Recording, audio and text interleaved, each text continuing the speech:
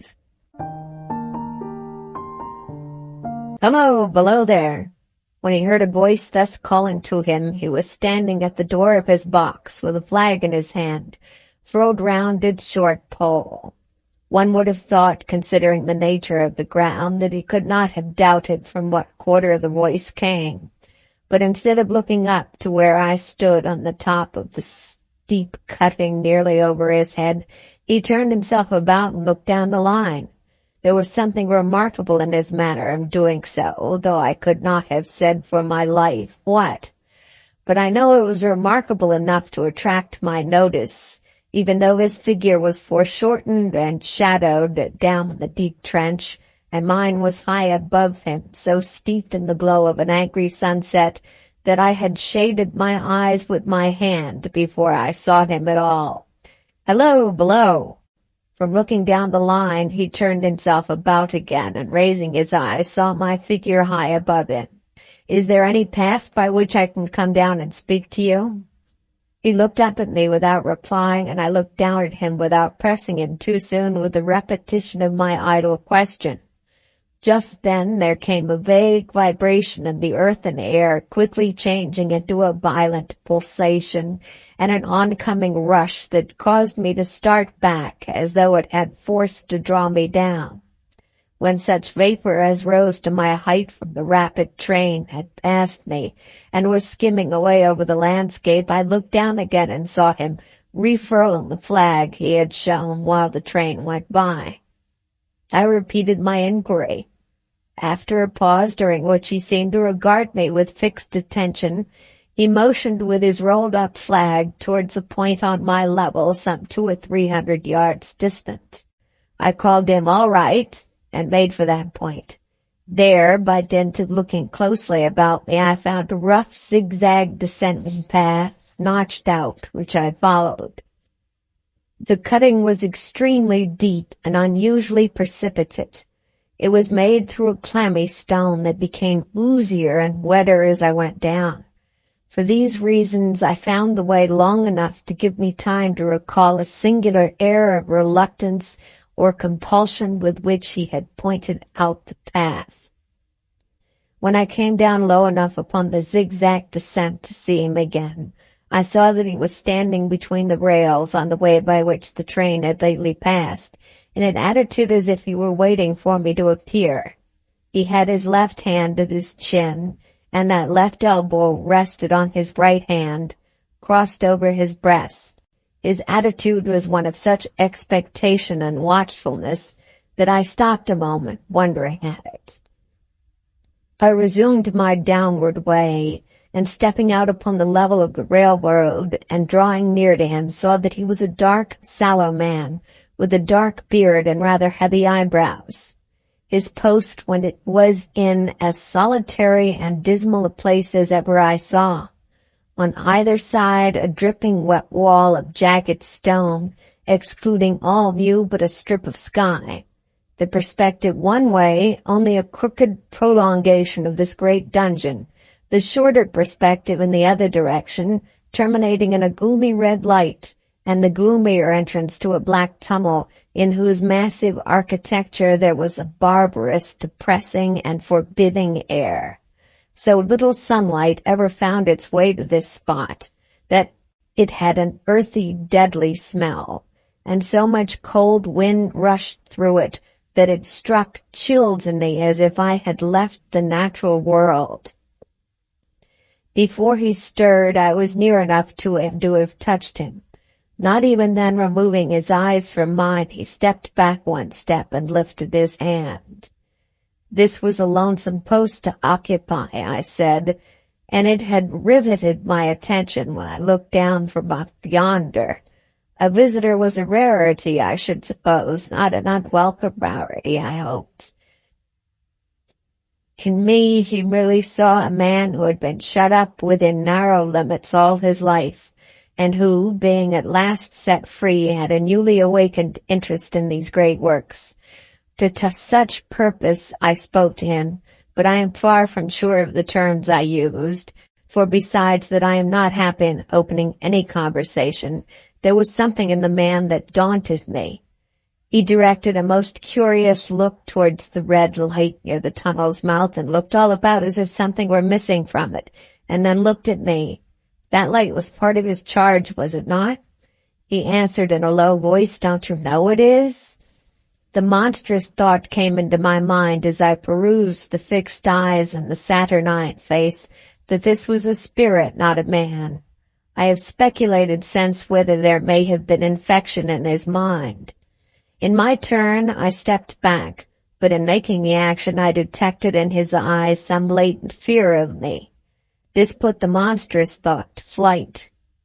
"You look at me," I said, forcing a smile, "as if you had a dread of me." "I was doubtful," he returned, "whether I had seen you before." "Where?" He pointed to the red light he had looked at. "There," I said. Intently watchful of me, he replied, but without sound, "Yes." "My good fellow, what should I do there? However, be that as it may, I never was there, you may swear." "I think I may," he rejoined. "Yes, I am sure I may." His manner cleared like my own.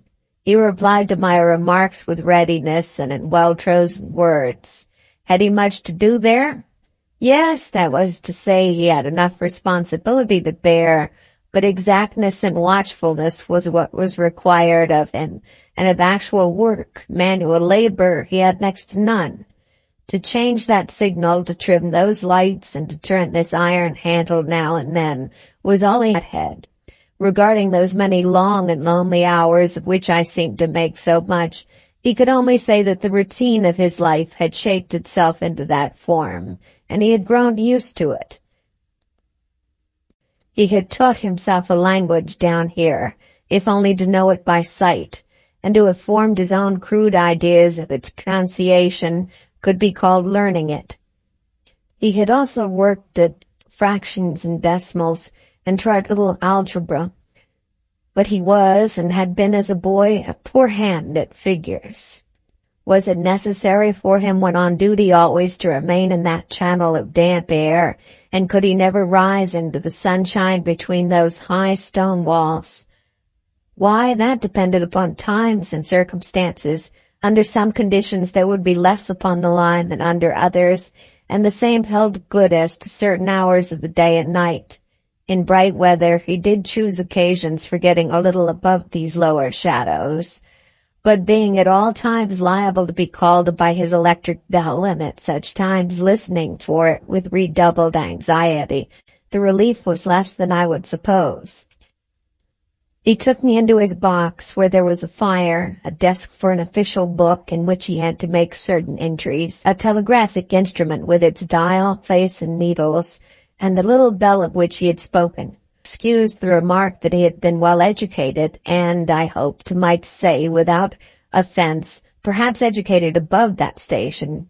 He observed that instances of slight incongruity in such wise would rarely be found wanting among large bodies of men, that he had heard it was so in workhouses and the police force, even in that last desperate resource, the army, and that he knew it was so, more or less, in any great railway staff. He had been, when young, if I could believe it, sitting in that hut he scarcely could, a student of natural philosophy, and had attended lectures. But he had run wild, misused his opportunities, gone down and never risen again. He had no complaint to offer about that. He had made his bed and he lay upon it. It was far too late to make another. All that I have here condensed, he said in a quiet manner, with his grave, dark regards divided between me and the fire. He threw in the word "sir" from time to time, and especially when he referred to his youth, as though to request me to understand that he claimed to be nothing but what I found him. He was several times interrupted by the little bell, and had to read off messages and send replies. Once he had to stand without the door and display a flag as a train passed, and make some verbal communication to the driver. In the discharge of his duties I observed him to be remarkably exact and vigilant, breaking off his discourse at a syllable, and remaining silent until what he had to do was done. In a word, I should have set this man down as one of the safest of men to be employed in that capacity, but for the circumstance that while he was speaking to me he twice broke off with a fallen color, turned his face toward the little bell when it did not ring, opened the door of his hut, which was kept shut to exclude the unhealthy damp, and looked out towards the red light near the mouth of the tunnel. On both of those occasions he came back to the fire with the inexplicable air upon him, which I had remarked without being able to define, when we were so far asunder. Said I, when I rose to leave him, "You almost make me think that I have met with a contented man." I'm afraid I must acknowledge that I said it to lead him on. "I believe I used to be so," he rejoined in the low voice in which he had first spoken. "But I am troubled, sir, I am troubled." He would have recalled the words if he could. He had said them, however, and I took them up quickly. "With what? What is your trouble?" "It is very difficult to impart, sir. It is very difficult to speak of. If ever you make me another visit, I will try to tell you." "But I expressly intend to make you another visit." "Say, when shall it be?" "I go off early in the morning, and I shall be on again at 10 tomorrow night, sir." "I will come at 11. He thanked me and went out at the door with me. "I'll show my white light, sir," he said in his peculiar low voice, "till you have found the way up. When you have found it, don't call out, and when you are at the top, don't call out." His manner seemed to make the place strike colder to me, but I said no more than "Very well." "And when you come down tomorrow night, don't call out. Let me ask you a parting question. What made you cry, 'Hello, below there,' tonight?" "Heaven knows," said I cried something to that effect. "Not to that effect, sir. Those were the very words. I know them well." "I admit those were the very words. I said them, no doubt, because I saw you below." "For no other reason?" "What other reason could I possibly have?" "You had no feeling that they were conveyed to you in any supernatural way?" "No." He wished me good night and held up his light. I walked by the side of the down line of rails with a very disagreeable sensation of a train coming behind me until I found the path. It was easier to mount than to descend, and I got back to my inn without any adventure. Punctual to my appointment, I placed my foot on the first notch of the zigzag next night as the distant clocks were striking 11. He was waiting for me at the bottom with his white light on. "I have not called out," I said when we came close together. "May I speak now?" "By all means, sir." "Good night, then, and here's my hand." "Good night, sir, and here's mine." With that, we walked side by side to his box, entered it, closed the door, and sat down by the fire. "I have made up my mind, sir," he began, bending forward as soon as we were seated, and speaking in a tone but a little above a whisper, "that you shall not have to ask me twice what troubles me. I took you for someone else yesterday evening. That troubles me." "That mistake?" "No, that's someone else." "Who is it?" "I don't know." "Like me?" "I don't know. I never saw the face." "The left arm is across the face, and the right arm is violently waved this way." I followed his action with my eyes, and it was the action of an arm gesticulating with the utmost passion and vehemence. "For God's sake, clear the way." "One moonlight night," said the man, "I was sitting here when I heard a voice cry, 'Hello, below there.' I started up, looked from that door, and saw this someone else standing by the red light near the tunnel, waving as I just now showed you. The voice seemed hoarse with shouting, and it cried, 'Look out! Look out!' And then again, 'Hello, below there, look out!' I caught up my lamp, turned it on red, and ran towards the figure, calling, 'What's wrong? What has happened? Where?' It stood just outside the blackness of the tunnel. I advanced so close upon it that I wondered at its keeping the sleeve across its eyes. I ran right up at it, and had my hand stretched out to pull the sleeve away when it was gone." "Into the tunnel?" said I. "No, I ran on into the tunnel, 500 yards. I stopped and held my lamp above my head, and saw the figures of the measured distance, and saw the wet stains stealing down the walls and trickling through the arch.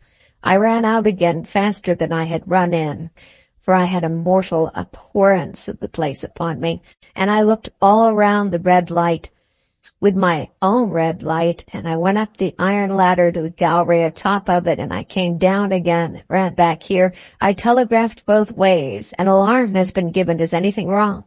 The answer came back, both ways, all well. Resisting the slow touch of a frozen finger tracing out my spine, I showed him how that this figure must be a deception of his sense of sight, and how that figure's originating in disease of the delicate nerves that minister the functions of the eye were known to have often troubled patients, some of whom had become conscious of the nature of their affliction, and had even proved it by experiments upon themselves. As to an imaginary cry, said I, do but listen for a moment to the wind in this unnatural valley while we speak so low, and to the wild harp it makes of the telegraph wires. That was all very well, he returned, after we had sat listening for a while, and he ought to know something of the wind and the wires, he who so often passed long winter nights there alone and watching. But he would beg to remark that he had not finished. I asked his pardon, and he slowly added these words, touching my arm. Within 6 hours after the appearance, the memorable accident on this line happened, and within 10 hours the dead and wounded were brought along through the tunnel over the spot where the figure had stood. A disagreeable shudder crept over me, but I did my best against it. It was not to be denied, I rejoined, this was a remarkable coincidence, calculated deeply to impress his mind. But it was unquestionable that remarkable coincidences did continually occur, and they must be taken into account when dealing with such a subject. Though to be sure I must admit, I added, for I thought I saw that he was going to bring the objection to bear upon me, men of common sense did not allow much for coincidences in making the ordinary calculations of life. He again begged to remark that he had not finished. I again begged his pardon for being betrayed into interruptions. This, he said, again laying his hand upon my arm and glancing over his shoulder with yellow eyes, was just a year ago. 6 or 7 months passed, and I recovered from the surprise and shock.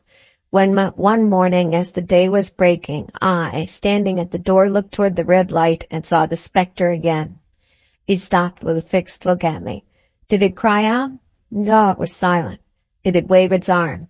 No, it leaned against the shaft of the light with both hands before its face like this. Once more I followed his action with my eyes. It was an action of mourning.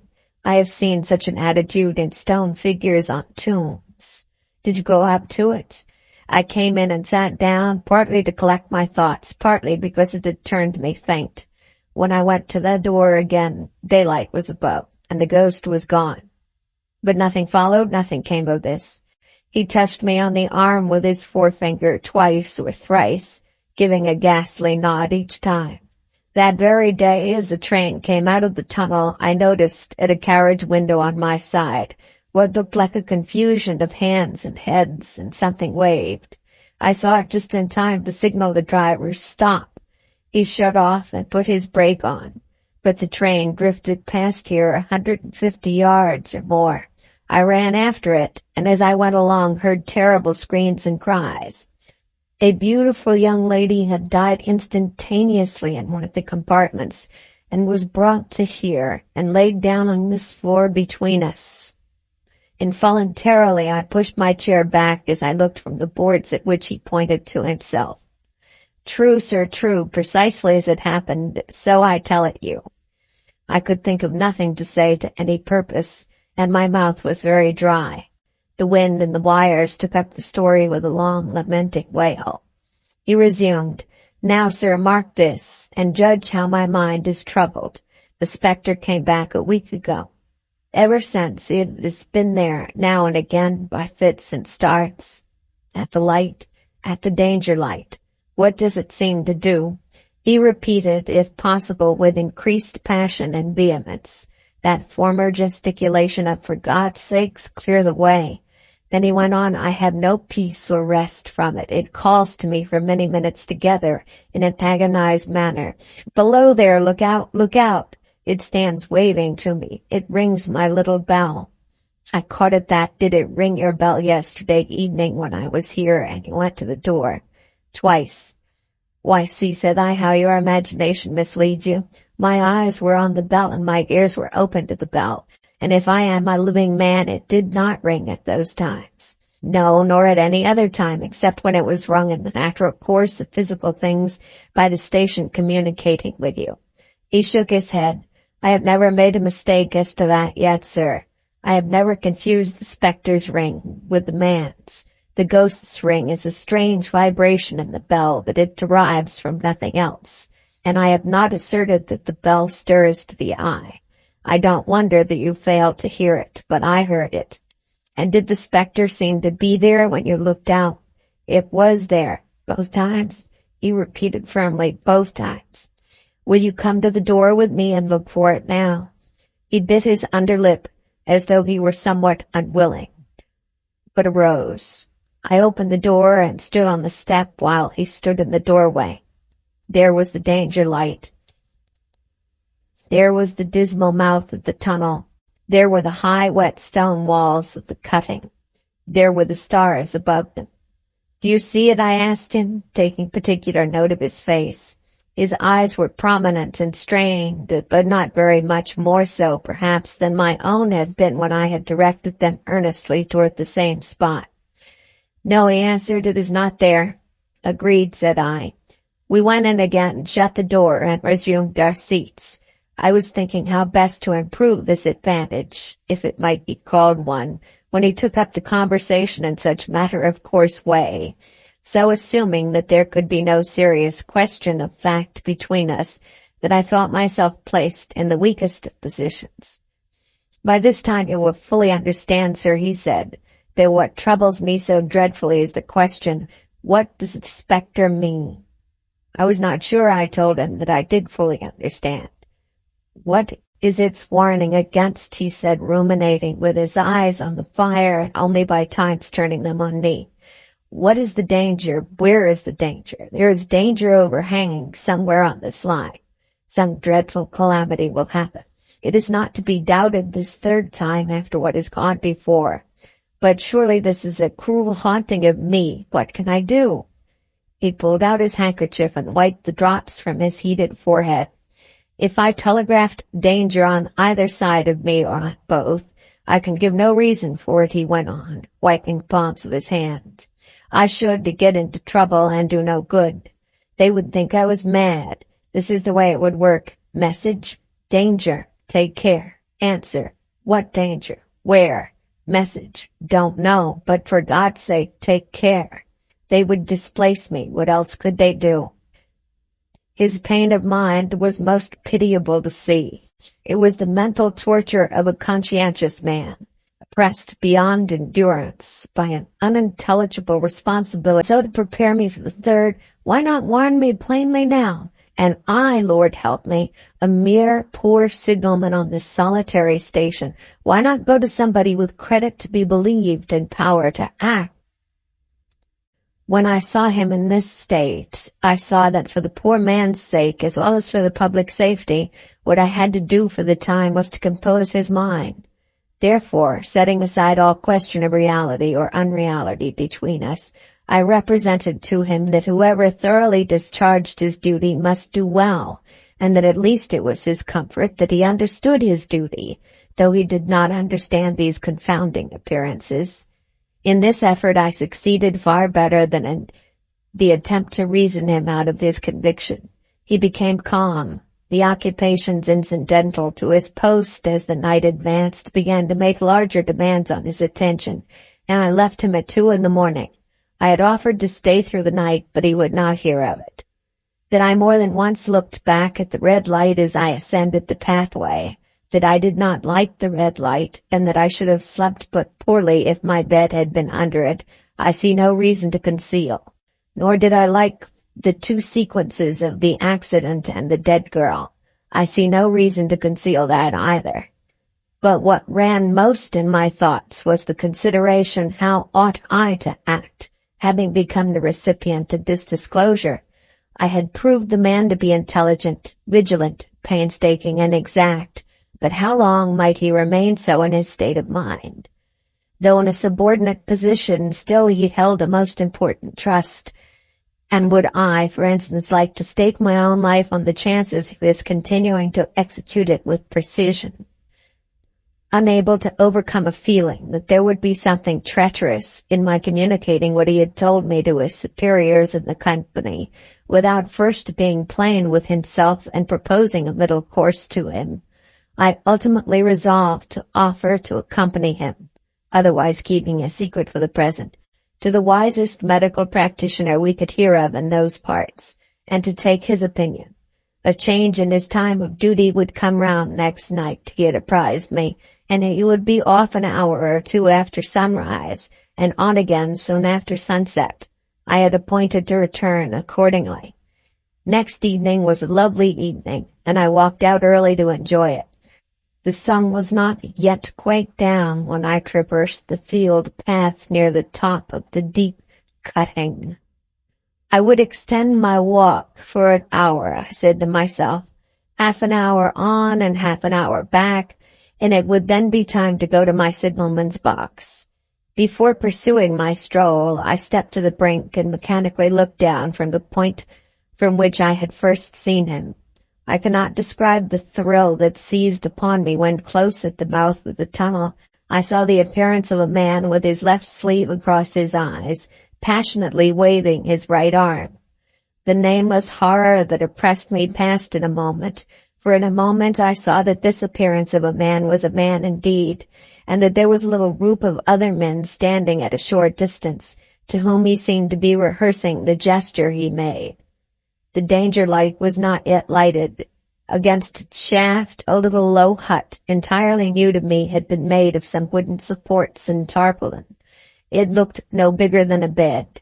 With an irresistible sense that something was wrong, with a flashing self-reproachful fear that fatal mischief had come of my leaving the man there, and causing no one to be sent to overlook or correct what he did, I descended the notched path with all the speed I could make.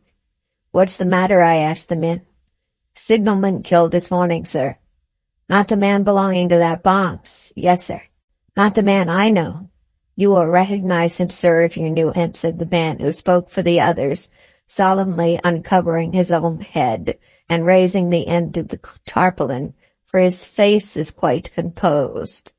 "Well, how did this happen? How did this happen?" I asked, turning from one to another as the hut closed in again. "He was cut down by an engine, sir.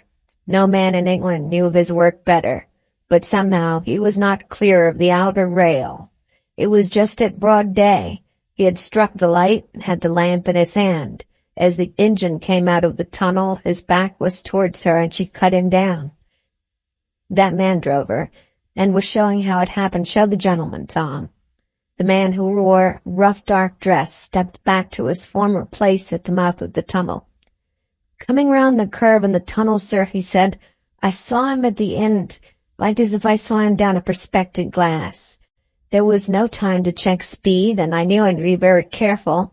As he didn't seem to take heed of the whistle, I shut it off when we were running down upon him and called him as loud as I could call." "What did you say?" "I said, 'Below there, look out, for God's sake, clear the way.'" I started. "Ah, it was a dreadful time, sir. I never left off calling to him. I put this arm before my eyes not to see, and I waved this arm to the last, but it was no use." Without prolonging the narrative to dwell on any one of its curious circumstances more than on any other, I may, in closing it, point out the coincidence that the warning of the engine driver included not only the words which the unfortunate signalman had repeated to me as haunting him, but also the words which I myself, not he, had attached, and that only in my own mind, to the gesticulation he had imitated.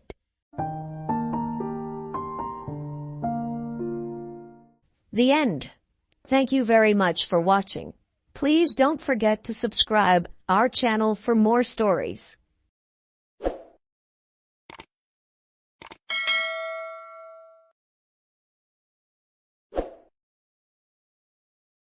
Welcome to our channel. We hope you enjoy our narrated stories.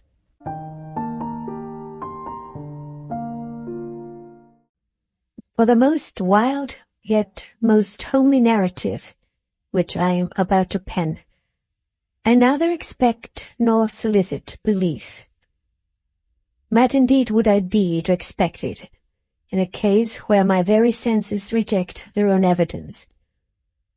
Yet mad am I not, and very surely do I not dream. But tomorrow I die. Today I would unburthen my soul.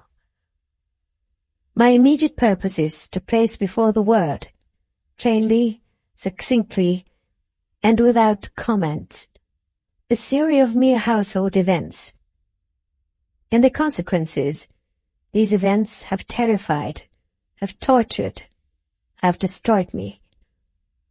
Yet I would attempt to expound them.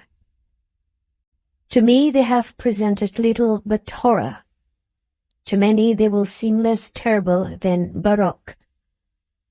Hereafter perhaps some intellect may be found which will reduce my phantasm to the commonplace, some intellect more calm, more logical, and far less excitable than my own, which will perceive, in the circumstances I detail with awe, nothing more than an ordinary succession of very natural causes and effects.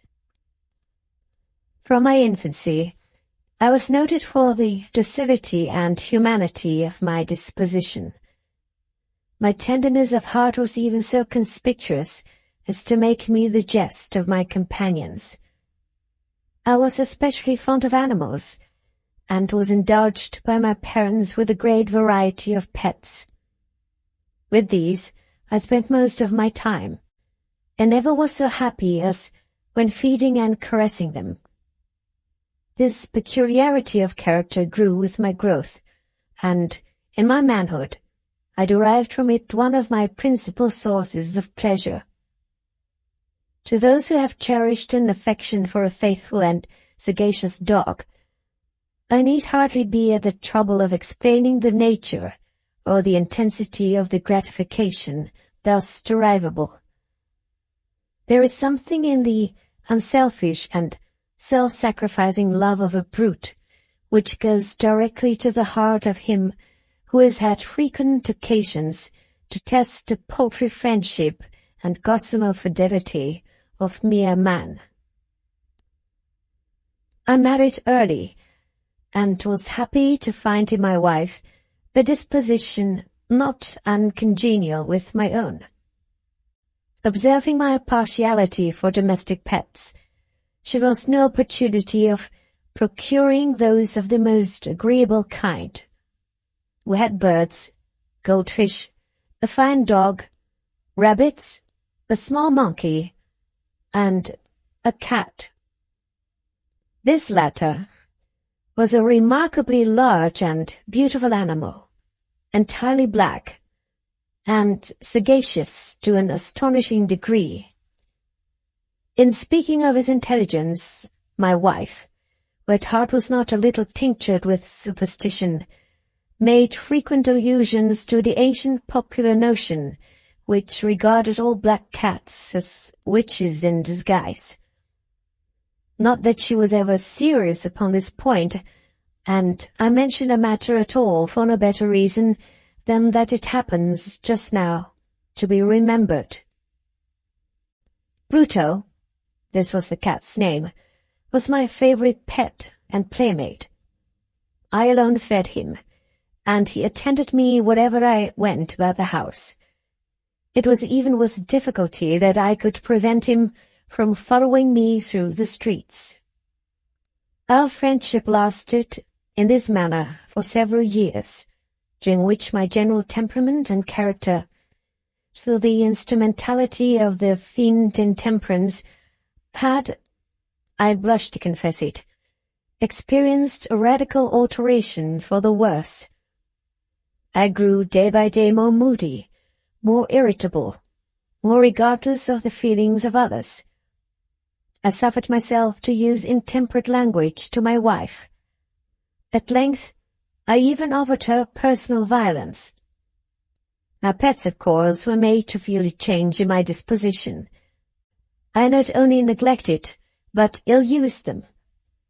For Pluto, however, I still retained sufficient regard to restrain me from maltreating him, as I made no scruple of maltreating the rabbits, the monkey, or even the dog, When by accident or through affection they came in my way. But my disease grew upon me, for what disease is like alcohol? And at length even Pluto, who was now becoming old and consequently somewhat peevish, even Pluto began to experience the effects of my ill temper. One night, returning home, much intoxicated, from one of my haunts about town, I fancied that the cat avoided my presence. I seized him, when, in his fright at my violence, he inflicted a side wound upon my hand with his teeth. The fury of a demon instantly possessed me.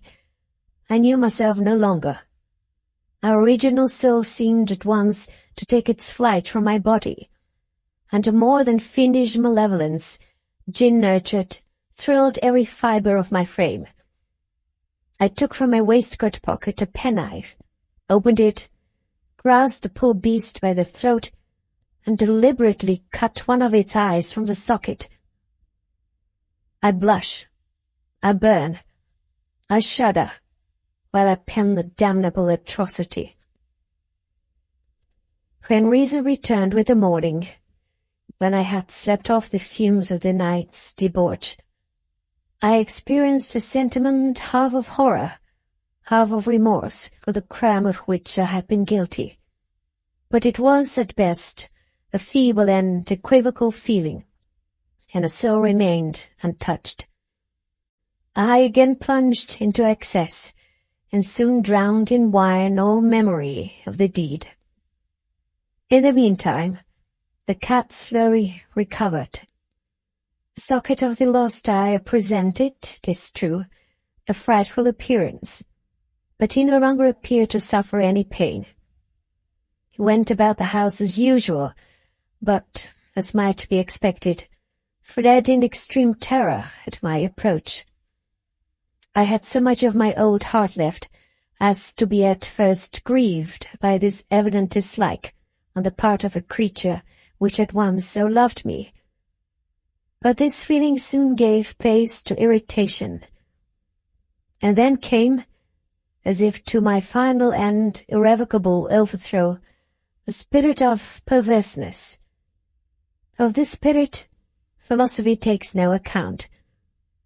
Yet I am not more sure that my soul is, than I am that perverseness is one of the primitive impulses of the human heart, one of the indivisible primary faculties or sentiments which give direction to the character of man. Who has not 100 times found himself committing a vile or a silly action, for no other should not? Have we not a perpetual inclination, in the teeth of our best judgment, to violate that which is law, merely because we understand it to be such?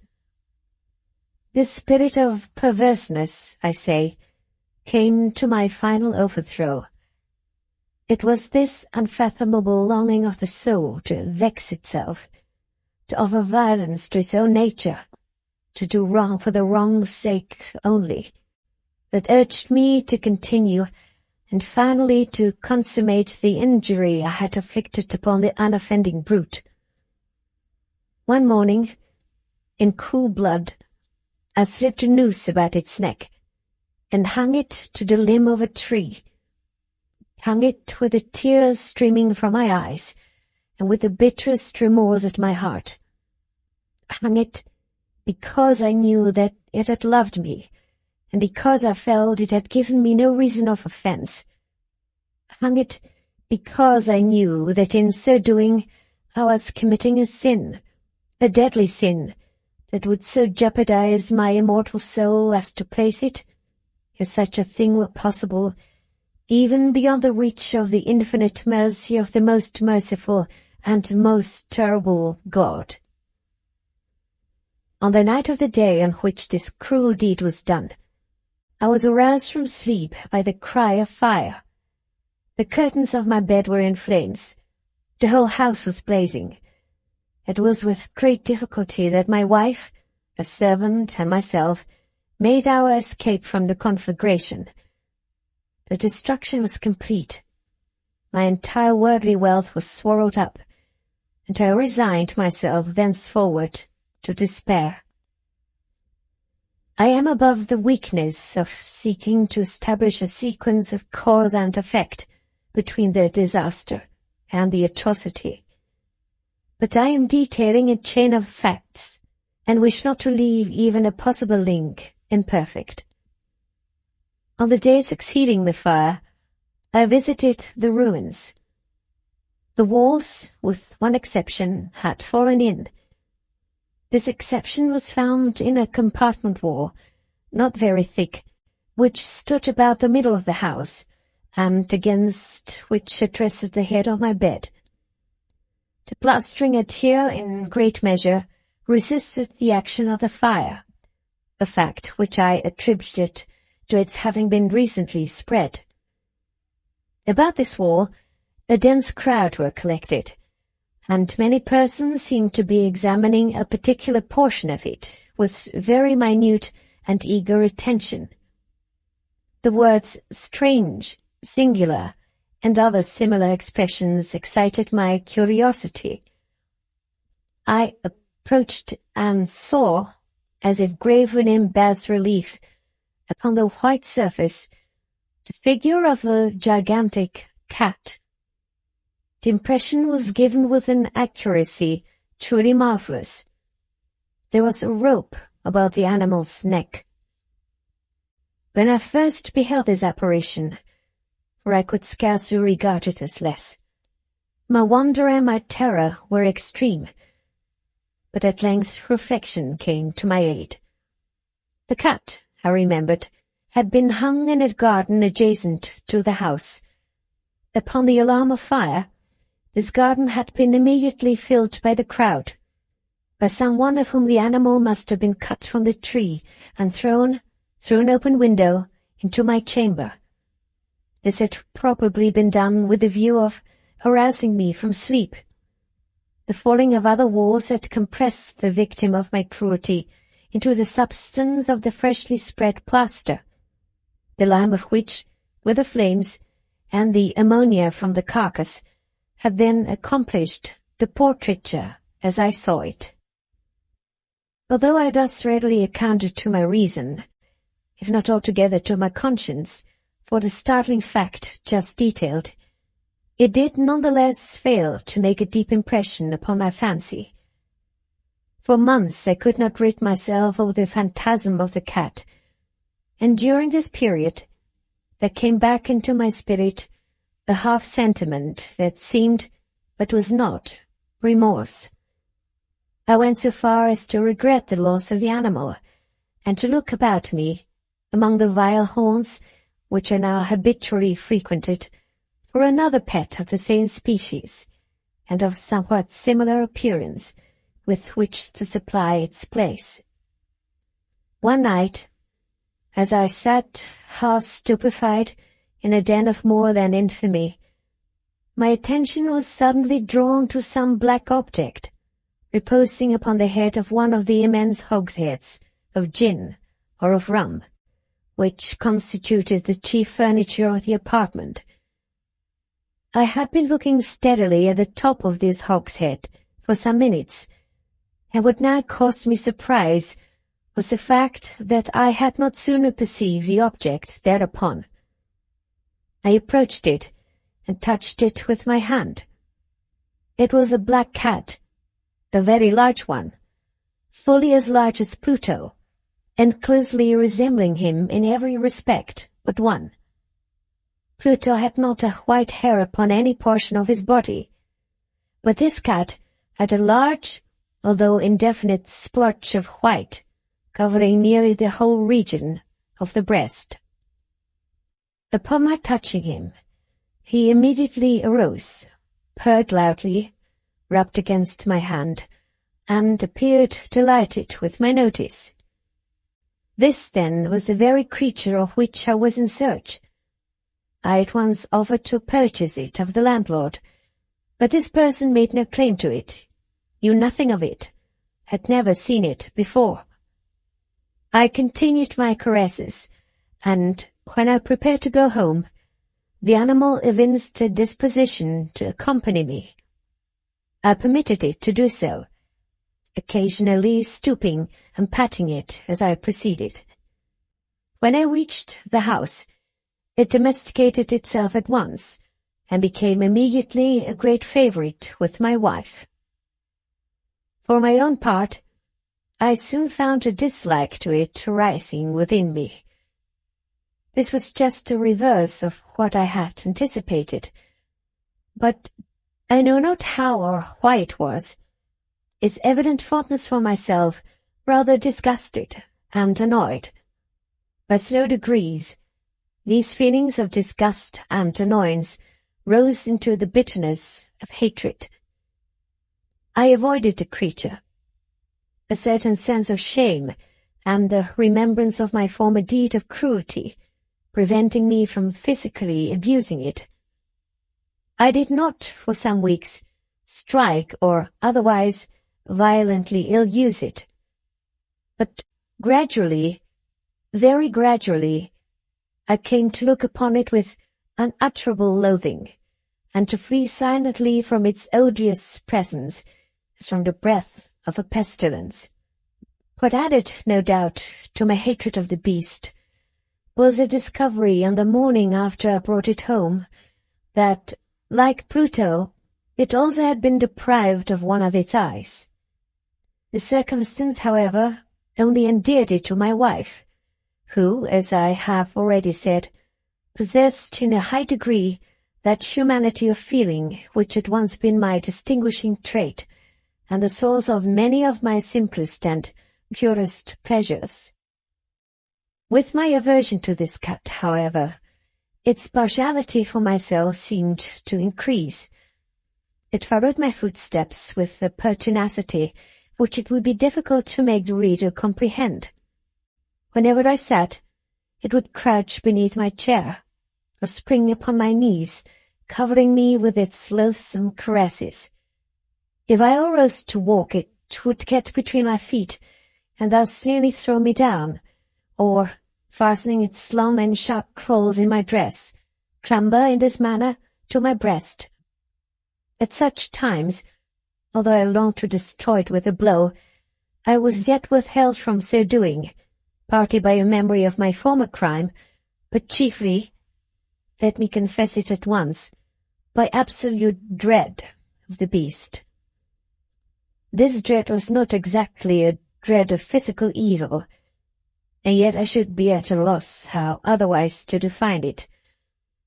I am almost ashamed to own, yes, even in this felon's cell, I am almost ashamed to own, that the terror and horror with which the animal inspired me had been heightened by one of the merest chimeras it would be possible to conceive. My wife had called my attention, more than once, to the character of the mark of white hair, of which I have spoken, and which constituted the sole visible difference between the strange beast and the one I had destroyed. The reader will remember that this mark, although large, had been originally very indefinite, but by slow degrees nearly imperceptible, and which for a long time my reason struggled to reject as fanciful, it had, at length, assumed a rigorous distinctness of outline. It was now the representation of an object that I shudder to name, and for this, above all, I loathed and dreaded, and would have rid myself of the monster, had I dared. It was now, I say, the image of a hideous, of a ghastly thing, of the gallows. O mournful and terrible engine of horror and of crime, of agony and of death. And now was I indeed wretched beyond the wretchedness of mere humanity, and a brute beast, whose fellow I had contemptuously destroyed, a brute beast to look out for me, a man, fashioned in the image of the high God, so much of insufferable woe. Alas, Neither by day nor by night knew I the blessing of rest any more.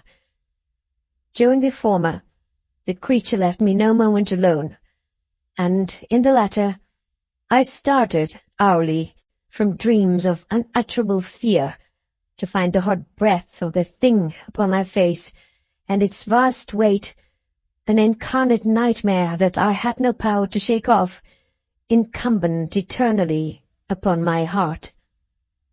Beneath the pressure of torments such as these, the feeble remnant of the good within me succumbed. Evil thoughts became my sole intimates, the darkest and most evil of thoughts. The moodiness of my usual temper increased to hatred of all things and of all mankind, while, from the sudden, frequent, and ungovernable outbursts of a fury to which I now blindly abandoned myself, my uncomplaining wife, alas, was the most usual and the most patient of sufferers. One day she accompanied me, upon some household errand, into the cellar of the old building which our poverty compelled us to inhabit. The cat followed me down the steep stairs and, nearly throwing me headlong, exasperated me to madness. Uplifting an axe, and forgetting in my wrath the childish dread which had hitherto stayed my hand, I aimed to blow at the animal, which, of course, would have proved instantly fatal had it descended, as I wished. But this blow was arrested by the hand of my wife. Goaded by the interference into a rage more than demoniacal, I withdrew my arm from her grasp and buried the axe in her brain. She fell dead upon the spot, without a groan. This hideous murder accomplished, I set myself forthwith, and with entire deliberation, to the task of concealing the body. I knew that I could not remove it from the house, either by day or by night, without the risk of being observed by the neighbors. Many projects entered my mind. At one period I thought of cutting the corpse into minute fragments and destroying them by fire. At another, I resolved to dig a grave for it in the floor of the cellar. Again, I deliberated about casting it in the well in the yard, about packing it in a box as if merchandise, with the usual arrangements, and so getting a porter to take it from the house. Finally, I hit upon what I considered a far better expedient than either of these. I determined to wall it up in the cellar, as the monks of the Middle Ages are recorded to have walled up their victims. For a purpose such as this, the cellar was well adapted. Its walls were loosely constructed, and had lately been plastered throughout with a rough plaster, which the dampness of the atmosphere had prevented from hardening. Moreover, in one of the walls was a projection, caused by a false chimney, or fireplace, that had been filled up, and made to resemble the rest of the cellar. I made no doubt that I could readily displace the bricks at this point, insert the corpse, and wall the whole up as before, so that no eye could detect anything suspicious. And in this calculation I was not deceived. By means of a crowbar I easily dislodged the bricks, and, having carefully deposited the body against the inner wall, I propped it in that position, while, with little trouble, I relaid the whole structure as it originally stood. Having procured mortar, sand, and hair, with every possible precaution, I prepared a plaster which could not be distinguished from the old, and with this I very carefully went over the new brickwork. When I had finished, I felt satisfied that all was right. The wall did not present the slightest appearance of having been disturbed. The rubbish on the floor was picked up with the minutest care. I looked around triumphantly, and said to myself, "Here at least, then, my labor has not been in vain." My next step was to look for the beast which had been the cause of so much wretchedness, for I had, at length, firmly resolved to put it to death. Had I been able to meet with it, At the moment, there could have been no doubt of its fate, but it appeared that the crafty animal had been alarmed at the violence of my previous anger, and forbore to present itself in my present mood. It is impossible to describe or to imagine the blissful sense of relief which the absence of the detested creature occasioned in my bosom. It did not make its appearance during the night, and thus, for one night at least, since its introduction into the house, I soundly and tranquilly slept. I slept even with the burden of murder upon my soul. The second and the third day passed, and still my tormentor came not. Once again I breathed as a freeman. The monster in terror had fled the premises forever. I should behold it no more. My happiness was supreme. The guilt of my dog deed disturbed me but little. Some few inquiries had been made, but these had been readily answered. Even a search had been instituted, but of course nothing was to be discovered. I looked upon my future felicity as secured.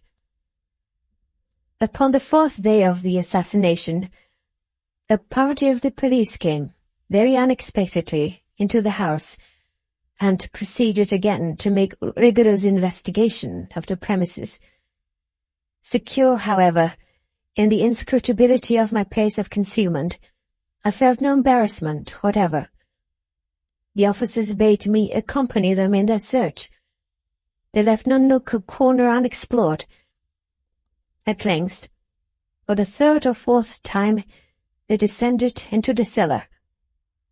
I quivered not in a muscle. My heart beat calmly as that of one who slumbers in innocence. I walked the cellar from end to end. I folded my arms upon my bosom, and roamed easily to and fro. The police were thoroughly satisfied, and prepared to depart. The glee at my heart was too strong to be restrained. I burned to say but one word, by way of triumph, and to render doubly sure their assurance of my guiltlessness. "Gentlemen," I said at last, as the party ascended the steps, "I delight to have allayed your suspicions. I wish you all health, and a little more courtesy. By the by, gentlemen, this is a very well-constructed house." And a rabid desire to say something easily, I scarcely knew what I uttered at all. "I may say an excellently well-constructed house. These walls— Are you going, gentlemen? These walls are solidly put together. And here, through the mere frenzy of bravado, I rapped heavily with the cane which I held in my hand, upon that very portion of the brickwork behind which stood the corpse of the wife of my bosom. But may God shield and deliver me from the fangs of the arch-fiend. No sooner had the reverberation of my blows sunk into silence than I was answered by a voice from within the tomb, by a cry, at first muffled and broken like the sobbing of a child, and then quickly swelling into one long, loud, and continuous scream, utterly anomalous and inhuman, a howl, a wailing shriek, half of horror and half of triumph, such as might have arisen only out of hell, conjointly throats of the damned in their agony, and of the demons that exult in the damnation. Of my own thoughts it is folly to speak. Swooning, I staggered to the opposite wall. For one instant the party upon the stairs remained motionless, through the extremity of terror and of awe. In the next, a dozen stout arms were toiling at the wall. It fell bodily. The corpse, already greatly decayed and clotted with gore, stood erect before the eyes of the spectators. Upon his head, with red extended mouth and solitary eye of fire, sat the hideous beast whose craft had seduced me into murder, and whose informing voice had consigned me to the hangman. I had walled the monster up within the tomb.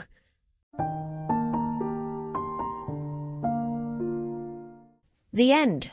Thank you very much for watching. Please don't forget to subscribe our channel for more stories.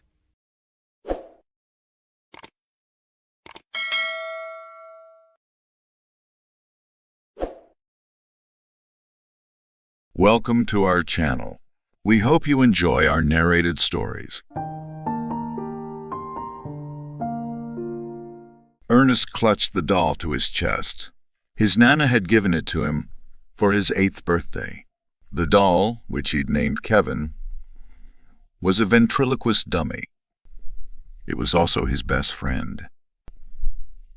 In his usual spot under the deck, well hidden behind the pump for the hot tub, Ernest could hear his parents arguing as if he were in the same room.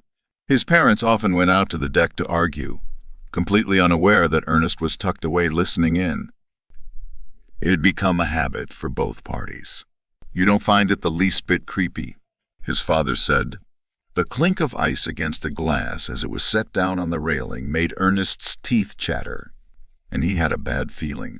His stomach did flip-flops like the time he had eaten the leftover egg salad after the cookout. She meant well. His mother said. Her voice sounded tired, like it always did lately when she talked to his father. Ernest's father snorted. "She's eccentric," his mother added.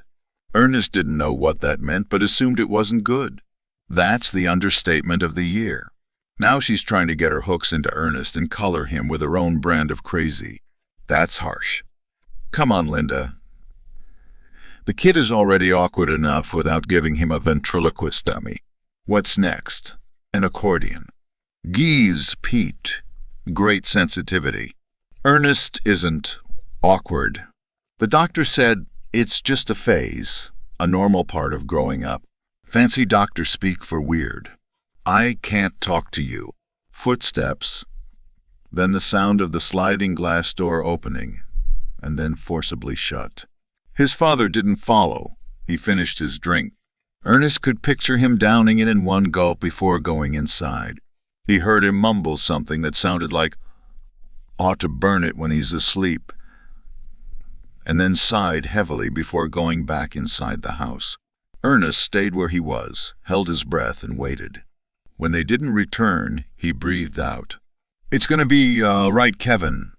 I won't let anything happen to you," Ernest said to his doll.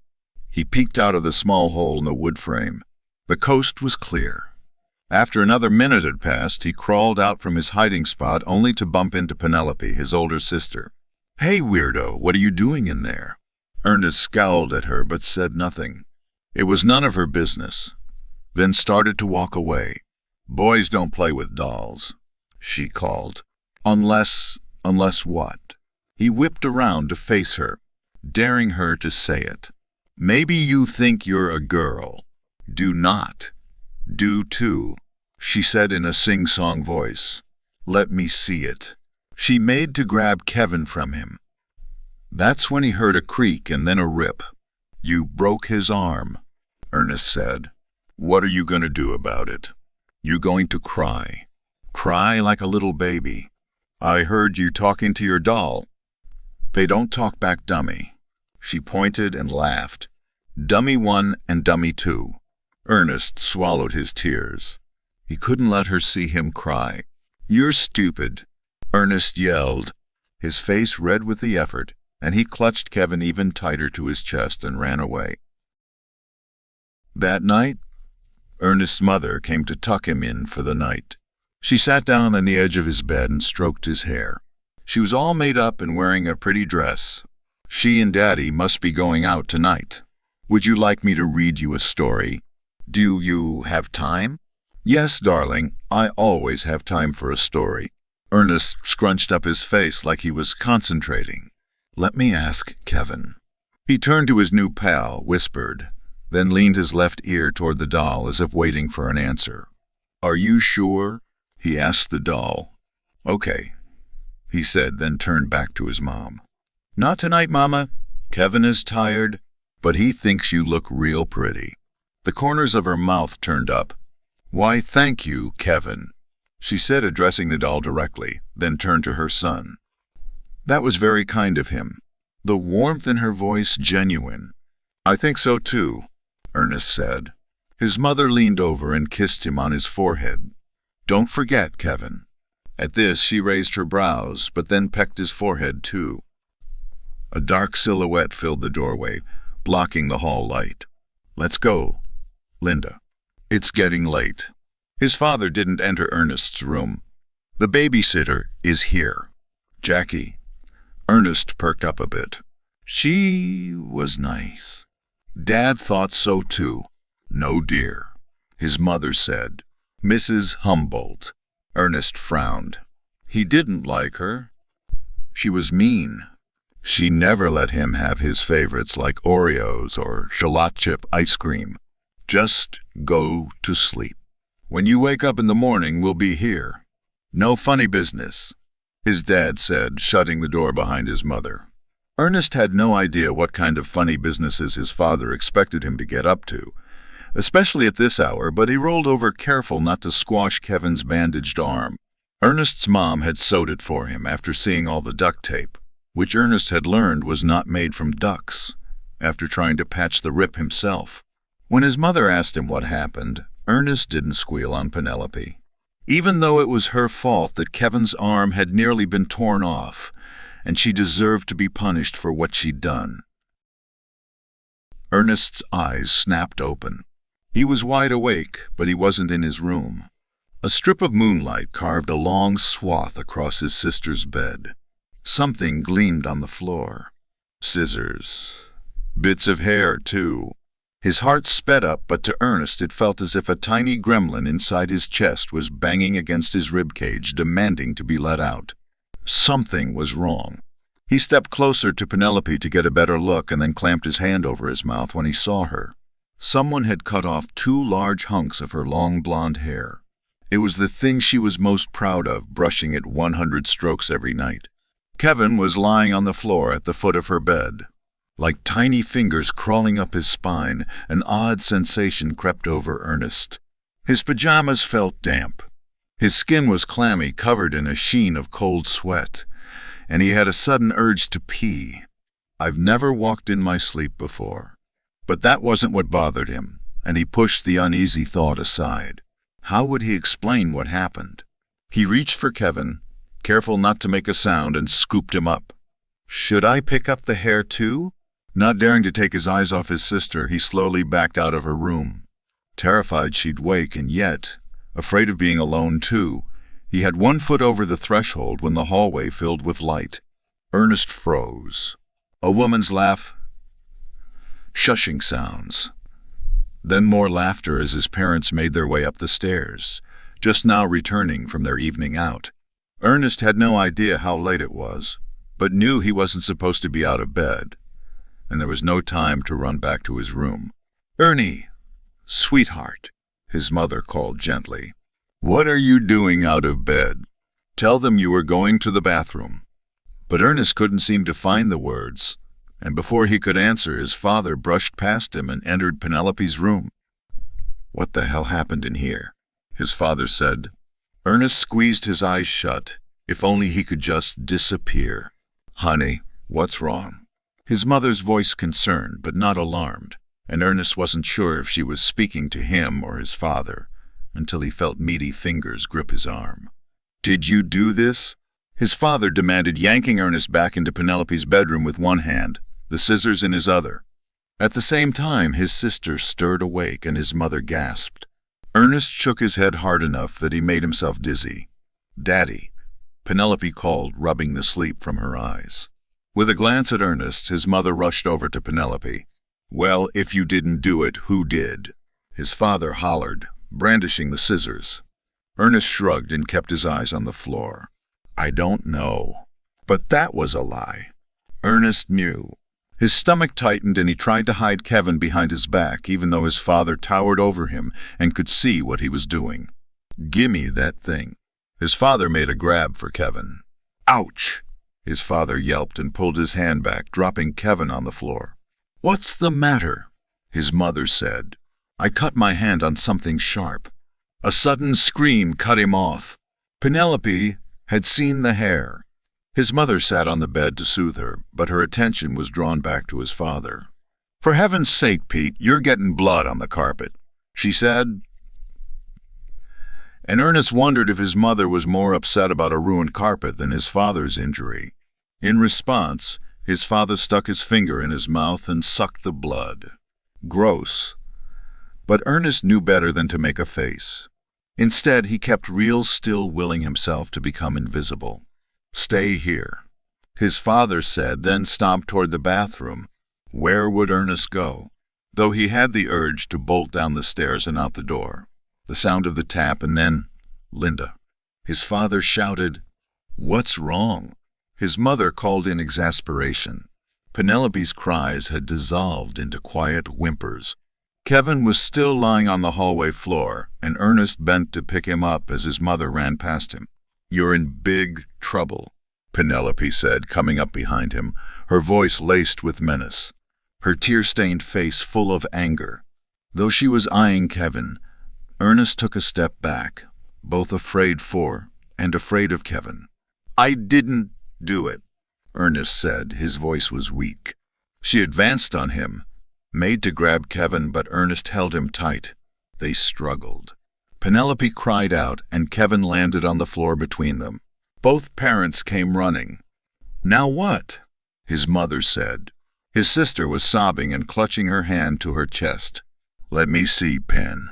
She reached toward her, taking Penelope's hands into her own, then screamed. There were bite marks on Penelope's hand, and they were too small to be Ernest's.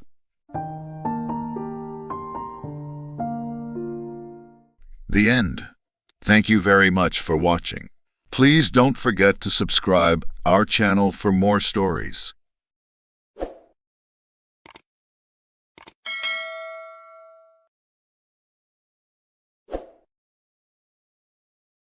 Welcome to our channel. We hope you enjoy our narrated stories.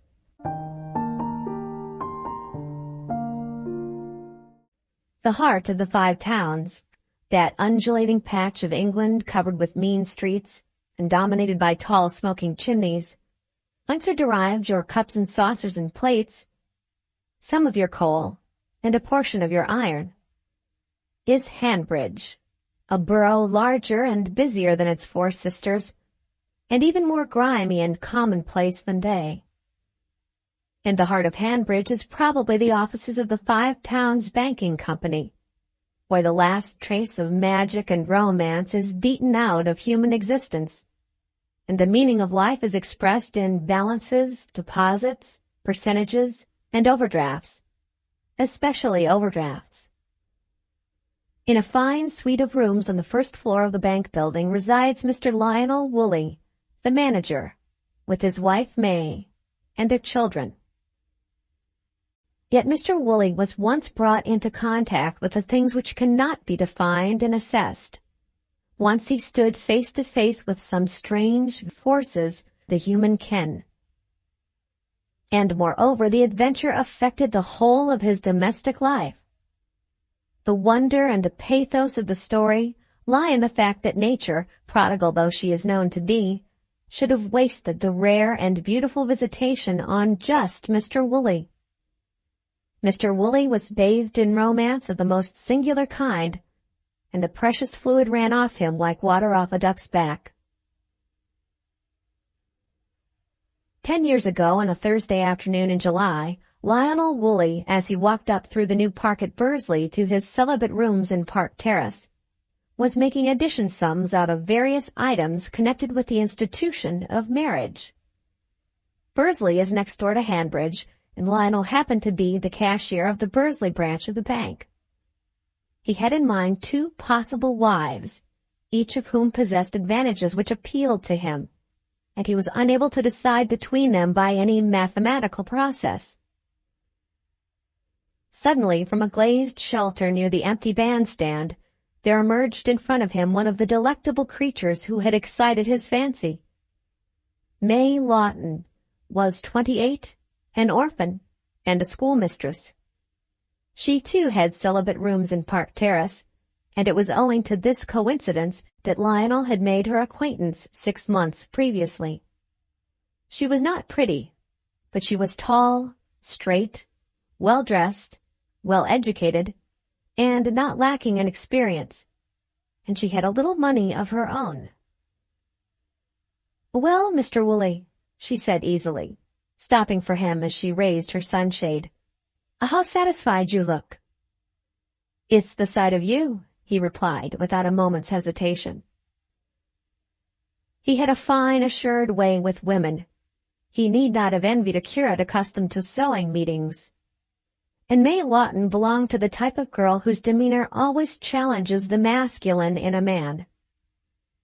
Gazing at her, Lionel was swiftly conscious of several things: the piquancy of her snub nose, the brightness of her smile, at once defiant and wistful, the lingering softness of her gloved hand, and the extraordinary charm of her sunshade, which matched her dress and formed a sort of canopy and frame for that intelligent, tantalizing face. He remembered that of late he and she had grown very intimate, and it came upon him with a shock, as though he had just opened a telegram which said so, that May, and not the other girl, was his destined mate. And he thought of her fortune, tiny but nevertheless useful, and how clever she was, and how inexplicably different from the rest of her sex, and how she would adorn his house and set him off and help him in his career. He heard himself saying negligently to friends, "My wife speaks French like a native. Of course my wife has traveled a great deal. My wife has thoroughly studied the management of children. Now my wife does understand the art of dress. I put my wife's bit of money into so-and-so." In short, Lionel was as near being in love as his character permitted.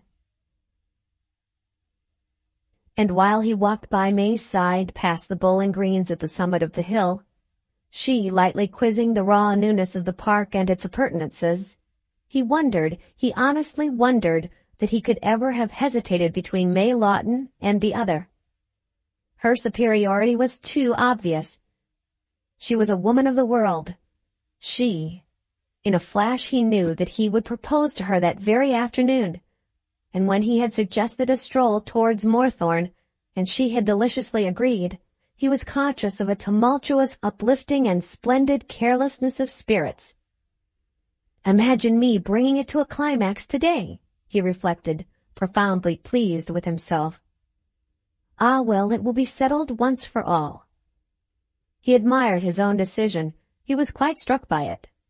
"I shall call her May before I leave her," he thought, gazing at her, and discovering how well the name suited her, with its significances of alertness, geniality, and half-mocking coyness.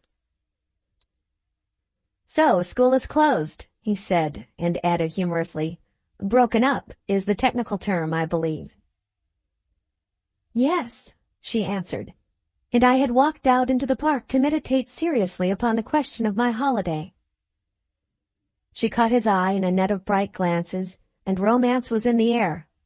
They had crossed the couple of smoke-soiled fields, and struck into the old Hanbridge Road just below the abandoned toll house with its broad eaves. "And whither do your meditations point?" he demanded playfully. "My meditations point to Switzerland," she said.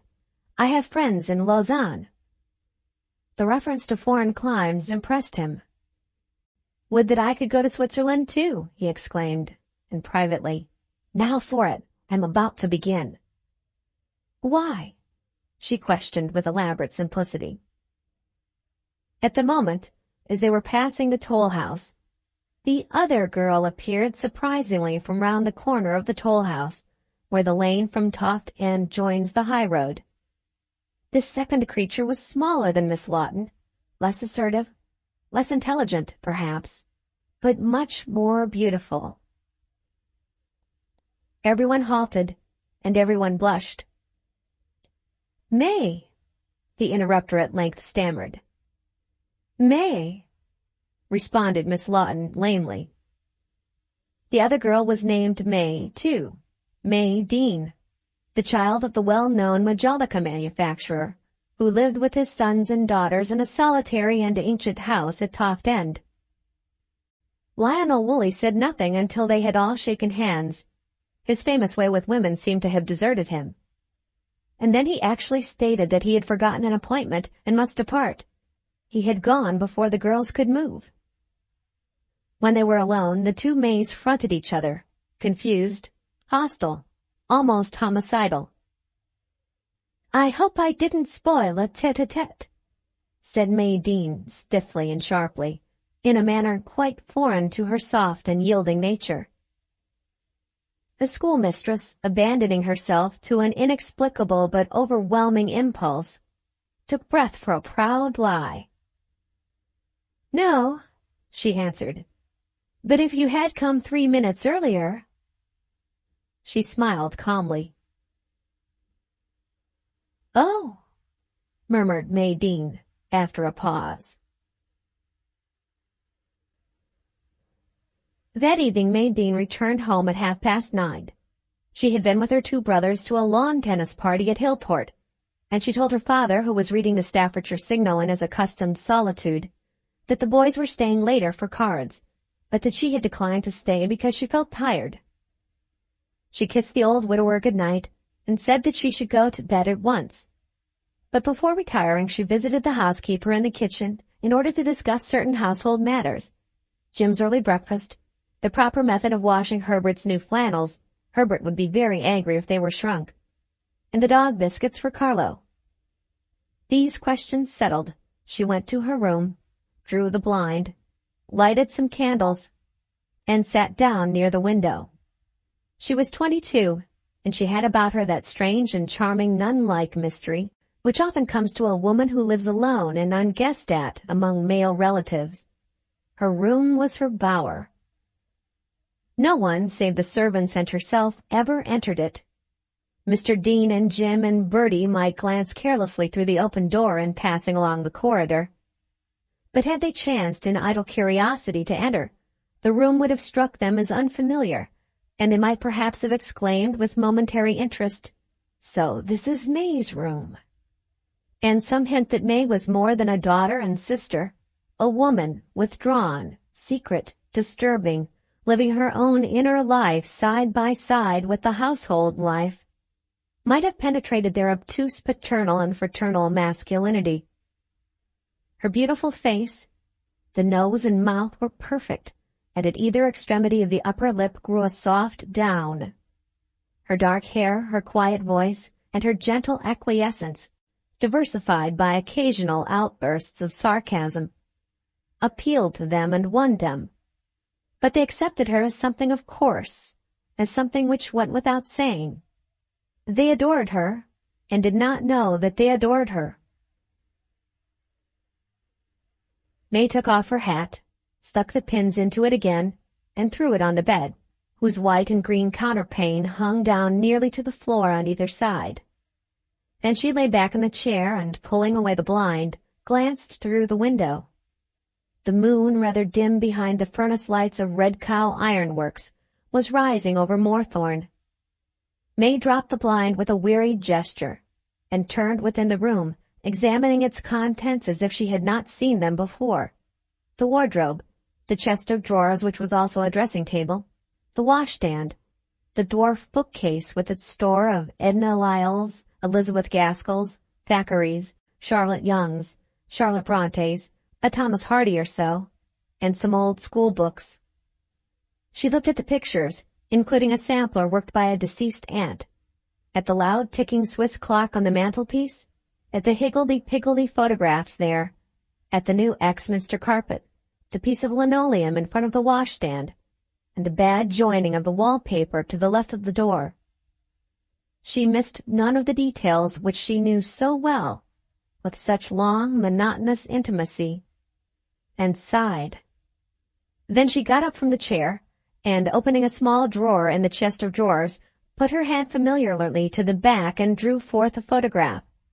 She carried the photograph to the light of the candles on the mantelpiece, and gazed at it attentively, puckering her brows. It was a portrait of Lionel Woolley. Heaven knows by what subterfuge or lucky accident she had obtained it, for Lionel certainly had not given it to her. She loved Lionel. She had loved him for 5 years with a love silent, blind, intense, irrational, and too elemental to be concealed. Everyone knew of May's passion. Many women admired her taste. A few were shocked and puzzled by it. All the men of her acquaintance either pitied or despised her for it. Her father said nothing. Her brothers were less cautious, and summed up their opinion of Lionel in the curt, scornful assertion that he showed a tendency to cheat at tennis. But May would never hear ill of him. He was a god to her, and she could not hide her worship. For more than a year, until lately, she had been almost sure of him, and then came a faint, vague rumor concerning Lionel and May Lawton, a rumor which she had refused to take seriously. The encounter of that afternoon and Miss Lawton's triumphant remark had dazed her.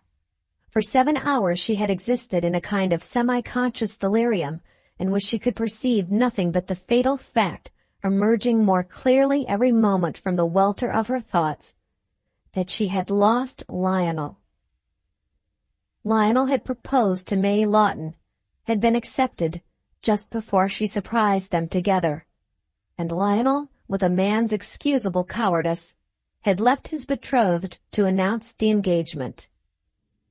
She tore up the photograph, put the fragments in the grate, and set a light to them. Her father's step sounded on the stairs. He hesitated and knocked sharply at her door. "What's burning, May?"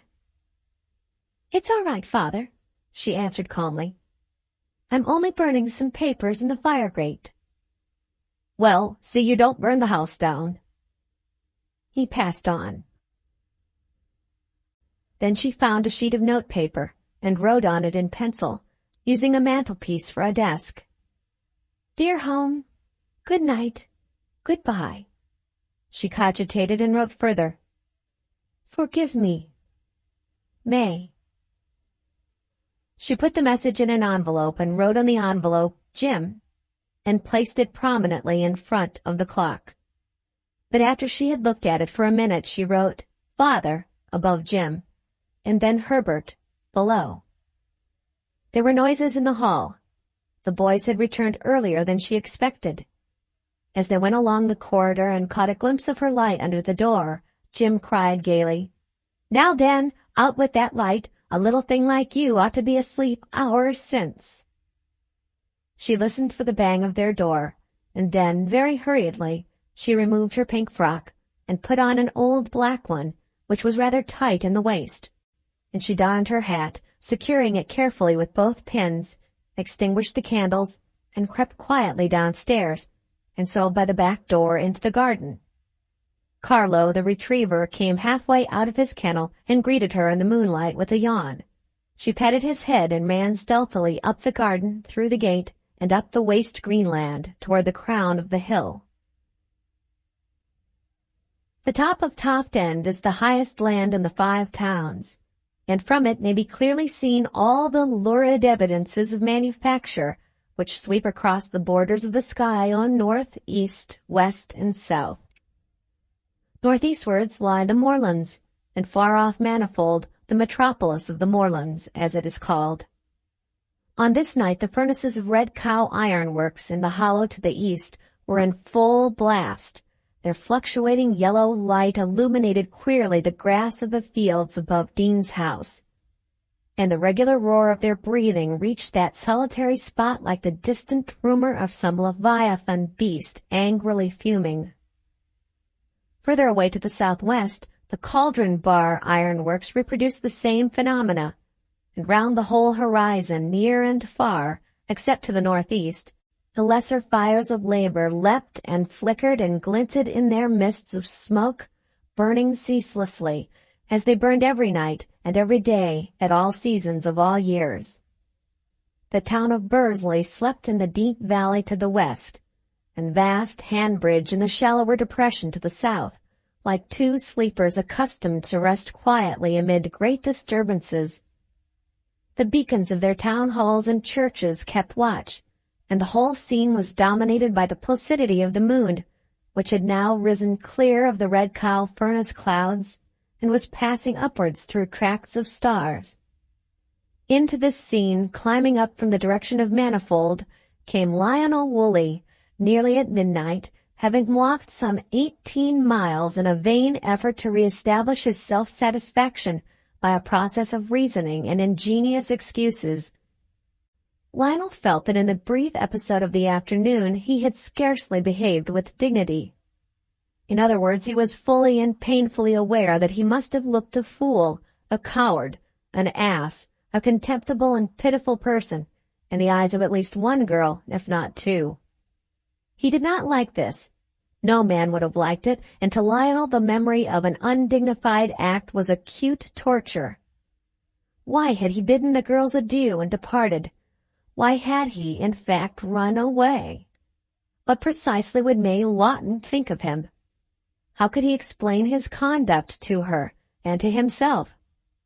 And had that worshipping, affectionate thing, May Dean, taken note of his confusion, of the confusion of him who was never confused, who was equal to every occasion and every emergency? These were some of the questions which harried him and declined to be settled. He had walked to Manifold and had tea at the Roebuck, and walked back, and still the questions were harrying. And as he came over the hill by the field path and descried the lone house of the Deans in the light of the red cow furnaces and of the moon, the worship of May Dean seemed suddenly very precious to him, and he could not bear to think that any stupidity of his could have impaired it. Then he saw May Dean walking slowly across the field, close to an abandoned pit shaft, whose low protecting circular wall of brick was crumbling to ruin on the side nearest to him. She stopped, appeared to gaze at him intently, turned, and began to approach him. And he too, moved by a mysterious impulse which he did not pause to examine, swerved and quickened his step in order to lessen the distance between them. He did not at first even feel surprised that she should be wandering solitary on the hill at that hour. Presently she stood still, while he continued to move forward. It was as if she drew him, and soon in the pale moonlight and the wavering light of the furnaces he could decipher all the details of her face, and he saw that she was smiling fondly, invitingly, admiringly, lustrously, with the old undiminished worship and affection. And he perceived a dark discoloration on her right cheek, as though she had suffered a blow. But this mark did not long occupy his mind. He thought suddenly of the strong probability that her father would leave a nice little bit of money to each of his 3 children. And he thought of her beauty, and of her timid fragility in the tight black dress, and of her immense and unquestioning love for him, which would survive all accidents and mishaps. He seemed to sink luxuriously into this grand passion of hers, which he deemed quite natural and proper, as into a soft feather bed, to live secure in an atmosphere of exhaustless worship, to keep a fount of balm and admiration forever in the house, a bubbling spring of passionate appreciation which would be continually available for the refreshment of his self-esteem, to be always sure of an obedience blind and willing, a subservience which no tyranny and no harshness and no whim would rouse into revolt, to sit on a throne with so much beauty kneeling at his feet. And the possession of her beauty would be a source of legitimate pride to him.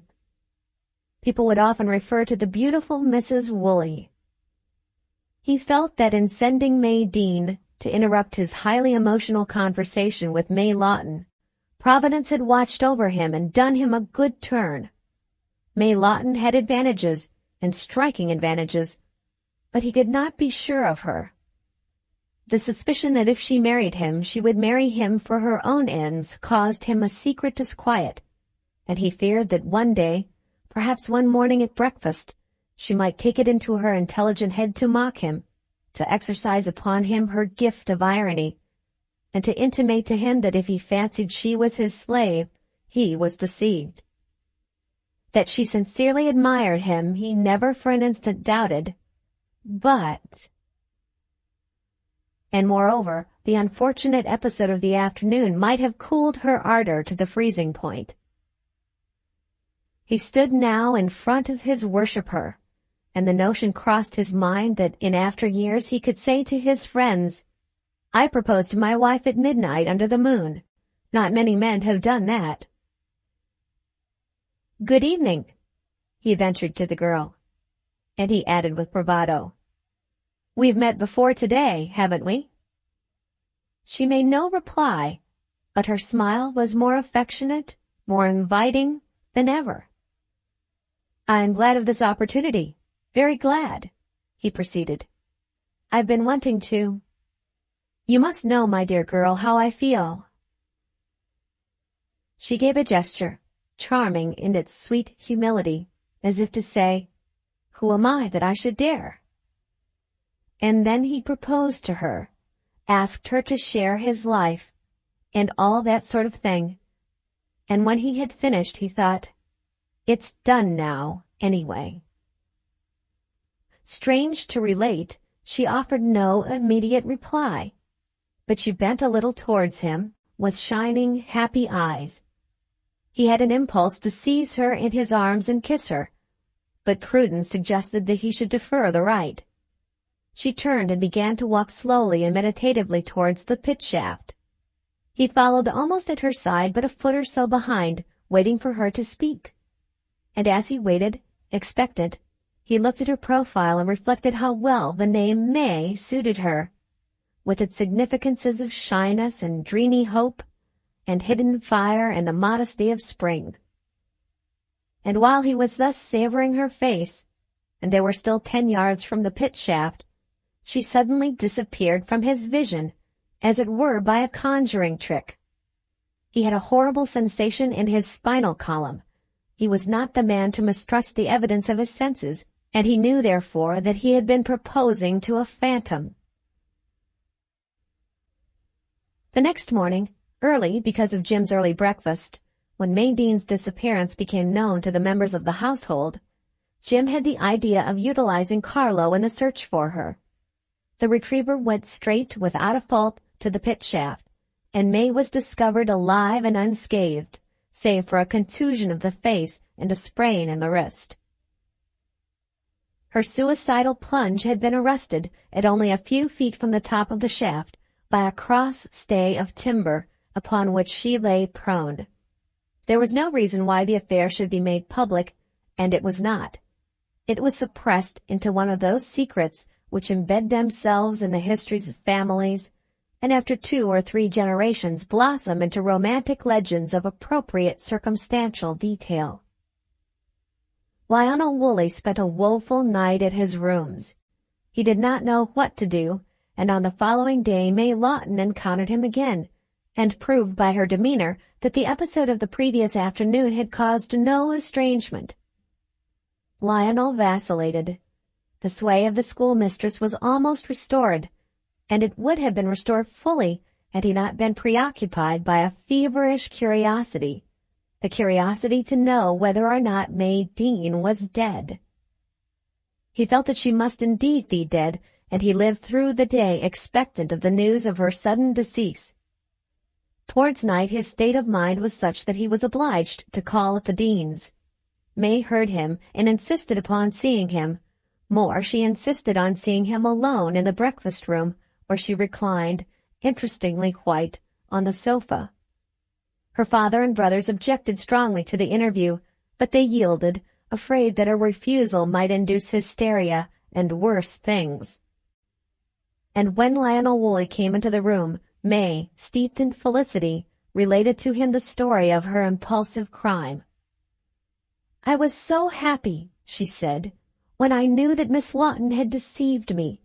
And before he could inquire what she meant, she continued rapidly, "I must have been unconscious, but I felt you were there, and something of me went towards you. And oh, the answer to your question! I heard your question. The real me heard it, but that something could not speak."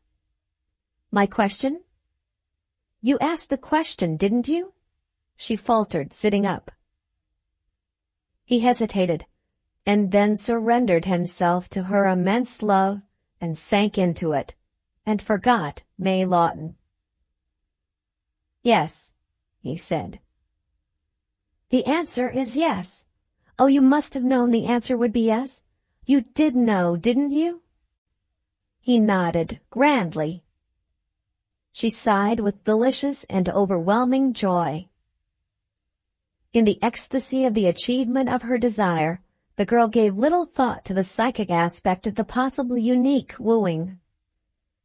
As for Lionel, he refused to dwell on it even in thought, and so that strange, magic, yearning effluence of a soul into a visible projection and shape was ignored, slurred over, and after 10 years of domesticity in the bank premises, is gradually being forgotten. He is a man of business, and she, with her fading beauty, her ardent, continuous worship of the idol, her half-dozen small children, the eldest of whom is only 8, and the white window curtains to change every week because of the smuts. Do you suppose that she has time or inclination to ponder upon the theory of the subliminal consciousness and kindred mysteries?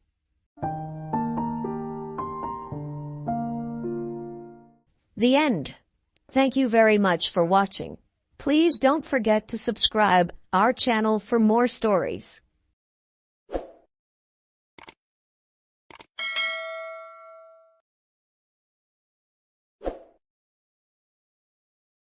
Welcome to our channel. We hope you enjoy our narrated stories. When the giant sea spider swallowed the entire town of Kabul, it was decided that something should be done about it. Flea, the next town over and slightly higher up, had watched the unfortunate event from their balconies and terraces, very pale and very shaky, and also very quiet, in case the sea spider decided to look up and think about dessert. But lucky for the town of Flea, the sea spider had poor vision. He was old as the sea in which he inhabited, and every century or so felt peckish for a town or two, depending on his appetite. Or, so the tale said. It was far more unlucky for the tourists, adventurists hoping for a selfie in front of the ruins of the last leveled town, or maybe a fridge magnet from the souvenir shop or a beer mug with 8 handles. The region was quite fond of beer.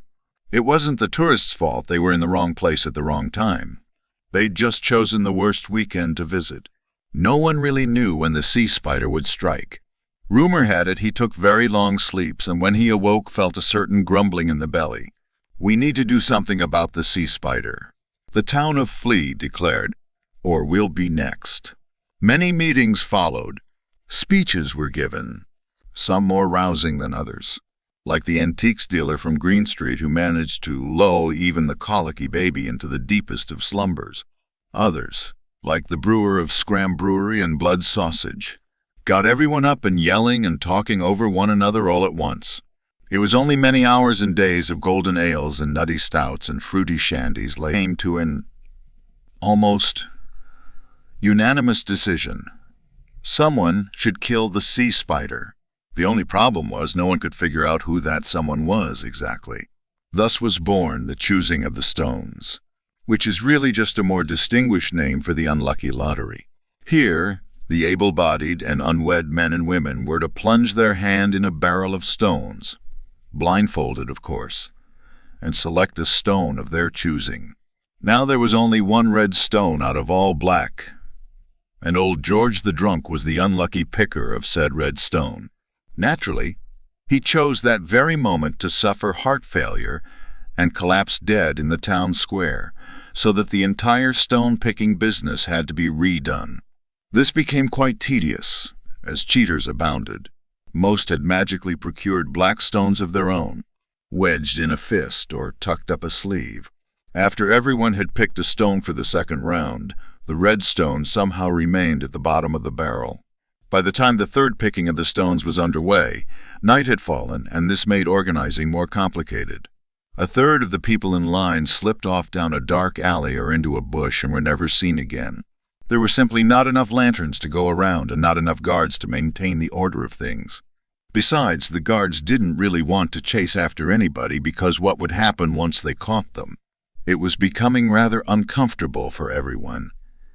And soon talk of bed were circulating, and someone very reasonably suggested that the day had been long, and wouldn't everyone be a lot more fresh-faced come morning after a breakfast brew?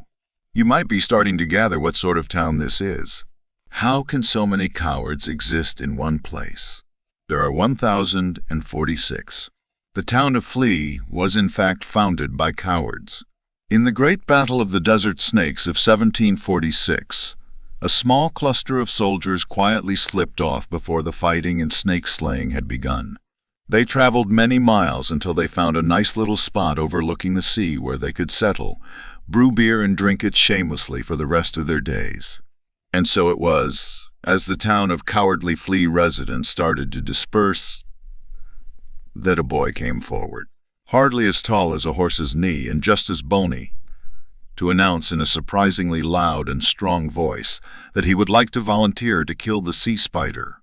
The townspeople of Flea responded to this announcement with utter silence, probably because a third of them had never heard the word volunteer ever used before. Whispers spread. Someone fetched a dictionary. The apothecarist patted the boy's head, which was an astonishing tuft of blue, and asked him what his name was and who his mother and father were. "I lost my name," the boy replied, "as well as my mother and father. And now I would very much like to get on to the business of the sea spider, because it is getting late and nearly past my bedtime." "But who is this boy?" the tailor pressed. "And where did he come from?" "I come from the town of Cobble," the blue-haired boy answered, to which the town of Flea nodded collectively. "Makes sense."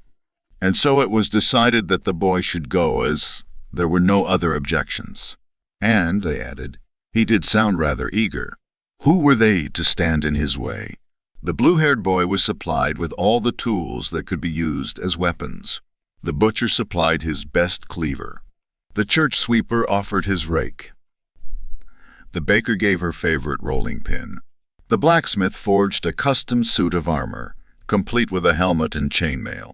And when it was time, the town walked the blue-haired boy down the edge of the cliff and bade him good luck as one needed for killing sea spiders, and watched as he climbed down the rugged path to the 7 caves where it was said the sea spider took up residence.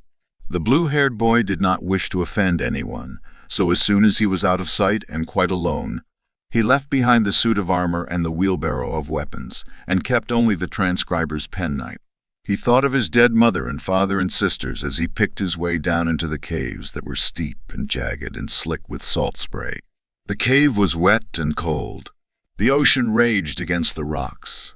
The last of the sunset trickled across his feet in the water. It was too quiet, and he wondered if the spider has gone back to sleep. Maybe he wasn't here at all. Maybe. "Where are you?" the blue-haired boy cried out before he could change his mind. "Come out and meet me." "Who's there?" replied not a voice but a song. "Who would dare?" The boy whirled around, but there was no one with him in the small cave. No one and nothing at all. "I seek the sea spider who destroyed my town," the boy said. "I seek the sea spider who killed my mother and father and sisters. Tell me, where can I find him?" The song chuckled. "I am she and she is me. We are one and the same but have no name. We roam from house to home. We are unknown." "But I saw you," demanded the boy, turning around still. "You were a spider as big as—" "Sometimes we are a spider, sometimes we are not. Sometimes we are seen, sometimes forgot." The boy was finding this all very mind-muddling, and it didn't help that the night was looking darker and murkier. "Why don't you show yourself then? Why don't you tell me what you would like to see? I can be what you wish me to be." "I don't know what you mean." Here the cloud turned into a gust of wind so strong the boy was knocked backward. "Once I was a storm, blowing cold and warm. I blew ships under the sea. I blew homes to debris. Then the song became a burst of flame. Then I was fire, hot and bright, burning all day and night. I burned through forest and land, burning till there was nothing but sand. The boy felt his hair singe. The song turned into a gray cloud swirling in the cave. Once I was a disease, drifting on a sneeze. When they saw me, they cried and hid inside. But the cloud soon morphed into something else entirely. An ancient woman stooped and withered on a cane. Then I was old and poor, alone forevermore. Children scorned me, the living mourned me. The old woman regarded the boy, her eyes sagging with lines of unbearable sorrow. Everywhere I go, I cheat, I steal, I take. I eat, I tear, I break. I ruin, I rip, I raid. This is what I am, this is how I was made. I have been there and I have been here. Some call me the future, others know me as fear. The boy took a small step forward. The knife was tight in his fist. The old woman did not flinch. I see in your heart what is true. Do what you came here to do. The boy shook his head. I've never killed anybody before. The old woman gave him a sad smile. She reminded him of his grandmother. The boy squeezed his eyes shut. No, she was not anyone he loved or knew. She was a monster. He tried to remember her as he had seen her, as the giant sea spider, as it crashed through his town and demolished houses and balconies and streets and swallowed his neighbors, his family, his friends, even his donkey. She was human now, perhaps, but soon she would be a spider again. A fire, a storm, a plague, or something else. Anything else and worse, and she would never leave them in peace. There was only one thing left to do. When he opened his eyes, the old woman was gone. The knife in his hand was wet with blood. The blue-haired boy walked out of the cave. The sky was bright with morning sun. The town was waiting for him at the top of the cliff path, waiting to cheer him as their hero. But from somewhere afar, moving across the sea, he swore he could still hear a song. Or was it a memory of a song now gone? He cleaned the knife and walked on.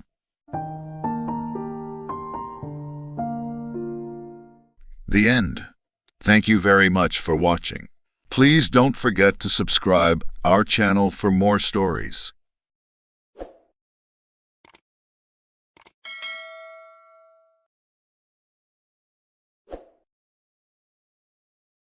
Welcome to our channel. We hope you enjoy our narrated stories.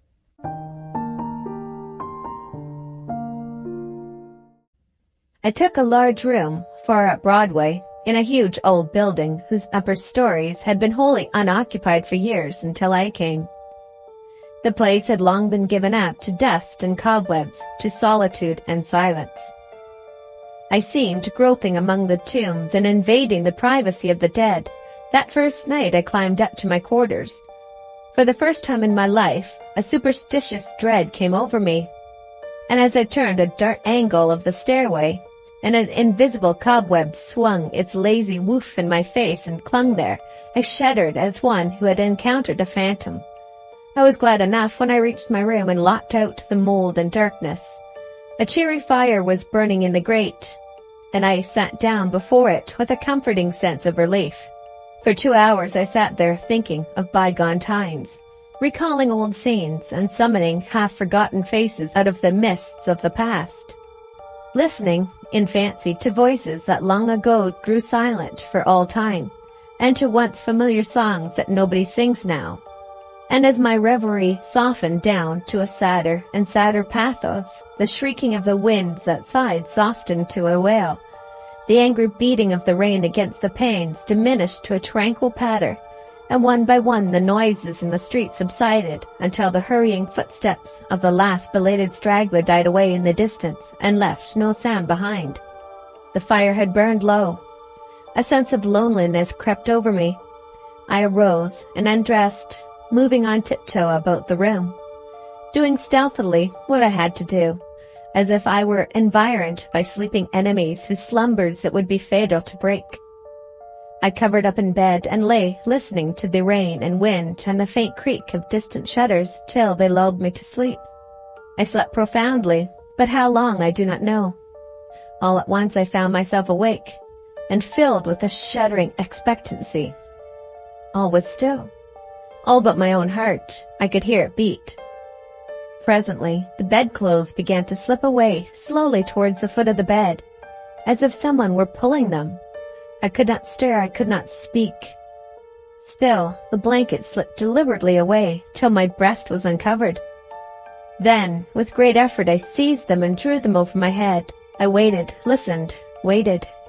Once more that steady pull began, and once more I lay torpid, a century of dragging seconds till my breast was naked again. At last I roused my energies and snatched the covers back to their place and held them with a strong grip. I waited. By and by I felt a faint tug and took a fresh grip. The tug strengthened to a steady strain. It grew stronger and stronger. My hold parted, and for the third time the blanket slid away. I groaned. An answering groan came from the foot of the bed. Beaded drops of sweat stood upon my forehead. I was more dead than alive. Presently I heard a heavy footstep in my room. The step of an elephant, it seemed to me. It was not like anything human. But it was moving from me. There was relief in that. I heard it approach the door, pass out without moving bolt or lock, and wander away among the dismal corridors, straining the floors and joists till they creaked again as it passed. And then silence reigned once more. When my excitement had calmed, I said to myself, "This is a dream, simply a hideous dream." And so I lay thinking it over until I convinced myself that it was a dream. And then a comforting laugh relaxed my lips, and I was happy again. I got up and struck a light.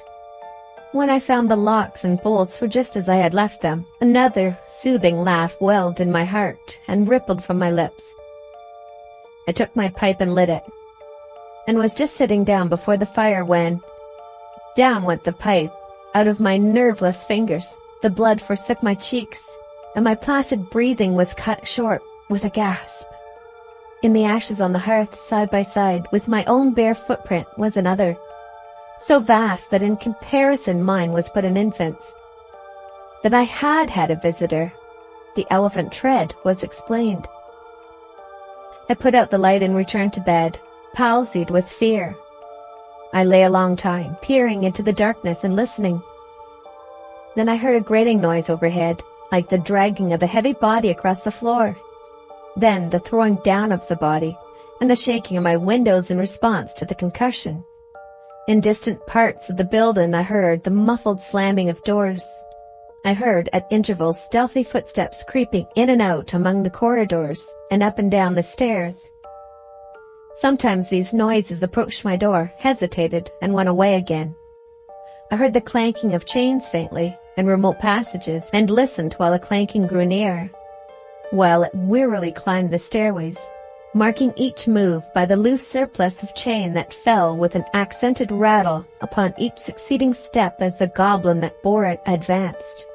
I heard muttered sentences, half-uttered screams that seemed smothered violently, and the swish of invisible garments and the rush of invisible wings. Then I became conscious that my chamber was invaded, that I was not alone. I heard sighs and breathing about my bed, and mysterious whisperings. 3 little spheres of phosphorescent light appeared on the ceiling directly over my head, clung and glowed there for a moment, and then dropped. 2 of them upon my face and 1 upon the pillow. They spattered liquidly and felt warm. Intuition told me that they had turned to gouts of blood as they fell, and needed no light to satisfy myself of that. Then I saw pallid faces, dimly luminous, and white uplifted hands floating bodiless in the air, floating a moment and then disappearing. The whispering ceased, and the voices and the sounds, and a solemn stillness followed. I waited and listened. I felt that I must have light or die. I was weak with fear. I slowly raised myself toward a sitting posture, and my face came in contact with a clammy hand. All strength went from me apparently, and I fell back like a stricken invalid. Then I heard the rustle of a garment. It seemed to pass to the door and go out. When everything was still once more, I crept out of bed, sick and feeble, and lit the gas with a hand that trembled as if it were aged with 100 years. The light brought out some little cheer to my spirits. I sat down and fell into a dreamy contemplation of that great footprint in the ashes. By and by its outlines began to waver and grow dim. I glanced up, and the broad gas flame was slowly wilting away. In the same moment I heard that elephantine tread again. I noted its approach nearer and nearer along the musty halls, and dimmer the light waned.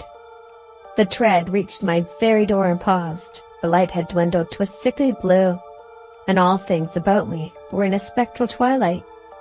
The door did not open, and yet I felt a faint gust of air fan my cheek, and presently was conscious of a huge cloudy presence before me. I watched it with fascinated eyes. A pale glow stole over the thing. Gradually, its cloudy folds took shape. An arm appeared, then legs, then a body, and at last a great sad face looked out of the vapor. Stripped of its filmy housings, naked, muscular, and comely, the majestic Cardiff giant loomed above me. All my misery vanished, for a child might know that no harm could come with that benignant countenance. My cheerful spirits returned at once, and in sympathy with them the gas turned up brightly again. Never a lone outcast was so glad to welcome company as I was to greet the friendly giant. I said, "Why is it nobody but you? Do you know I have been scared to death for the last 2 or 3 hours? I am most honestly glad to see you. I wish I had a chair. Here, don't try to sit down in that thing." But it was too late. He was in before I could stop him, and down he went. I never saw a chair slivered so in my life. Stop, you'll ruin it." Too late. There was another crash, and another chair was resolved into its original elements. "Confound it! Haven't you any judgment at all? Do you want to ruin all the furniture on the place? Here, you petrified fool." But it was no use. Before I could arrest him, he sat down on the bed, and it was a melancholy ruin. "Now what sort of work is that to do? First you come lumbering about the place, bringing a legion of vagabond goblins along with you to worry me to death, and then, when I overlook an indelicacy of costume, which would not be tolerated anywhere by cultivated people except in a respectable theater, and not even there if the nudity were of your sex, you repay me by wrecking all the furniture you can find to sit down on. And why will you? You damage yourself as much as you do me. You have broken off the end of your spinal column, and littered up the floor with the chips of your hands till the place looks like a marble yard. You ought to be ashamed of yourself. You are big enough to know better." "Well, I will not break any more furniture, but what am I to do? I had not a chance to sit down for a century." And the tears came into his eyes. "Poor devil," I said. "I should not have been so harsh with you. And you were an orphan too, no doubt. But sit down on the floor here. Nothing else can stand your weight, and, besides, we cannot be sociable with you, away up there above me. I want you down where I can perch on this high counting-house stool and gossip with you face to face." So he sat down on the floor and lit a pipe which I gave him, threw one of my red blankets over his shoulders, inverted my sitz-bath on his head, helmet fashion, and made himself picturesque and comfortable. Then he crossed his ankles while I renewed the fire, and exposed the flat, honeycomb bottoms of his prodigious feet to the grateful warmth. "What is the matter with the bottom of your feet and the back of your legs, that they are gouged up so?" "Infernal chilblains, I caught them clear up to the back of my head, roosting out there under the Newells farm. But I love this place. I love it as one loves his old home. There is no peace for me like the peace I feel when I am there." We talked along for an hour, and then I noticed that he looked tired, and I spoke of it. "Tired?" he said. "Well, I should think so. And now I will tell you all about it, since you have treated me so well. I am the spirit of the petrified man that lies across the street, there, in the museum. I am the ghost of the Cardiff giant. I can have no rest, no peace, till they have given that poor body burial again. Now, what was the most natural thing for me to do? To make men satisfy this wish. Terrify them into it, haunt the place where the body lay. So I haunted the museum night after night. I got the other spirits to help me, but it did no good, for nobody ever came to the museum at midnight. Then it occurred to me to come over the way and haunt this place a little. I felt that if I ever got a hearing, I must succeed. For I had the most efficient company that tradition could furnish. Night after night we have shivered around through these mildewed halls, dragging chains, groaning, whispering, tramping up and down stairs, till, to tell you the truth, I am almost worn out. But when I saw a little light in your room tonight, I roused my energies again and went at it with a deal of the old freshness. But I am tired out, entirely fagged out. Give me, I beseech you, give me some hope. I lit off my perch in a burst of excitement and exclaimed, "This transcends everything that ever did occur. Why, you poor blundering old fossil, you have had all your trouble for nothing. You have been haunting a plaster cast of yourself. The real Cardiff giant isn't Albany. Confound it, don't you know your own remains?" I never saw such an eloquent look of shame, of pitiable humiliation, overspread a countenance before. The petrified man rose slowly to his feet and said, "Honestly, is that true?" "As true as I am sitting here." He took the pipe from his mouth and laid it on the mantel, then stood irresolute a moment, unconsciously, from old habit, thrusting his hands where his pantaloon pocket should have been, and meditatively dropping his chin on his breast, and finally said, "Wow, I never felt so absurd before. The petrified man has sold everything else, and now the mean fraud has ended by selling his own ghost. My son, if there was any charity left in your heart for a poor, friendless phantom like me, don't let this get out. Think how you would feel if you had made such an ass of yourself." I heard his stately tramp die away, step by step down the stairs, and out into the deserted street, and felt sorry that he had gone, poor fellow, and sorrier still that he had carried off my red blanket and my bathtub.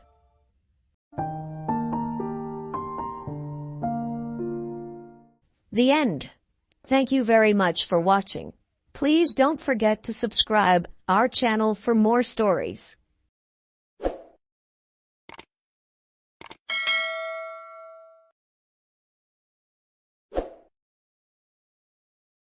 Welcome to our channel. We hope you enjoy our narrated stories.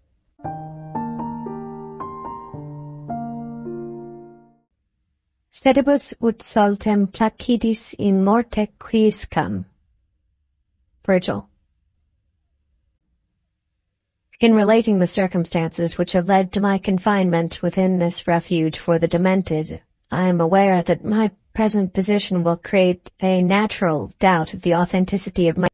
It is an unfortunate fact that the bulk of humanity is too limited in its mental vision to weigh with patience and intelligence those isolated phenomena, seen and felt only by a psychologically sensitive few, which lie outside its common experience.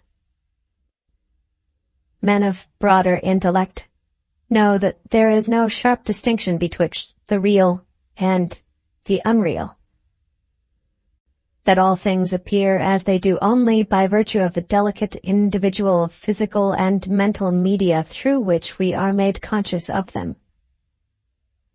But the prosaic materialism of the majority condemns as madness the flashes of supersight, which penetrate the common veil of obvious empiricism. My name is Jervis Dudley, and from earliest childhood I have been a dreamer and a visionary.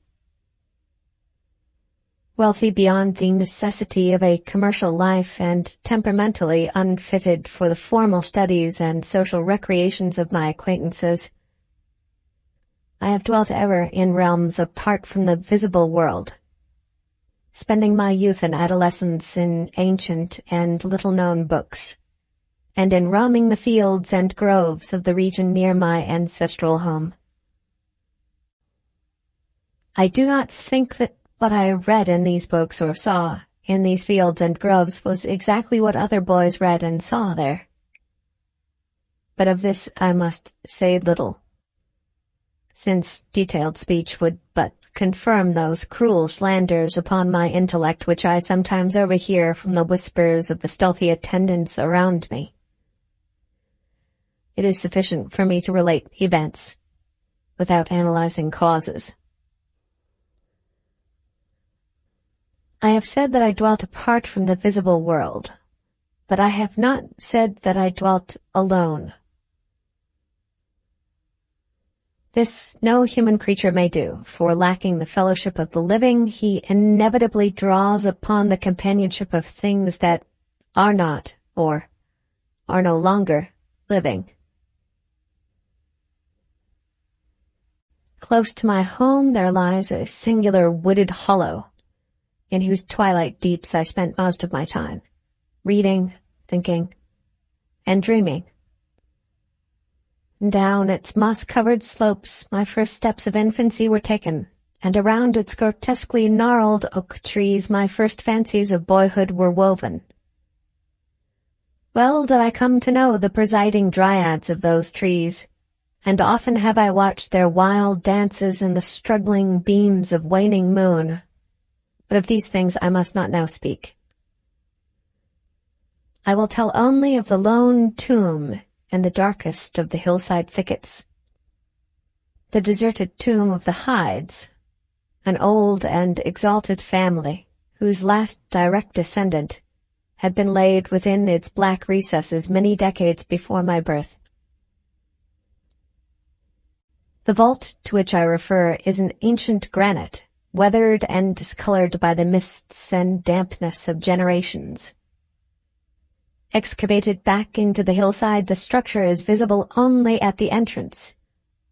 The door, a ponderous and forbidding slab of stone, hangs upon rusted iron hinges and is fastened ajar, in a queerly sinister way by means of heavy iron chains and padlocks, according to a gruesome fashion of half a century ago. The abode of the race, whose scions are inurned, had once crowned the declivity which holds the tomb, but had long since fallen victim to the flames which sprang up from a disastrous stroke of lightning. Of the midnight storm which destroyed this gloomy mansion, the older inhabitants of the region sometimes speak in hushed and uneasy voices, alluding to what they call divine wrath, in a manner that in later years vaguely increased the always strong fascination which I felt for the forest-darkened sepulchre. One man only had perished in the fire. When the last of the Hydes was buried in this place of shade and stillness, the sad urnful of ashes had come from a distant land, to which the family had repaired when the mansion burned down. No one remains to lay flowers before the granite portal, and few care to brave the depressing shadows which seem to linger strangely about the water-worn stones. I shall never forget the afternoon when first I stumbled upon the half-hidden house of the dead. It was in midsummer, when the alchemy of nature transmutes the sylvan landscape to one vivid and almost homogeneous mass of green, when the senses are well nigh intoxicated with the surging seas of moist verdure and the subtly indefinable odors of the soil and the vegetation. In such surroundings, the mind loses its perspective. Time and space become trivial and unreal, and echoes of a forgotten prehistoric past beat insistently upon the enthralled consciousness. All day, I had been wandering through the mystic groves of the hollow, thinking thoughts I need not discuss and conversing with things I need not name. In years a child of 10, I had seen and heard many wonders unknown to the throng, and was oddly aged in certain respects. When, upon forcing my way between two savage clumps of briars, I suddenly encountered the entrance of the vault, I had no knowledge of what I had discovered. The dark blocks of granite, the door so curiously ajar, and the funereal carvings above the arch aroused in me no associations of mournful or terrible character. Of graves and tombs I knew and imagined much, but had, on account of my peculiar temperament, been kept from all personal contact with churchyards and cemeteries. The strange stone house on the woodland slope was to me only a source of interest and speculation, and its cold, damp interior, into which I vainly peered through the aperture so tantalizingly left, contained for me no hint of death or decay. But in that instant of curiosity was born the madly unreasoning desire which has brought me to this hell of confinement, spurred on by a voice which must have come from the hideous soul of the forest. I resolved to enter the beckoning gloom in spite of the ponderous chains which barred my passage. In the waning light of day, I alternately rattled the rusty impediments with a view to throwing wide the stone door, and essayed to squeeze my slight form through the space already provided. But neither plan met with success.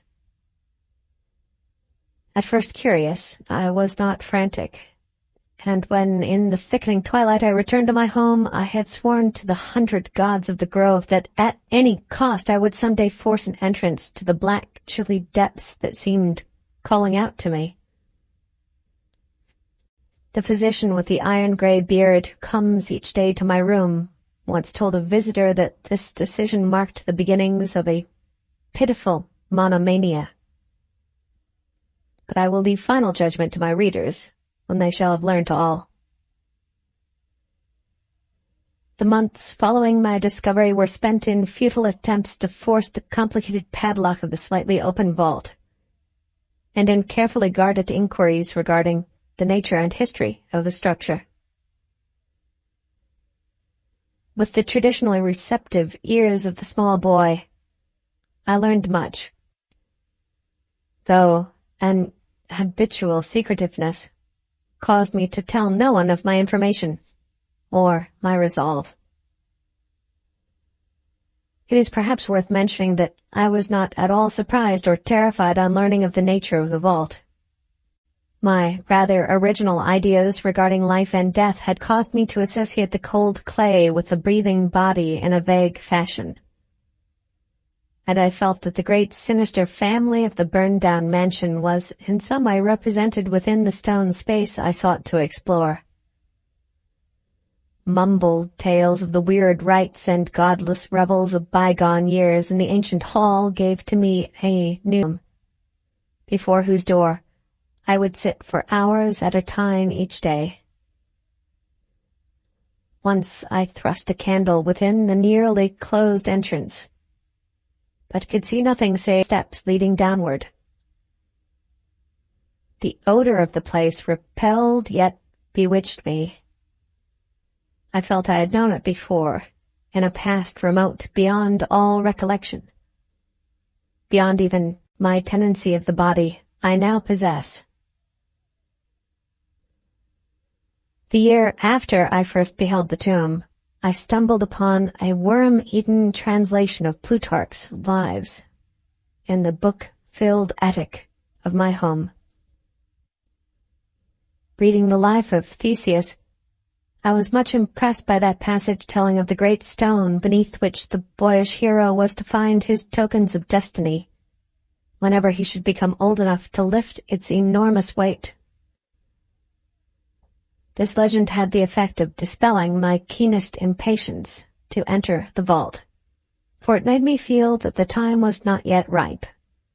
Later, I told myself, I should grow to a strength and ingenuity which might enable me to unfasten the heavily chained door with ease. But until then, I would do better by conforming to what seemed the will of fate. Accordingly, my watches by the dank portal became less persistent, and much of my time was spent in other, though equally strange, pursuits. I would sometimes rise very quietly in the night, stealing out to walk in those churchyards and places of burial from which I had been kept by my parents. What I did there I may not say, for I am not now sure of the reality of certain things, but I know that on the day after such a nocturnal ramble, I would often astonish those about me with my knowledge of topics almost forgotten for many generations. It was after a night like this that I shocked the community with a queer conceit about the burial of the rich and celebrated Squire Brewster, a maker of local history who was interred in 1711, and whose slate headstone, bearing a graven skull and crossbones, was slowly crumbling to powder. In a moment of childish imagination, I vowed not only that the undertaker, Goodman Simpson, had stolen the silver-buckled shoes, silken hose, and satin small-clothes of the deceased before burial, but that the squire himself, not fully inanimate, had turned twice in his mound-covered coffin on the day of interment. But the idea of entering the tomb never left my thoughts, being indeed stimulated by the unexpected genealogical discovery that my own maternal ancestry possessed at least a slight link with the supposedly extinct family of the Hydes. Last of my paternal race, I was likewise the last of this older and more mysterious line. I began to feel that the tomb was mine, and to look forward with hot eagerness to the time when I might pass within that stone door and down those slimy stone steps in the dark. I now formed the habit of listening very intently at the slightly open portal, choosing my favorite hours of midnight stillness for the odd vigil. By the time I came of age, I had made a small clearing in the thicket before the mold-stained facade of the hillside, allowing the surrounding vegetation to encircle and overhang the space like the walls and roof of a sylvan bower. This bower was my temple, the fastened door my shrine, and here I would lie outstretched on the mossy ground, thinking strange thoughts and dreaming of strange dreams. The night of the first revelation was a sultry one. I must have fallen asleep from fatigue, for it was with a distinct sense of awakening that I heard the voices. Of those tones and accents I hesitate to speak, of their quality I will not speak, but I may say that they presented certain uncanny differences in vocabulary, pronunciation, and mode of utterance. Every shade of New England dialect, from the uncouth syllables of the Puritan colonists to the precise rhetoric of 50 years ago, seemed represented in that shadowy colloquy, though it was only later that I noticed the fact. At the time, indeed, my attention was distracted from this matter by another phenomenon, a phenomenon so fleeting that I could not take oath upon its reality. I barely fancied that, as I awoke, a light had been hurriedly extinguished within the sunken sepulchre. I do not think I was either astounded or panic-stricken, but I know that I was greatly and permanently changed that night. Upon returning home, I went with much directness to a rotting chest in the attic, wherein I found the key which, next day, unlocked with ease the barrier I had so long stormed in vain. It was in the soft glow of late afternoon that I first entered the vault on the abandoned slope. A spell was upon me, and my heart leapt with an exultation I can but ill describe. As I closed the door behind me and descended the dripping steps by the light of my lone candle, I seemed to know the way. And though the candle sputtered with the stifling reek of the place, I felt singularly at home in the musty, charnel house air. Looking about me, I beheld many marble slabs bearing coffins, or the remains of coffins. Some of these were sealed and intact, but others had nearly vanished, leaving the silver handles and plates isolated amidst certain curious heaps of whitish dust. Upon one plate, I read the name of Sir Geoffrey Hyde, who had come from Sussex in 1640 and died here a few years later. In a conspicuous alcove was one fairly well-preserved and untenanted casket, adorned with a single name which brought me both a smile and a shudder. An odd impulse caused me to climb upon the broad slab, extinguish my candle, and lie down within the vacant box. In the grey light of dawn, I staggered from the vault and locked the chain of the door behind me. I was no longer a young man, though but 21 winters had chilled my bodily frame. Early rising villagers who observed my homeward progress looked at me strangely, and marveled at the signs of ribald revelry which they saw in one whose life was known to be sober and solitary. I did not appear before my parents till after a long and refreshing sleep. Henceforth, I haunted the tomb each night, seeing, hearing, and doing things I must never reveal. My speech, always susceptible to environmental influences, was the first thing to succumb to the change, and my suddenly acquired archaism of diction was soon remarked upon. Later, a queer boldness and recklessness came into my demeanor till I unconsciously grew to possess the bearing of a man of the world, despite my lifelong seclusion. My formerly silent tongue waxed voluble with the easy grace of a Chesterfield or the godless cynicism of a Rochester. I displayed a peculiar erudition, utterly unlike the fantastic, monkish lore over which I had pored in youth, and covered the fly-leaves of my books with facile impromptu epigrams which brought up suggestions of Gay, Prior, and the sprightliest of Augustan wits and rhymesters.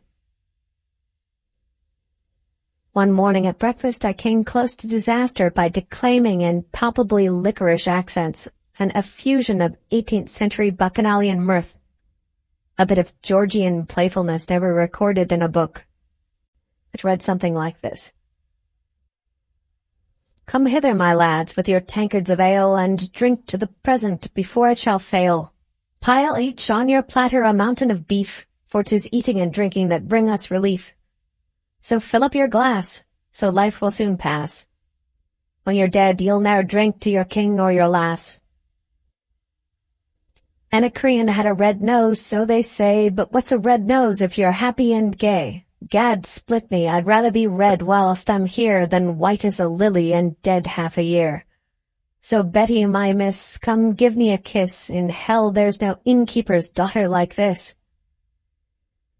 Young Harry, propped up just as straight as he's able, will soon lose his wig and slip under the table, but fill up your goblets and pass 'em around. Better under the table than under the ground. So revel and chaff as ye thirstily quaff. Under 6 feet of dirt 'tis less easy to laugh. The fiends strike me blue, I'm scarce able to walk, and damn me if I can stand upright or talk. Here, landlord, bid Betty to summon a chair, I'll try home for a while, for my wife is not there. So lend me a hand, I'm not able to stand, but I'm gay whilst I linger on top of the land. About this time I conceived my present fear of fire and thunderstorms. Previously indifferent to such things, I had now an unspeakable horror of them, and would retire to the innermost recesses of the house whenever the heavens threatened an electrical display.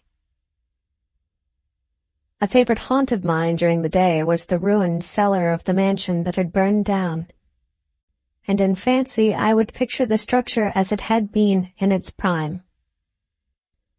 On one occasion I startled a villager by leading him confidently to a shallow sub-cellar, of whose existence I seemed to know, in spite of the fact that it had been unseen and forgotten for many generations. At last came that which I had long feared.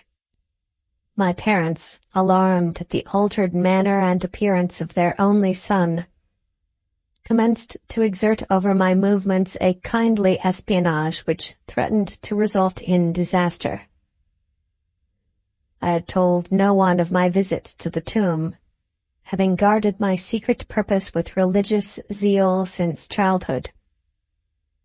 But now I was forced to exercise care in threading the mazes of the wooded hollow, that I might throw off a possible pursuer. My key to the vault I kept suspended from a cord around my neck, its presence known only to me. I never carried out of the sepulchre any of the things I came upon whilst within its walls. One morning, as I emerged from the damp tomb and fastened the chain of the portal with none too steady hand, I beheld in an adjacent thicket the dreaded face of a watcher. Surely the end was near, for my bower was discovered, and the objective of my nocturnal journeys revealed.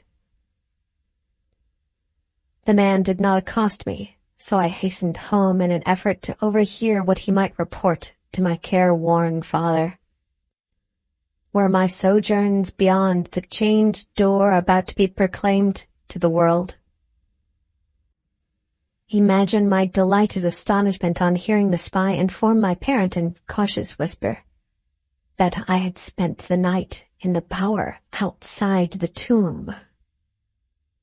My sleep-filmed eyes fixed upon the crevice where the padlocked portal stood ajar. By what miracle had the watcher been thus deluded? I was now convinced that a supernatural agency protected me.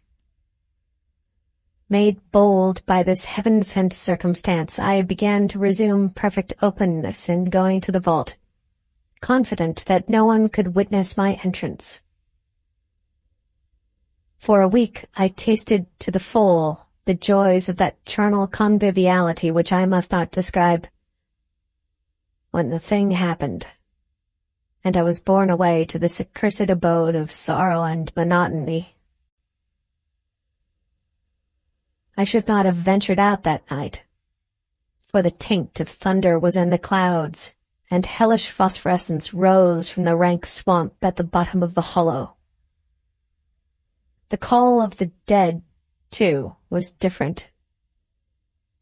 Instead of the hillside tomb, it was the charred cellar on the crest of the slope whose presiding demon beckoned to me with unseen fingers. As I emerged from an intervening grove upon the plain before the ruin, I beheld in the misty moonlight a thing I had always vaguely expected. The mansion, gone for a century, once more reared its stately height to the raptured vision, every window ablaze with the splendor of many candles. Up the long drive rolled the coaches of the Boston gentry, whilst on foot came a numerous assemblage of powdered exquisites from the neighboring mansions. With this throng I mingled, though I knew I belonged with the hosts rather than the guests. Inside the hall were music, laughter, and wine on every hand. Several faces I recognized, though I should have known them better had they been shrivelled or eaten away by death and decomposition. Amidst a wild and reckless throng, I was the wildest and most abandoned. Gay blasphemy poured in torrents from my lips, and in my shocking sallies I heeded no law of God, man, or nature. Suddenly a peal of thunder, resonant even above the din of the swinish revelry, clave the very roof and laid a hush of fear upon the boisterous company. Red tongues of flame and searing gusts of heat engulfed the house, and the roisterers, struck with terror at the descent of a calamity which seemed to transcend the bounds of unguided nature, fled shrieking into the night. I alone remained, riveted to my seat by a groveling fear which I had never felt before. And then a second horror took possession of my soul. Burnt alive to ashes, my body dispersed by the four winds, I might never lie in the tomb of hides. Was not my coffin prepared for me? Had I not a right to rest till eternity amongst the descendants of Sir Geoffrey Hyde? I would claim my heritage of death, even though my soul go seeking through the ages for another corporeal tenement to represent it on that vacant slab in the alcove of the vault. Jervis Hyde should never share the sad fate of Palinurus.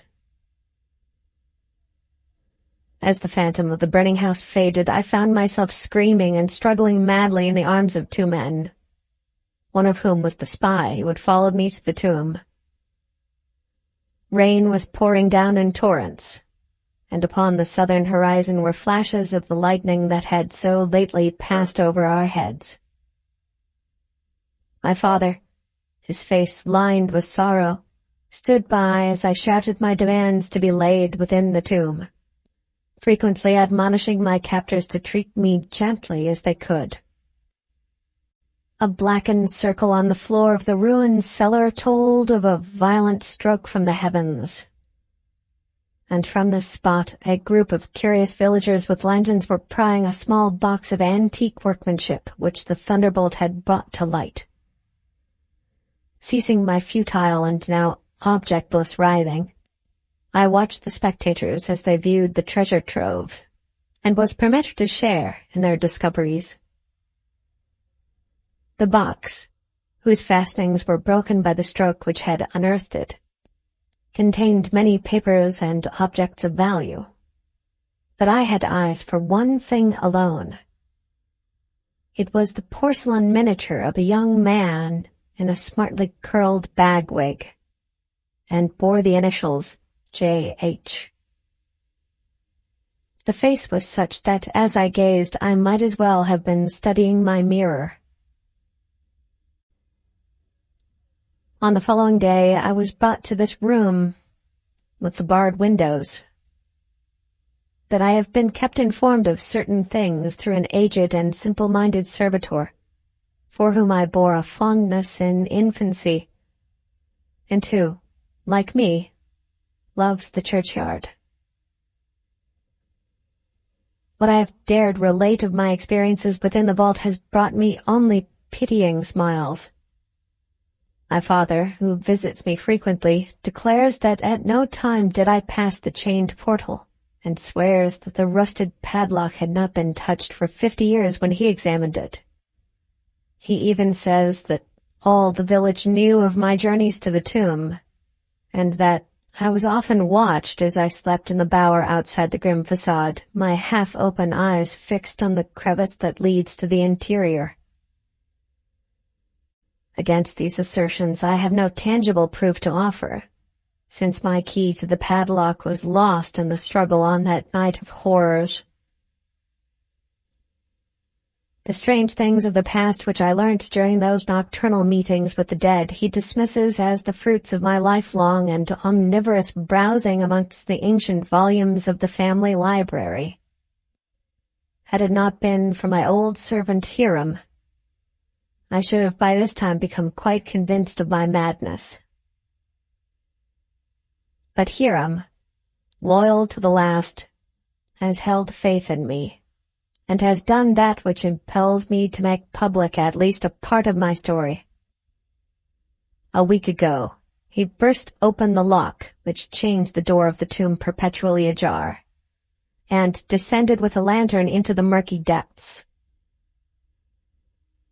On a slab at an alcove he found an old but empty coffin, whose tarnished plate bears the single word, Jervis.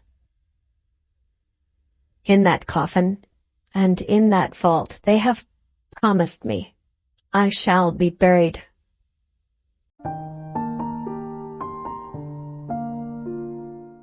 The end. Thank you very much for watching. Please don't forget to subscribe our channel for more. Welcome to our channel. We hope you enjoy our narrated stories.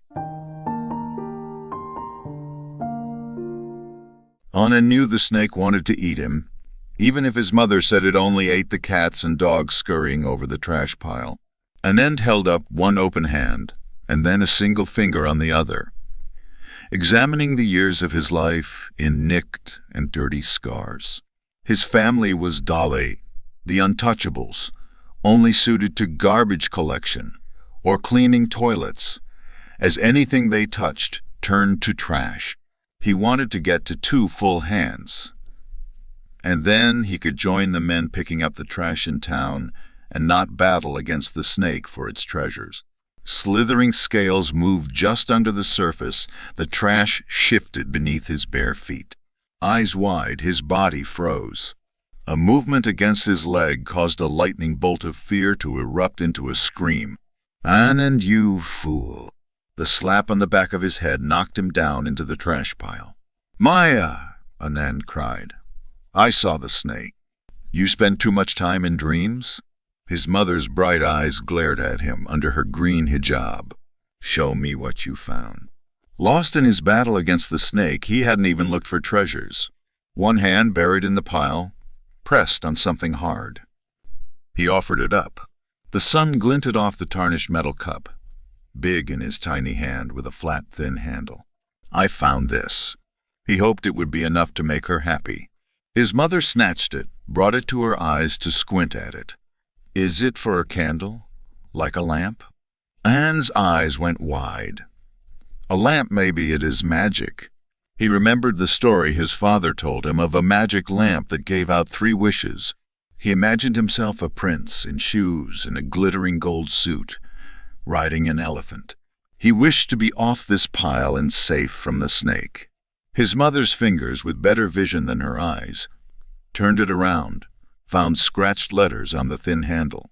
"Oh no, it's a measuring cup. At least it is metal. Go sell it to Badia." She threw it at his feet and left, off on her own search. Anand shivered at the name of the man who bought the treasures his family found. He had only ever gone with his brother to see him, never by himself, but that was before. The possibilities of a magic lamp vibrated in his head, erasing any fears. He could never let Badia have this wonder, and kneeled down to stare at it, scared to touch it. What should he wish for? Always hungry, his stomach clenched. Nayan, just the idea of the soft bread made his mouth water. He remembered the nayan and samosas they had from the cart vendor a few weeks ago. He didn't believe his brother Sona when he told him his plan. Careful of police, they found a street vendor who preferred to sip from his bottle of fini, then attend to his cart. Sona showed him how to touch the samosas, fingering each one, then to breathe on the nayan, with big huffs. Anand had to get on his tiptoes to get over the side of the cart, just up for a minute until the shouts began. Then they ran. Anand flew, almost keeping up with Sona, diving between legs and carts. The dogs joined them for the game, running alongside with joyful barks. The police cursed and threw rocks, but Sona knew a hiding place through an alley that stunk worse than the trash pile. They waited until dark and the vendor carts left. Sona knew just where to look too, finding it in a garbage pile. Real food, just thrown away. Kicking away the rats, they ate until their stomachs burst. Deep-fried samosas and pillowy, fresh nayan, so much of it they brought more home for Maya. He wanted to eat like that again. He closed his eyes and wished for nayan and samosas, but nothing happened. And tried to remember father's story. He had to rub it, yes, that was what made the genie come out. The story reminded him of his father's warm hands and leaning against his thin body. His father was the strongest person Anand knew until the day he started coughing, struggling to even breathe with the sickness. Then his body became still, only the rumbling breath proving he was alive. Finally, the light left his eyes, gone to be reborn in a better life. Anand held his magic lamp in one hand while he wiped his damp face. He should not be so selfish. He should make a wish for someone else. Sona, his older brother and best friend, now had the same disease as their father, slowly wasting away. All night he coughed, making Maya cry and forget she had another son. If Sona was better. Anand rubbed the metal lamp with his hand, his thoughts on his brother, wishing he was healthy. A small plastic bottle appeared in the magic lamp, yellow with a white cap. Anand's mouth dropped open. He picked it up to feel its physical existence. Examining it closely, he saw writing on the side, a magical code holding secrets he wished he understood. He tried to open the top, but it just spun. He prodded, twisted, and pushed until finally the bottle opened. Many white little balls rolled inside. How does this help? He put his nose in and found a sugary smell. He tried one, frowning at the gritty, sour taste. He swallowed it quickly, but his stomach only growled. The magic bottle must be a sign that Sona was better. Anand leapt up to run to his home, and the multicolored cloth stretched between the bent poles. "Sona, are you cured?" Anand needed only a glance to see he was no better. On the ground, pale and gaunt, Anand stood and stared at his still form, the heavy rumbling breath. He pushed on Sona's shoulder until he saw his wet eyes, showed him the magic bottle, and then left the tent. What else? He should wish for money, to make his mother happy. He closed his eyes and wished for rupees, for the air to be as thick and full of the yellow, blue, and green paper as a monsoon pouring down on him, and the trash pile turned to a hill of gold and silver coins. Anand rubbed hard, using his full palm. This time a small plastic card appeared in the small metal lamp, with raised numbers and words. Anand picked it up and turned it around. Not rupees, not gold, just a piece of plastic, a black strip on the back. He gritted his teeth. The trash pile was full of plastic. He couldn't even sell this to Bedtime. He might as well sell the lamp. It obviously didn't work. Maya had more things to sell to Bedtime, and Anand walked slow through the narrow street, dragging his fear along with the weight of the bag. Bedtime had black, narrow eyes and a huge nose. His tongue licked his teeth as Anand approached, keeping a safe distance. "Is this all you have, boy?"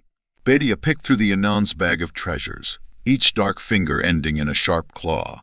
"I have one more thing of metal. A small lamp." Anand's eyes were glued to the talons. "Show me." Bedtime growled. "I thought it was a magic lamp, but it doesn't work," and then stepped closer to show the man.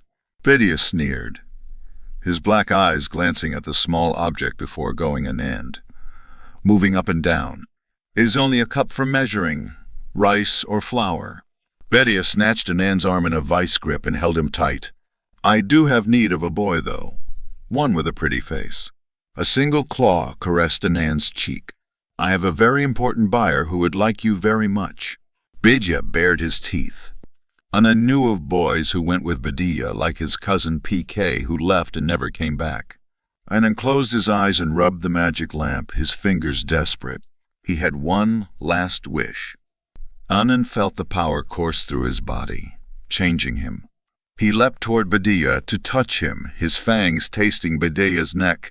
He twisted and coiled around him, squeezing the light from him, before he released to slither down onto the side of the road. In a wide grin, his tongue flicked in and out, tasting the air and freedom.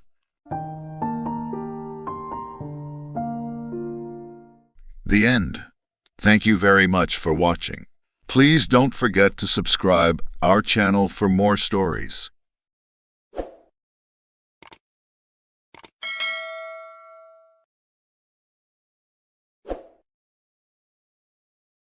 Welcome to our channel. We hope you enjoy our narrated stories. Mark drives down the foggy dirt road in his black Jeep. The dirt under his tires shoots up from beneath them as they try to cling to the ground. He can barely see a few feet in front of him. A stream ran off the side of him, following the side of the road. The headlights are the only light in the road. No city lights reach all the way out here in the middle of nowhere. He is driving to his aunt's house in the middle of the Gunnison National Forest in Colorado. She sounded spooked when she called him, but the line broke up before she could say what the problem was, and Mark rushed out of his house with only a single bottle of water. That was 2 hours ago. If only she didn't live in an inholding in the middle of a national forest. He'd be lucky to find her house, even though he has been there multiple times. He checks his gas and notices it is close to empty. Damn, he was in too much of a rush and could barely think about anything. He just knew his aunt wasn't okay and all he could think about was getting out there to help her. He already lost his mom and his dad hasn't spoken to him for years because Mark didn't believe in God. The blood flow slows a little just as his eyes close and everything goes dark. Like there could be any ghosts or anything like that. What you see is what we get, Dad. He hopes the gas will hold up until he can find her place. It is already 11 at night and he barely got any sleep last night because of his stupid neighbors screaming at Call of Duty all night. He pounded on their door, but they couldn't hear him. The headphones were probably noise-canceling. He rubs his eyes and blinks them a few times in an attempt to stay awake.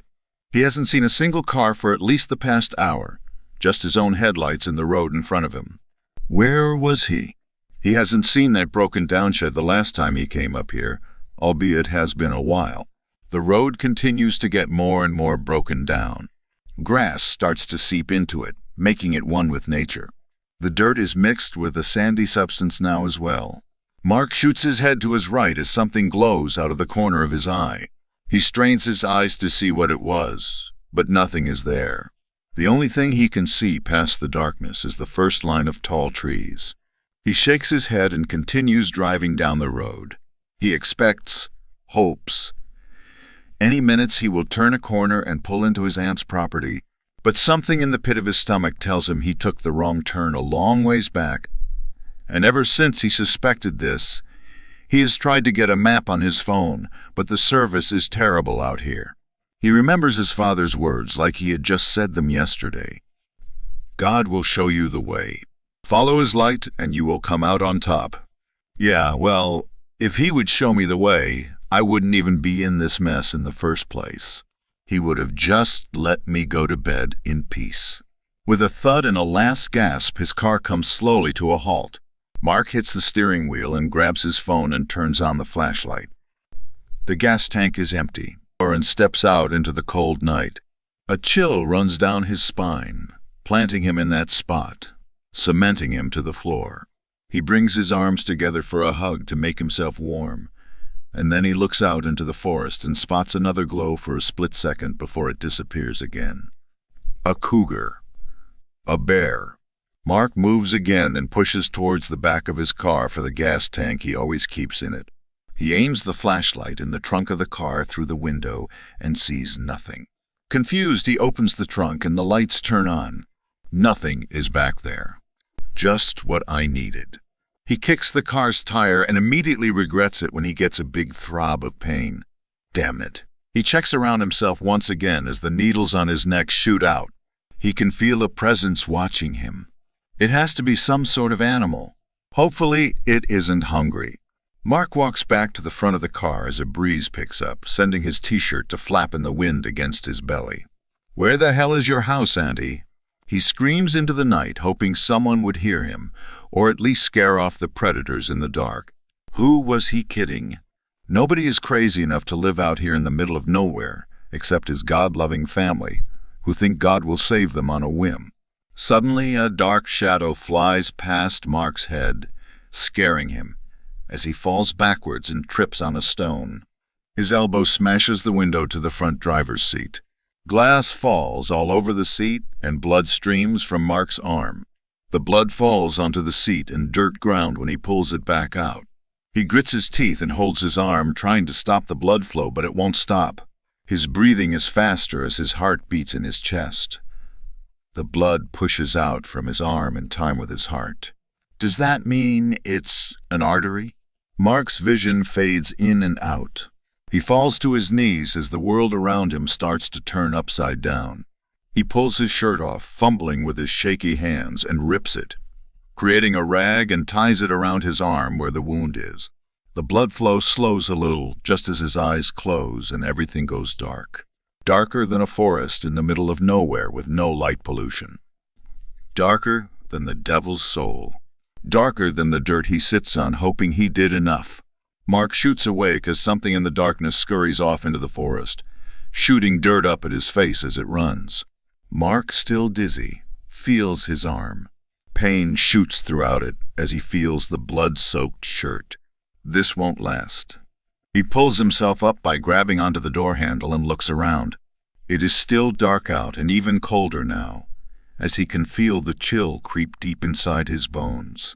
The pinpricks in his skin tell him hypothermia can set in, especially because of this fog making him slightly wet. He grabs the other part of his shirt and wraps it over the first rag. Mark then searches for his phone on the ground and finally finds it tucked underneath the tire.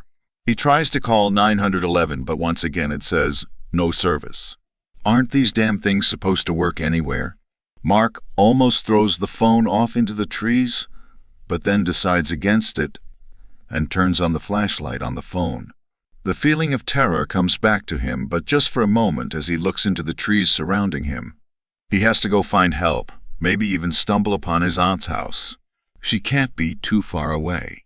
He knows she's out here somewhere. Mark picks a direction that seems most likely to be where his aunt would be in, and walks into the forest, through shrubs, tall grass, branches, and a trail of blood following him. Hopefully the animal is gone, or else he will be a nice early morning breakfast for whatever was following him earlier. Just one step after another. He is so weak and thirsty and frozen. It was stupid to not bring anything with him, but his aunt sounded scared. He just wanted to help her. She is the one person who hasn't abandoned him. She believes he will be saved by God and he will forgive Mark. But Mark doesn't care. He just cares that she still loves him, and he knows he has to find her and help her, bloody arm or not. Mark steps on a rock and loses his balance, falling to the ground. He lands on his good arm and picks himself back up. He notices his mouth is dry. He hasn't had anything to drink since he left. He walks forward again, but sees that whatever he tripped on isn't a rock. It's hard to make out in the dark, but as soon as his phone light shines on the object, he jumps backwards, almost falling over once again. He looks around for an explanation or the person responsible. There is no skin. It is just bone. So why would they be around here anymore? They are long gone, right? Mark stares at the skull of what used to be a human. It sticks out of the dirt, half embedded in it. Mark notices what is around him. A clearing juts out ahead, mostly of rock and dirt. A few heavy machinery and other equipment lie around on the ground. The fog is only deeper now, making it hard to see what is what. Just then, Mark notices a movement come from the side of one bulldozer in the clearing, and then moves behind it. It was a man that looked as if he was glowing, almost as if he was glowing from inside himself. "Hey, sir, I'm lost. I could use some help." Mark runs over towards the truck as the ground turns more wet, making Mark slip and slide on the mud. "Please, I need some water." Mark turns the corner behind the bulldozer, but nobody is there. He looks around, confused. Where could the man have gone? Behind the bulldozer is a big clearing, and to the left is a small mountainside. Jackets lay on the floor, and lunchboxes are sprawled all over the place. Half-eaten sandwiches with mold growing on them sit inside. A chainsaw lies on a large rock, and next to it is an upside-down construction helmet. Bloodstains coat the helmet red. Chunks pooled and dried in the inside of it. What the hell? Mark swallows his fear and continues his search for safety. It is like this place was suddenly evacuated. Like everybody here just up and vanished. Chills run down Mark's spine, making his arms shoot out with pain. This place feels off, like someone is watching him. Like something dark happened here, and if he doesn't leave, it will happen to him as well. But that is stupid to think. What could possibly happen to him that is worse than bleeding out in the middle of a dark forest with no way to call for help? Nothing bad happened here. They probably just cut themselves on something and the blood pooled in the helmet and they all left because the job was called off. Right? No. Then why leave all the equipment? Maybe for a night, but it feels like it's been a lot longer than that. The feeling of being watched comes back over him as he searches through the bulldozer's windows. He spots a bottle of water. He looks around him, back to the forest surrounding the clearing, and then opens the door to the bulldozer and steps inside. He grabs the half-empty water and chugs it, not caring if it's infected with disease. His dry throat fills with the water, but the cracks and desert-like feelings stay. It didn't help. He needs to find his aunt. Suddenly, his heart beats fast and a pure feeling of adrenaline and fear rolls through his body much more intensely than before. He hears sounds coming from far off in the distance in the woods somewhere. People are out there. They could help him. Just as he tries to leave the truck, the door slams shut in front of him. He tries to open it, but it won't budge. He looks all around him through the windows as the screams of people get even louder and more focused. It is like they are right in front of him now. Screaming, crying. He hears lots of footsteps running on the forest floor. Mark looks around, but everything is still completely dark. Darker even than when he was outside as the light from his phone glares so he can only see himself through the window. His heart beats faster as he fumbles with his phone, trying to turn off the light.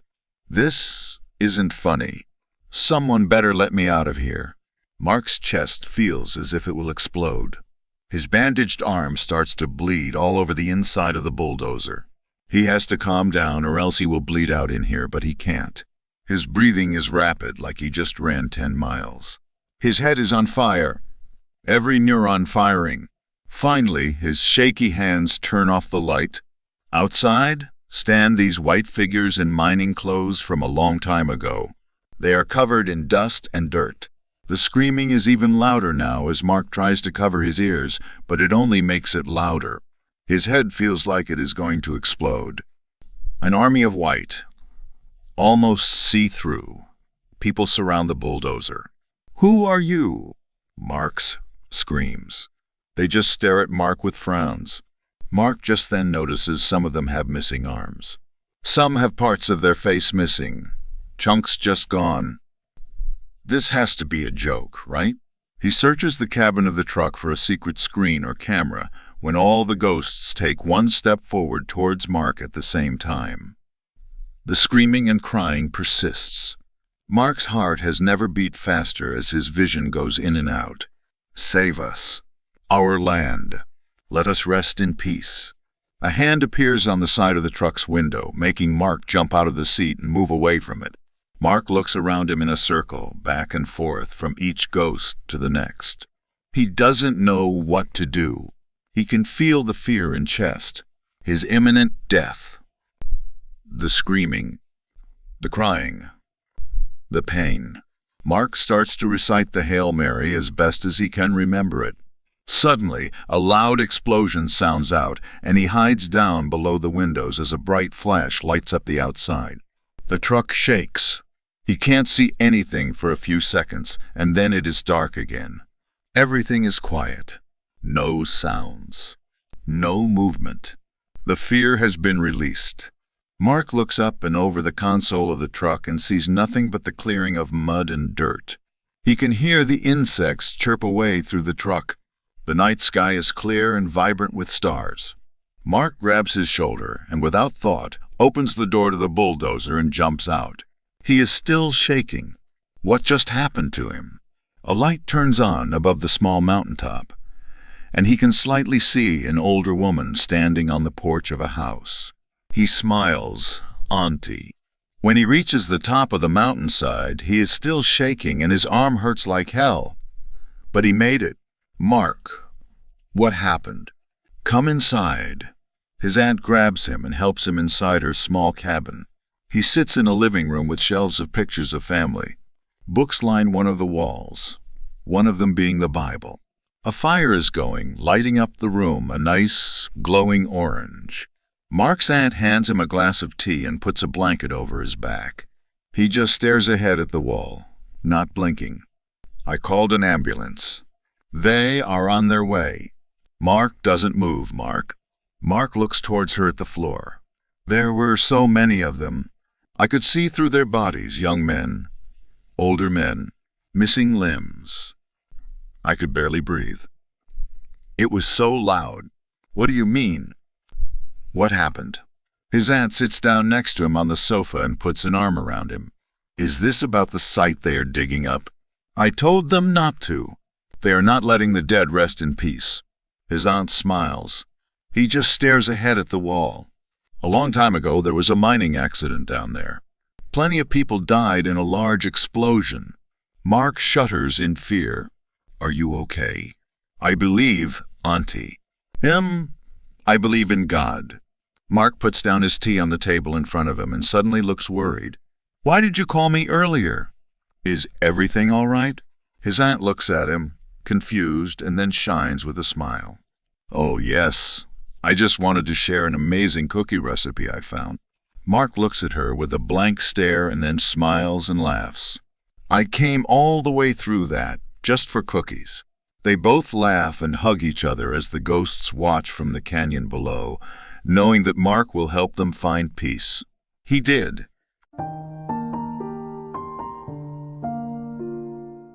The end.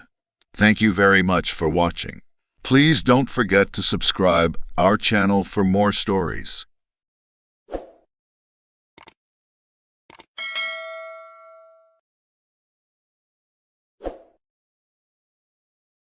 Welcome to our channel. We hope you enjoy our narrated stories.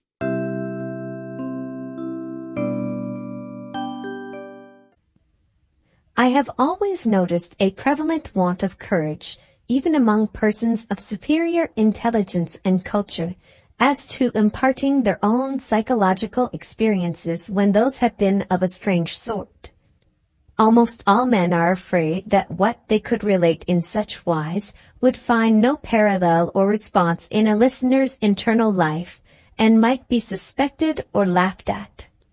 A truthful traveler, who should have seen some extraordinary creature in the likeness of a sea serpent, would have no fear of mentioning it, but the same traveler, having had some singular presentiment, impulse, vagary of thought, visions so-called, dream, or other remarkable mental impression, would hesitate considerably before he would own to it. To this reticence I attribute much of the obscurity in which such subjects are involved.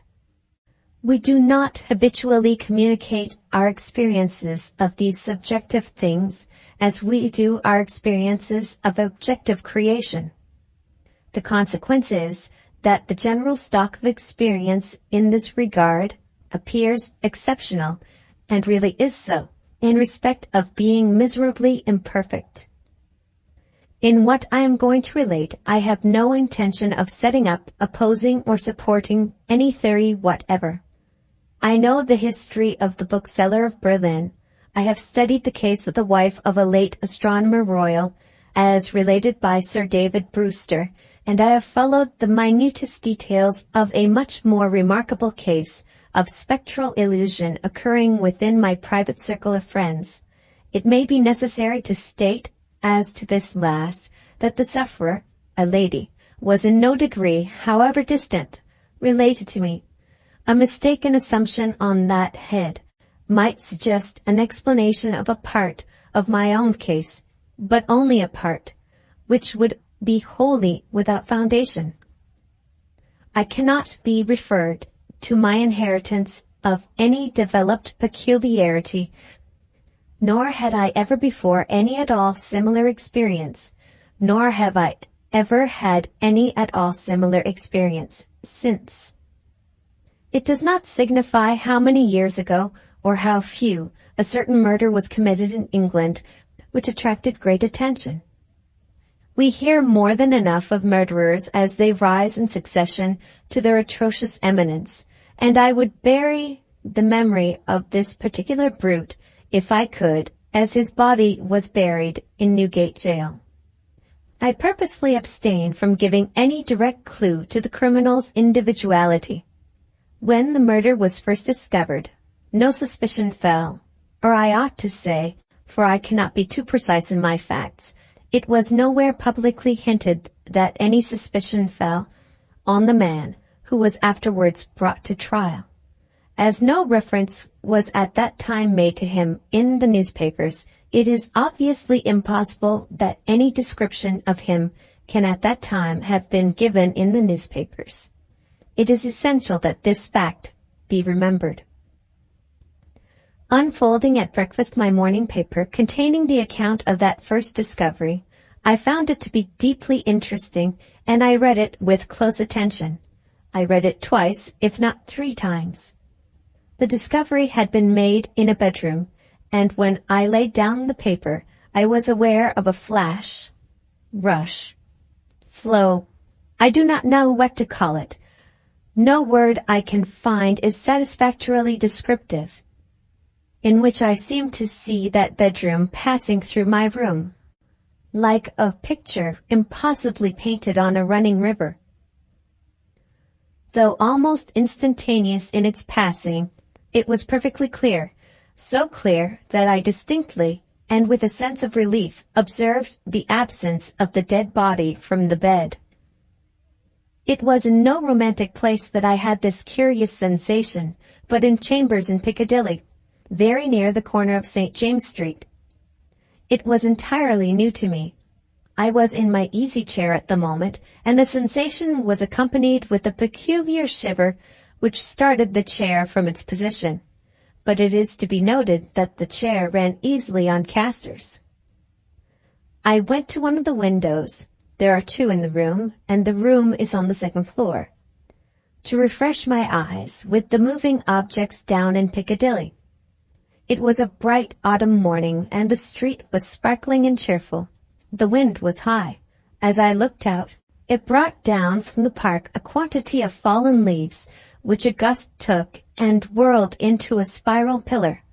As the pillar fell and the leaves dispersed, I saw 2 men on the opposite side of the way, going from west to east. They were one behind the other. The foremost man often looked back over his shoulder. The second man followed him at a distance of some 30 paces, with his right hand menacingly raised. First, the singularity and steadiness of this threatening gesture in so public a thoroughfare attracted my attention, and next, the more remarkable circumstance that nobody heeded it.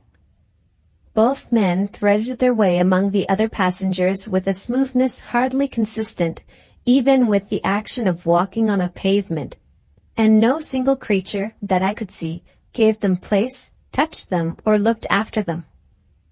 In passing before my window, they both stared up at me. I saw their 2 faces very distinctly, and I knew that I could recognize them anywhere.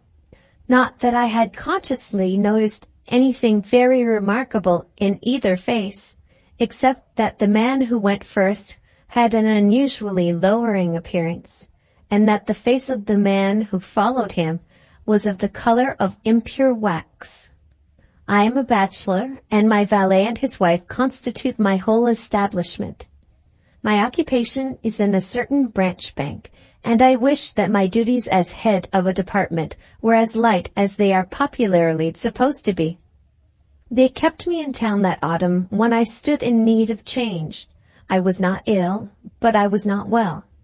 My reader is to make the most that can be reasonably made of my feeling jaded, having a depressing sense upon me of a monotonous life, and being slightly dyspeptic. I am assured by my renowned doctor that my real state of health at that time justifies no stronger description, and I quote his own from his written answer to my request for it. As the circumstances of the murder, gradually unraveling, took stronger and stronger possession of the public mind, I kept them away from mine by knowing as little about them as was possible in the midst of the universal excitement. But I knew that a verdict of willful murder had been found against the suspected murderer, and that he had been committed to Newgate for trial. I also knew that his trial had been postponed over 1 sessions of the Central Criminal Court, on the ground of general prejudice and want of time for the preparation of the defense. I may further have known, but I believe I did not, when, or about when, the sessions to which his trial stood postponed would come on. My sitting room, bedroom, and dressing room are all on 1 floor. With the last, there is no communication but through the bedroom. True, there is a door in it, once communicating with the staircase, but a part of the fitting of my bath has been, and had been then for some years, fixed across it. At the same period, and as a part of the same arrangement, the door had been nailed up and canvassed over. I was standing in my bedroom late one night, giving some directions to my servant before he went to bed. My face was towards the only available door of communication with the dressing room, and it was closed. My servant's back was towards that door. While I was speaking to him, I saw it open and a man look in, who very earnestly and mysteriously beckoned to me. The man was the man who had gone second from the two along Piccadilly, and whose face was of the color of impure wax. The figure, having beckoned, drew back and closed the door. With no longer pause than was made by my crossing the bedroom, I opened the dressing-room door and looked in. I had a lighted candle already in my hand. I felt no inward expectation of seeing the figure in the dressing-room, and I did not see it there. Conscious that my servant stood amazed, I turned round to him and said, "Derek, could you believe that in my cool senses I fancied I saw a—" As I there laid my hand upon his breast, with a sudden start he trembled violently and said, "Oh Lord, yes, sir, a dead man beckoning." Now, I do not believe that this John Derek, my trusty and attached servant for more than 20 years, had any impression whatever of having seen such a figure until I touched him. The change in him was so startling when I touched him that I fully believe he derived his impression in some occult manner from me at that instant. I bade John Derek bring me some brandy, and I gave him a dram and was glad to take one myself. Of what had preceded the night's phenomenon I told him not a single word. Reflecting on it, I was absolutely certain that I had never seen that face before, except on the one occasion in Piccadilly. Comparing its expression when beckoning at the door with its expression when it had stared up at me as I stood at my window, I came to the conclusion that on the first occasion it had sought to fasten itself upon my memory, and on the second occasion it had made sure of being immediately remembered. I was not very comfortable that night, though I felt a certainty, difficult to explain, that the figure would not return. At daylight I fell into a heavy sleep, from which I was awakened by John Derek's coming to my bedside with a paper in his hand. This paper, it appeared, had been the subject of an altercation at the door between its bearer and my servant. It was a summons to me to serve upon a jury at the forthcoming sessions of the Central Criminal Court at the Old Bailey. I had never before been summoned on such a jury, as John Derek well knew. He believed, I am not certain at this hour whether with reason or otherwise, that that class of jurors were customarily chosen on a lower qualification than mine, and he had at first refused to accept the summons. The man who served it had taken the matter very coolly. He said that my attendance or non-attendance was nothing to him. There the summons was, and I should deal with it at my own peril and not at his. For a day or two I was undecided whether to respond to this call or take no notice of it. I was not conscious of the slightest mysterious bias, influence, or attention one way or another. Of that I am as strictly sure as of every other statement that I make here. Ultimately I decided, as a break in the monotony of my life, that I would go. The appointed morning was a raw morning in the month of November. There was a dense brown fog in Piccadilly, and it became positively black, and in the last degree oppressive, east of Temple Bar. I found the passages and staircases of the courthouse flaringly lighted with gas, and the court itself similarly illuminated.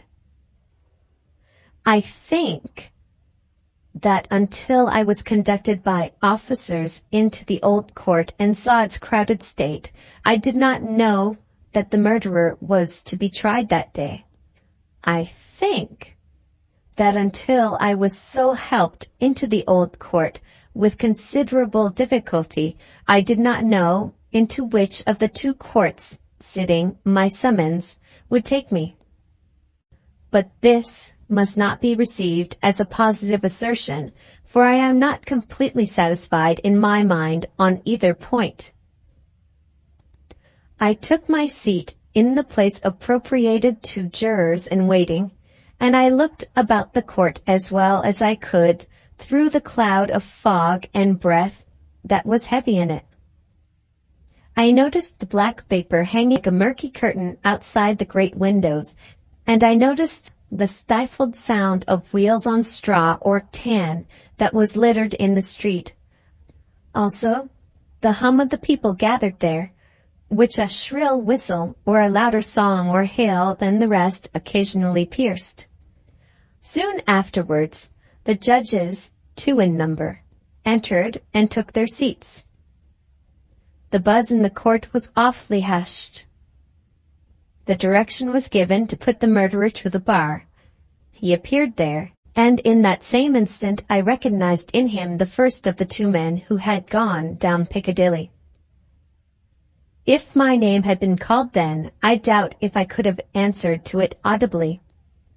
But it was called about 6th or 8th in the panel, and I was by that time able to say, "Here." Now observe, as I stepped into the box, the prisoner who had been looking on attentively, but with no sign of concern, became violently agitated and beckoned to his attorney. The prisoner's wish to challenge me was so manifest that it occasioned a pause, during which the attorney, with his hand upon the dock, whispered with his client and shook his head. I afterwards had it from that gentleman that the prisoner's first affrighted words to him were, "At all hazards, challenge that man!" But that as he could give no reason for it, and admitted that he had not even known my name until he heard it called and I appeared, it was not done. Both on the ground already explained, that I wished to avoid reviving an unwholesome memory of that murderer, and also because a detailed account of his long trial is by no means indispensable to my narrative, I shall confine myself closely to such incidents in the 10 days and nights during which we, the jury, were kept together, as directly bear on my own curious personal experience.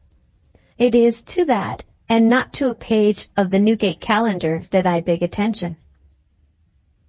I was chosen foreman of the jury.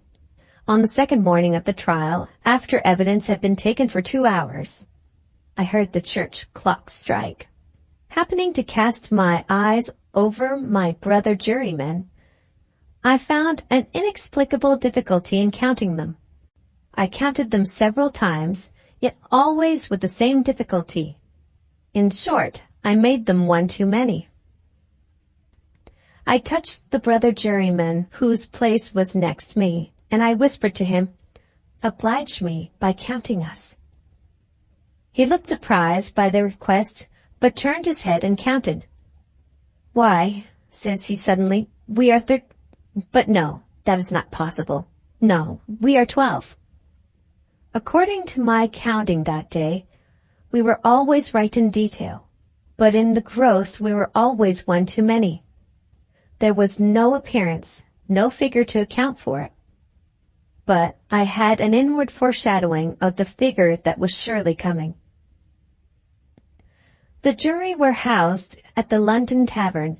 We all slept in 1 large room on separate tables, and we were constantly in the charge and under the eye of the officer sworn to hold us in safe keeping.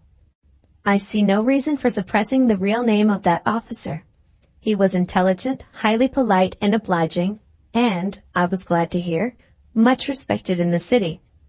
He had an agreeable presence, good eyes, enviable black whiskers, and a fine sonorous voice. His name was Mr. Harker. When we turned into our 12 beds at night, Mr. Harker's bed was drawn across the door. On the night of the second day, not being disposed to lie down, and seeing Mr. Harker sitting on his bed, I went and sat beside him and offered him a pinch of snuff. As Mr. Harker's hand touched mine in taking it from my box, a peculiar shiver crossed him, and he said, "Who is this?" Following Mr. Harker's eyes and looking along the room, I saw again the figure I expected, the second of the two men who had gone down Piccadilly. I rose and advanced a few steps, then stopped and looked round at Mr. Harker. He was quite unconcerned, laughed, and said in a pleasant way, "I thought for a moment we had a 13th juryman without a bed, but I see it is the moonlight." Making no revelation to Mr. Harker, but inviting him to take a walk with me to the end of the room, I watched what the figure did. It stood for a few moments by the bedside of each of my 11 brother jurymen, close to the pillow. It always went to the right-hand side of the bed and always passed out, crossing the foot of the next bed. It seemed, from the action of the head, merely to look down pensively at each recumbent figure. It took no notice of me or of my bed, which was the nearest to Mr. Harker's. It seemed to go out where the moonlight came in, through a high window, as by an aerial flight of stairs. Next morning, at breakfast, it appeared that everybody present had dreamed of the murdered man last night, except myself and Mr. Harker. I now felt as convinced that the second man who had gone down Piccadilly was the murdered man, so to speak, as if it had been borne into my comprehension by his immediate testimony. But even this took place, and in a manner for which I was not at all prepared. On the 5th day of the trial, when the case for the prosecution was drawing to a close, a miniature of the murdered man, missing from his bedroom upon the discovery of the deed, and afterwards found in a hiding place where the murderer had been seen digging, was put in evidence. Having been identified by the witness under examination, it was handed up to the bench, and thence handed down to be inspected by the jury.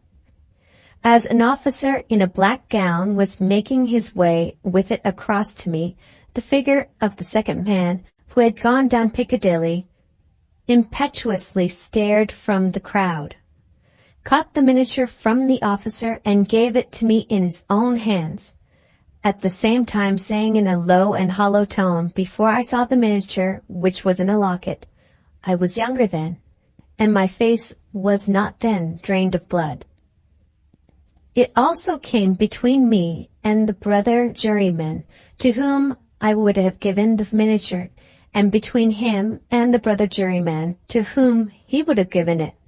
And so it passed on through the whole of our number, and back into my possession. Not one of them, however, detected this. At table, and generally when we were shut up together in Mr. Harker's custody, we had from the first naturally discussed the day's proceedings a good deal. On that 5th day, the case for the prosecution being closed, and we having that side of the question in a completed shape before us, our discussion was more animated and serious. Among our number was a vestryman, the duncest idiot I've ever seen at large, who met the plainest evidence with the most preposterous objections, and who was sided with by 2 flabby parochial parasites, all 3 impaneled from a district so delivered over to fever that they ought to have been upon their own trial for 500 murders. When these mischievous blockheads were at their loudest, which was towards midnight, while some of us were already preparing for bed, I again saw the murdered man. He stood grimly behind them, beckoning to me. On my going towards them and striking into the conversation, he immediately retired. This was the beginning of a separate series of appearances, confined to that long room in which we were confined. Whenever a knot of my brother jurymen laid their heads together, I saw the head of the murdered man among theirs. Whenever their comparison of notes was going against him, he would solemnly and irresistibly beckon to me. It will be borne in mind that down to the production of the miniature on the 5th day of the trial, I had never seen the appearance in court. 3 changes occurred now as we entered on the case for the defense. 2 of them I will mention together first.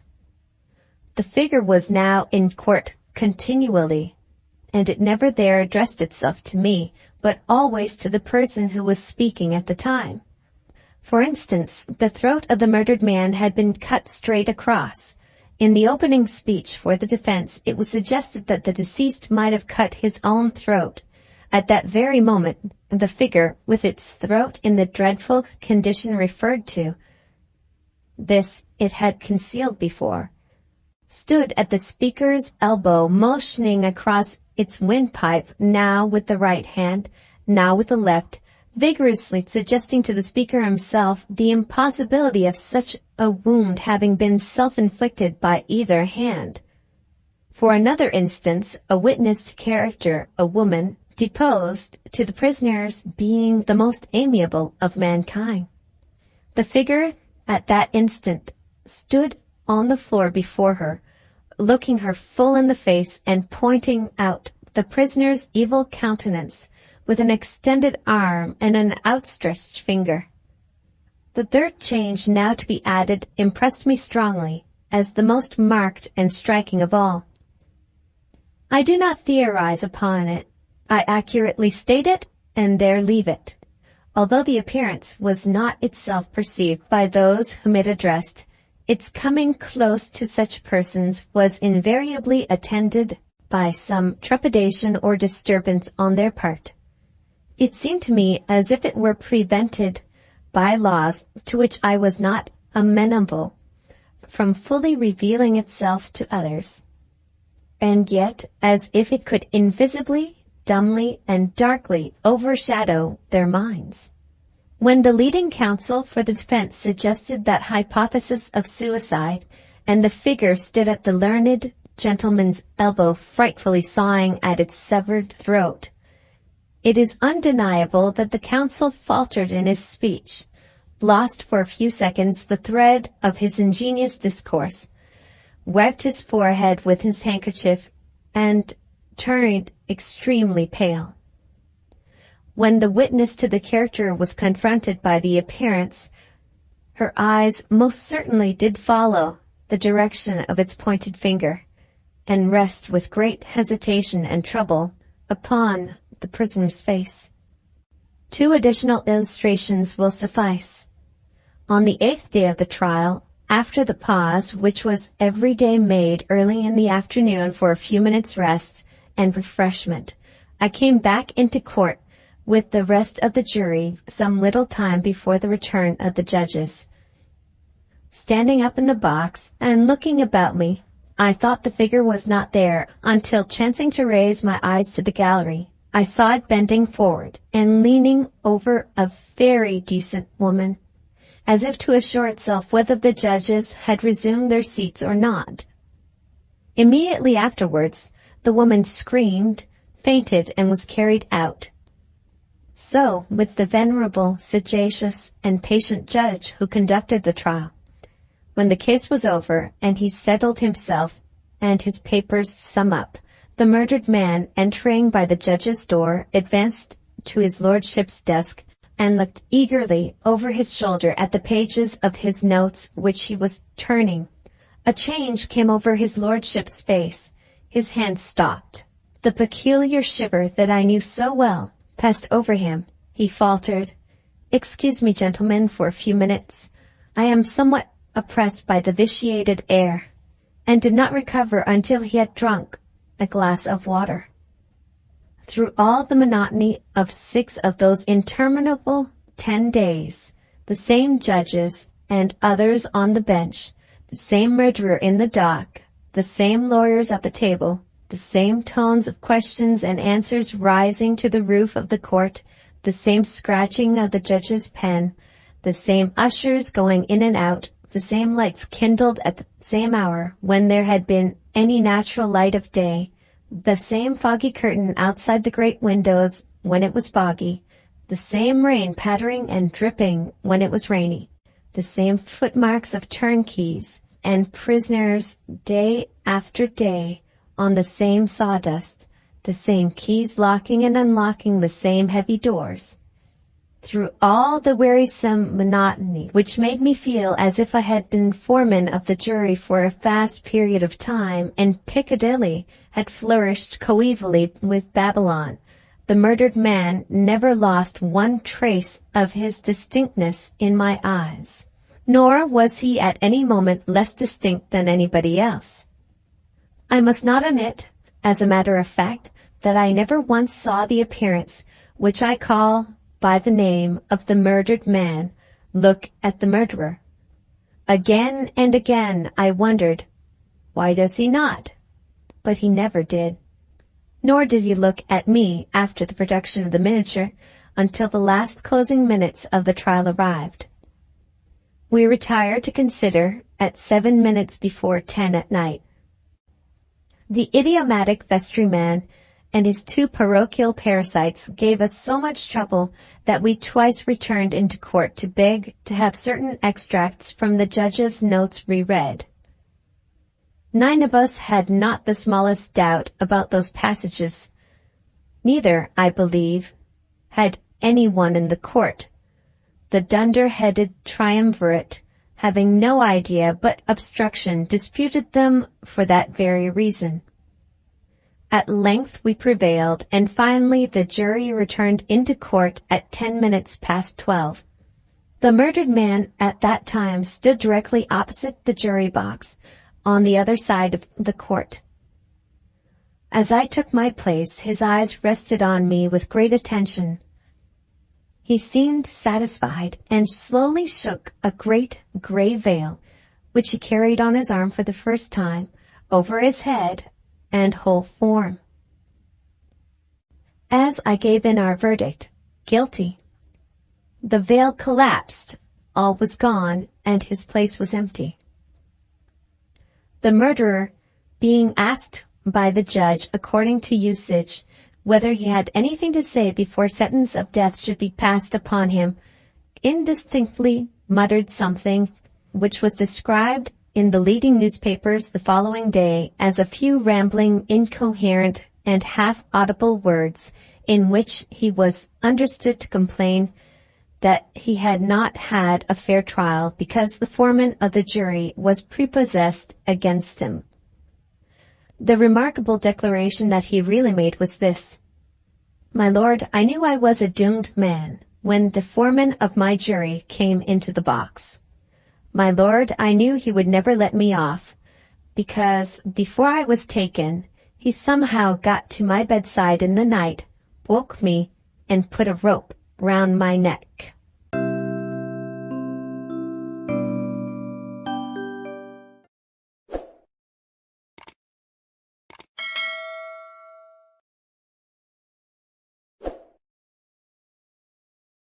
Welcome to our channel. We hope you enjoy our narrated stories.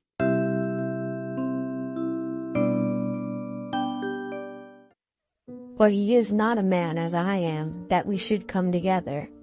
Neither is there any that might lay his hand upon us both. Let him, therefore, take his rod away from me, and let not his fear terrify me. There exists at this moment, in good preservation, a remarkable work of Schalken's. The curious management of its lights constitutes, as usual in his pieces, the chief apparent merit of the picture. I say apparent, for in its subject, and not in its handling, however exquisite, consists its real value. The picture represents the interior of what might be a chamber in some antique religious building, and its foreground is occupied by a female figure in a species of white robe, part of which is arranged so as to form a veil. The dress, however, is not that of any religious order. In her hand the figure bears a lamp, by which alone her figure and face are illuminated, and her features wear such an arch smile as well becomes a pretty woman when practicing some prankish roguery. In the background, and excepting where the dim red light of an expiring fire serves to define the form, in total shadow, stands the figure of a man dressed in the old Flemish fashion, in an attitude of alarm, his hand being placed upon the hilt of his sword, which he appears to be in the act of drawing.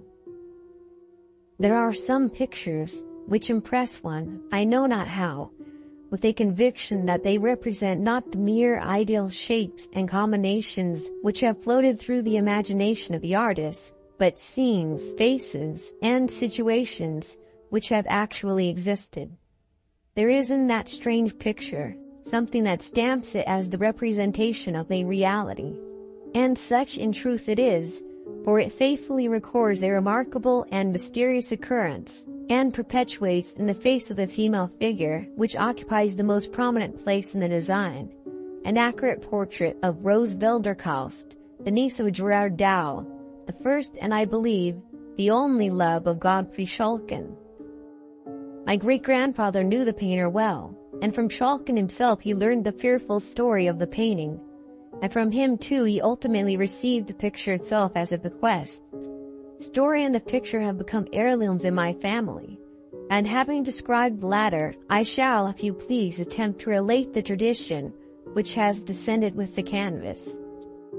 There are few forms on which the mantle of romance hangs more ungracefully than upon that of the uncouth Schalken, the boorish but most cunning worker in oils, whose pieces delight the critics of our day almost as much as his manners disgusted the refined of his own.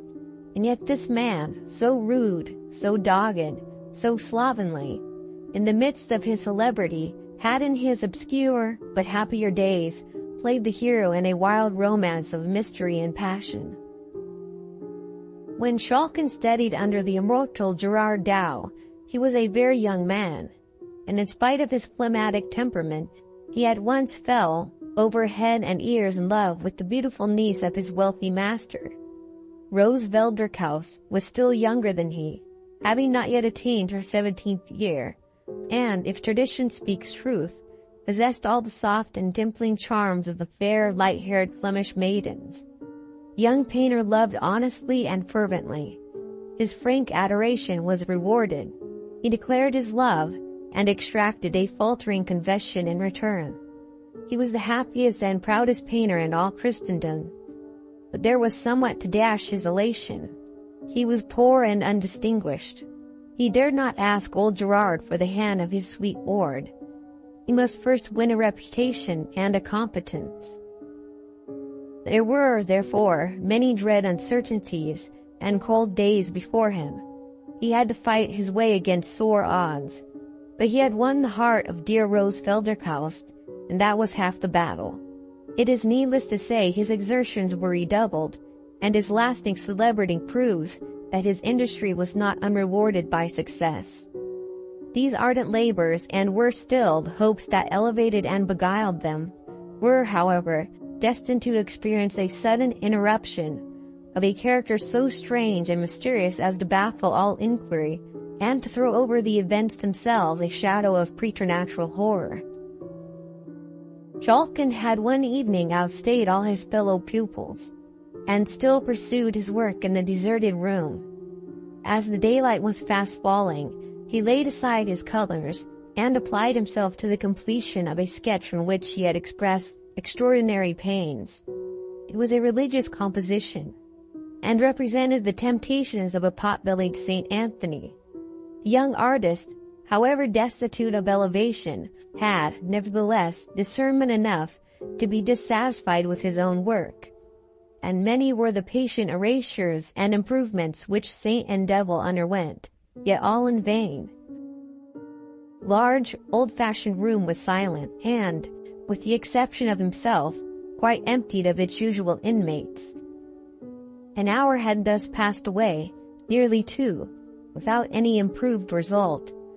Daylight had already declined, and twilight was deepening into the darkness of night. The patience of the young painter was exhausted, and he stood before his unfinished production, angry and mortified, one hand buried in the folds of his long hair, and the other holding the piece of charcoal which had so ill performed its office, and which he now rubbed, without much regard to the sable streaks it produced, with irritable pressure upon his ample Flemish inexpressibles. "Curse the subject," said the young man aloud. "Curse the picture. the devils, the saint. At this moment a short, sudden sniff uttered close behind him made the artist turn sharply round, and he now, for the first time, became aware that his labors had been overlooked by a stranger. Within about 1.5 yards, and rather behind him, there stood the figure of an elderly man in a cloak and broad-brimmed conical hat. In his hand, which was protected with a heavy, gauntlet-shaped glove, he carried a long ebony walking stick, surmounted with what appeared, as it glittered dimly in the twilight, to be a massive head of gold, and upon his breast, through the folds of the cloak, there shone the links of a rich chain of the same metal.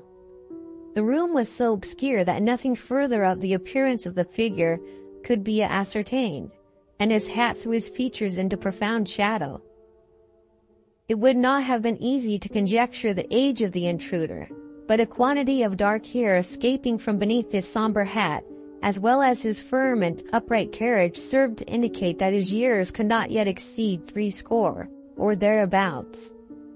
There was an air of gravity and importance about the garb of the person, and something indescribably odd, I might say awful, in the perfect, stone-like stillness of the figure, that effectually checked the testy comment which had at once risen to the lips of the irritated artist.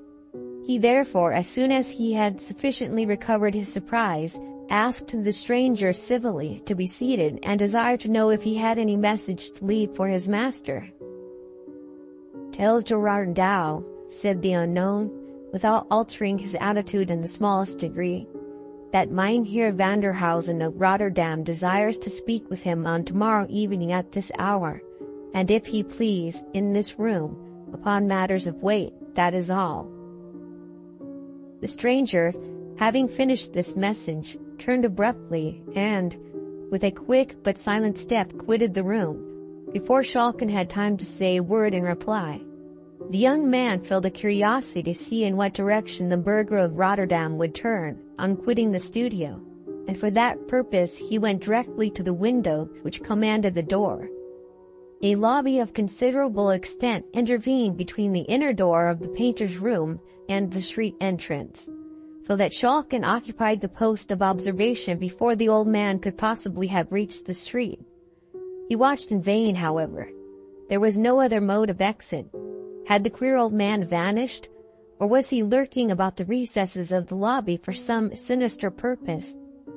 This last suggestion filled the mind of Schalken with a vague uneasiness, which was so unaccountably intense as to make him alike afraid to remain in the room alone and reluctant to pass through the lobby.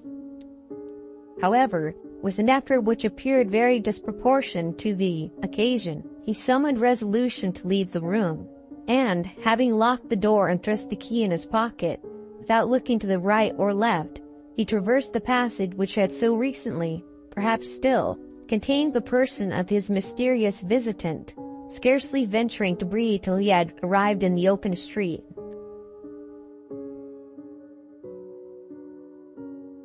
"Mynheer Vanderhausen," said Gerard Dow within himself, as the appointed hour approached. "Mynheer Vanderhausen of Rotterdam. I never heard of the man till yesterday. What can he want of me? A portrait, perhaps, to be painted? Or a poor relation to be apprenticed? Or a collection to be valued? Or, pshaw, there's no one in Rotterdam to leave me a legacy. Well, whatever the business may be, we shall soon know it all." It was now the close of day, and again every easel, except that of Schalken, was deserted. Gerard Dow was pacing the apartment with the restless step of impatient expectation, sometimes pausing to glance over the work of one of his absent pupils, but more frequently placing himself at the window, from whence he might observe the passengers who threaded the obscure by-street in which his studio was placed.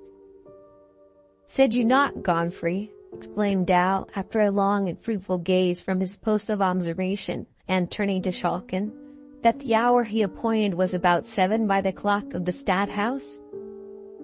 "It had just tolled 7 when I first saw him, sir," answered the student. "The hour is close at hand, then," said the master, consulting a horologe as large and as round as an orange. "Mynheer Vanderhausen from Rotterdam. Is it not so?" Such was the name. "And an elderly man, richly clad," pursued Tao musingly. "As well as I might see," replied his pupil. "He could not be young, nor yet very old neither, and his dress was rich and grave, as might become a citizen of wealth and consideration." At this moment the sonorous boom of the Stadthouse clock told, stroke after stroke, the hour of 7. The eyes of both master and student were directed to the door, and it was not until the last peal of the bell had ceased to vibrate that Tao exclaimed, So, we shall have his worship presently, that is, if he means to keep his hour. If not, you may wait for him, Godfrey, if you court his acquaintance. But what, after all, if it should prove but a mummery got up by Van Karp, or some such wag? I wish you had run all risks, and cudgeled the old burgomaster soundly. I'd wager a dozen Rhenish his worship would have unmasked and pleaded old acquaintance in a trice. "Here he comes, sir," said Schalken, in a low monitory tone. And instantly, upon turning towards the door, Gerard Dow observed the same figure which had so unexpectedly greeted his pupil Schalken. There was something in the air of the figure which at once satisfied the painter that there was no masquerading in the case, and that he really stood in the presence of a man of worship. And so, without hesitation, he doffed his cap, and courteously saluting the stranger, requested him to be seated. The visitor waved his hand slightly, as if in acknowledgment of the courtesy, but remained standing. "I have the honor to see Mynheer Vanderhausen of Rotterdam," said Gerard Dow. "The same," was the laconic reply of his visitor. "I understand your worship desires to speak with me," continued Dow, "and I am here by appointment to wait your commands." "Is that a man of trust?" said Vanderhausen, turning toward Schalken, who stood at a little distance behind his master. "Certainly," replied Gerard. "Then let him take this box and get the nearest jeweler or goldsmith to value its contents, and let him return hither with a certificate of the valuation. At the same time, you place the small case about 9 inches square in the hands of Gerard Dow, who was as much amazed at its weight as at the strange abruptness with which it was handed to him. In accordance with the wishes of the stranger, he delivered it into the hands of Schalken, and repeating his direction, dispatched him upon the mission. Schalken disposed his precious charge securely beneath the folds of his cloak, and rapidly traversing 2 or 3 narrow streets, he stopped at a corner house, the lower part of which was then occupied by the shop of a Jewish goldsmith. He entered the shop, and calling the little Hebrew into the obscurity of its back recesses, he proceeded to lay before him Vanderhausen's casket. On being examined by the light of a lamp, it appeared entirely cased with lead, the outer surface of which was much scraped and soiled, and nearly white with age. This having been partially removed, there appeared beneath a box of some hard wood, which also they forced open, and after the removal of 2 or 3 folds of linen, they discovered its contents to be a mass of golden ingots, closely packed, and, as the Jew declared, of the most perfect quality. Every ingot underwent the scrutiny of the little Jew, who seemed to feel an Epicurean delight in touching and testing these morsels of the glorious metal, and each one of them was replaced in its berth with the exclamation, "Mein Gott! How very perfect! Not one grain of alloy! Beautiful!" The task was at length finished, and the Jew certified under his hand the value of the ingots submitted to his examination to amount to many thousand Rix-dollars. The desired document in his pocket, and the rich box of gold carefully pressed under his arm and concealed by his cloak, he retraced his way, and entering the studio, found his master and the stranger in close conference. Schalken had no sooner left the room, in order to execute the commission he had taken in charge, than Vanderhausen addressed Gerard Dow in the following terms. "I cannot tarry with you tonight more than a few minutes, the matter upon which I come. You visited the town of Rotterdam some 4 months ago, and then I saw in the church of St. Lawrence your niece, Rose Velderkhaus, I desire to marry her, and if I satisfy you that I am wealthier than any husband you can dream of for her, I expect that you will forward my suit with your authority. If you approve my proposal, you must close with it here and now, for I cannot wait for calculations and delays."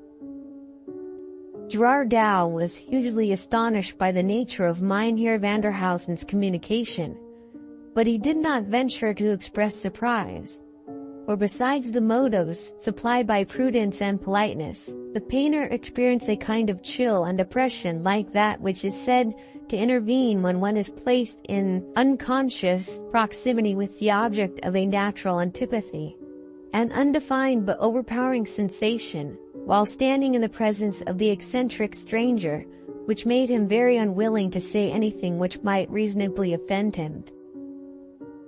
"I have no doubt," said Gerard, after 2 or 3 prefatory hems, "that the alliance which you propose will prove alike advantageous and honorable to my niece, but you must be aware that she has a will of her own, and may not acquiesce in what we may design for her advantage." "Do not seek to deceive me, Sir Painter," said Vanderhausen. "You are her guardian, she is your ward. She is mine if you like to make her so." The man of Rotterdam moved forward a little as he spoke, and Gerard Dow, he scarcely knew why, inwardly prayed for the speedy return of Schalken. "I desire," said the mysterious gentleman, "to place in your hands at once an evidence of my wealth, and a security for my liberal dealing with your niece. The lad will return in a minute or two with a sum in value 5 times the fortune which he has a right to expect from her husband. This shall lie in your hands, together with her dowry, and you may apply the united sum as suits her interest best. It shall be all exclusively hers while she lives. Is that liberal?" Dow assented, and inwardly acknowledged that fortune had been extraordinarily kind to his niece. The stranger, he thought, must be both wealthy and generous, and such an offer was not to be despised, though made by a humorist, and one of no very prepossessing presence. Rose had not very high pretensions, for she had but a modest dowry, which she owed entirely to the generosity of her uncle. Neither had she had any right to raise exceptions on the score of birth, for her own origin was far from splendid.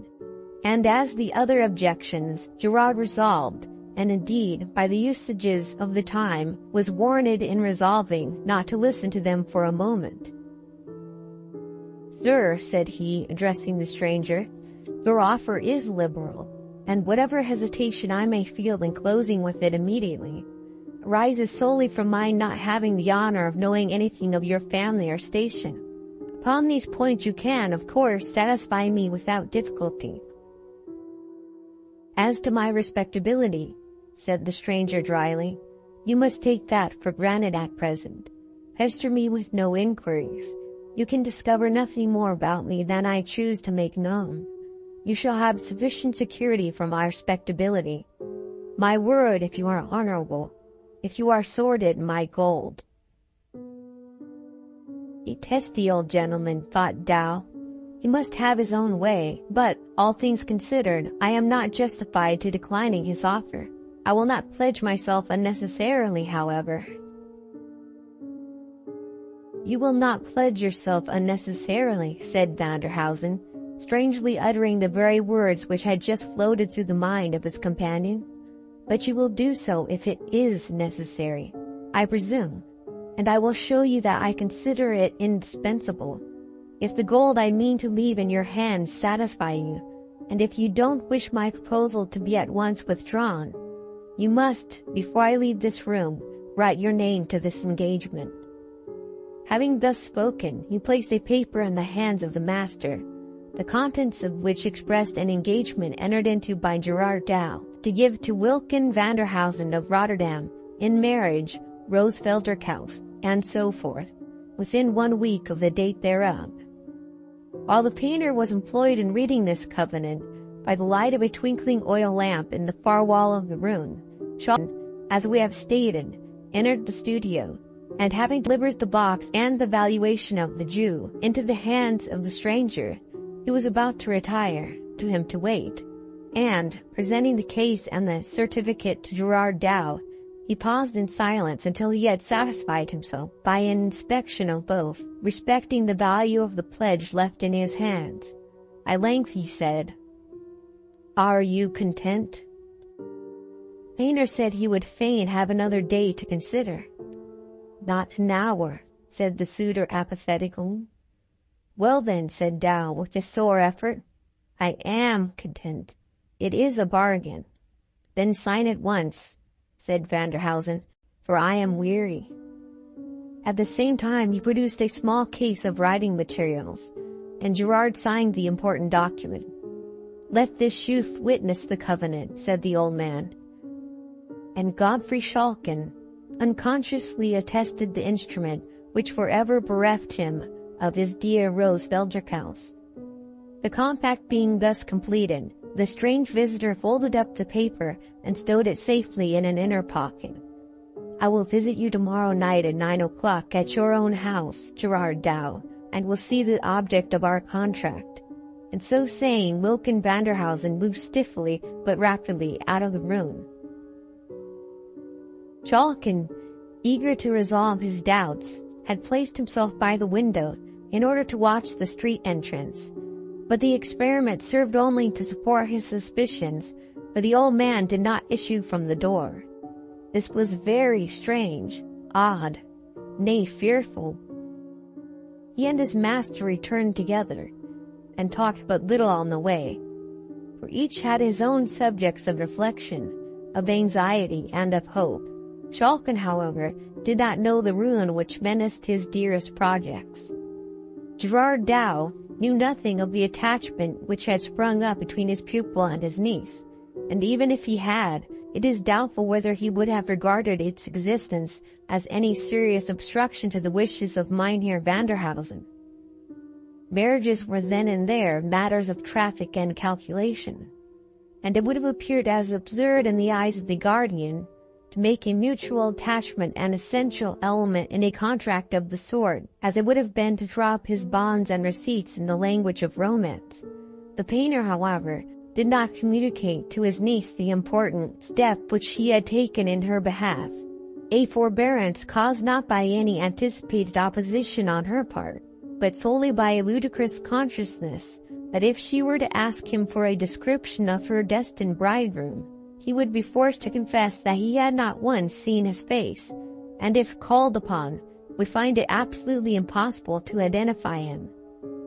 On the next day, Gerard Dow, after dinner, called his niece to him, and having scanned her person with an air of satisfaction, he took her hand, and looking upon her pretty innocent face with a smile of kindness, he said, "Rose, my girl, that face of yours will make your fortune." Rose blushed and smiled. Such faces and such tempers seldom go together, and when they do, the compound is a love charm. Few heads or hearts can resist. Trust me, you will soon be a bride, girl. But this is trifling, and I am pressed for time, so make ready the large room by 8 o'clock tonight, and give directions for supper at 9. I expect a friend, and observe me, child, do you trick yourself out handsomely. I will not have him think us poor or sluttish." With these words he left her, and took his way to the room in which his pupils worked. When the evening closed in, Gerard called Schalken, who was about to take his departure to his own obscure and comfortless lodgings, and asked him to come home and sup with Rose and Vanderhausen. The invitation was, of course, accepted, and Gerard Dow and his pupil soon found themselves in the handsome and, even then, antique chamber which had been prepared for the reception of the stranger. A cheerful wood fire blazed in the hearth, a little at one side of which an old-fashioned table, which shone in the firelight like burnished gold, was awaiting the supper, for which preparations were going forward. And ranged with exact regularity stood the tall-backed chairs, whose ungracefulness was more than compensated by their comfort. The little party, consisting of Rose, her uncle, and the artist, awaited the arrival of the expected visitor with considerable impatience. 9 o'clock at length came, and with it a summons at the street door.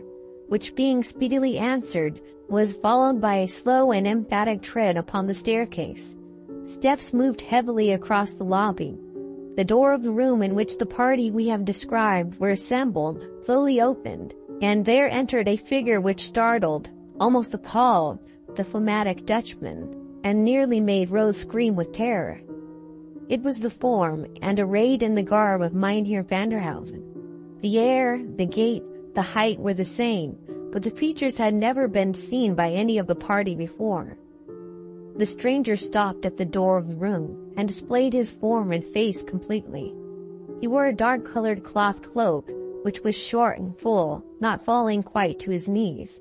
His legs were cased in dark purple silk stockings, and his shoes were adorned with roses of the same color. The opening of the cloak in front showed the undersuit to consist of some very dark, perhaps sable material, and his hands were enclosed in a pair of heavy leather gloves, which ran up considerably above the wrist, in the manner of a gauntlet. In one hand he carried his walking stick and his hat, which he had removed, and the other hung heavily by his side.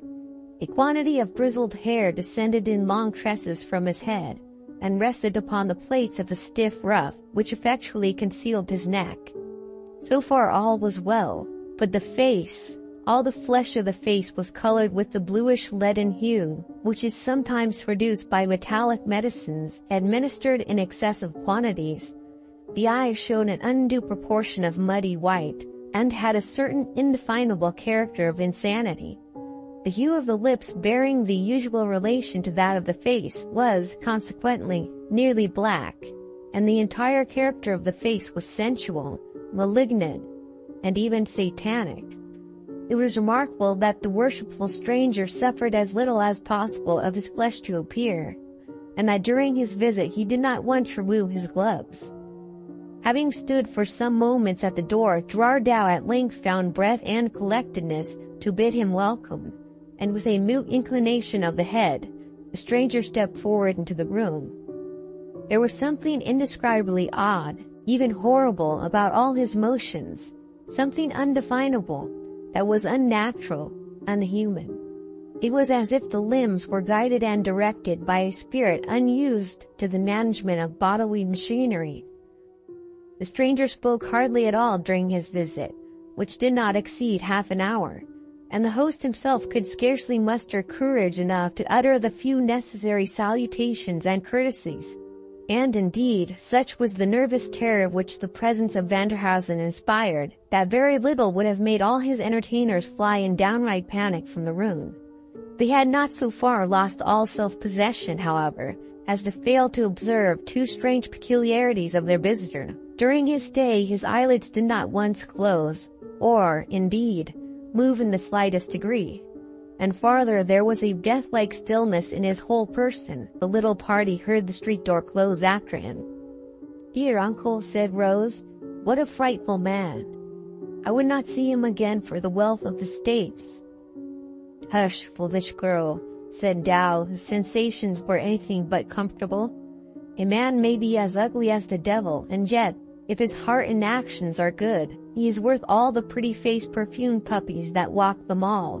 Rose, my girl, it is very true he has not thy pretty face, but I know him to be wealthy and liberal, and were he 10 times more ugly, these two virtues would be enough to counterbalance all his deformity, and if not sufficient actually to alter the shape and hue of his features, at least enough to prevent one thinking them so much amiss."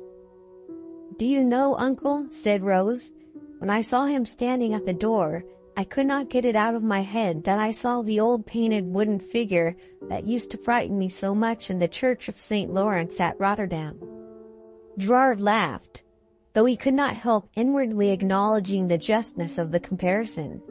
He was resolved, however, as far as he could, to check his niece's disposition to dilate upon the ugliness of her intended bridegroom, although he was not a little pleased as well as puzzled to observe that she appeared totally exempt from that mysterious dread of the stranger which, he could not disguise it from himself, considerably affected him, as also his pupil Godfrey Schulken.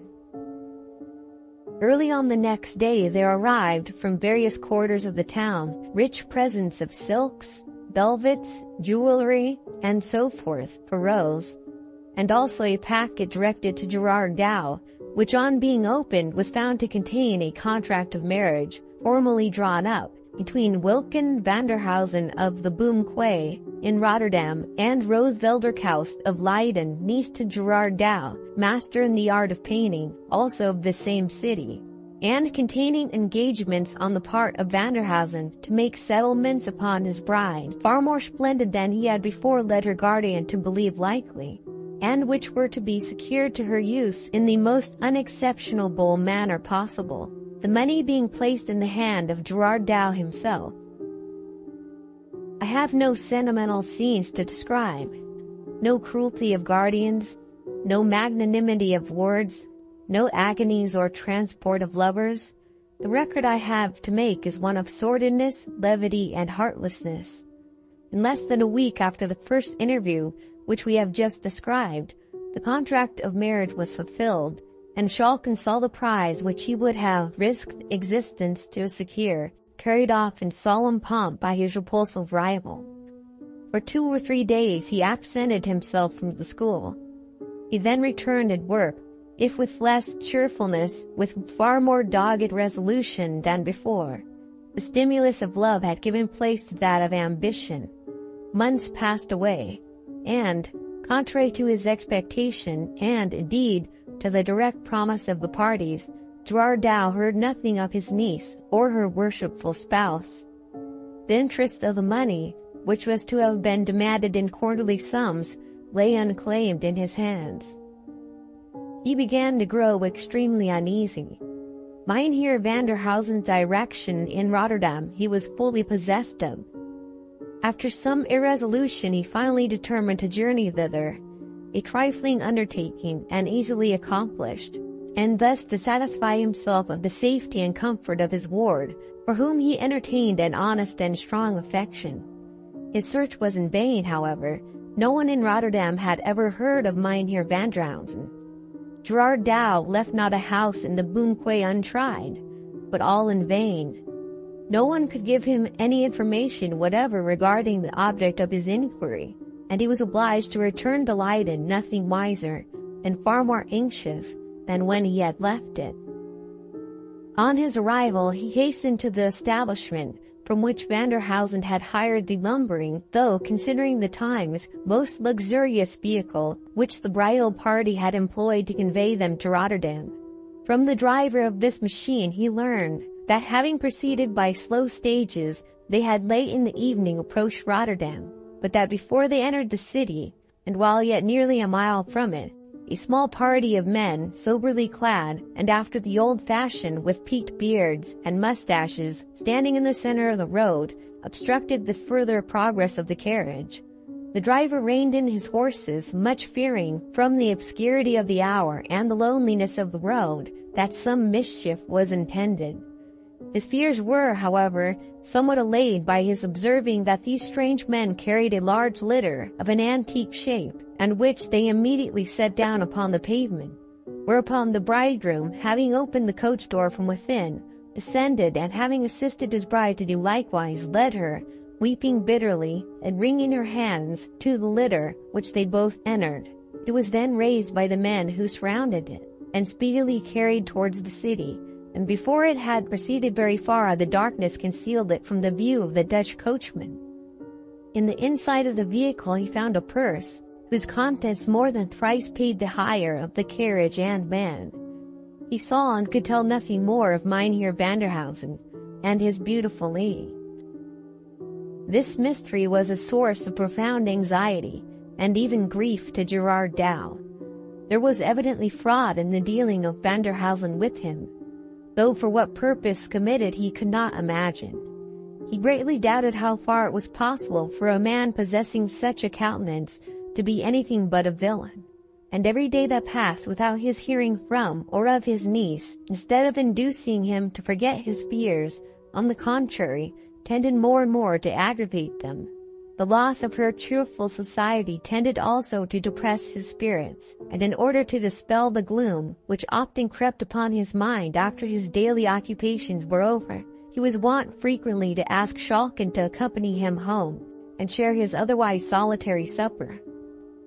One evening, the painter and his pupil were sitting by the fire, having accomplished a comfortable meal, and had yielded to the silent and delicious melancholy of digestion, when their ruminations were disturbed by a loud sound at the street door, as if occasioned by some person rushing and scrambling vehemently against it. A domestic had run without delay to ascertain the cause of the disturbance, and they heard him twice or thrice interrogate the applicant for admission, but without eliciting any other answer but a sustained reiteration of sounds. They heard him then open the hall door, and immediately there followed a light and rapid tread on the staircase. Schalken advanced towards the door. It opened before he reached it, and Rose rushed into the room. She looked wild, fierce and haggard with terror and exhaustion, but her dress surprised them as much as even her unexpected appearance.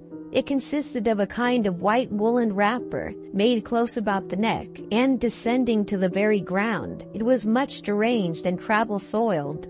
The poor creature had hardly entered the chamber when she fell senseless on the floor. With some difficulty, they succeeded in reviving her, and on recovering her senses, she instantly exclaimed in a tone of terror rather than mere impatience, "Wine! Wine! Quickly, or I'm lost!" Astonished and almost scared at the strange agitation in which the call was made, they at once administered to her wishes, and she drank some wine with a haste and eagerness which surprised them. She had hardly swallowed it when she exclaimed with the same urgency, "Food, for God's sake, food at once, or I perish!" A considerable fragment of a roast joint was upon the table, and Schalken immediately began to cut some.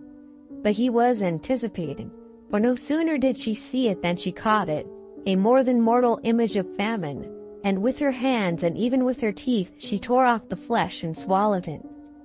When the paroxysm of hunger had been a little appeased, she appeared on a sudden overcome with shame, or it may have been that other more agitating thoughts overpowered and scared her, for she began to weep bitterly and to wring her hands. "Oh, send for a minister of God," said she. "I am not safe till he comes. Send for him speedily." Gerard Dow dispatched a messenger instantly, and prevailed on his niece to allow him to surrender his bedchamber to her use. He also persuaded her to retire to it at once to rest. Her consent was extorted upon the condition that they would not leave her for a moment. "Oh, that the holy man were here," she said. "He can deliver me. The dead and the living can never be one. God has forbidden it." With these mysterious words she surrendered herself to their guidance, and they proceeded to the chamber which Gerard Dow had assigned to her use. Do not leave me for a moment," said she. "I am lost forever if you do." Gerard Dow's chamber was approached through a spacious apartment, which they were now about to enter. He and Schalken each carried a candle, so that a sufficiency of light was cast upon all surrounding objects. They were now entering the large chamber, which, as I have said, communicated with Dow's apartment, when Rose suddenly stopped, and, in a whisper which thrilled them both with horror, she said, "Oh God, he is here! He is here! See, there he goes!" She pointed towards the door of the inner room, and Schalken thought he saw a shadowy and ill-defined form gliding into that apartment. He drew his sword and, raising the candle so as to throw its light with increased distinctness upon the objects in the room, he entered the chamber into which the shadow had glided. No figure was there, nothing but the furniture which belonged to the room, and yet he could not be deceived as to the fact that something had moved before them into the chamber. A sickening dread came upon him, and the cold perspiration broke out in the heavy drops upon his forehead. Nor was he more composed when he heard the increased urgency and agony of entreaty with which Rose implored them not to leave her for a moment. "I saw him," said she. "He's here. I cannot be deceived. I know him. He's by me. He is with me. He's in the room. Then, for God's sake, as you would save me, do not stir from beside me." They at length prevailed upon her to lie down upon the bed, where she continued to urge them to stay by her. She frequently uttered incoherent sentences, repeating again and again, "The dead and the living cannot be one, God has forbidden it." And then again, "Rest to the wakeful, sleep to the sleepwalkers." These and such mysterious and broken sentences she continued to utter until the clergyman arrived. Gerard Dow began to fear, naturally enough, that terror or ill treatment had unsettled the poor girl's intellect, and he half suspected, by the suddenness of her appearance, the unseasonableness of the hour, and above all, from the wildness and terror of her manner, that she had made her escape from some place of confinement for lunatics, and was in imminent fear of pursuit. He resolved to summon medical advice as soon as the mind of his niece had been in some measure set at rest by the offices of the clergyman, whose attendance she had so earnestly desired. And until this object had been attained, he did not venture to put any questions to her, which might possibly, by reviving painful or horrible recollections, increase her agitation. The clergyman soon arrived, a man of ascetic countenance and venerable age, one whom Gerard Dow respected very much, forasmuch as he was a veteran polemic, though one perhaps more dreaded as a combatant than beloved as a Christian, of pure morality, subtle brain, and frozen heart. He entered the chamber which communicated with that in which Rose reclined, and immediately on his arrival she requested him to pray for her, as for one who lay in the hands of Satan, and who could hope for deliverance only from heaven. That you may distinctly understand all the circumstances of the event which I am going to describe, it is necessary to state the relative position of the parties who were engaged in it. The old clergyman and Chalkin were in the anteroom of which I have already spoken. Rose lay in the inner chamber, the door of which was open, and by the side of the bed, at her urgent desire, stood her guardian. A candle burned in the bedchamber, and 3 were lighted in the outer apartment. The old man cleared his voice as if about to commence, but before he had time to begin, a sudden gust of air blew out the candle which served to illuminate the room in which the poor girl lay, and she, with hurried alarm, exclaimed, "Godfrey, bring in another candle, the darkness is unsafe." Gerard Dow, forgetting for the moment her repeated injunctions, in the immediate impulse, stepped from the bedchamber into the other in order to supply what she desired. "Oh God, do not go, dear uncle," shrieked the unhappy girl, and at the same time she sprung from the bed and darted after him, in order, by her grasp, to detain him. But the warning came too late, for scarcely had he passed the threshold, and hardly had his niece had time to utter the startling exclamation, when the door which divided the 2 rooms closed violently after him, as if swung by a strong blast of wind. Chalkin and he both rushed to the door, but their united and desperate efforts could not avail so much as to shake it. Shriek after shriek burst from the inner chamber with all the piercing loudness of despairing terror. Chalkin and Dow plied every nerve to force upon the door, but all in vain. There was no sound of struggling from within, but the screams seemed to increase in loudness, and at the same time they heard the bolts of the lattice window withdrawn, and the window itself grated upon the sill as if thrown open. One last shriek, so long and piercing and agonized as to be scarcely human, swelled from the room, and suddenly there followed a death-like silence. A light step was heard crossing the floor, as if from the bed to the window, and almost at the same instant the door gave way, and, yielding to the pressure of the external applicants, nearly precipitated them into the room. It was empty. The window was open, and Chalkin sprung to a chair and gazed out upon the street and canal below. He saw no form, but he saw, or thought he saw, the waters of the broad canal beneath settling ring after ring in heavy circles, as if a moment before disturbed by the submission of some ponderous body. No trace of Rose was ever after found, nor was anything certain respecting her mysterious wooer discovered or even suspected. No clue whereby to trace the intricacies of the labyrinth and to arrive at its solution presented itself. But an incident occurred, which, though it will not be received by our rational readers in lieu of evidence, produced nevertheless a strong and a lasting impression upon the mind of Chalkin. Many years after the events which we have detailed, Chalkin, then residing far away, received an intimation of his father's death and of his intended burial upon a fixed day in the church of Rotterdam. It was necessary that a very considerable journey should be performed by the funeral procession, which, as it will be readily believed, was not very numerously attended. Schalken with difficulty arrived in Rotterdam late in the day upon which the funeral was appointed to take place. It had not then arrived. Evening closed in, and still it did not appear. Schalken strolled down to the church. He found it open. Notice of the arrival of the funeral had been given, and the vault in which the body was to be laid had been opened. The sexton, on seeing a well-dressed gentleman, whose object was to attend the expected obsequies, pacing the aisle of the church, hospitably invited him to share with him the comforts of a blazing fire, which, as was his custom in winter-time upon such occasions, he had kindled in the hearth of a chamber, in which he was accustomed to await the arrival of such grisly guests, and which communicated, by a flight of steps, with the vault below. In this chamber, Schalken and his entertainer seated themselves, and the sexton, after some fruitless attempts to engage his guest in conversation, was obliged to apply himself to his tobacco pipe and can, to solace his solitude.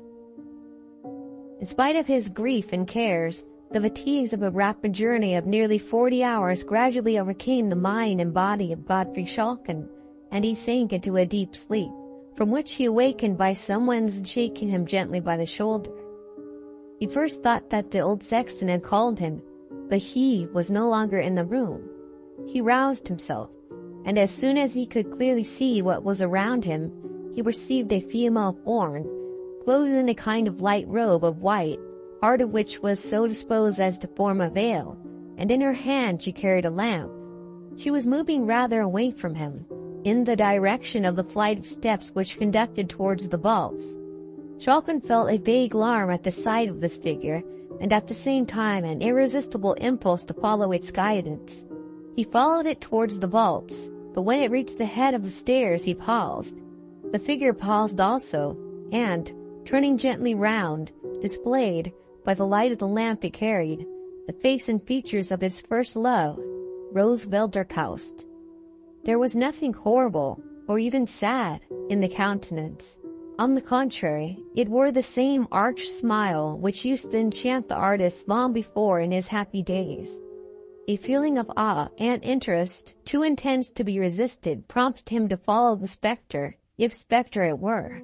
She descended the stairs, he followed, and turning to the left, through a narrow passage, she led him, to his infinite surprise, into what appeared to be an old-fashioned Dutch apartment, such as the pictures of Gerard Dow have served to immortalize. Abundance of costly antique furniture was disposed about the room, and in one corner stood a four-post bed, with heavy black cloth curtains around it. The figure frequently turned towards him with the same arch smile, and when she came to the side of the bed, she drew the curtains, and, by the light of the lamp which she held towards its contents, she disclosed to the horror-stricken painter, sitting bolt upright in the bed, the livid and demoniac form of Banderhausen. Schalken had hardly seen him when he fell senseless upon the floor, where he lay until discovered on the next morning by persons employed in closing the passages into the vaults. He was lying in a cell of considerable size, which had not been disturbed for a long time, and he had fallen beside a large coffin, which was supported upon small pillars, a security against the attacks of vermin. To his dying day Schalken was satisfied of the reality of the vision which he had witnessed, and he has left behind him a curious evidence of the impression which it wrought upon his fancy, in a painting executed shortly after the event I have narrated, and which is valuable as exhibiting not only the peculiarities which have made Schalken's pictures sought after, but even more so, as presenting a portrait of his early love, Rose Velderkaust, whose mysterious fate must always remain matter of speculation.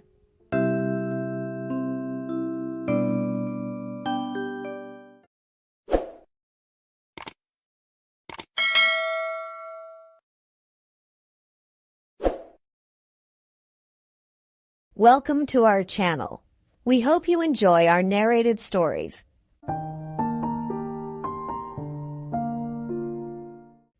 Your gods and my gods. Do you or I know which are the stronger? Native proverb. East of Suez, some hold, the direct control of providence ceases, man being there handed over to the power of the gods and devils of Asia, and the Church of England providence only exercising an occasional and modified supervision in the case of Englishmen. This theory accounts for some of the more unnecessary horrors of life in India. It may be stretched to explain my story. My friend Strickland of the police, who knows as much of natives of India as is good for any man, can bear witness to the facts of the case. Dumois, our doctor, also saw what Strickland and I saw. The inference which he drew from the evidence was entirely incorrect. He is dead now. He died in a rather curious manner, which has been elsewhere described. When Fleet came to India, he owned a little money and some land in the Himalayas near a place called Dharamsala. Both properties had been left him by an uncle, and he came out to finance them. He was a big, heavy, genial, and inoffensive man. His knowledge of natives was, of course, limited, and he complained of the difficulties of the language. He rode in from his place in the hills to spend New Year in the station, and he stayed with Strickland. On New Year's Eve there was a big dinner at the club, and the night was excusably wet. When men foregather from the utmost ends of the empire, they have a right to be riotous. The frontier had sent down a contingent of catch-em-alive-os who had not seen 20 white faces for a year, and were used to ride 15 miles to dinner at the next fort, at the risk of a Khyberee bullet where their drinks should lie. They profited by their new security, for they tried to play pool with a curled-up hedgehog found in the garden, and one of them carried the marker round the room in his teeth. Half a dozen planters had come in from the south and were talking horse to the biggest liar in Asia, who was trying to cap all their stories at once. Everybody was there, and there was a general closing up of ranks and taking stock of our losses in dead or disabled that had fallen during the past year. It was a very wet night, and I remember that we sang Auld Lang Syne with our feet in the Polo Championship Cup and our heads among the stars, and swore that we were all dear friends. Then some of us went away and annexed Burma, and some tried to open up the Sudan and were opened up by fuzzies in that cruel scrub outside Suakim. And some found stars and medals, and some were married, which was bad, and some did other things which were worse. And the others of us stayed in our chairs and strove to make money on insufficient experiences. Fleet began the night with sherry and bitters, drank champagne steadily up to dessert, then raw, rasping Capri with all the strength of whiskey, took Benedictine with his coffee, 4 or 5 whiskeys and sodas to improve his pool strokes, beer and bones at 2:30, winding up with old brandy. Consequently, when he came out at 3:30 in the morning, and to 14 degrees of frost, he was very angry with his horse for coughing, and tried to leapfrog into the saddle. The horse broke away and went to his stables, so Strickland and I formed a guard of dishonor to take Fleet home. Our road lay through the bazaar, close to a little temple of Hanuman, the monkey god, who was a leading divinity worthy of respect. All gods have good points, just as have all priests. Personally, I attach much importance to Hanuman, and am kind to his people, the great gray apes of the hills. One never knows when one may want a friend. There was a light in the temple, and as we passed, we could hear voices of men chanting hymns. In a native temple, the priests rise at all hours of the night to do honor to their god. Before we could stop him, Fleet dashed up the steps, patted 2 priests on the back, and was gravely grinding the ashes of his cigar butt into the forehead of the red stone image of Hanuman. Strickland tried to drag him out, but he sat down and said solemnly, "See that? Mark of the beast. I made it. Isn't it fine?" In half a minute the temple was alive and noisy, and Strickland, who knew what came of polluting gods, said that things might occur. He, by virtue of his official position, long resided in the country, and weakness for going among the natives was known to the priests, and he felt unhappy. Fleet sat on the ground and refused to move. He said that good Hanuman made a very soft pillow. Then, without any warning, a silver man came out of a recess behind the image of the god. He was perfectly naked in that bitter, bitter cold, and his body shone like frosted silver, for he was what the Bible calls a leper as white as snow. Also, he had no face, because he was a leper of some years' standing, and his disease was heavy upon him. We too stooped to haul Fleet up, and the temple was filling and filling with folk who seemed to spring from the earth, when the silver man ran in under our arms, making a noise exactly like the mewing of an otter, caught Fleet round the body, and dropped his head on Fleet's breast before we could wrench him away. Then he retired to a corner and sat mewing, while the crowd blocked all the doors. The priests were very angry until the silver man touched Fleet. That nuzzling seemed to sober them. At the end of a few minutes' silence, one of the priests came to Strickland and said in perfect English, "Take your friend away. He has done with Hanuman, but Hanuman has not done with him." The crowd gave room, and we carried Fleet into the road. Strickland was very angry. He said that we might all three have been knifed, and that Fleet should thank without injury. Fleet thanked no one. He said that he wanted to go to bed. He was gorgeously drunk. We moved on, Strickland silent and wrathful, until Fleet was taken with violent shivering fits and sweating.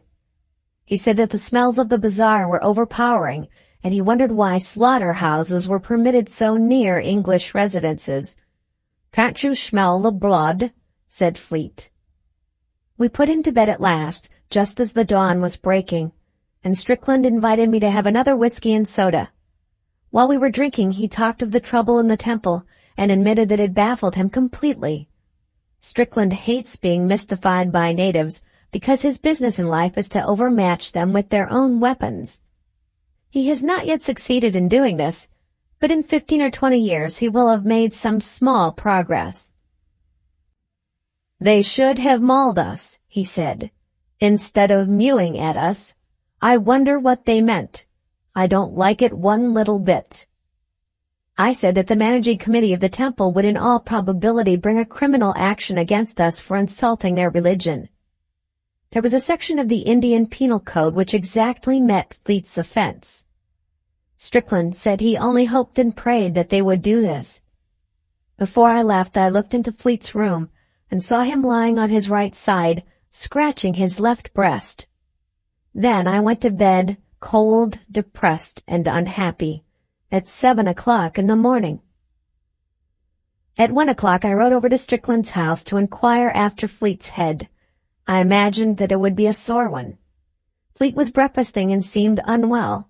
His temper was gone, for he was abusing the cook for not supplying him with an underdone chop. A man who can eat raw meat after a wet night is a curiosity. I told Fleet this, and he laughed. "You'll breed queer mosquitoes in these parts," he said. "I've been bitten to pieces, but only in one place." "Let's have a look at the bite," said Strickland. "It may have gone down since this morning." While the chops were being cooked, Fleet opened his shirt and showed us, just over his left breast, a mark, the perfect double of the black rosettes, the 5 or 6 irregular blotches arranged in a circle, on a leopard's hide. Strickland looked and said, "It was only pink this morning. It's grown black now." Fleet ran to a glass. "By Jove," he said, "what is it?" We could not answer. Here the chops came in, all red and juicy, and Fleet bolted 3 in a most offensive manner.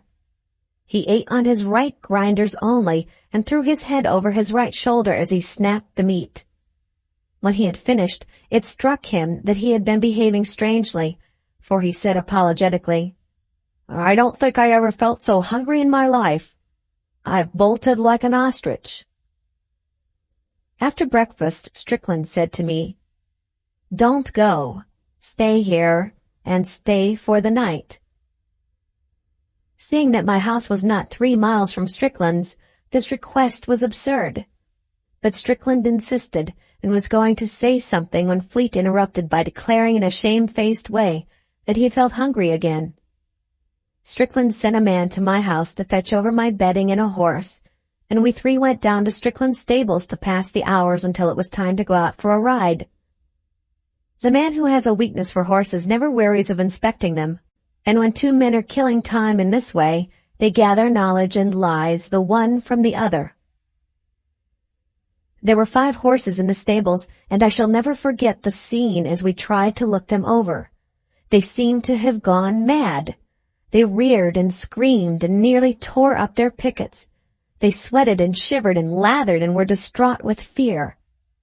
Strickland's horses used to know him as well as his dogs, which made the matter more curious. We left the stable for fear of the brutes throwing themselves in their panic. Then Strickland turned back and called me. The horses were still frightened, but they let us gentle and make much of them, and put their heads in our bosoms. "They aren't afraid of us," said Strickland. "Do you know, I'd give 3 months' pay if Outrage here could talk." But Outrage was dumb, and could only cuddle up to his master and blow out his nostrils, as is the custom of horses when they wish to explain things but can't. Fleet came up when they were in the stalls, and as soon as the horses saw him, their fright broke out afresh. It was all that we could do to escape from the place unkicked. Strickland said, "They don't seem to love you, Fleet." "Nonsense," said Fleet. "My mare will follow me like a dog." He went to her. She was in a loose box, but as he slipped the bar, she plunged, knocked him down, and broke away into the garden.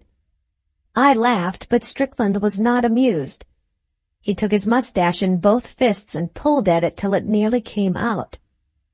Fleet, instead of going off to chase his property, yawned, saying that he felt sleepy. He went to the house to lie down, which was a foolish way of spending New Year's Day. Strickland sat with me in the stables and asked if I had noticed anything peculiar in Fleet's manner. I said that he ate his food like a beast, but that this might have been the result of living alone in the hills out of the reach of society as refined and elevating as ours, for instance. Strickland was not amused. I do not think that he listened to me, for his next sentence referred to the mark on Fleet's breast, and I said that it might have been caused by blister flies, or that it was possibly a birthmark, newly born, and now visible for the first time. We both agreed that it was unpleasant to look at, and Strickland found occasion to say that I was a fool. "I can't tell you what I think now," he said, "because you would call me a madman. But you must stay with me for the next few days if you can. I want you to watch Fleet, but don't tell me what you think till I have made up my mind." "But I am dining out tonight," I said. "So am I," said Strickland, "and so is Fleet. At least if he doesn't change his mind." We walked about the garden smoking but saying nothing, because we were friends and talking spoils good tobacco, till our pipes were out. Then we went to wake up Fleet. He was wide awake and fidgeting about his room. "I say, I want some more chops," he said. "Can I get them?" We laughed and said, "Go and change, the ponies will be round in a minute." "All right," said Fleet. "I'll go when I get the chops. Underdone ones, mind." He seemed to be quite in earnest. It was 4 o'clock and we had had breakfast at 1. Still, for a long time he demanded those underdone chops. Then he changed into riding clothes and went out into the veranda. His pony, the mare had not been caught, would not let him come near. All 3 horses were unmanageable, mad with fear. And finally Fleet said that he would stay at home and get something to eat. Strickland and I rode out, wondering. As we passed the temple of Hanuman, the silver man came out and mewed at us. "He is not one of the regular priests of the temple," said Strickland.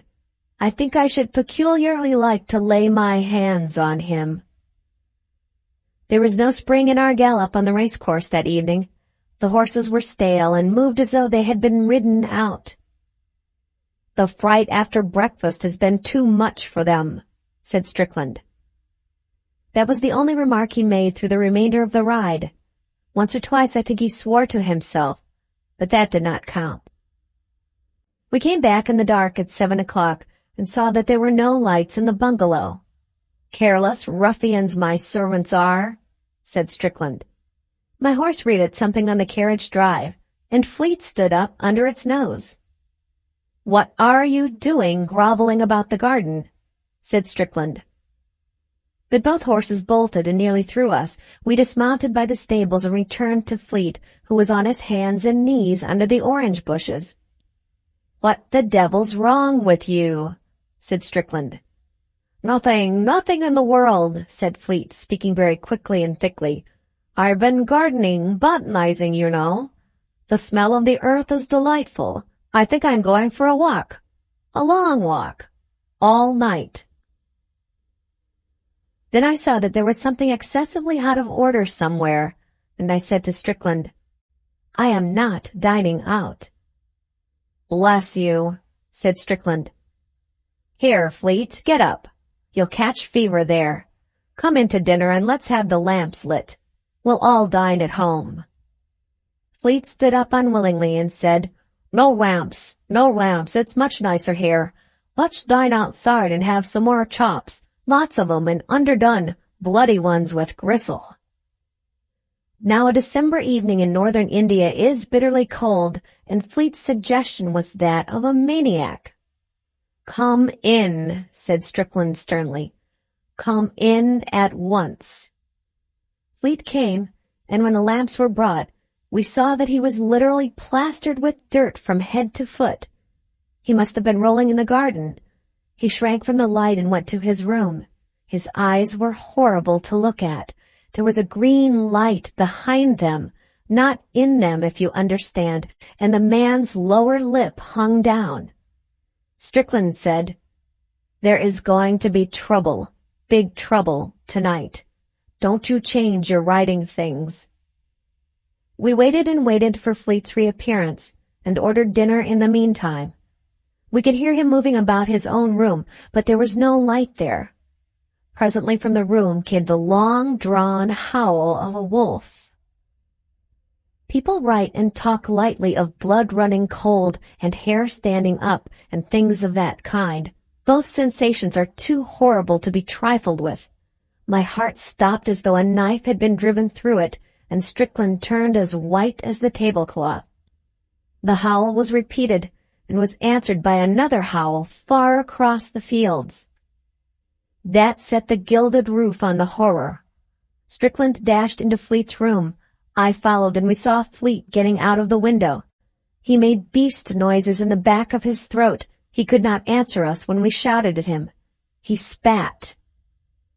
I don't quite remember what followed, but I think that Strickland must have stunned him with the long bootjack, or else I should never have been able to sit on his chest. Fleet could not speak, he could only snarl, and his snarls were those of a wolf, not of a man. The human spirit must have been giving way all day and have died out with the twilight. We were dealing with a beast that had once been Fleet.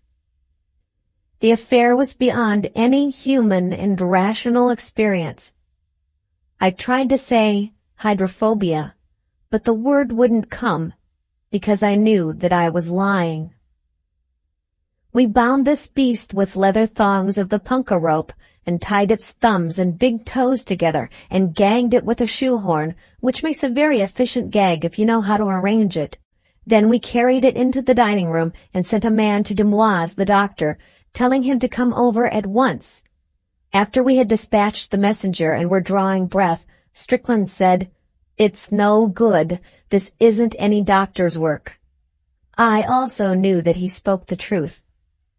The beast's head was free, and it threw it about from side to side.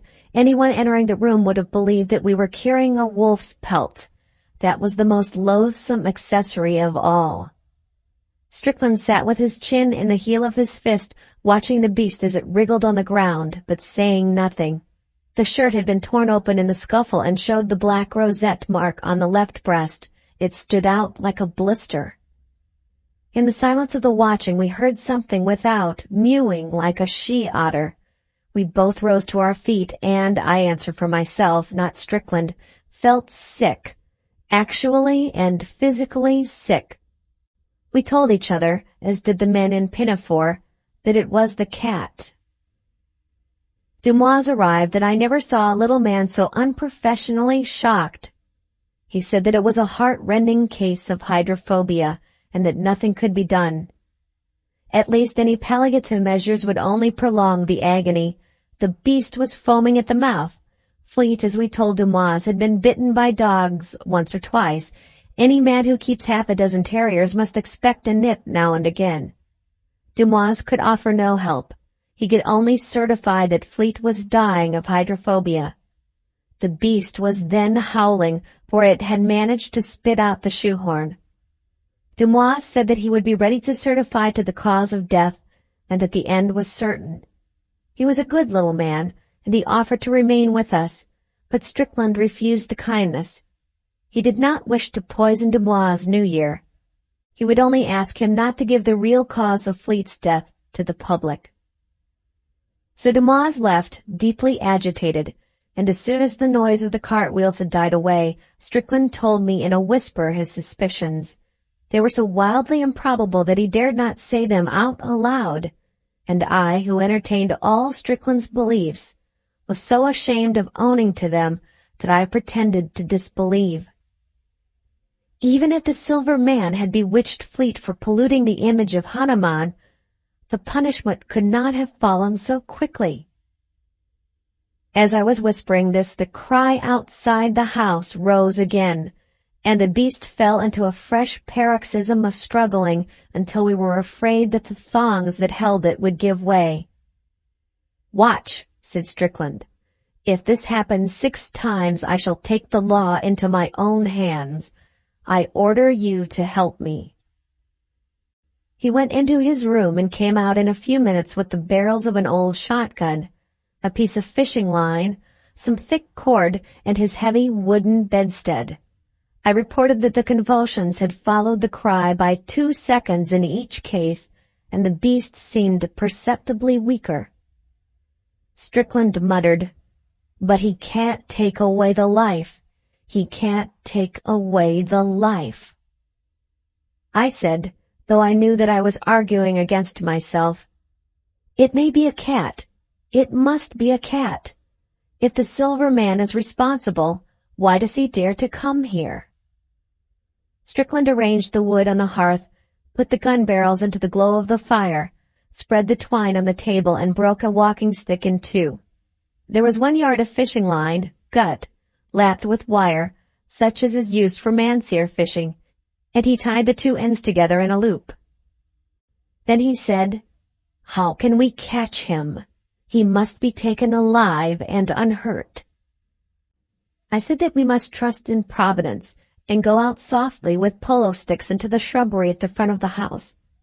The man or animal that made the cry was evidently moving round the house as regularly as a night watchman. We could wait in the bushes till he came by and knock him over.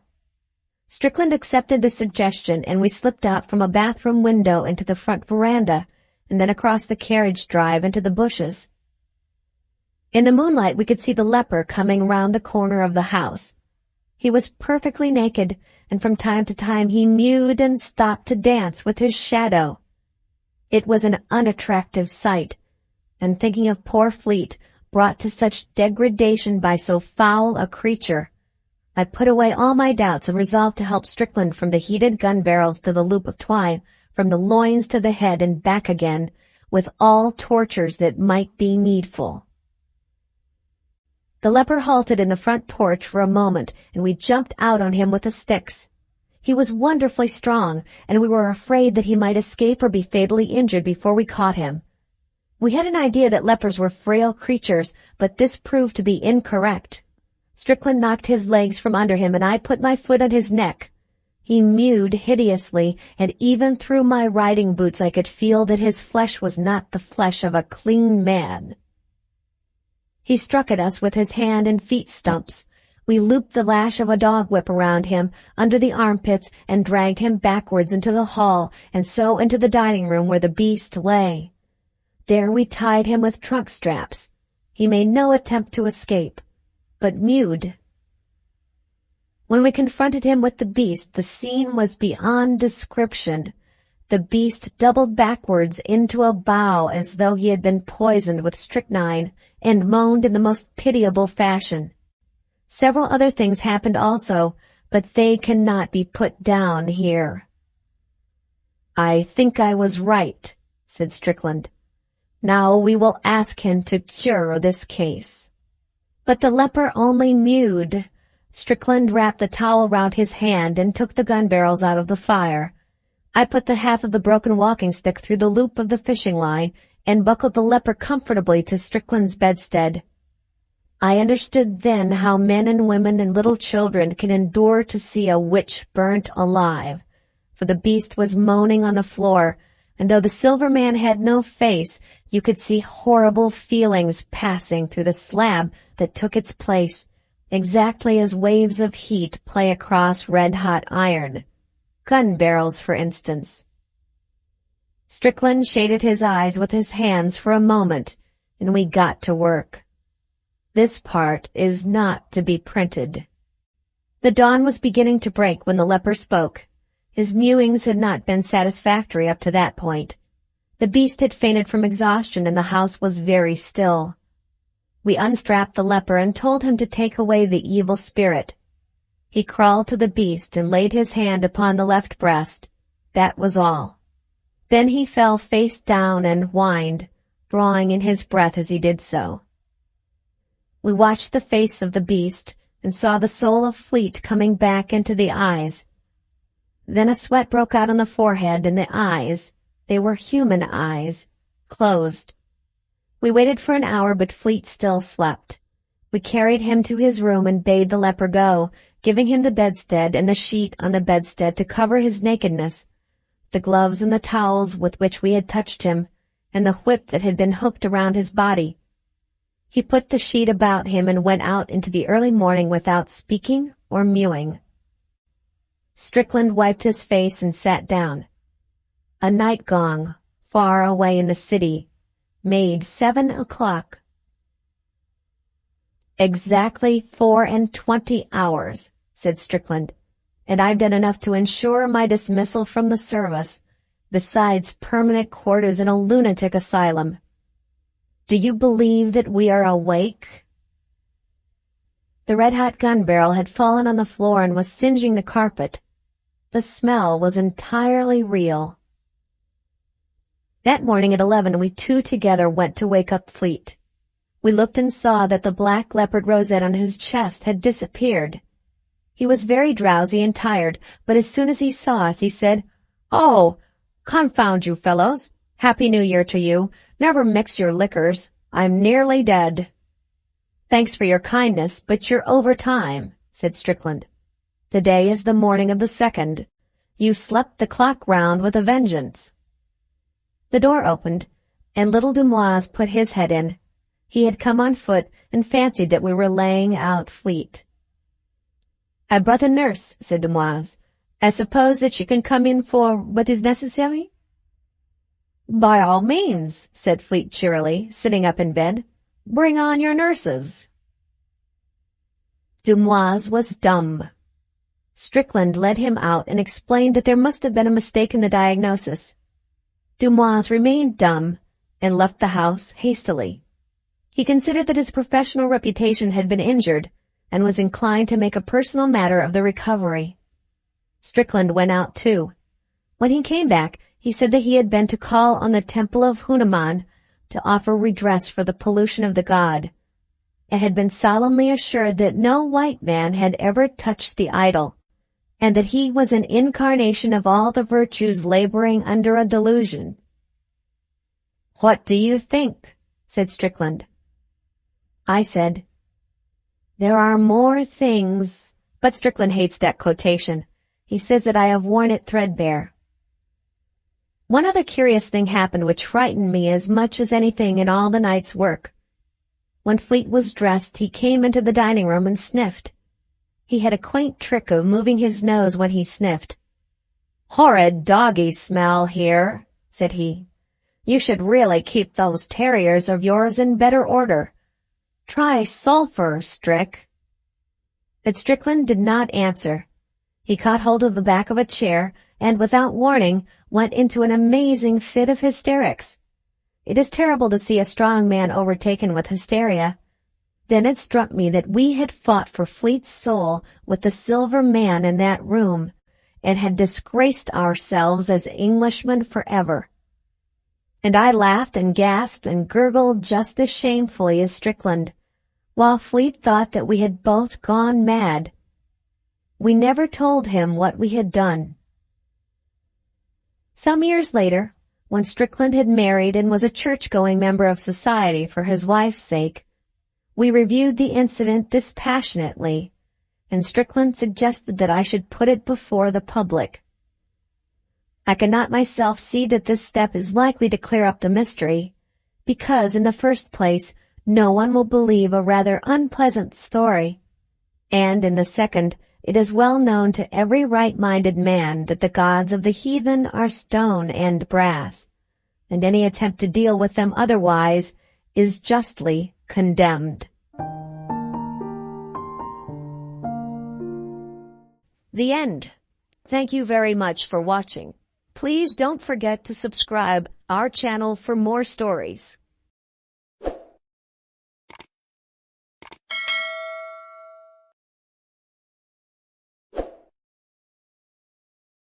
Welcome to our channel. We hope you enjoy our narrated stories.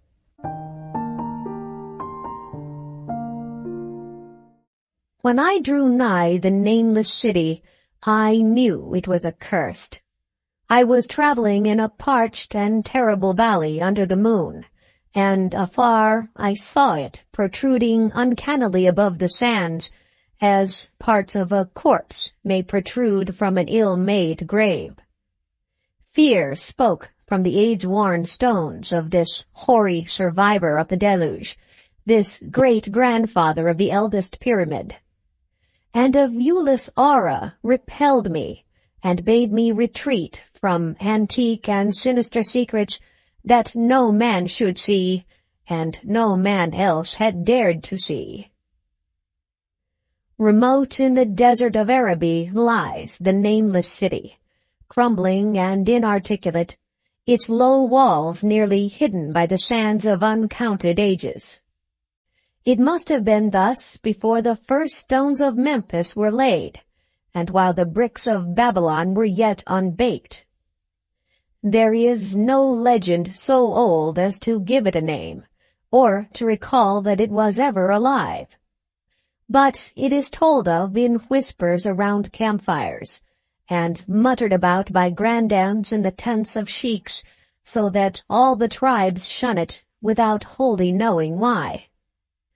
It was of this place that Abdul al-Hazred, the mad poet, dreamed of the night before he sang his unexplained couplet, "That is not dead which can eternal lie, and with strange aeons death may die." I should have known that the Arabs had good reason for shunning the nameless city, the city told of in strange tales, but seen by no living man. Yet I defied them, and went into the untrodden waste with my camel. I alone have seen it, and that is why no other face bears such hideous lines of fear as mine, why no other man shivers so horribly when the night wind rattles the windows.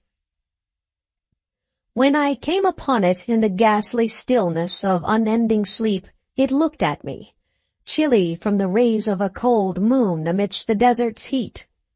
And as I returned its look, I forgot my triumph at finding it, and stopped still with my camel to wait for the dawn. For hours I waited, till the east grew gray and the stars faded, and the gray turned to roseate light edged with gold. I heard a moaning and saw a storm of sand stirring among the antique stones, though the sky was clear and the vast reaches of desert still. Then suddenly, above the desert's far rim, came the blazing edge of the sun, seen through the tiny sandstorm which was passing away. And in my fevered state, I fancied that from some remote depth there came a crash of musical metal to hail the fiery disk, as Memnon hails it from the banks of the Nile. My ears rang, and my imagination seethed as I led my camel slowly across the sand to that unvocal place, that place which I alone of living men had seen. In and out amongst the shapeless foundations of houses and places I wandered, finding never a carving or inscription to tell of these men, if men they were, who built this city and dwelt therein so long ago. The antiquity of the spot was unwholesome, and I longed to encounter some sign or device to prove that the city was indeed fashioned by mankind. There were certain proportions and dimensions in the ruins which I did not like. I had with me many tools, and dug much within the walls of the obliterated edifices. But progress was slow, and nothing significant was revealed. When night and the moon returned, I felt a chill wind which brought new fear, so that I did not dare to remain in the city. And as I went outside the antique walls to sleep, a small sighing sandstorm gathered behind me, glowing over the gray stones, though the moon was bright and most of the desert still. I awakened just at dawn from a pageant of horrible dreams, my ears ringing as from some metallic peal. I saw the sun peering redly through the last gusts of a little sandstorm that hovered over the nameless city and marked the quietness of the rest of the landscape. Once more I ventured within those brooding ruins that swelled beneath the sand, like an ogre under a coverlet, and again dug vainly for relics of the forgotten race. At noon I rested, and in the afternoon I spent much time tracing the walls and bygone streets, and the outlines of the nearly vanished buildings. I saw that the city had been mighty indeed, and wondered at the sources of its greatness. To myself, I pictured all the splendors of an age so distant that Chaldea could not recall it, and thought of Sarnath the doomed, that stood in the land of Manar when mankind was young, and of Ib, that was carven of gray stone before mankind existed. All at once I came upon a place where the bedrock rose stark through the sand and formed a low cliff, and here I saw with joy what seemed to promise further traces of the antediluvian people. Hewn rudely on the face of the cliff were the unmistakable facades of several small, squat rock houses or temples, whose interiors might preserve many secrets of ages too remote for calculation, though sandstorms had long effaced any carvings which may have been outside. Very low and sand-choked were all the dark apertures near me, but I cleared one with my spade and crawled through it, carrying a torch to reveal whatever mysteries it might hold. When I was inside, I saw that the cavern was indeed a temple, and beheld plain signs of the race that had lived and worshipped before the desert was a desert. Primitive altars, pillars, and niches, all curiously low, were not absent. And though I saw no sculptures or frescoes, there were many singular stones clearly shaped into symbols by artificial means. The lowness of the chiseled chamber was very strange, for I could hardly kneel upright. but the area was so great that my torch showed only part of it at a time. I shuddered oddly in some of the far corners, for certain altars and stones suggested forgotten rites of terrible, revolting, and inexplicable nature, and made me wonder what manner of men could have made and frequented such a temple. When I had seen all that the place contained, I crawled out again, avid to find what the temples might yield. Night had now approached, yet the tangible things I had seen made curiosity stronger than fear, so that I did not flee from the long moon-cast shadows that had daunted me when first I saw the nameless city. In the twilight, I cleared another aperture and with a new torch crawled into it, finding more vague stones and symbols, though nothing more definite than the other temple had contained. The room was just as low, but much less broad, ending in a very narrow passage crowded with obscure and cryptical shrines. About these shrines I was prying, when the noise of a wind and my camel outside broke through the stillness and drew me forth to see what could have frightened the beast.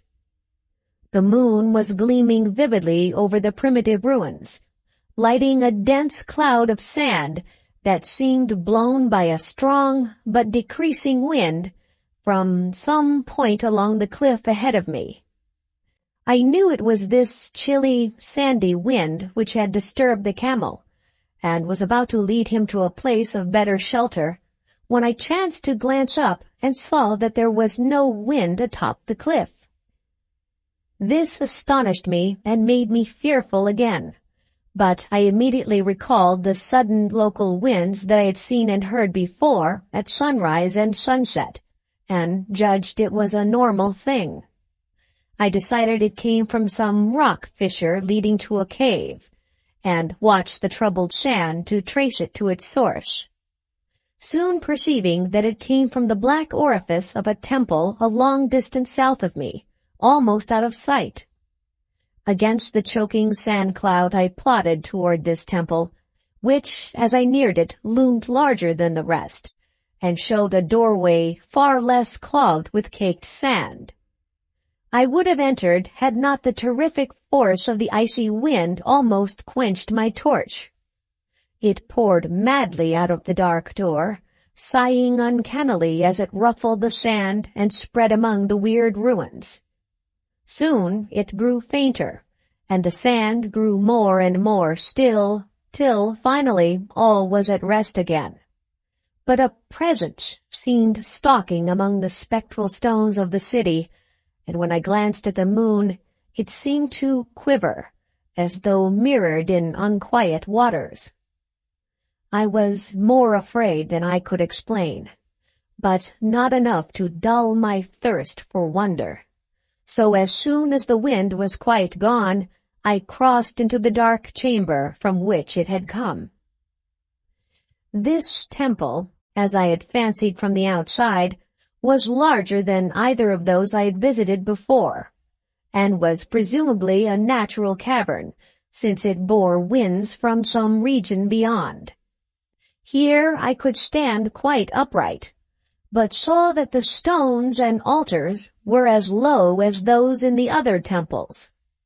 On the walls and roof I beheld for the first time some traces of the pictorial art of the ancient race, curious curling streaks of paint that had almost faded or crumbled away.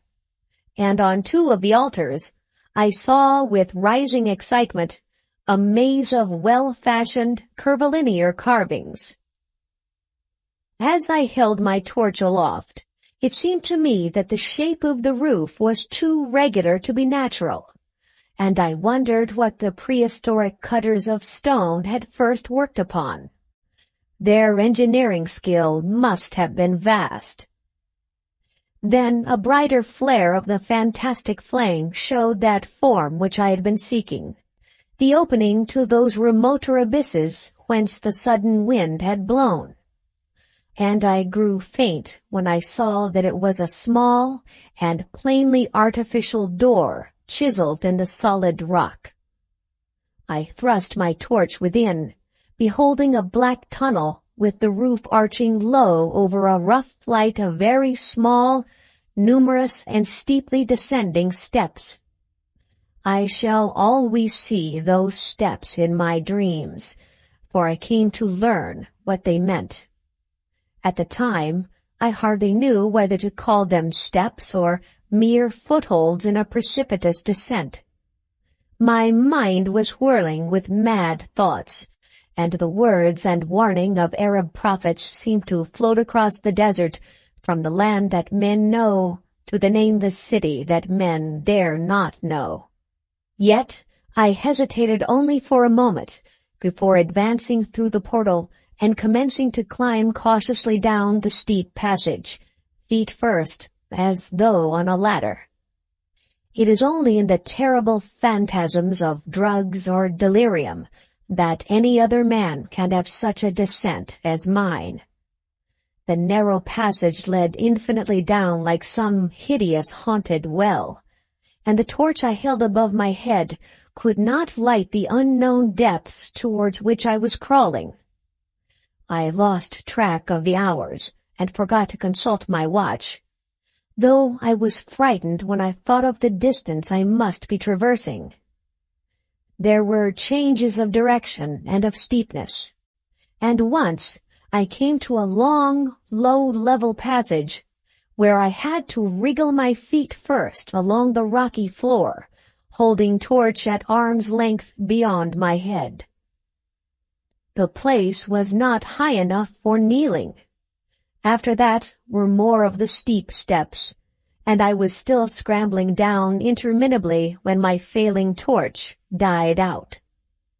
I do not think I noticed it at the time, for when I did notice it, I was still holding it above me as if it were ablaze. I was quite unbalanced with that instinct for the strange and unknown, which had made me a wanderer upon the earth and a haunter of far, ancient, and forbidden places. In the darkness, there flashed before my mind fragments of my cherished treasury of demonic lore, sentences from Al-Hazred, the mad Arab, paragraphs from the apocryphal nightmares of Damascus, and infamous lines from the delirious Image du Monde of Gautier de Metz.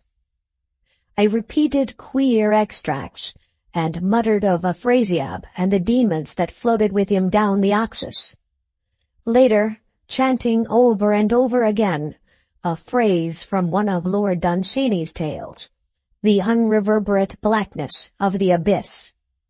Once, when the descent grew amazingly steep, I recited something in sing-song from Thomas Moore, until I feared to recite more.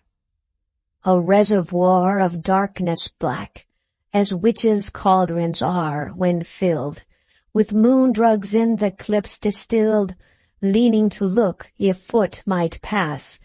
Down through that chasm I saw beneath, as far as vision could explore, the jetty sides as smooth as glass, looking as if just varnished o'er. With that dark pitch the seat of death throws out upon its slimy shore. Time had quite ceased to exist when my feet again felt a level floor, and I found myself in a place slightly higher than the rooms in the two smaller temples, now so incalculably far above my head. I could not quite stand, but could kneel upright, and in the dark I shuffled and hither and thither at random. I saw that the passage was a long one, so floundered ahead rapidly in a creeping run that would have seemed horrible had any eye watched me in the blackness, crossing from side to side occasionally to feel of my surroundings, and be sure the walls and rows of cases still stretched on. Man is so used to thinking visually that I almost forgot the darkness, and pictured the endless corridor of wood and glass in its low-studded monotony as though I saw it. And then, in a moment of indescribable emotion, I did see it. Just when my fancy merged into real sight, I cannot tell. But there came a gradual glow ahead, and all at once I knew that I saw the dim outlines of a corridor and the cases, revealed by some unknown subterranean phosphorescence. For a little while, all was exactly as I had imagined it, since the glow was very faint.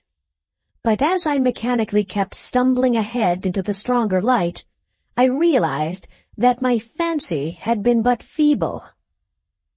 This hall was no relic of crudity like the temples in the city above, but a monument of the most magnificent and exotic art. Rich, vivid, and daringly fantastic designs and pictures formed a continuous scheme of mural paintings whose lines and colors were beyond description. The cases were of a strange golden wood, with fronts of exquisite glass, and containing the mummified forms of creatures outreaching in grotesqueness the most chaotic dreams of man.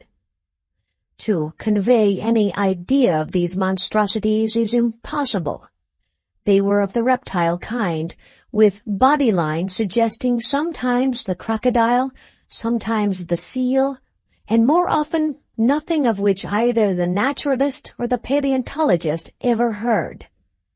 In size they approximated a small man, and their forelegs bore delicate and evident feet, curiously like human hands and fingers. But strangest of all were their heads, which presented a contour violating all known biological principles. To nothing can such things be well compared.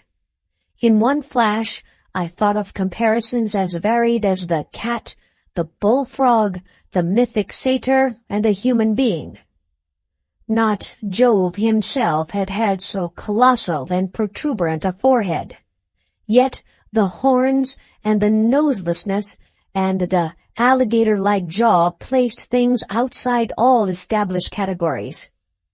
I debated for a time on the reality of the mummies, half suspecting they were artificial idols, but soon decided they were indeed some Paleogean species which had lived when the nameless city was alive.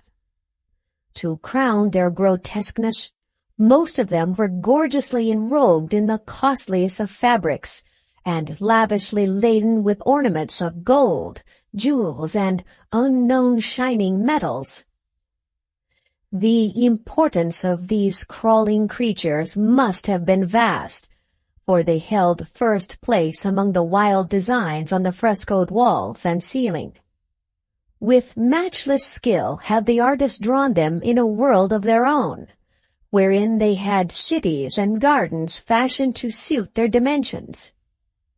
And I could not help but think that their pictured history was allegorical, perhaps showing the progress of the race that worshipped them.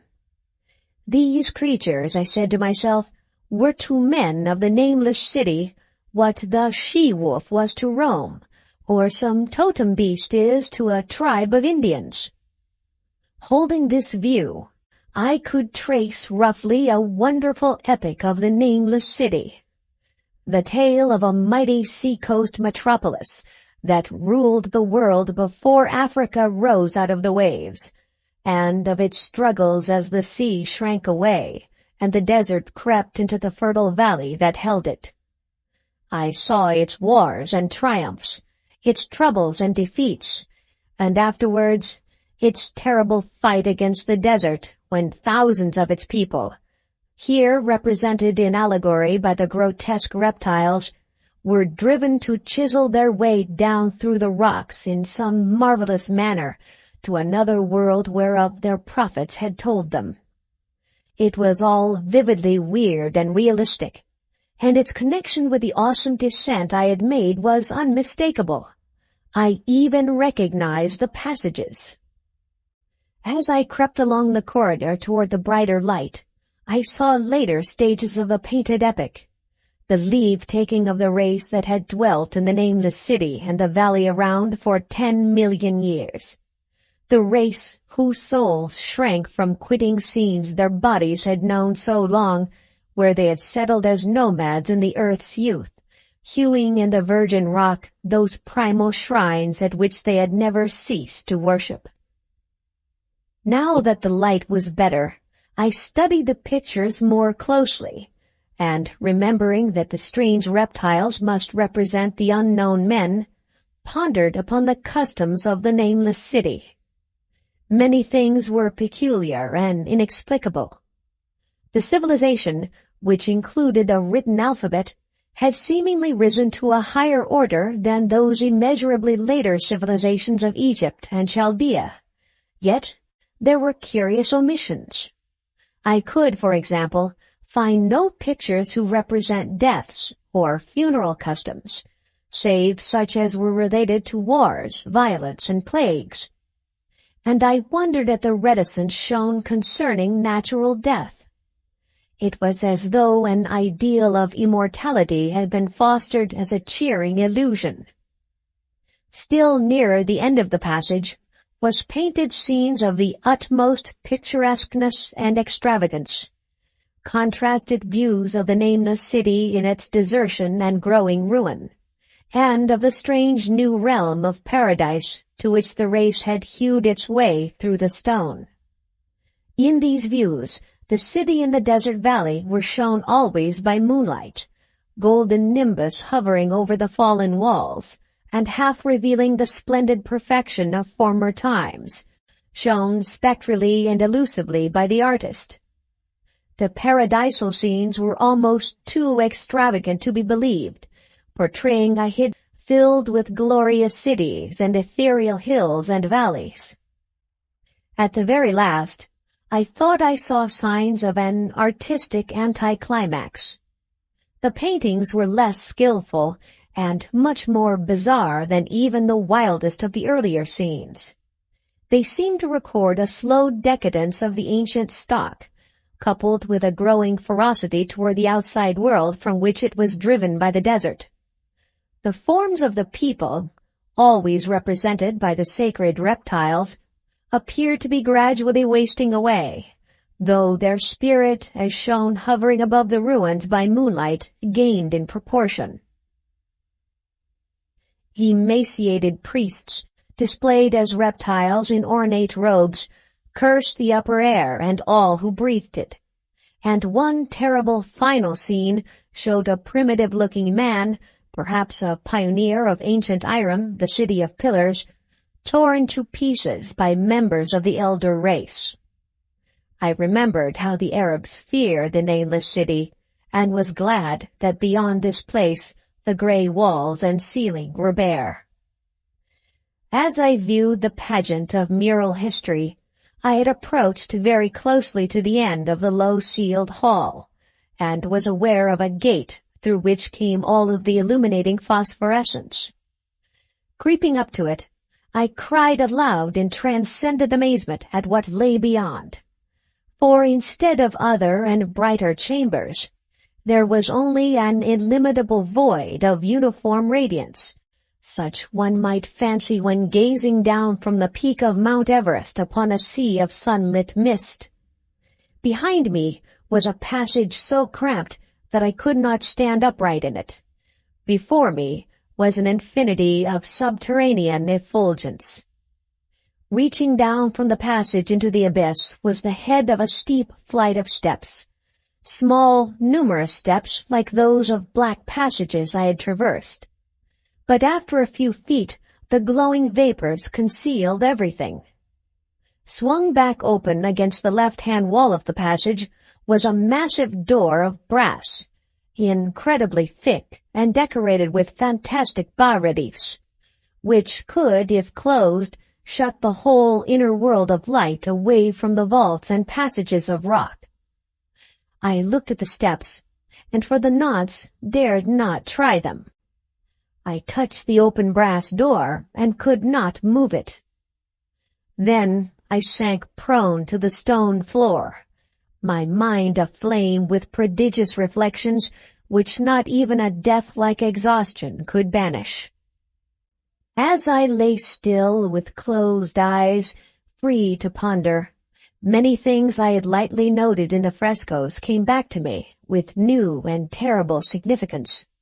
Scenes representing the nameless city in its heyday, the vegetations of the valley around it, and the distant lands with which its merchants traded. The allegory of the crawling creatures puzzled me by its universal prominence, and I wondered that it would be so closely followed in a pictured history of such importance. In the frescoes, the nameless city had been shown in proportions fitted to the reptiles. I wondered what its real proportions and magnificence had been, and reflected a moment on certain oddities I had noticed in the ruins. I thought curiously of the lowness of the primal temples and of the underground corridor, which were doubtless hewn thus out of deference to the reptile deities there honored, though it perforce reduced the worshippers to crawling. Perhaps the very rites here involved crawling, in imitation of the creatures. No religious theory, however, could easily explain why the level passages in that awesome descent should be as low as the temples, or lower, since one could not even kneel in it. And as I thought of the crawling creatures, whose hideous mummified forms were so close to me, I felt a new throb of fear. Mental associations are curious, and I shrank from the idea that, except for the poor primitive man torn to pieces in the last painting, mine was the only human form amidst the many relics and symbols of the primordial life. But, as always in my strange and roving existence, wonder soon drove out fear, for the luminous abyss and what it might contain presented a problem worthy of the greatest explorer. That a weird world of mystery lay far down that flight of peculiarly small steps I could not doubt, and I hoped to find there those human memorials which the painted corridor had failed to give. The frescoes had pictured unbelievable cities and valleys in this lower realm, and my fancy dwelt on the rich and colossal ruins that awaited me. My fears indeed concerned the past rather than the future. Not even the physical horror of my position in that cramped corridor of dead reptiles and antediluvian frescoes miles below the world I knew, and faced by another world of eerie light and mist, could match the lethal dread I felt at the abysmal antiquity of the scene and its soul. An ancientness so vast that measurement is feeble seemed to leer down from the primal stones and rock-hewn temples of the nameless city, while the very latest of the astounding maps in the frescoes showed oceans and continents that man has forgotten, with only here and there some vaguely familiar outlines. Of what could have happened in the geological ages since the painting ceased and the death-hating race resentfully succumbed to decay, no man might say. Life had once teemed in these caverns and in the luminous realm beyond. Now I was alone with vivid relics, and I trembled to think of the countless ages through which these relics had kept a silent, deserted vigil. Suddenly, there came another burst of that acute fear which had intermittently seized me ever since I first saw the terrible valley and the nameless city under a cold moon. And, despite my exhaustion, I found myself starting frantically to a sitting posture, and gazing back along the black corridor toward the tunnels that rose to the outer world. My sensations were like those which had made me shun the nameless city at night, and were as inexplicable as they were poignant. In another moment, however, I received a still greater shock in the form of a definite sound, the first which had broken the utter silence of these tomb-like depths. It was a deep, low moaning, as of a distant throng of condemned spirits, and came from the direction in which I was staring. Its volume rapidly grew, till it soon reverberated frightfully through the low passage, and at the same time I became conscious of an increasing draught of cold air, likewise flowing from the tunnels and the city above. The touch of this air seemed to restore my balance, for I instantly recalled the sudden gusts which had risen around the mouth of the abyss each sunset and sunrise, one of which had indeed revealed the hidden tunnels to me. I looked at my watch and saw that sunrise was near, so braced myself to resist the gale that was sweeping down to its cavern home as it had swept forth that evening. My fear again waned low, since a natural phenomenon tends to dispel broodings over the unknown. More and more madly poured the shrieking, moaning night wind into the gulf of the inner earth. I dropped prone again, and clutched vainly at the floor, for fear of being swept bodily through the open gate into the phosphorescent abyss. Such fury I had not expected, and as I grew aware of an actual slipping of my form toward the abyss, I was beset by 1,000 new terrors of apprehension and imagination. The malignancy of the blast awakened incredible fancies. Once more, I compared myself shudderingly to the only human image in that frightful corridor, the man who was torn to pieces by the nameless race. For, in the fiendish clawing of the swirling currents, there seemed to abide a vindictive rage, all the stronger because it was largely impotent. I think I screamed frantically near the last. I was almost mad, but if I did so, my cries were lost in the hell-born babble of the howling wind-wraiths. I tried to crawl against the murderous invisible torrent, but I could not even hold my own, as I was pushed slowly and inexorably toward the unknown world. Finally, reason must have wholly snapped, for I fell to babbling over and over that unexplainable couplet of the mad Arab Alhazred, who dreamed of the nameless city. That is not dead which can eternal lie, and with strange eons even death may die.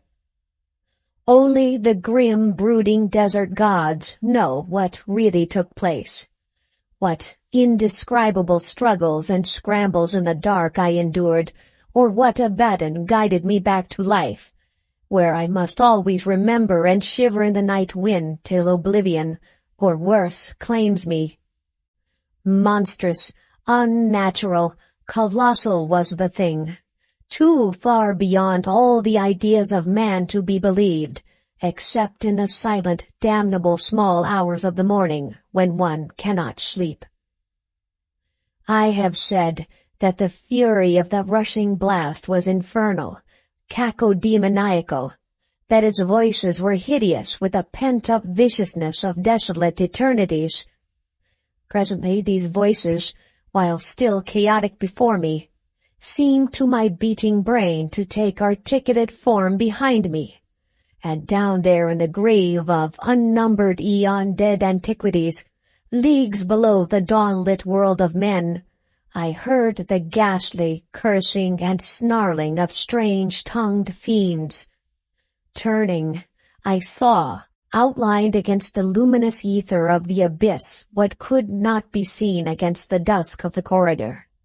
A nightmare horde of rushing devils, hate-distorted, grotesquely panoplied, half-transparent devils of a race no man might mistake, the crawling reptiles of the nameless city.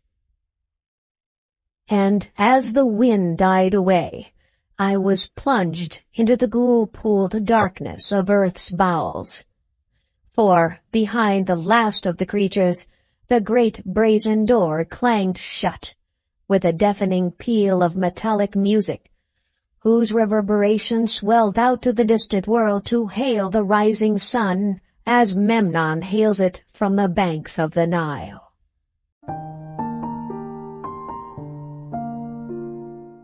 The end. Thank you very much for watching. Please don't forget to subscribe our channel for more stories.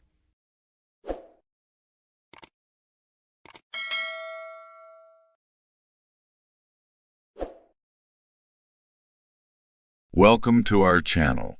We hope you enjoy our narrated stories. The following account was found after the disappearance of 2 researchers in northern Russia in the subsequent investigation. It was written in a journal found in the coat pocket of a 30-year-old researcher on an expedition, Dr. Daniel Moore.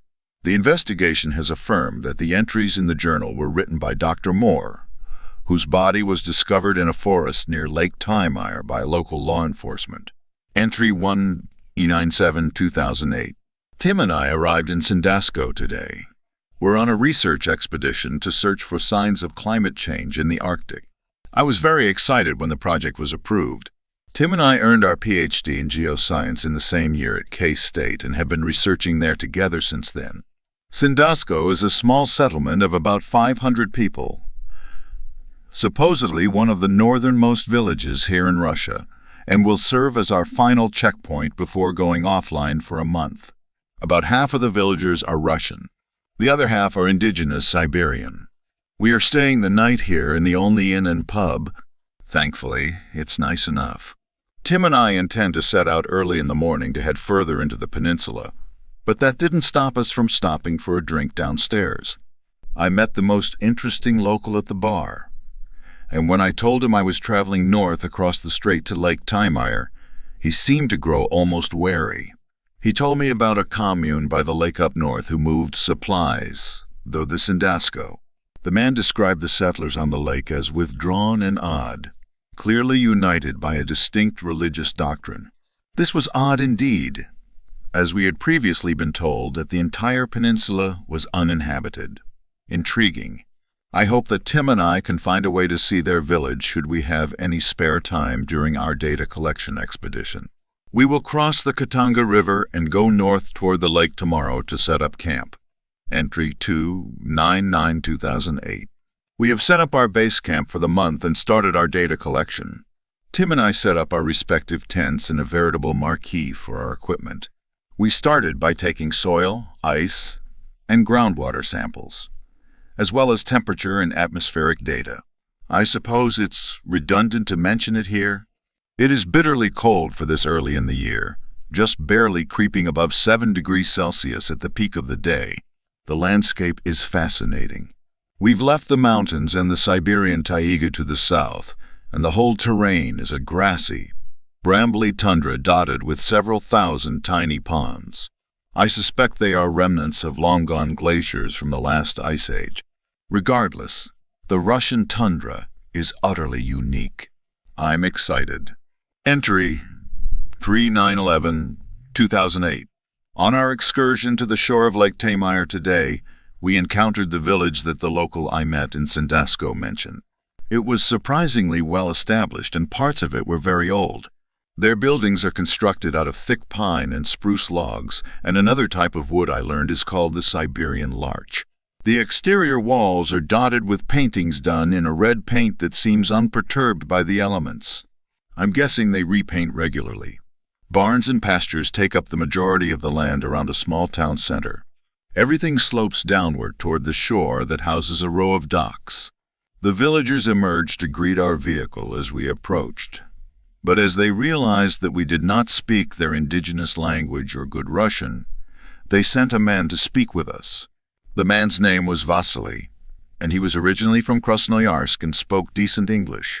He spoke to us briefly, telling us that the village was not prepared for visitors, but could offer us a tour the next day. Tim and I returned to camp and consolidated the data that had been collected during the day. We tried playing catch with the slightly deflated football I had brought, but just a few minutes gloveless in the Arctic air made our hands stiff and achy. We built a small campfire and brought out the bottle of whiskey we packed and talked. All we could hear was the fire crackling and the wind blowing over the tundra.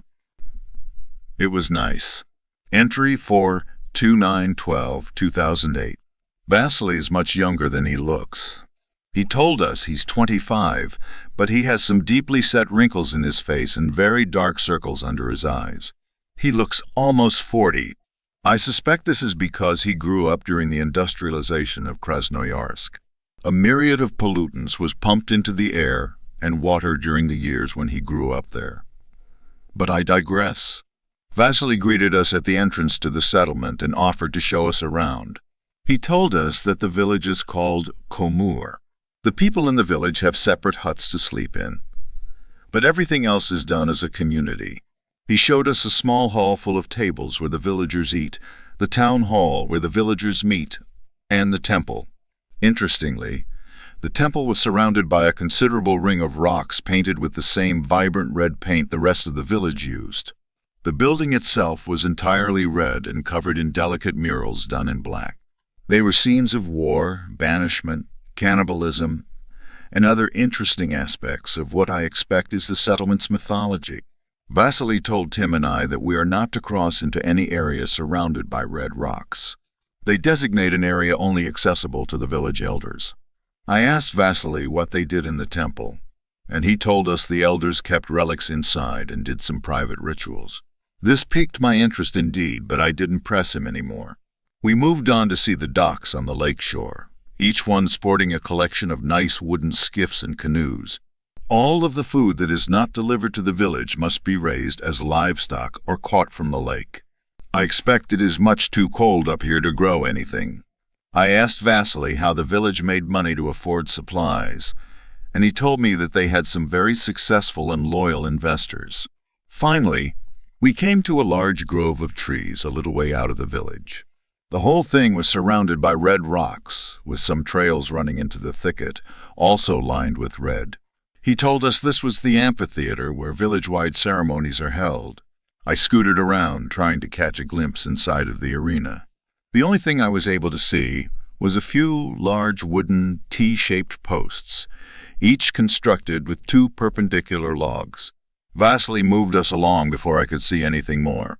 This excursion is feeling equally anthropological as geographical, but Komur is absolutely fascinating to me. Tim and I returned to camp this evening before the villagers sat for dinner and took down our data. We will collect more samples tomorrow, but I expect to return to the village in 2 days. Entry 5-14-2008. We drove to the village again today. Vasily, Tim, and I sat down outside the town hall and talked about Komur. He explained how its residents are descendants of migrants from the Ural Mountains. Their first language is a type of Ugric language that's no longer spoken anywhere else. He told me that the settlement was named after a figure in their mythology, the original deity that led the settlers to the lake. After guiding them to their final destination, Komur bestowed the mask of his father, Erlich, upon them. They began to worship them both.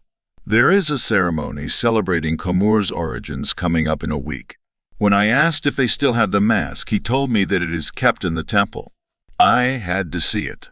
Now I consider myself a moral man, but curiosity is what led me to science. Besides, I'm not looking to broadcast this village's secrets to the world. I just had to know. Tim and I waited. Many people were busy this afternoon with their jobs or preparation for next week's ceremony. At this point in the day, most of the town center was deserted. Vasily had to attend to some business by the docks, so we seized the opportunity to sneak around the side of the temple. Crossing the line of scarlet-painted rocks was exhilarating. The door was heavy. I only opened it wide enough to slip inside. It was only illuminated by a small skylight at the roof's apex that cast a sparse gray glow through the room that didn't reach the corners. Peeking out of the darkness at the back of the room was a very imposing object indeed. As my eyes adjusted, it became clearer. A sign was posted below it that read Maska. It was horrible. The mask was fully red with deep lines carved out of it to create a wicked grimace. Black horns erupted from the sides of it, and the whole relic emanated cruelty and brutality. In retrospect, it is a fascinating cultural monument, but while I was in that room, all I wanted to do was leave. Tim left before me.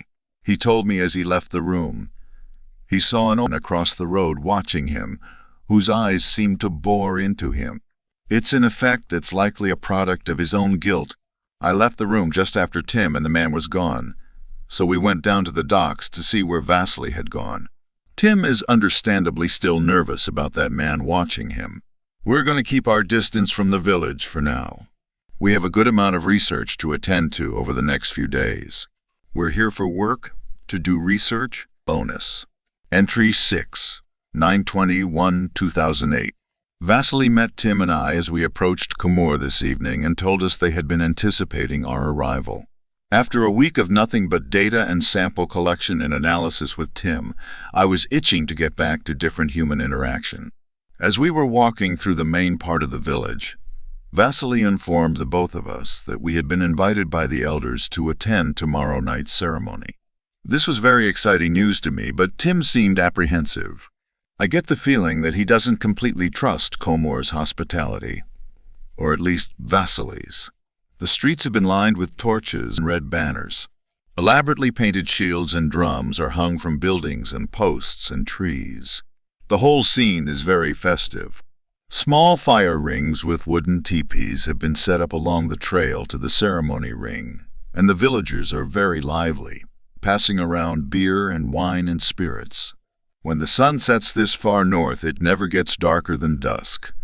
So much of the horizon still burns with a hazy orange glow. I was extremely charmed by the whole scene. Vasily told us to return tomorrow before sunset so that we don't miss anything. I'm not sure what to expect, but I'm experiencing an interesting cocktail of elation and apprehension. Entry 7, 9/22/2008. Today, Tim and I are in the village for the ceremony.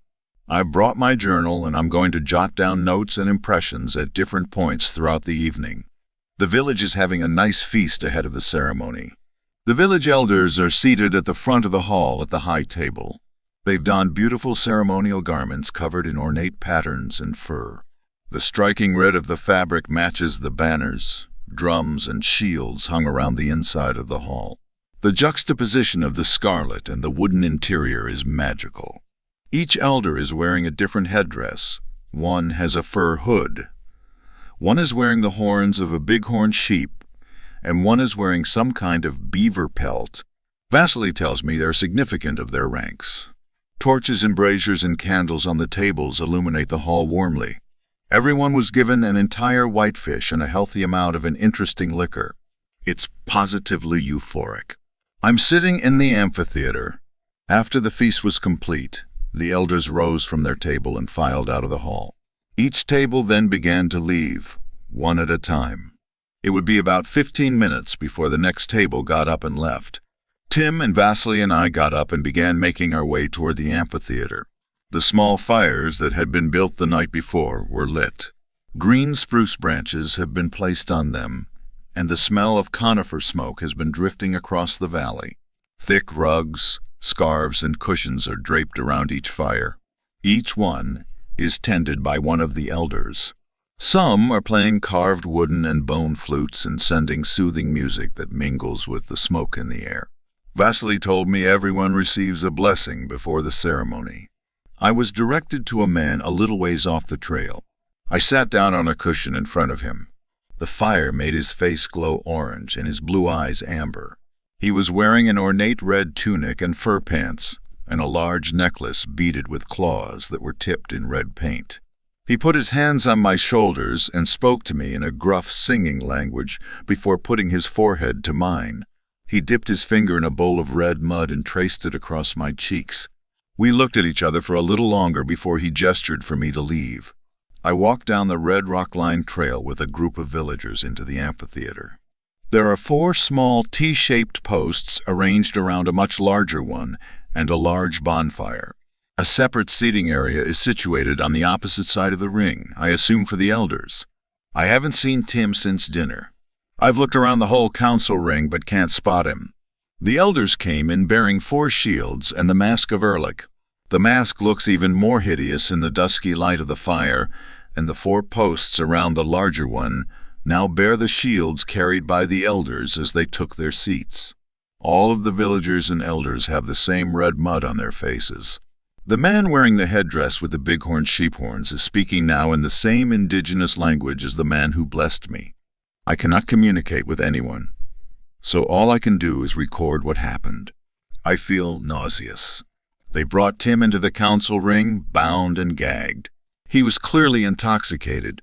He could barely hold his head up and his feet were dragging. The elders. They crucified him. They untied his hands and then hoisted him up onto the largest post. Everyone began chanting as they put the mask on his head.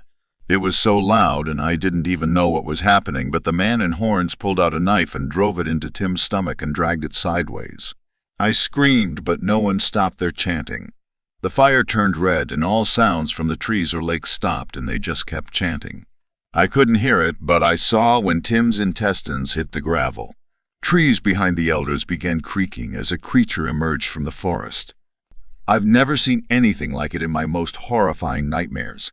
It had to be at least 10 feet tall, a stretched perversion of a human being with blood-red skin and limbs that were far too stretched so tightly across its bones that I could see its abdominal organs pulsating inside it.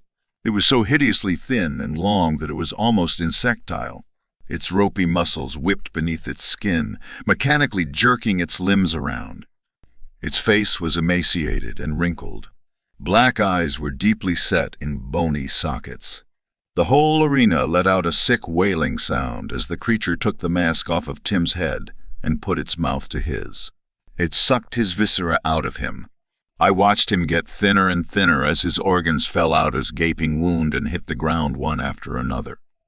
It donned the mask and the villagers went into a frenzy. Its head dipped and lolled with the weight of the wooden relic. I jumped over the back row of benches and ran through the trees and the brush. I ran away from the lake, up towards the entrance to the village.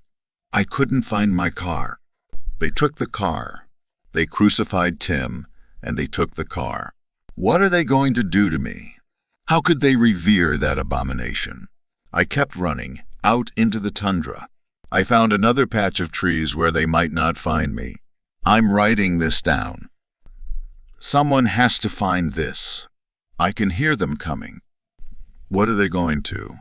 Investigators found this journal in the coat pocket of Dr. Daniel Moore. His body was found eviscerated in the middle of the Siberian tundra on October 28. No trace or record was ever discovered of a village by the name of Kumur. Moreover, there were no signs of villages anywhere on Lake Tamar. The current understanding is that he encountered some hallucinogenic substance or chemical in the line of his research and was attacked by wildlife after wandering into the wilderness. No sign has been found yet of his partner on the expedition, Dr. Timothy Holman.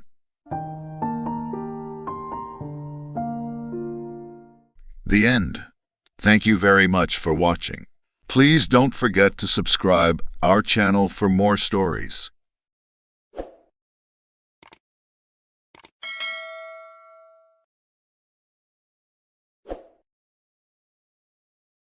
Welcome to our channel. We hope you enjoy our narrated stories. Misery is manifold. The wretchedness of earth is multiform. Overreaching the wide horizon as the rainbow, its hues are as various as the hues of the arch. As distinct too, yet as intimately blended. Overreaching the wide horizon as the rainbow. How is it that from beauty I have derived a type of unloveliness, from the covenant of peace a simile of sorrow? But as, in ethics, evil is a consequence of good, so in fact, out of joy is sorrow born. Either the memory of past bliss is the anguish of today, or the agonies which are have their origin in the ecstasies which might have been. My baptismal name is Aegeus. That of my family I will not mention. Yet there are no towers in the land more time-honored than my gloomy, grey hereditary halls. Our line has been called a race of visionaries, and in many striking particulars, in the character of the family mansion, in the frescoes of the chief's saloon, in the tapestries of the dormitories, in the chiseling of some buttresses in the armory, but more especially in the gallery of antique paintings, in the fashion of the library chamber, and lastly, in the very peculiar nature of the library's contents, there is more than sufficient evidence to warrant the belief. The recollections of my earliest years are connected with that chamber, and with its volumes. of which latter I will say no more. Here died my mother. Herein was I born. But it is mere idleness to say that I had not lived before, that the soul has no previous existence. You deny it? Let us not argue the matter. Convinced myself, I seek not to convince. There is, however, a remembrance of aerial forms, of spiritual and meaning eyes, of sounds musical yet sad, a remembrance which will not be excluded, a memory like shadow, vague, variable, indefinite, unsteady, and like a shadow too, in the impossibility of my getting rid of it while the sunlight of my reason shall exist. In that chamber I was born, thus awakening from the long night of what seemed but was not, non-entity, at once into the very regions of fairyland, into a place of imagination, into the wild dominions of monastic thought and erudition. It is not singular that I gazed around me with a startled and ardent eye, that I loitered away my boyhood in books and dissipated my youth in reverie. But it is singular that as the years rolled away, and the noon of manhood found me still in the mansion of my fathers, it is wonderful what stagnation there fell upon the springs of my life. Wonderful how total an inversion took place in the character of my commonest thought. The realities of the world affected me as visions, and as visions only, while the wild ideas of the land of dreams became in turn, not the material of my everyday existence, but in very deed that existence utterly and solely in itself.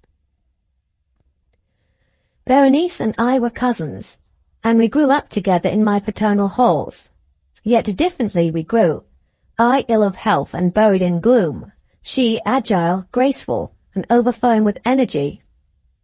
Hers the ramble on the hillside, mine the studies of the cloister, I living within my own heart and addicted body and soul to the most intense and painful meditation.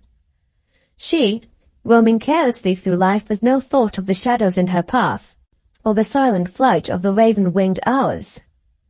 Berenice, I call upon her name, Berenice, and from the grey ruins of memory 1,000 tumultuous recollections are startled at the sound. Ah, vividly is her image before me now, as in the early days of her light-heartedness and joy. Oh, gorgeous! Oh, sylph amid the shrubberies of Arnheim! Oh, naiad amongst its fountains! And then all is mystery and terror, and a tale which should not be told. Disease, a fatal disease, fell like the simoom upon her frame, and even while I gazed upon her, the spirit of change swept over her, pervading her mind, her habits, and her character, and in a manner the most subtle and terrible, disturbing even the identity of her person. Alas, the destroyer came and went, and the victim, where was she? I knew her not, or knew her no longer as Berenice. Among the numerous train of maladies superinduced by that fatal and primary one which effected a revolution of so horrible a kind in the moral and physical being of my cousin, may be mentioned as the most distressing and obstinate in its nature, a species of epilepsy not unfrequently terminating in trance itself. Trance very nearly resembling positive dissolution, and from which her manner of recovery was, in most instances, startlingly abrupt. In the meantime, my own disease, for I have been told that I should call it by no other appellation, my own disease, then, grew rapidly upon me, and assumed finally a monomaniac character of a novel and extraordinary form, hourly and momently gaining vigour, and at length obtaining over me the most incomprehensible ascendancy. This monomania, if I must so term it, consisted in a morbid irritability of those properties of the mind in metaphysical science termed the attentive. It is more than probable that I am not understood, but I fear indeed that it is in no manner possible to convey to the mind of the merely general reader an adequate idea of that nervous intensity of interest, which in my case, the powers of meditation, not to speak technically, busied and buried themselves in the contemplation of even the most ordinary objects of the universe. To muse for long unwearied hours with my attention riveted to some frivolous device on the margin or in the typography of a book. To become absorbed for the better part of a summer's day in a quaint shadow falling aslant upon the tapestry or upon the door. to lose myself for an entire night in watching the steady flame of a lamp. Welcome to our channel. We hope you enjoy our narrated stories. Of the pleasures and pains of opium, much has been written. The ecstasies and horrors of De Quincey and the paradis artificiels of Baudelaire are preserved and interpreted with an art which makes them immortal. And the world knows well the beauty, the terror, and the mystery of those obscure realms into which the inspired dreamer is transported. But, much as has been told, no man has yet dared intimate the nature of the phantasms thus unfolded to the mind, or hint at the direction of the unheard-of roads along whose ornate and exotic course the partaker of the drug is so irresistibly borne. De Quincey was drawn back into Asia, that teeming land of nebulous shadows whose hideous antiquity is so impressive that, quote, the vast age of the race and name overpowers the sense of youth in the individual, unquote. But farther than that, he dared not go. Those who have gone farther seldom returned, and even when they have been either silent or quite mad.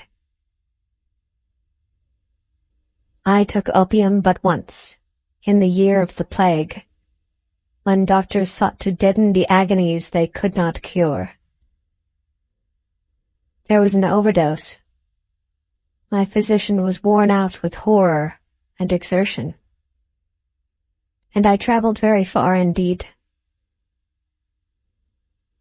In the end, I returned and lived. But my nights are filled with strange memories, nor have I ever permitted the doctor to give me opium again.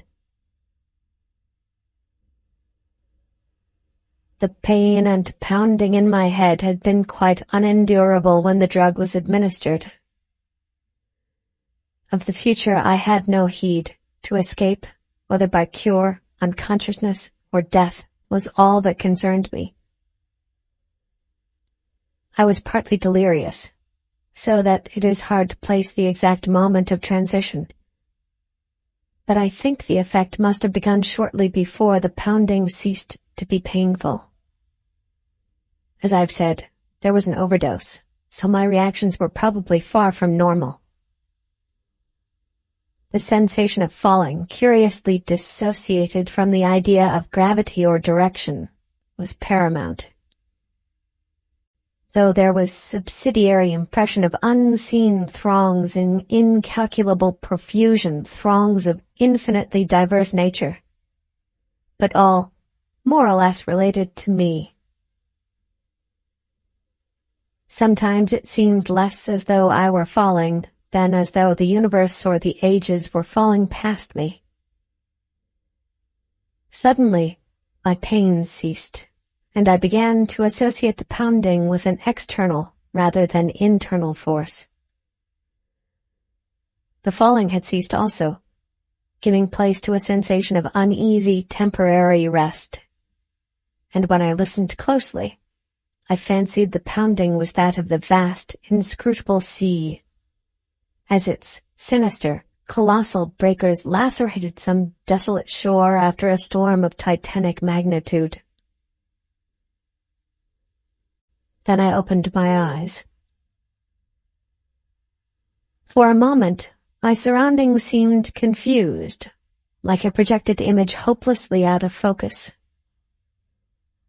But gradually I realized my solitary presence in a strange and beautiful room lighted by many windows. Of the exact nature of the apartment I could form no idea, for my thoughts were still far from settled.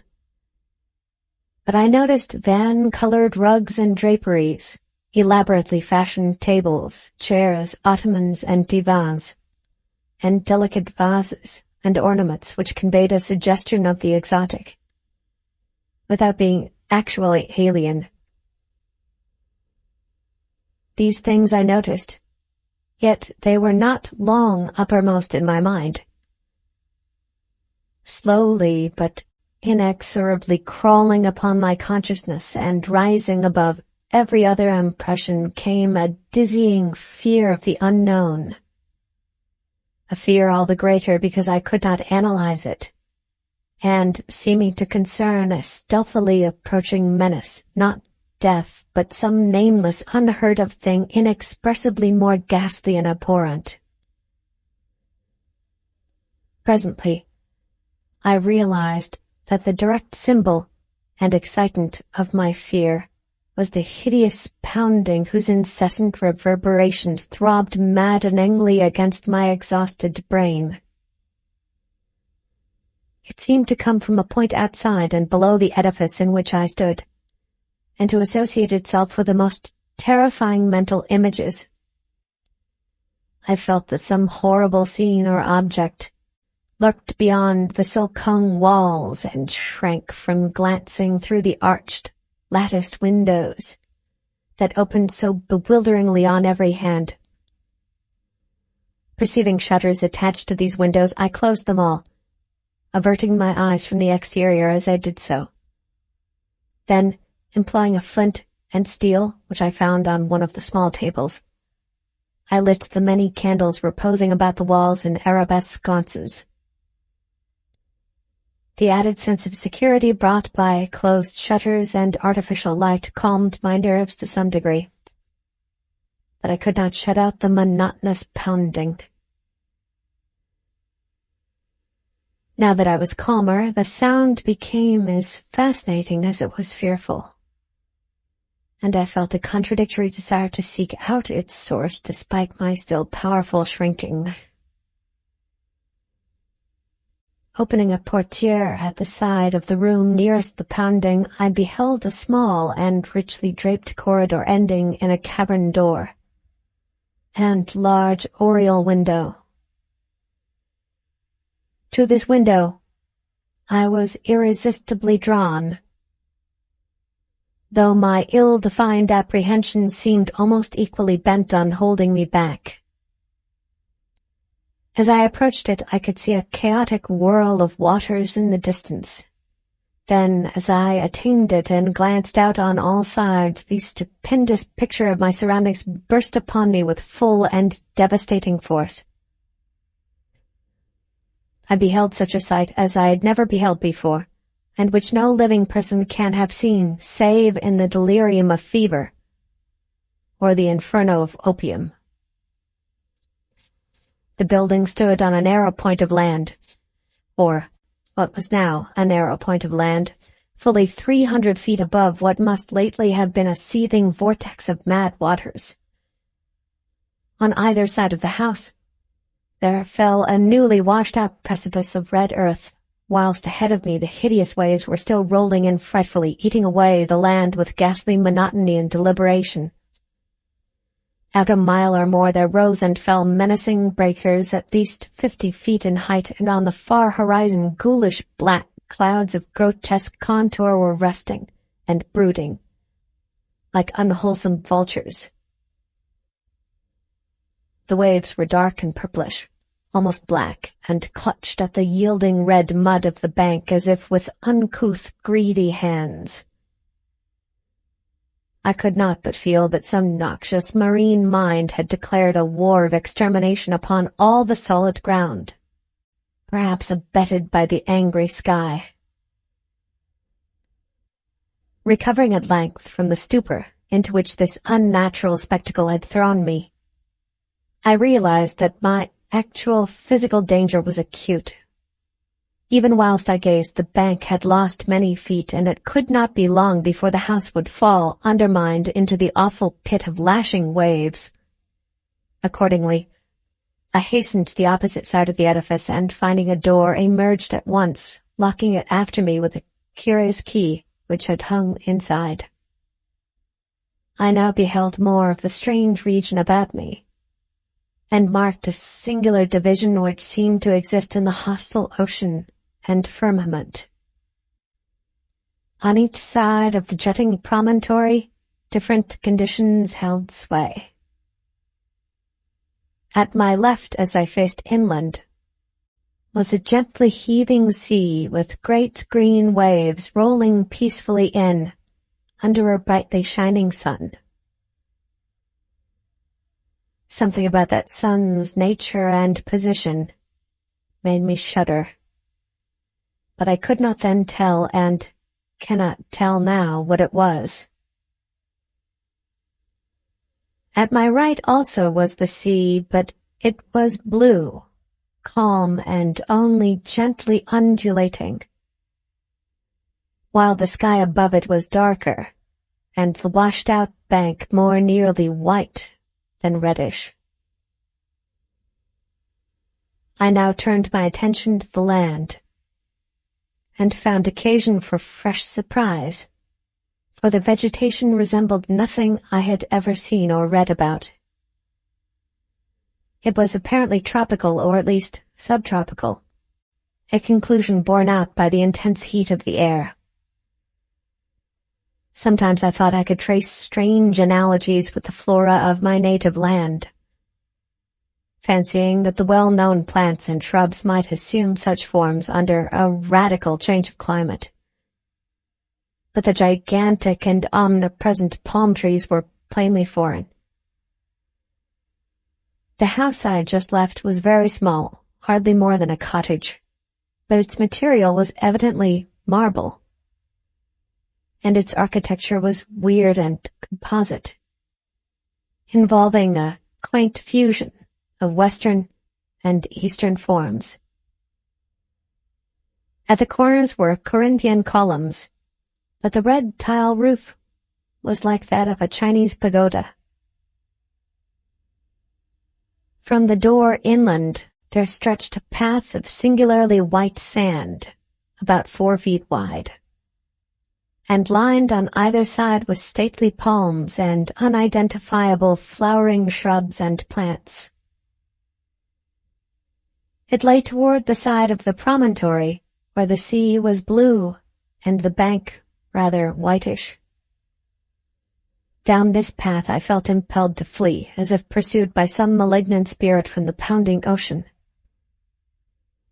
At first it was slightly uphill. Then I reached a gentle crest.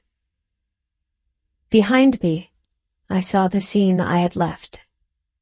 The entire point with the cottage and the black water, with the green sea on one side and the blue sea on the other, and a curse unnamed and unnameable lowering over all. I never saw it again, and often wonder. After this last look, I strode ahead and surveyed the inland panorama before me. The path, as I have intimated, ran across the right-hand shore as one went inland. Ahead and to the left I now viewed a magnificent valley comprising thousands of acres and covered with a swaying growth of tropical grass higher than my head. Almost at the limit of vision was a colossal palm tree which seemed to fascinate and beckon me. By this time, wonder and escape from the imperiled peninsula had largely dissipated my fear. But as I paused and sank, fatigued, to the path, hardly digging with my hands into the warm, whitish golden sand, a new and acute sense of danger seized me. Some terror in the swishing tall grass seemed added to that of the diabolically pounding sea, and I started up, crying loudly and disjointedly, "Tiger? Tiger? Is it tiger? Beast?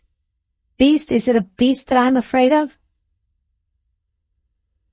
My mind wandered back to an ancient and classical story of tigers which I had read. I strove to recall the author, but had difficulty. Then, in the midst of my fear, I remembered that the tale was by Rudyard Kipling. Nor did the grotesqueness of deeming him an ancient author occur to me. I wished for the volume containing the story, and had almost started back toward the doomed cottage to procure it when my better sense and the lure of the palm prevented me.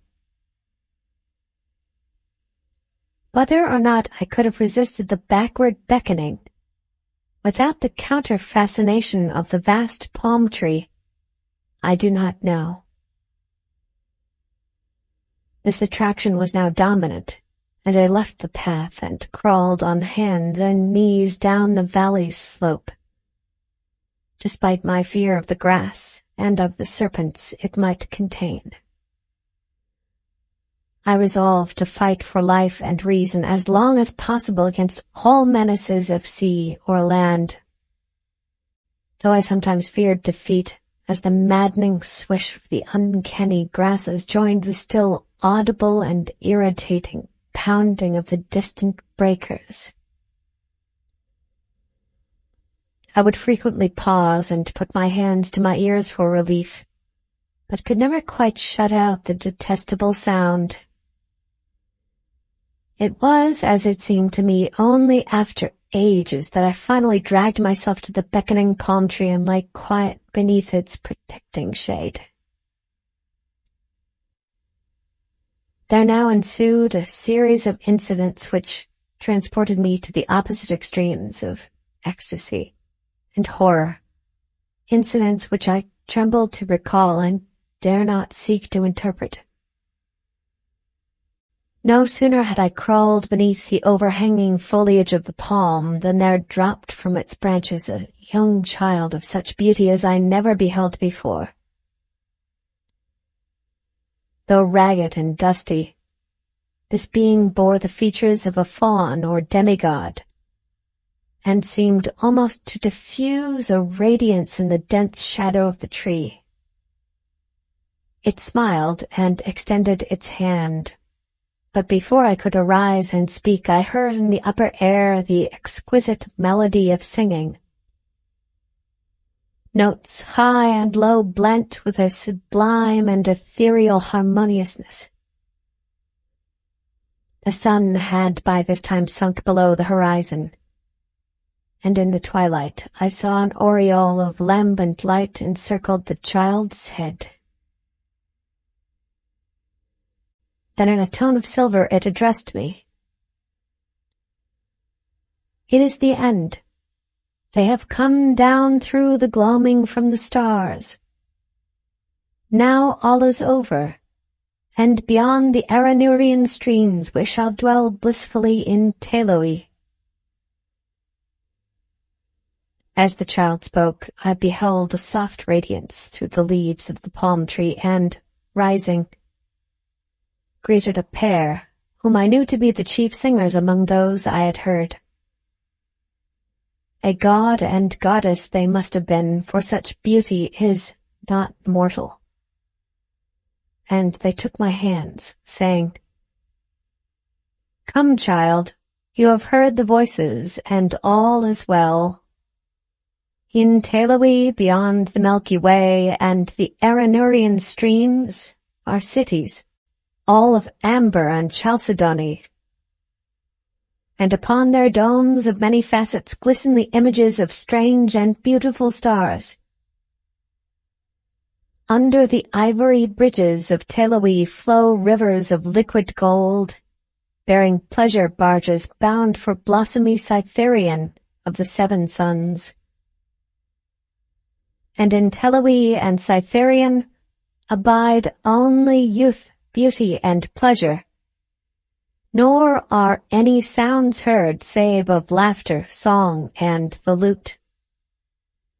Only the gods dwell in Teloi of the golden rivers, but among them shalt thou dwell." As I listened enchanted, I suddenly became aware of a change in my surroundings. The palm tree, so lately overshadowing my exhausted form, was now some distance to my left and considerably below me. I was obviously floating in the atmosphere, companioned not only by the strange child and the radiant pair, but by a constantly increasing throng of half-luminous, vine-crowded youths and maidens with wind-blown hair and joyful countenance. We slowly ascended together, as if borne on a fragrant breeze which blew not from the earth but from the golden nebulae. And the child whispered in my ear that I must look always upward to the pathways of light and never backward to the sphere I had just left. The youths and maidens now chanted mellifluous choriambics to the accompaniment of lutes, and I felt enveloped in a peace and happiness more profound than any I had in life imagined. On the intrusion of a single sound alerted my destiny and shattered my soul. Through the ravishing strains of the singers and the lutanists, as if in mocking, demonic concord throbbed from gulfs below the damnable, the detestable pounding of that hideous ocean. As those black breakers beat their message into my ears, I forgot the words of the child, and looked back down upon the doomed scene from which I thought I had escaped. Down through the ether, I saw the accursed earth slowly turning, ever turning, with angry and tempestuous seas gnawing at wild, desolate shores and dashing foam against the tottering towers of deserted cities. And under a ghastly moon there gleamed sights I can never describe, sights I can never forget. Deserts of corpse-like clay and jungles of ruin and decadence where once stretched the populous plains and villages of my native land, and maelstroms of frothing ocean where once rose the mighty temples of my forefathers. Round the northern pole steamed a morass of noisome growths and miasmal vapors, hissing before the onslaught of the ever-mounting waves that curled and fretted from the shuddering deep. Then a rending report clave the night, and athwart the desert of deserts appeared a smoking rift. Still the black ocean foamed and gnawed, eating away the desert on either side as the rift in the center widened and widened. There was now no land left but the desert, and still the fuming ocean ate and ate. All at once I thought even the pounding sea seemed afraid of something, afraid of the dark gods of the inner earth that are greater than the evil god of waters. But even if it was, it could not turn back, and the desert had suffered too much from those nightmare waves to help them now. So the ocean ate the last of the land and poured into the smoking gulf, thereby giving up all it had ever conquered. From the new flooded lands it flowed again, uncovering death and decay. And from its ancient and immemorial bed it trickled loathsomely, uncovering nighted secrets of the years when time was young, and the gods unborn. Above the waves rose weedy, remembered spires.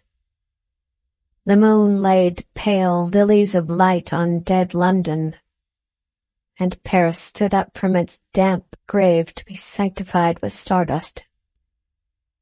Then rose spires and monoliths that were weedy but not remembered. Terrible spires and monoliths of lands that men never knew were lands. There was not any pounding now, but only the unearthly roaring and hissing of waters tumbling into the rift. The smoke of that rift had changed to steam, and almost hit the world as it grew denser and denser. It seared my face and hands, and when I looked to see how it affected my companions, I found they had all disappeared. Then, very suddenly, it ended. and I knew no more till I awaked upon a bed of convalescence. As the cloud of steam from the Plutonic Gulf finally concealed the entire surface from my sight, all the firmament shrieked at a sudden agony of mad reverberations which shook the trembling ether. In one delirious flash and burst it happened, one blinding, deafening holocaust of fire, smoke, and thunder that dissolved the wan moon as it sped outward to the void. And when the smoke cleared away, and I sought to look upon the earth, I beheld against the background of cold, humorous stars only the dying sun and the pale, mournful planets searching for their sister. The end. Thank you very much for watching. Please don't forget to subscribe our channel for more stories.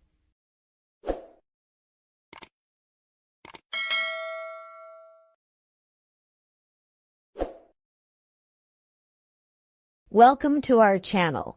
We hope you enjoy our narrated stories.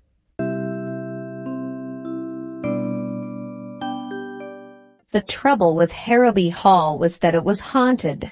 What was worse, the ghost did not content itself with merely appearing at the bedside of the afflicted person who saw it, but persisted in remaining there for 1 mortal hour before it would disappear.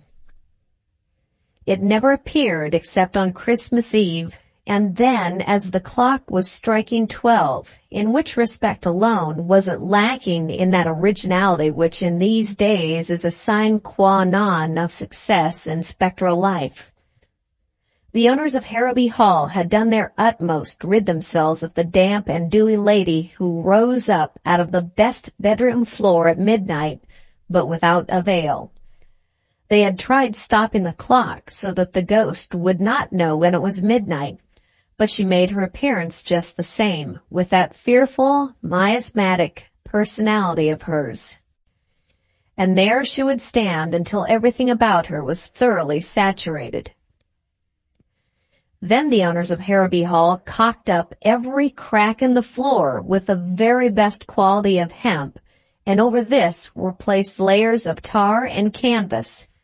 The walls were made waterproof, and the doors and windows likewise, the proprietors having conceived the notion that the unexercised lady would find it difficult to leak into the room after these precautions had been taken.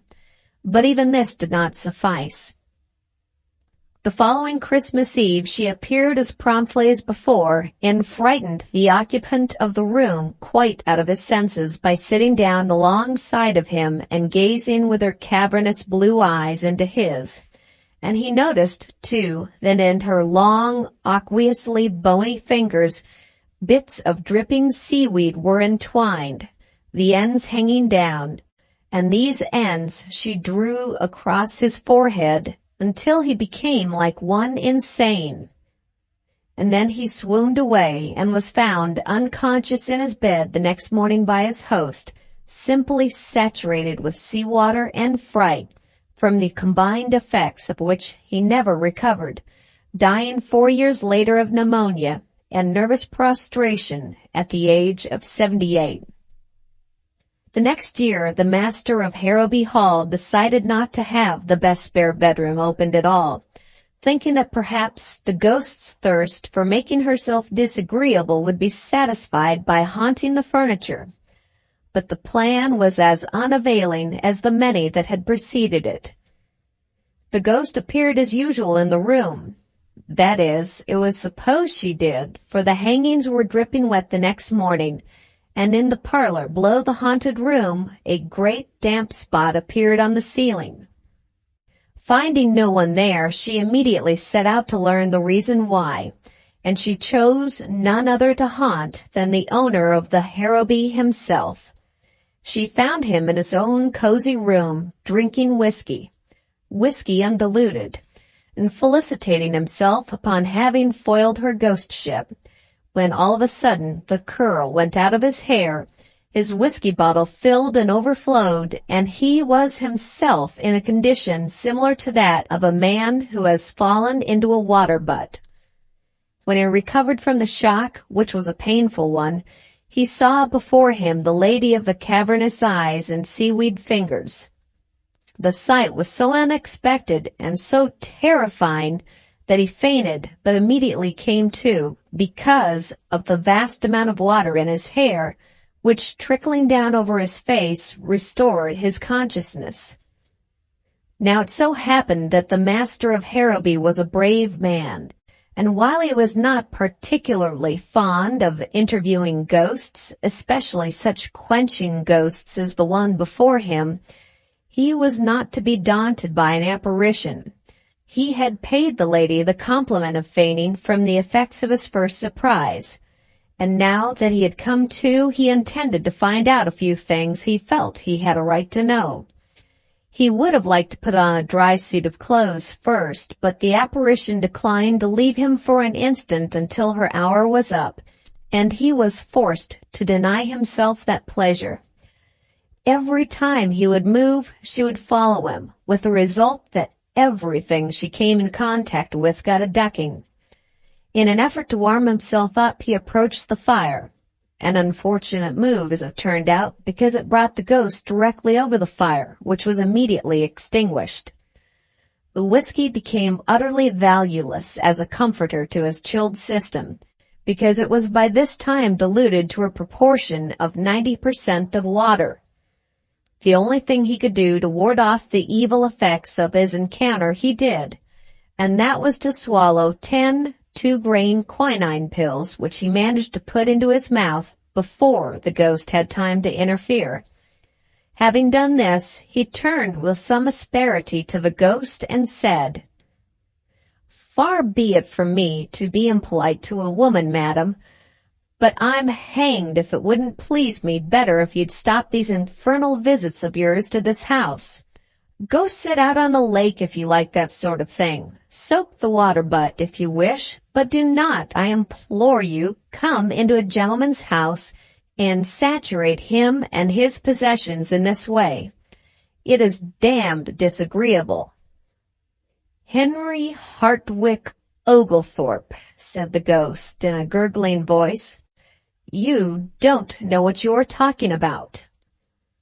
"Madam," returned the unhappy householder, "I wish that remark was strictly truthful. I was talking about you. It would be shillings and pence, nay, pounds in my pocket, madam, if I did not know of you." "That is a bit of specious nonsense," returned the ghost, throwing a quart of indignation into the face of the master of Harrowby. "It may rank as high as repartee, but as a comment upon my statement that you do not know what you are talking about, it savors of irrelevant impertinence. You do not know that I am compelled to haunt this place year after year by inexorable fate. It is no pleasure to me to enter this house and ruin and mildew everything I touch. I never aspired to be a shower bath, but it is my doom. Do you know who I am?" "No, I don't," returned the master of Harrowby. "I should say you were the lady of the lake, or little Sally Waters." "You are a witty man for your years," said the ghost. "Well, my humor is drier than yours will ever be," returned the master. "No doubt. I am never dry. I am the water ghost of Harrowby Hall, and dryness is a quality entirely beyond my wildest hope. I have been the incumbent of this highly unpleasant office for 200 years tonight." "How the deuce did you ever come to get elected?" asked the master. "Through a suicide," replied the spectre. "I am the ghost of that fair maiden whose picture hangs over the mantelpiece in the drawing-room. I should have been your great-great-great-great-great-aunt if I had lived, Henry Hartwick Oglethorpe, for I was the own sister of your great-great-great-great-grandfather."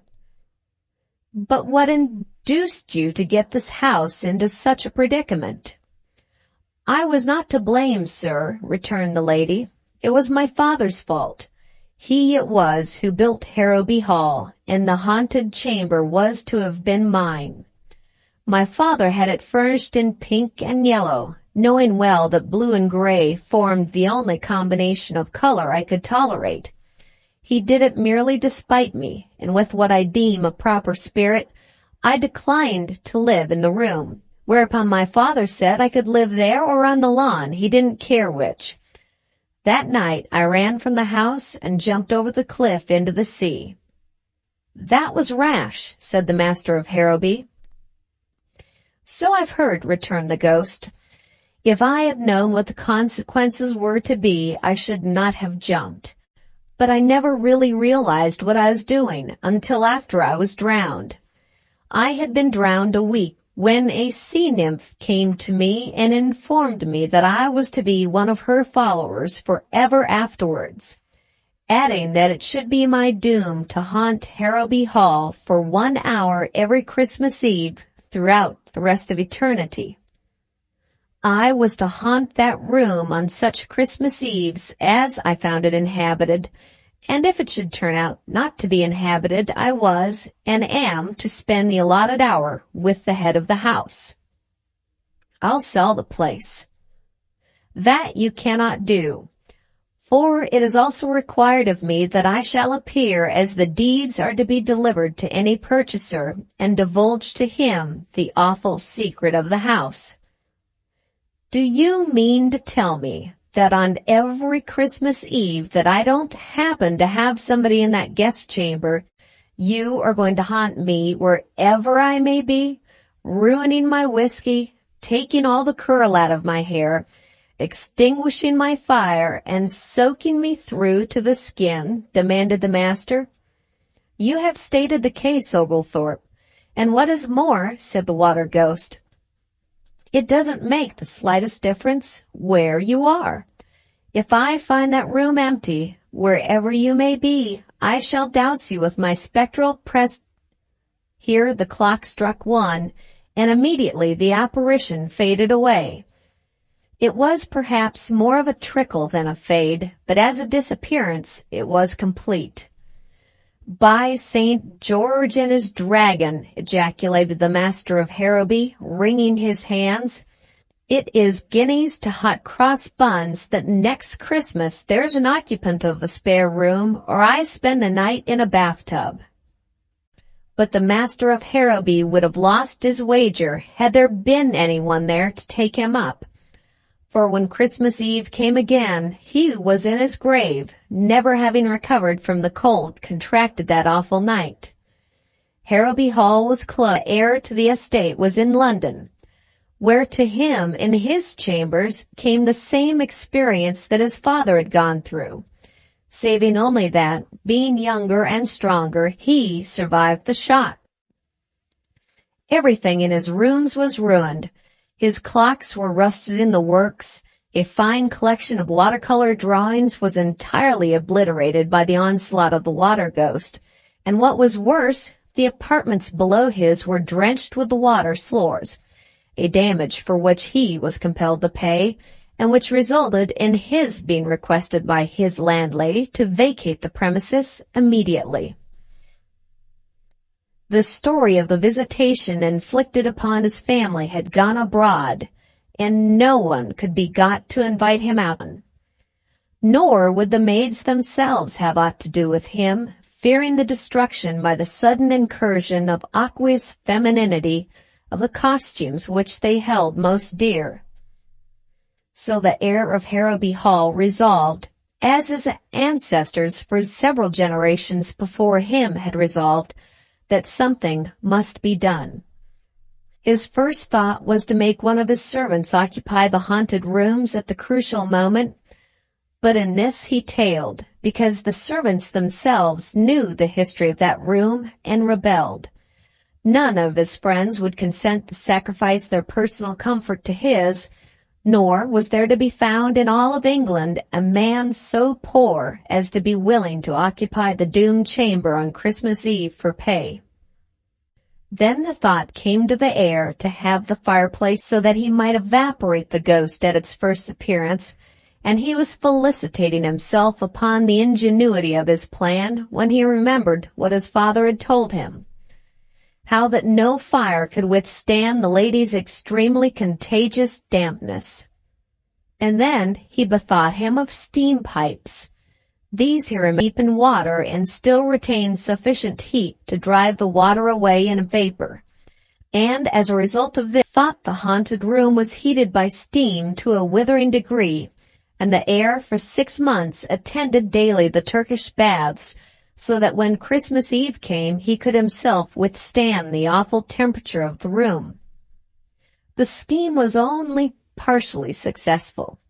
The water ghost appeared at the specified time and found the heir of Harrowby prepared. But hot as the room was, it shortened her visit by no more than 5 minutes in the hour, during which time the nervous system of the young master was well nigh shattered, and the room itself was cracked and warped to an extent which required the outlay of a large sum of money to remedy. And worse than this, as the last drop of the water ghost was slowly sizzling itself out on the floor, she whispered to her would-be conqueror that his scheme would avail him nothing, because there was still water in great plenty where she came from, and that next year would find her rehabilitated and as exasperatingly saturating as ever.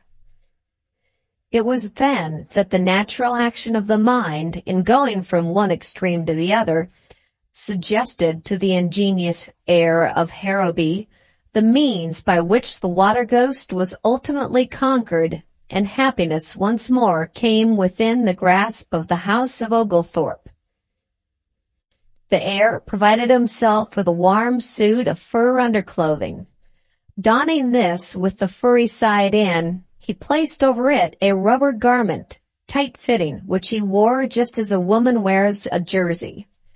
On top of this he placed another set of underclothing, this suit made of wool, and over this was a second rubber garment like the first. Upon his head he placed a light and comfortable diving helmet, and so clad on the following Christmas Eve he awaited the coming of his tormentor. It was a bitterly cold night that brought to a close this 24th day of December. The air outside was still, but the temperature was below zero. Within all was quiet, the servants of Harrowby Hall awaiting with beating hearts the outcome of their master's campaign against his supernatural visitor. The master himself was lying on the bed in the haunted room, clad as has already been indicated, and then the clock clanged out the hour of 12. There was a sudden banging of doors. A blast of cold air swept through the halls. The door leading into the haunted chamber flew open, a splash was heard, and the water ghost was seen standing at the side of the heir of Harrowby, from whose outer dress there streamed rivulets of water, but whose own person, deep down under the various garments he wore, was as dry and as warm as he could have wished. "Ha!" said the young master of Harrowby, "I'm glad to see you." "You are the most original man I've met, if that is true," returned the ghost. "May I ask where did you get that hat?" "Certainly, madam," returned the master courteously. "It is a little portable observatory I had made for just such emergencies as this. But tell me, is it true that you are doomed to follow me about for one mortal hour, to stand where I stand, to sit where I sit?" "That is my delectable fate," returned the lady. "Well, go out on the lake," said the master, starting up. "You can't get rid of me that way," returned the ghost. "The water won't swallow me up. In fact, it will just add to my present bulk." "Nevertheless," said the master firmly, "we will go out on the lake." "But my dear sir," returned the ghost, with a pale reluctance, "it is fearfully cold out there. You will be frozen hard before you've been out 10 minutes. "Oh, no, I'll not," replied the master. "I am very warmly dressed. Come." This last in a tone of command that made the ghost ripple. And they started. They had not gone far before the water ghost showed signs of distress. "You walk too slowly," she said. "I am nearly frozen. My knees are so stiff now I can hardly move. I beseech you to accelerate your step." "I should like to oblige a lady," returned the master courteously, "but my clothes are rather heavy, and 100 yards an hour is about my speed. Indeed, I think we would better sit down here on the snowdrift and talk matters over." Do not do so, I beg," cried the ghost. "Let me move on. I feel myself growing rigid as it is. If we stop here, I shall be frozen stiff." "That, madam," said the master slowly, and seating himself on an ice cake, "that is why I have brought you here. We have been on this boat just 10 minutes. We have 50 more. Take your time about it, madam, but freeze. That is all I ask of you." "I cannot move my right leg now," cried the ghost in despair, "and my overskirt is a solid sheet of ice. Oh, good kind Mr. Oglethorpe, light a fire and let me go free from these icy fetters." "Never, madam. It cannot be. I have you at last." "Alas!" cried the ghost, a tear trickling down her frozen cheek. "Help me, I beg. I congeal." "Congeal, madam, congeal," returned Oglethorpe coldly. "You have drenched me and mine for 203 years, madam. Tonight you have had your last drench." "Ah, but I shall thaw out again, and then you'll see. Instead of the comfortably tepid, genial ghost I have been in my past, sir, I shall be iced water," cried the lady threateningly. "No, you won't either," returned Oglethorpe. "For when you are frozen quite stiff, I shall send you to a cold storage warehouse, and there you shall remain an icy work of art for evermore." "But warehouses burn." "So they do, but this warehouse cannot burn. It is made of asbestos, and surrounding it are fireproof walls, and within those walls the temperature is now and shall forever be 416 degrees below the 0 point, low enough to make an icicle of any flame in this world, or the next," the master added with an ill-suppressed chuckle. "For the last time, I beseech you, I would go on my knees to you, Oglethorpe, were they not already frozen. I beg of you, do not do—" Here, even the words froze on the water ghost's lips, and the clock struck 1. There was a momentary tremor throughout the icebound form, and the moon, coming out from behind a cloud, shone down on the rigid figure of a beautiful woman sculptured in clear, transparent ice. There stood the ghost of Harrowby Hall, conquered by the cold, a prisoner for all time. The heir of Harrowby Hall had won at last, and today, in a large storage house in London, stands the frigid form of one who will never again flood the house of Oglethorpe with woe and sea-water. As for the heir of Harrowby, his success in coping with a ghost has made him famous, a fame that still lingers about him, although his victory took place some 20 years ago.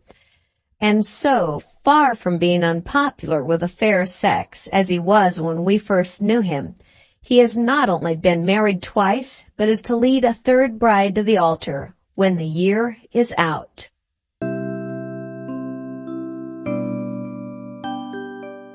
The end. Thank you very much for watching.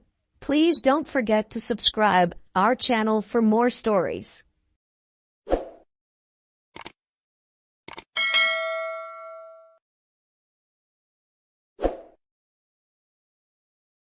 Welcome to our channel. We hope you enjoy our narrated stories.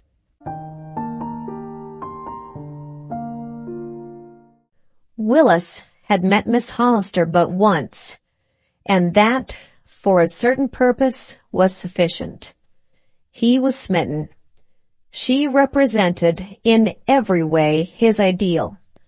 Although, until he had met her, his ideal had been something radically different. She was not at all Juno-esque, and the maiden of his dreams had been decidedly so. She had auburn hair, which hitherto Willis had detested. Indeed, if the same hirsute wealth had adorned some other woman's head, Willis would have called it red. This shows how completely he was smitten. She changed his point of view entirely. She shattered his old ideal and set herself up in its stead, and she did most of it with a smile. There was something, however, about Miss Hollister's eyes that contributed to the smiling of Willis's heart. They were great, round, lustrous orbs, and deep. So deep were they, and so penetrating, that Willis's affections were away beyond their own depth the moment Miss Hollister's eyes looked into his, and at the same time he had a dim and slightly uncomfortable notion that she could read every thought his mind held within its folds, or rather, that she could see how utterly devoid of thought that mind was upon this ecstatic occasion. For Willis's brain was set all agog by the sensations of the moment. "By Jove," he said to himself afterwards. For Willis, wise man that he could be on occasions, was his own confidant, to the exclusion of all others. "By Jove, I believe she can peer into my very soul. And if she can, my hopes are blasted, for she must be able to see that a soul like mine is no more worthy to become the affinity of one like hers than a mountain rill can hope to rival the Amazon." Nevertheless, Willis did hope. Something may turn up, and perhaps I can devise some scheme by means of which my imperfections can be hidden from her. Maybe I can put stained glass over the windows of my soul and keep her from looking through them at my shortcomings. Smoked glasses, perhaps. And why not? If smoked glasses can be used by mortals gazing at the sun, why may they not be used by me when gazing into those scarcely less glorious orbs of hers? Alas for Willis! The fates were against him. A far-off tribe of fates were in league to blast his chances of success forever, and this was how it happened. Willis had occasion one afternoon to come uptown early. At the corner of Broadway and Astor Place, he entered a Madison Avenue car, paid his fare, and sat down in one of the corner seats at the rear end of the car. His mind was, as usual, intent upon the glorious Miss Hollister. Surely no one who had once met her could do otherwise than think of her constantly, he reflected, and the reflections made him a bit jealous. What business had others to think of her? Impertinent, groveling mortals! No man was good enough to do that. No, not even himself. But he could change. He could at least try to be worthy of thinking about her. And he knew of no other man who could. He'd like to catch anyone else doing so little as mentioning her name. Impertinent, groveling mortals, he repeated. And then the car stopped at 17th Street, and who should step on board but Miss Hollister herself? The idea, thought Willis. By Jove, there she is, on a horse car, too. How atrocious! One might as well expect to see Minerva driving in a grocer's wagon as Miss Hollister in a horse car. Miserable, untactful world to compel Minerva to ride in a horse cart, or rather Miss Hollister to ride in a grocer's car. Absurdest of absurdities. Here he raised his hat, for Miss Hollister had bowed sweetly to him as she passed on to the far end of the car, where she stood hanging onto a strap. I wonder why she doesn't sit down, thought Willis. For as he looked about the car, he observed that with the exception of the one he occupied, all the seats were vacant. In fact, the only persons on board were Miss Hollister, the driver, the conductor, and himself. "I think I'll go speak to her," he thought. And then he thought again. "No, I'd better not. She saw me when she entered, and if she had wished to speak to me, she would have sat down here beside me, or opposite me, perhaps. I shall show myself worthy of her by not thrusting my presence upon her.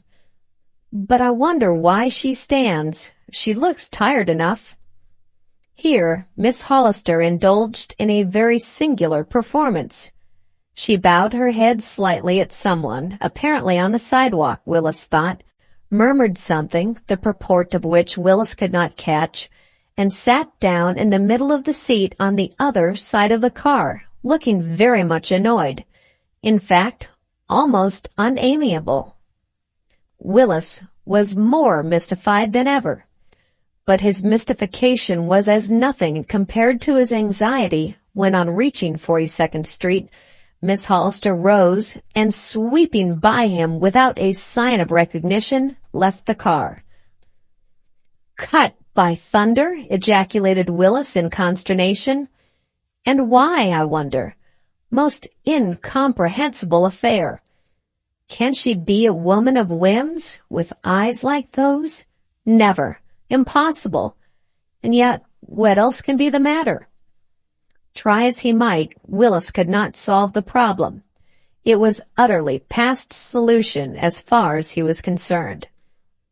"I'll find out, and I'll find out like a brave man," he said, after racking his brains for an hour or two in a vain endeavor to get at the cause of Miss Hollister's cut. "I'll call upon her tonight and ask her."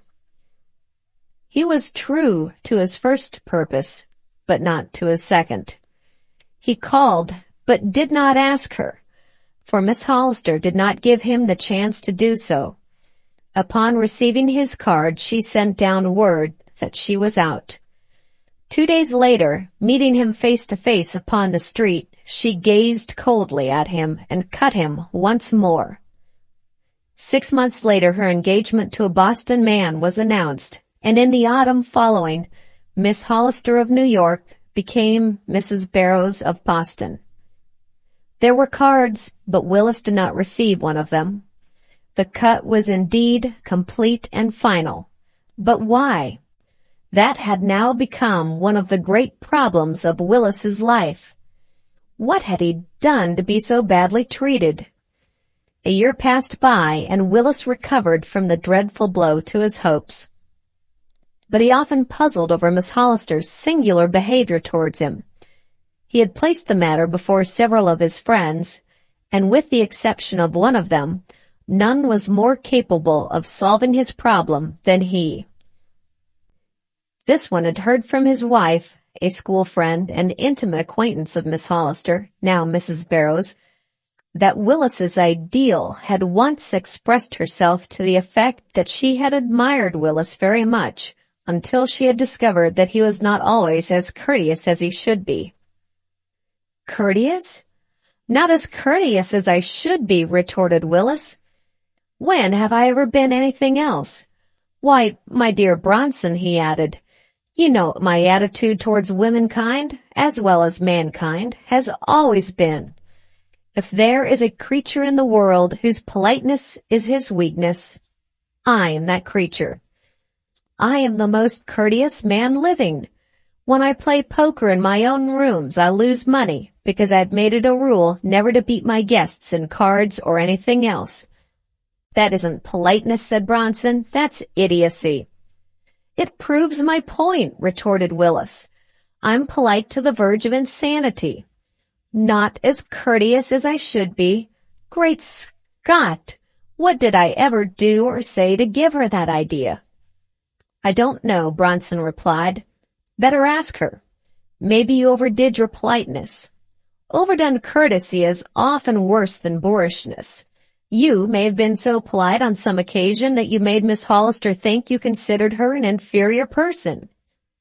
You know what the poet insinuated, "Sorosis holds no fury like a woman condescended to by a man." I've half a mind to write Mrs. Barrows and ask her what I did, said Willis. That would be lovely, said Bronson. Barrows would be pleased. True, I never thought of that, replied Willis. You are not a thoughtful thinker, said Bronson dryly. If I were you, I'd bide my time, and some day you may get an explanation. Stranger things have happened, and my wife tells me that the Barrowses are about to spend the coming winter in New York. You'll meet them out somewhere, no doubt. No, I shall decline to go where they are. No woman shall cut me a second time, not even Mrs. Barrows, said Willis firmly. Good. Stand by your color, said Bronson with an amused smile. A week or two later, Willis received an invitation from Mr. and Mrs. Bronson to dine with them informally. I have some very clever friends I'll meet, she wrote, so be sure to come. Willis went. The clever friends were Mr. and Mrs. Barrows, and to the surprise of Willis, he was received most effusively by the quondam Miss Hollister. Why, Mr. Willis, she said, extending her hand to him, how delightful to see you again. Thank you, said Willis in some confusion. I am sure it is a very pleasant surprise for me. I had no idea. Nor I, returned Mrs. Barrows, and really, I should have been a little embarrassed, I think, had I known you were to be here. It's so very absurd that I almost hesitate to speak of it, but I feel I must. I have treated you very badly. Indeed, said Willis with a smile. How, pray? Well, it wasn't my fault, really, returned Mrs. Barrows. But do you remember, a little over a year ago, my riding uptown on a horse car, a Madison Avenue car, with you? Said Willis, with an affectation of reflection. Let me see. Yes, I think I do. We were the only ones on board, I believe, and, here Mrs. Barrows laughed outright. You thought we were the only ones on board, but we weren't. The car was crowded, she said. Then I don't remember it, said Willis. The only time I ever rode on a horse car with you, to my knowledge, was— I know. This was the occasion, interrupted Mrs. Barrows. You sat in a corner at the rear end of the car when I entered, and I was very much put out with you because it remained for a stranger whom I had often seen, and to whom I had, for reasons unknown even to myself, taken a deep aversion, to offer me his seat, and what is more, compel me to take it. I don't understand, said Willis. We were alone on the car. To your eyes we were, although at the time I did not know it. To my eyes, when I boarded it, the car was occupied by enough people to fill all the seats. You returned my bow as I entered, but did not offer me your seat. The stranger did, and while I tried to decline it, I was unable to do so.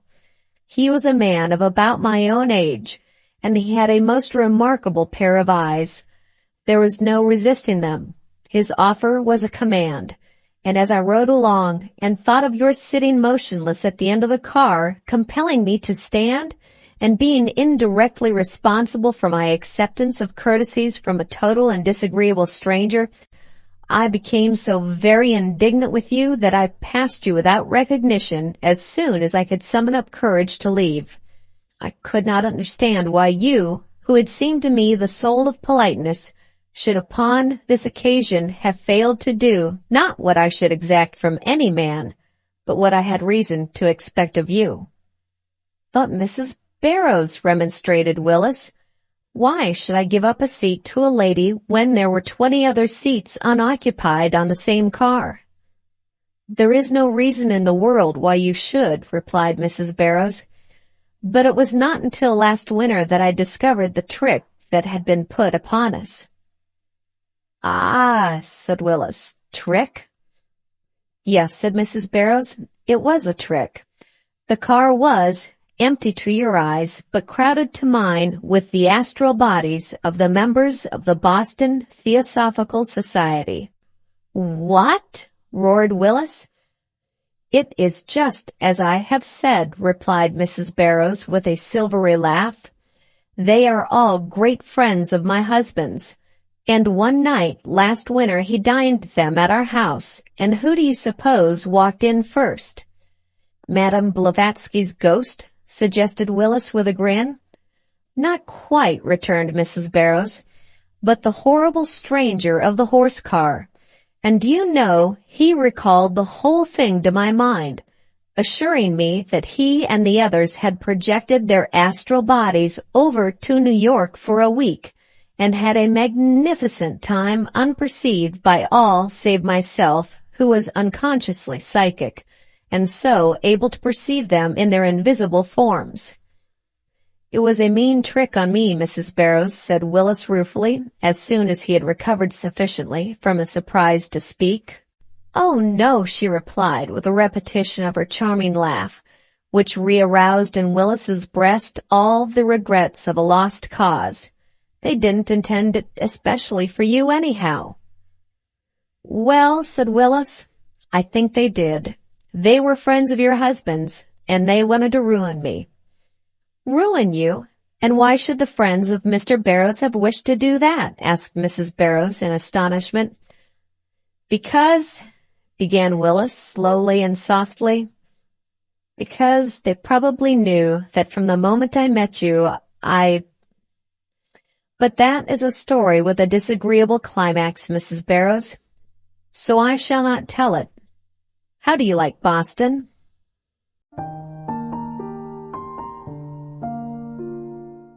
The end. Thank you very much for watching. Please don't forget to subscribe our channel for more stories.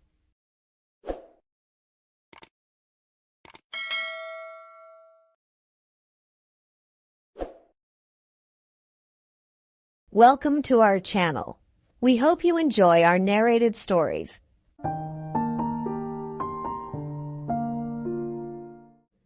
I do not assert that what I am about to relate is, in all its particulars, absolutely true. Not understand me, that it is not true, but I do not feel that I care to make an assertion that is more than likely to be received by a skeptical age with sneers of incredulity. I will content myself with a simple narration of the events of that evening, the memory of which is so indelibly impressed upon my mind, and which, were I able to do so, I should forget without any sentiments of regret whatsoever. The affair happened on the night before I fell ill of typhoid fever, and is about the sole remaining remembrance of that immediate period left to me. Briefly, the story is as follows.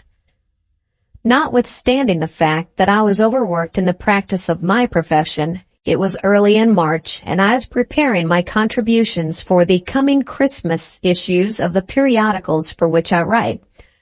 I had accepted the highly honorable position of entertainment committeeman at one of the small clubs to which I belong. I accepted the office, supposing that the duties connected with it were easy of performance, and with absolutely no notion that the faith of my fellow committeemen in my judgment was so strong that they would ultimately manifest a desire to leave the whole program for the club's diversion in my hands.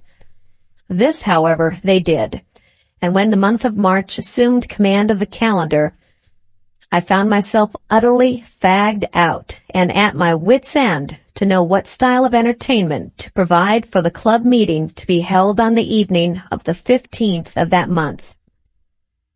I had provided already an unusually taking variety of evenings, of which one in particular, called the Martyr's Night, in which living authors writhed through selections from their own works, while an inhuman audience, every man of whom had suffered even as the victims then suffered, sat on 10 score of camp stools, puffing the smoke of 25 score of free cigars into their faces, and gloating over their misery, was extremely successful.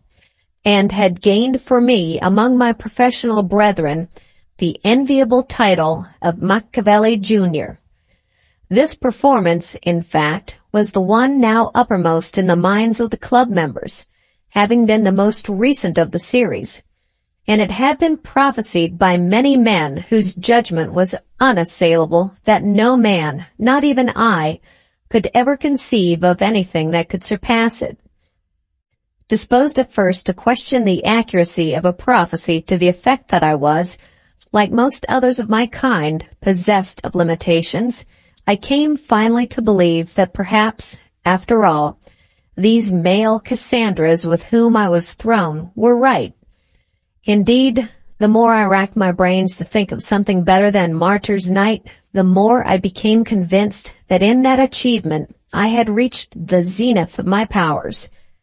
The thing for me to do now was to hook myself securely onto the zenith and stay there. But how to do it? That was the question which drove sleep from my eyes and deprived me for a period of 6 weeks of my reason, my hair departing immediately upon the restoration thereof, a not uncommon after-symptom of typhoid. It was a typical March night, this one upon which the extraordinary incident about to be related took place. It was the kind of night that novelists use when they are handling a mystery that in the abstract would amount to nothing, but which in the concrete of a bit of wild, weird, and windy nocturnalism sends the reader into hysterics.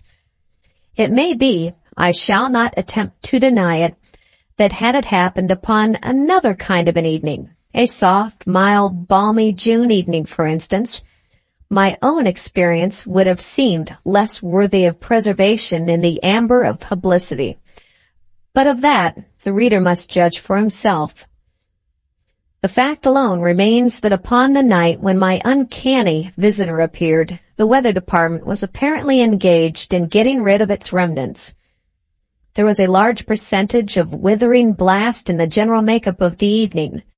There were rain and snow which alternated in pattering upon my window pane and whitening the apology for a wold that stands 3 blocks from my flat on Madison Square. The wind whistled as it always does upon occasions of this sort, and from all corners of my apartment, after the usual fashion, there seemed to come sounds of a supernatural order, the effect of which was to send cold chills off on their regular trips up and down the spine of their victim, in this instance myself. I wish at the time the hackneyed quality of these sensations had appealed to me. That it did not do so was shown by the highly nervous state in which I found myself as my clock struck 11. If I could only have realized at that hour that these symptoms were the same old threadbare premonitions of the appearance of a supernatural being, I should have left the house and gone to the club, and so have avoided the visitation then imminent. Had I done this, I should doubtless also have escaped the typhoid, since the doctors attributed that misfortune to the shock of my experience, which, in my then wearied state, I was unable to sustain. And what the escape of typhoid would have meant to me, only those who have seen the bills of my physician and druggist for services rendered and prescriptions compounded are aware. That my mind unconsciously took thought of spirits was shown by the fact that when the first chill came upon me, I arose and poured out for myself a stiff bumper of old reserve rye, which I immediately swallowed. But beyond this I did not go. I simply sat there before my fire and cudgeled my brains for an idea whereby my fellow members at the Gutenberg Club might be amused. How long I sat there I do not know. It may have been 10 minutes. It may have been an hour. I was barely conscious of the passing of time. But I do know that the clock in the Dutch Reformed Church steeple at 29th Street and 5th Avenue was clanging out the first stroke of the hour of midnight when my doorbell rang. Heretofore, if I may be allowed the word, the tintinnabulation of my doorbell had been invariably pleasing unto me. I am fond of company, and company alone was betokened by its ringing, since my creditors gratify their passion for interviews at my office, if perchance they happen to find me there. But on this occasion, I could not at the moment tell why, its clanging seemed the very essence of discord. It jangled with my nervous system, and as it ceased, I was conscious of a feeling of irritability which is utterly at variance with my nature outside of business hours. In the office, for the sake of discipline, I frequently adopt a querulous manner, finding it necessary in dealing with office boys. But the moment I leave the shop behind me, I become a different individual entirely, and have been called a moteless sunbeam by those who have seen only that side of my character. This, by the way, must be regarded as a confidential communication, since I am at present engaged in preparing a vest-pocket edition of the philosophical works of Schopenhauer, in words of one syllable, and were it known that the publisher had entrusted the magnificent pessimism of that illustrious juggler of words and theories to a moteless sunbeam, it might seriously interfere with the sale of the work. And I may say, too, that this request that my confidence be respected is entirely disinterested, insomuch as I decline to do the work on the royalty plan, insisting upon the payment of a lump sum, considerably in advance. But to return, I heard the bell ring with a sense of profound disgust. I did not wish to see anybody. My whiskey was low, my quinine pills few in number. My chills alone were present in a profusion bordering upon ostentation. I'll pretend not to hear it, I said to myself, resuming my work of gazing at the flickering light of my fire, which, by the way, was the only light in the room. Ting-a-ling-a-ling went the bell, as if in answer to my resolve. Confound the luck, I cried, jumping from my chair and going to the door with the intention of opening it, an intention, however, which was speedily abandoned. For as I approached it, a sickly fear came over me. A sensation I had never before known seemed to take a hold of my being, and instead of opening the door, I pushed the bolt to make it more secure. "There's a hint for you, whoever you are," I cried. "Do you hear that bolt slide, you?" I added tremulously, for from the other side there came no reply, only a more violent ringing of the bell. "See here," I called out as loudly as I could. "Who are you anyhow? What do you want?" There was no answer, except from the bell, which began again. "Bell wire's too cheap to steal," I called again. "If you want wire, go buy it. Don't try and pull mine out. It isn't mine anyhow. It belongs to the house." Still there was no reply, only the clanging of the bell. And then my curiosity overcame my fear, and with a quick movement I threw open the door. "Are you satisfied now?" I said angrily. But I addressed an empty vestibule. There was absolutely no one there, and then I sat down on the mat and laughed. I never was so glad to see no one in my life, but my laugh was short-lived. What made the bell ring? I suddenly asked myself. And then the feeling of fear came upon me again. I gathered my somewhat shattered self together, sprang to my feet, slammed the door with such force that the corridors echoed to the sound, slid the bolt once more, turned the key, moved a heavy chair in front of it, and then fled like a frightened hare to the sideboard in my dining room. There I grasped the decanter holding my whiskey, seized a glass from the shelf, and started to pour out the usual dram, when the glass fell from my hand and was shivered into 1,000 pieces on the hardwood floor. For as I poured, I glanced through the open door, and there in my sanctum the flicker of a random flame divulged the form of a being, the eyes of whom seemed fixed on mine, piercing me through and through. To say that I was petrified but dimly expresses the situation. I was granitized, and so I remained until by a more luminous flicker from the burning wood, I perceived that the being wore a flaring red necktie. He is a human, I thought, and with the thought, the tension of my nervous system relaxed, and I was able to feel a sufficiently well-developed sense of indignation to demand an explanation. "This is a mighty cool proceeding on your part," I said, leaving the sideboard and walking into the sanctum. "Yes," he replied in a tone that made me jump. It was so extremely sepulchral, a tone that seemed as if it might have been acquired in a damp corner of some cave off the earth. "But it's a cool evening." "I wonder that a man of your coolness doesn't hire himself out to some refrigerating company," I remarked with a sneer which would have delighted the soul of Cassius himself. "I've thought about it," returned the being calmly, "but never went any further. Summer hotel proprietors have always outbid the refrigerating people, and they in turn have been laid low by millionaires who have hired me on occasion to freeze out people they didn't like, but who have persisted in calling. I must confess, though, my dear Hiram, that you are not much warmer yourself. This greeting is hardly what I expected."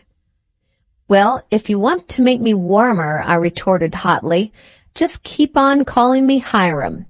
How the deuce did you know of that blot on my escutcheon anyhow?" I added, for Hiram was one of the crimes of my family that I had tried to conceal, my parents having fastened the name of Hiram Spencer Carrington upon me at baptism, for no reason other than that my rich bachelor uncle, who subsequently failed and became a charge upon me, was so named. "I was standing at the door of the church when you were baptized," returned the visitor, "and as you were an interesting baby, I have kept an eye on you ever since. Of course I knew that you discarded Hiram as soon as you got old enough to put away childish things. And since the failure of your uncle, I have been aware that you desired to be known as Spencer Carrington. But to me, you are, always have been, and always will be, Hiram." "Well, don't give it away," I pleaded. "I hope to be famous someday, and if the American newspaper paragrapher ever got a hold of the fact that once in my life I was Hiram, I'd have to hire him to let me alone." "That's a bad joke, Hiram," said the visitor, "and for that reason I like it, though I don't laugh. There is no danger of your becoming famous if you stick to humor of that sort." "Well, I'd like to know," I put in, my anger returned. "I'd like to know who in Brindisi you are, what in Cairo you want, and what in the name of the 17 hinges of the gates of Singapore you are doing here at this time of night." "When you were a baby, Hiram, you had blue eyes," said my visitor. "Bonny blue eyes, as the poet says." "What of it?" I asked. "This," replied my visitor. "If you have them now, you can very easily see what I am doing here. I am sitting down and talking to you." "Oh, are you?" I said with fine scorn. I had not observed that.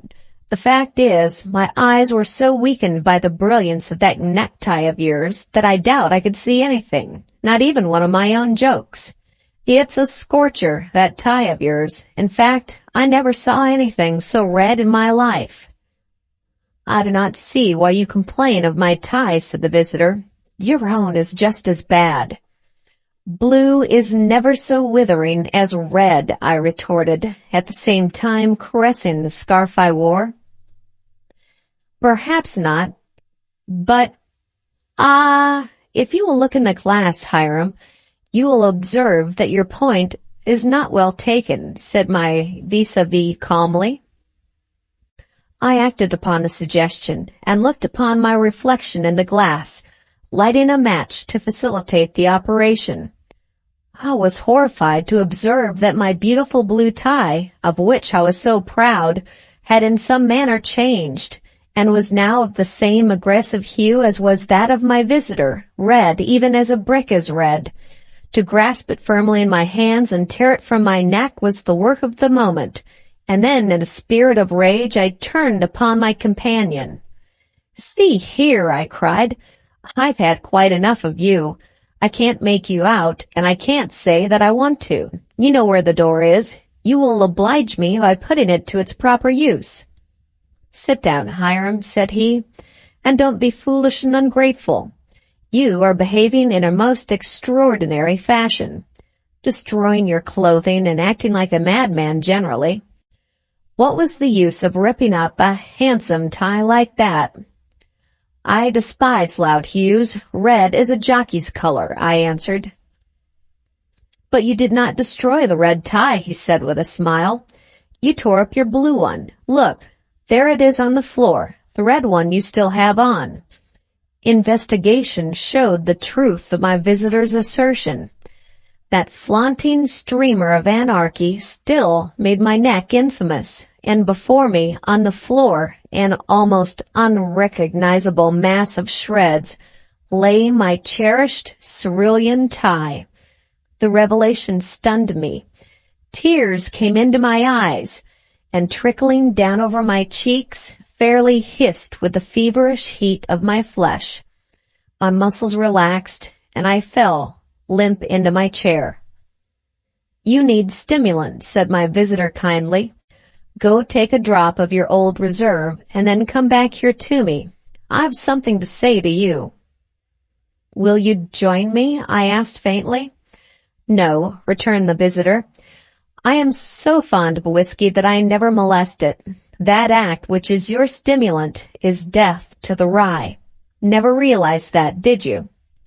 "No, I never did," I said meekly. "And yet you claim to love it." "Bah!" he said. And then I obeyed his command, drained my glass to the dregs, and returned. "What is your mission?" I asked, when I had made myself as comfortable as was possible under the circumstances. "To relieve you of your woes," he said. "You are a homeopath, I observe," said I with a sneer. "You are a homeopath in theory and an allopath in practice." "I am not usually unintelligent," said he. "I fail to comprehend your meaning. Perhaps you express yourself badly." "I wish you'd express yourself for Zululand," I retorted hotly. "What I mean is, you believe in the similia similibus business, but you prescribe large doses. I don't believe troubles like mine can be cured on your plan. A man can't get rid of his stock by adding to it." "Ah, I see. You think I have added to your troubles." "I don't think so," I answered with a fond glance at my ruined tie. "I know so." "Well, wait until I have laid my plan before you and see if you won't change your mind," said my visitor significantly. "All right," I said. "Proceed. Only hurry. I go to bed early as a rule, and it's getting quite early now." "It's only 1 o'clock," said the visitor, ignoring the sarcasm. "But I will hasten, as I've several other calls to make before breakfast." "Are you a milkman?" I asked. "You are flippant," he replied. "But, Hiram," he added, "I have come here to aid you in spite of your unworthiness. You want to know what to provide for your club night on the 15th. You want something that will knock the martyr's night silly." "Not exactly that," I replied. "I don't want anything so abominably good as to make all the other things I've done seem failures. That is not good business. Would you like to be hailed as the discoverer of genius? Would you like to be the responsible agent for the greatest exhibition of skill in a certain direction ever seen? Would you like to become the most famous impresario the world has ever known?" "Now," I said, forgetting my dignity under the enthusiasm with which I was inspired by my visitor's words, and infected more or less with his undoubtedly magnetic spirit. "Now you're shouting." "I thought so, Hiram. I thought so. And that's why I am here. I saw you on Wall Street today and read your difficulty at once in your eyes, and I resolved to help you. I am a magician, and 1 or 2 little things have happened of late to make me wish to prestidigitate in public. I knew you were after a show of some kind, and I've come to offer you my services."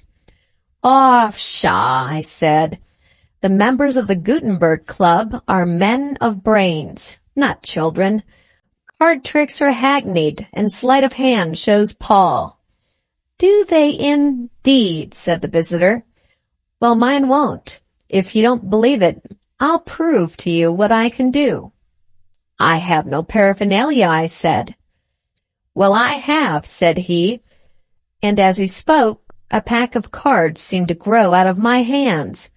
I must have turned pale at this unexpected happening, for my visitor smiled and said, Don't be frightened, that's only one of my tricks. Now choose a card, he added, and when you have done so, toss the pack in the air. Don't tell me what the card is. It alone will fall to the floor. Nonsense, said I. It's impossible. Do as I tell you. I did as he told me, to a degree only. I tossed the cards in the air without choosing one, although I made a feint of doing so. Not a card fell back on the floor. They every one disappeared from view in the ceiling. If it had not been for the heavy chair I had rolled in front of the door, I think I should have fled. How's that for a trick? Asked my visitor. I said nothing, for the very good reason that my words stuck in my throat. Give me a little creme de menthe, will you please? Said he after a moment's pause. I haven't a drop in the house, I said, relieved to think that this wonderful being could come down to anything so earthly. Pshaw, Hiram, he ejaculated, apparently in disgust. Don't be mean, and above all, don't lie. Why, man, you've got a bottle full of it in your hand. Do you want it all? He was right. Where it came from, I do not know, but beyond question, the graceful, slim-necked bottle was in my right hand, and my left held a liqueur glass of exquisite form. Say, I gasped, as soon as I was able to collect my thoughts, what are your terms? Wait a moment, he answered. Let me do a little mind reading before we arrange preliminaries. I haven't much of a mind to read tonight, I answered wildly. You're right there, said he. It's like a dime novel, that mind of yours tonight. But I'll do the best I can with it. Suppose you think of your favorite poem, and after turning it over in your mind carefully for a few minutes, select 2 lines from it, concealing them, of course, from me, and I will tell you what they are. Now, my favorite poem, I regret to say, is Lewis Carroll's Jabberwock, a fact I was ashamed to confess to an utter stranger, so I tried to deceive him by thinking of some other lines.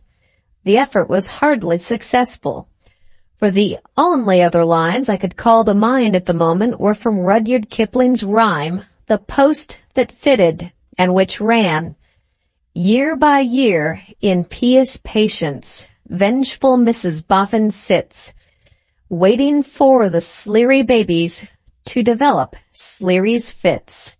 Humph, ejaculated my visitor. You're a great Hiram, you are. And then, rising from his chair and walking to my poet's corner, the magician selected 2 volumes. There, said he, handing me the departmental ditties, you'll find the lines you tried to fool me with at the foot of page 13. Look. I looked, and there lay that vile Sleary sentiment in all the majesty of type staring me in the eyes. And here, added my visitor, opening through the looking glass, here is the poem that to your mind holds all the philosophy of life. Come to my arms, my beamish boy, he chortled in his joy. I blushed and trembled, blushed that he should discover the weakness of my taste, trembled at his power. I don't blame you for coloring, said the magician, but I thought you said the Gutenberg think a month if they were aware that your poetic ideals are summed up in the Jabberwock and Sleary fits. My taste might be far worse, I answered. Yes, it might. You have stooped to liking some of your own verses. I ought really to congratulate you, I suppose, retorted the visitor with a sneering laugh. This roused my ire again. Who are you, anyhow, that you come here and take me to task? I demanded angrily. I'll like anything I please, and without asking your permission. If I cared more for the Peterkin papers than I do for Shakespeare, I wouldn't be accountable to you, and that's all there is about it. Never mind who I am, said the visitor. Suffice to say that I am myself. You'll know momentarily the first thing when you wake in the morning, and then— Here he shook his head ominously, and I felt myself grow rigid with fright in my chair. Now, for the final trick, he said, gradually losing control of my senses. Go, I cried, leave me, or you will have the crime of murder on your conscience. I have no he began, but I heard no more. That is the last I remember of that fearful night. I must have fainted, and then have fallen into a deep slumber. When I waked it was morning, and I was alone, but undressed and in bed, unconscionably weak, and surrounded by medicine bottles of many kinds. The clock on the mantel on the other side of the room indicated that it was after 10 o'clock. Great Beelzebub, I cried, taking note of the hour. I've an engagement with Barlow at 9. And then a sweet-faced woman, who I afterwards learned was a professional nurse, entered the room, and within an hour I realized two facts. One was that I had lain ill for many days, and that my engagement with Barlow was now for 6 weeks unfulfilled. The other, that my midnight visitor was none other than— and yet I don't know. His tricks certainly were worthy of that individual, but Perkins and Thompson asserted that I never entered the club that night, and surely if my visitor was Beelzebub himself, he would not have omitted so important a factor of success as my actual presence in the billiard room on that occasion would have been. And besides, he was altogether too cool to have come from his reputed residence. Altogether, I think the episode most unaccountable, particularly when I reflect that while no trace of my visitor was discoverable in my room the next morning, as my nurse tells me, my blue necktie was in reality found upon the floor, crushed and torn into a shapeless bundle of frayed rags. As for the club entertainment, I am told that, despite my absence, it was a wonderful success, redeemed from failure, the treasurer of the club said, by the voluntary services of a guest, who secured admittance on one of my cards, and who executed some sleight-of-hand tricks that made the members tremble, and whose mind-reading feats performed on the club's butler not only made it necessary for him to resign his office, but disclosed to the House Committee the whereabouts of several cases of rare wines that had mysteriously disappeared.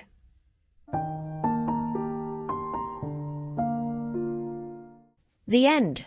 Thank you very much for watching.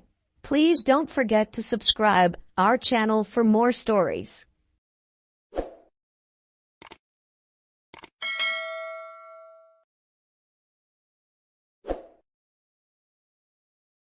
Welcome to our channel.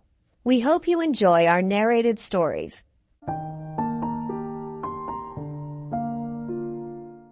Only he who has been haunted by a dream, a black horror of the night, so real and terrible that many days of repugnance and effort are needed to purge the mind of its ugly details, can understand how a dream that was a fact, a horrible waking fantasy, grotesque and weird, a repetition in hard actuality of the ingenious terrors of sleep, clings to him who, with his faculties about him and all his senses on the alert, has experienced it.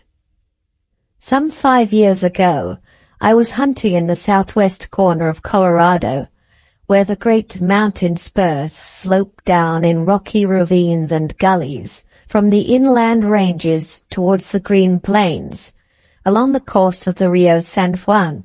I had left my camp late one afternoon, in charge of my trusty comrade, Will Hartland, and had wandered off alone into the scrub.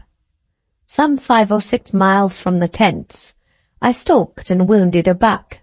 He was so hard hit that I already smelt venison in the supper pot, and followed the broad trail he had left with the utmost eagerness.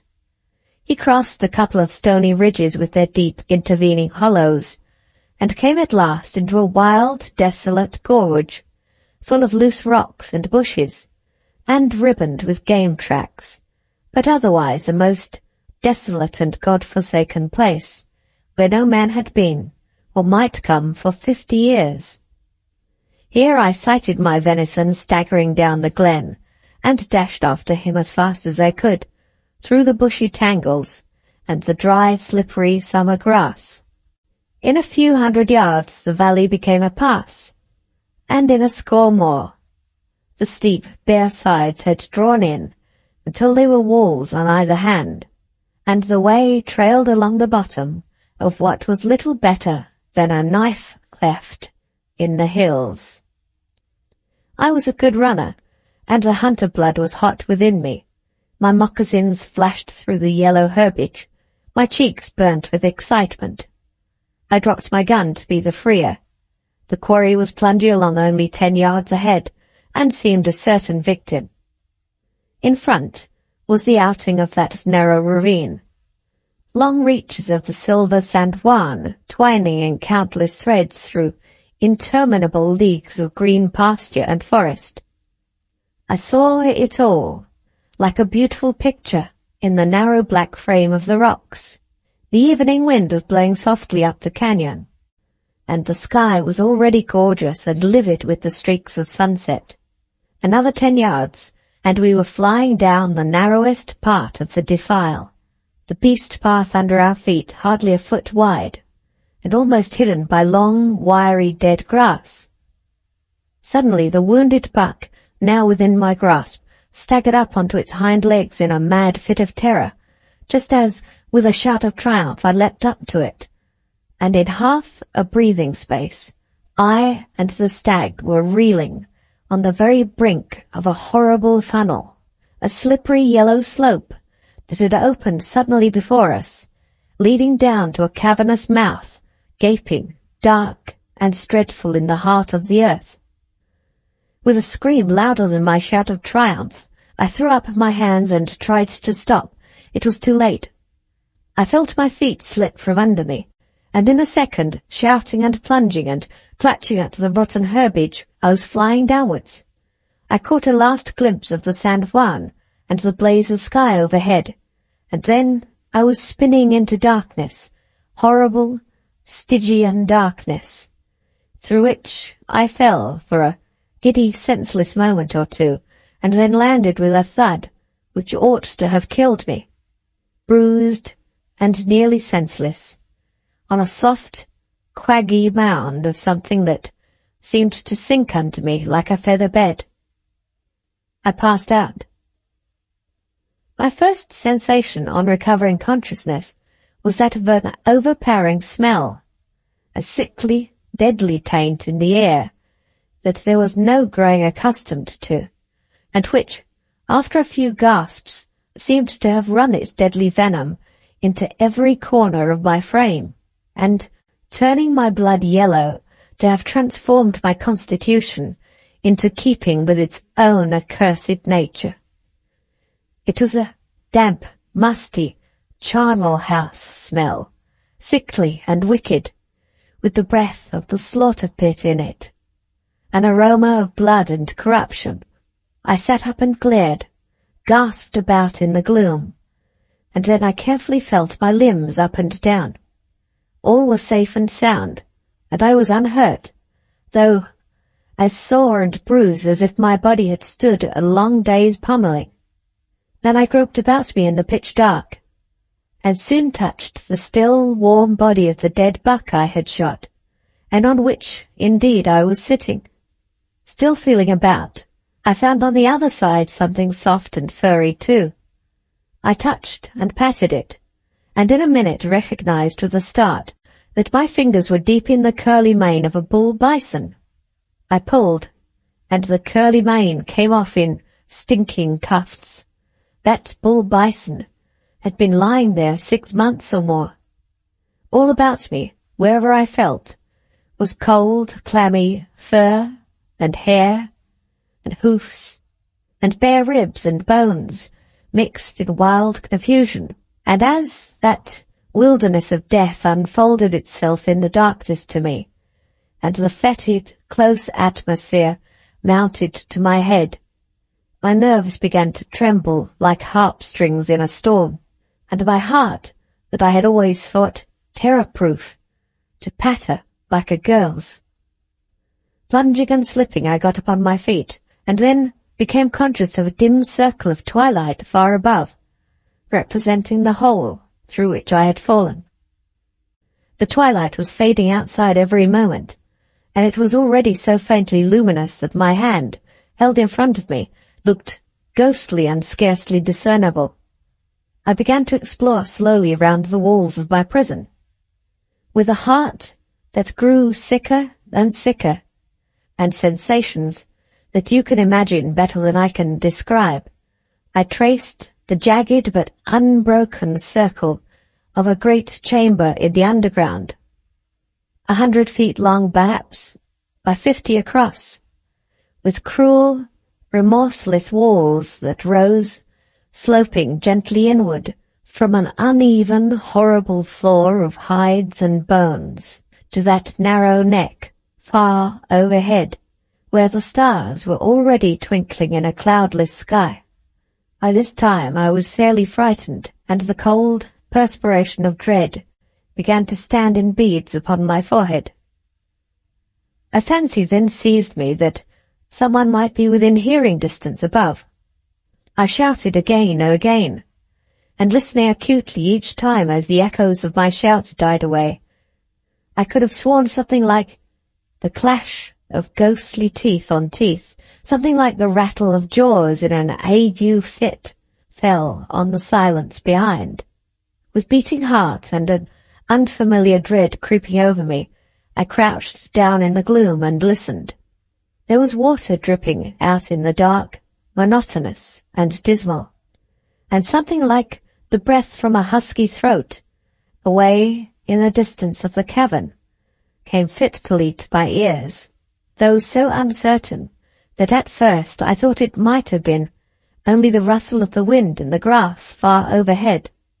Again, mastering that ghastly lustre, something slim and tall and tremulous. It was full of life, and yet was not quite of human form, and reared itself against the dark wall, all agleam, until its top, set with hollow eyes, was 9 or 10 feet from the ground, and oscillated and wavered, and seemed to feel about, as I had done, for an opening, and then, on a sudden, collapsed in a writhing heap upon the ground, and I distinctly heard the fall of its heavy body as it disappeared into the blue inferno that burnt below. Again that spectral thing rose laboriously, this time many paces nearer to me, to twice the height of a man, and wavered and felt about, and then sank down with a fall like the fall of heavy draperies, as though the energy that had lifted it suddenly expired. Nearer and nearer it came, travelling round the circuit of the walls in that strange way, and, awed and bewildered, I crept out into the open to let that dreadful thing go by, and presently, to my infinite relief, it travelled away, still wavering and writhing, and I breathed again. As that luminous shadow faded into the remote corners of the cave, I shouted once more, for the pleasure, it must have been, of hearing my own voice. Again there was that gnashing of teeth, and the instant afterwards Such a hideous chorus of yells from the other side of the cavern, such a commingled howl of lost spirits, such an infernal moan of sorrow and shame and misery that rose and fell on the stillness of the night, that for an instant, lost to everything but that dreadful sound, I leapt to my feet with the stagnant blood cold as ice within me, my body pulseless for the moment, and mingled my mad shouting with the voices of those unseen devils in a hideous chorus. Then my manhood came back with a rush upon me, and judgment and sense, and I recognized in the trembling echo that I had often listened to in happier circumstances. That uproar came from the throats of wolves that had been trapped like myself. But were they alive? I thought, in fascinated wonder, how could they be in this horrible pit? And if they were not, picture oneself cornered in such a trap, with a pack of wolfish spirits. It would not bear thinking of. Already my fancy saw constellations of fierce yellow eyes everywhere, and herds of wicked grey backs racing to and fro in the shadows. With a tremulous hand I felt in my pocket for a match, and found I had 2, and 2 only. By this time the moon was up, and a great band of silver light, broad and bright, was creeping down the walls of our prison, but I would not wait for it. I struck the match with feverish eagerness, and held it overhead. It burnt brightly for a moment, and I saw I was in a great natural crypt, with no outlet anywhere but by the narrow neck above, and all chance of reaching that was impossible, as the walls sloped inwards everywhere as they rose to it. All the floor was piled thigh-deep with a ghastly tangle of animal remains, in every state of return to their native earth, from the bare bones that would have trembled at a touch, to the hide still glossy and sleek of the stag that had fallen in only a week or 2 before. Such a carnage place I never saw. Such furs, such trophies, such heads and horns there were all round, as raised the envy of my hunter spirit even in that emergency. But what held me spellbound and rooted my eyes into the shadows was 20 paces off, lying full stretch along the glossy undulating path which the incessant feet of new victims had worn, month after month, over the hill and valley of dead bodies under the walls. A splendid 18-foot python. It was this creature's ghostly rambles and ineffectual attempts to scale the walls that had first scared me in that place of horrors. I turned round, for the match was short, and scarcely noticing a score or 2 of dejected rats, who squeaked and scrambled amongst lesser snakes and strange reptiles, looked hard across the cave. There, on their haunches, in a huddle against the far wall, staring at me with dull, cold eyes, were 5 of the biggest, ugliest wolves ever mortal saw. I had often seen wolves, but never any like those. All the pluck, grace, and savage vigor of their kind had gone from them. Their bodies, gorged with carrion, were vast, swollen, and hideous. Their shaggy fur was hanging in tatters from their red and mangy skins. The saliva streamed from their jaws in yellow ribbons. Their bleary eyes were drowsy and dull. Their great throats, as they opened them to howl in sad chorus at the handful of purple night above, were dry and yellow, and there was about them such an air of disgusting misery and woe-begonness that with a shudder and a cry I could not suppress, I let the last embers of the burning match fall to the ground. How long I crouched in the darkness against the wall, with those hideous serenaders grinding their foam-flecked teeth, and bemoaning our common fate in hideous unison, I do not know. nor have I space to tell the wild, horrible visions which filled my mind for the next hour or two. But presently the moonlight had come down off the wall, and was spread at my feet in a silver carpet. And as I sullenly watched the completion of that arena of light, I was aware that the wolves were moving. Very slowly they came forward out of the darkness, led by the biggest and ugliest, until they were all in the silver circle, gaunt, spectral, and vile, every mangy tuft of loose hair upon their sore speckled backs, clear as daylight. Then those pot-bellied, phosphorescent undertakers began the strangest movements, and after watching them for a moment or two in fascinated wonder, I saw they had come to me, in their despair, to solicit my companionship and countenance.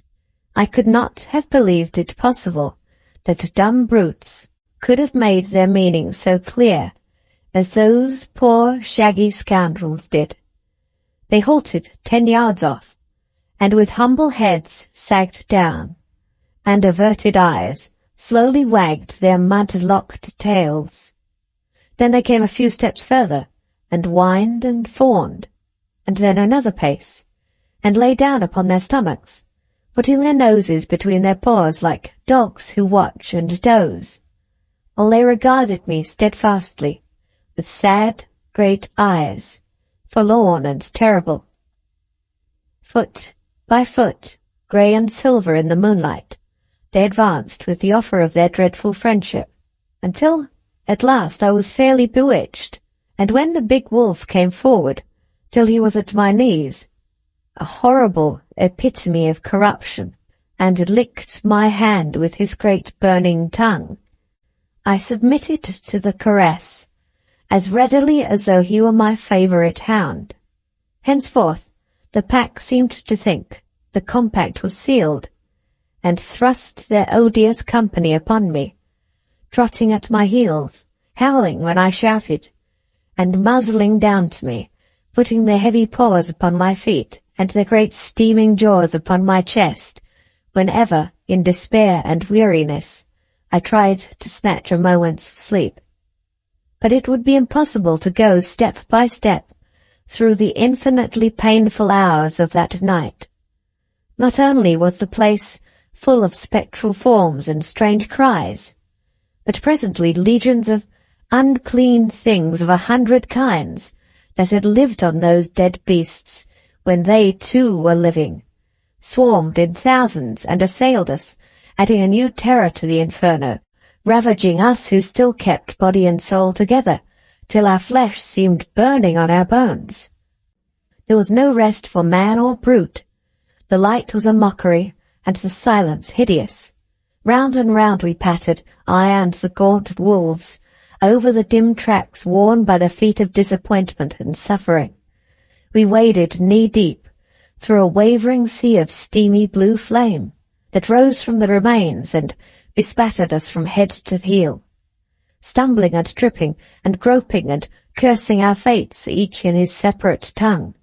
While the night waned, the dew fell clammy and cold into our prison, and the stars, who looked down upon us from the free purple sky overhead, made a dim twilight in our cell. I was blundering and staggering around the walls for the 100th time, feeling about with my hands in a hopeless search for some cleft or opening, when the grimmest thing of the whole evening happened. In a lonely corner of the den, in a little recess not searched before, pattering about in the dark, I suddenly touched with my hand. Think with what a shock it thrilled me. The cloth-clad shoulder of a man. With a gasp and a cry I leapt back, and stood trembling and staring into the shadows, scarcely daring to breathe. Much as I had suffered in that hideous place, nothing affected me half so much as dropping my hand upon that dreadful shoulder. Heaven knows we were all cowards down there, but for a minute I was the biggest coward of us, and felt full of those strange throes of superstitious terror that I had often wondered before to hear weaker men describe.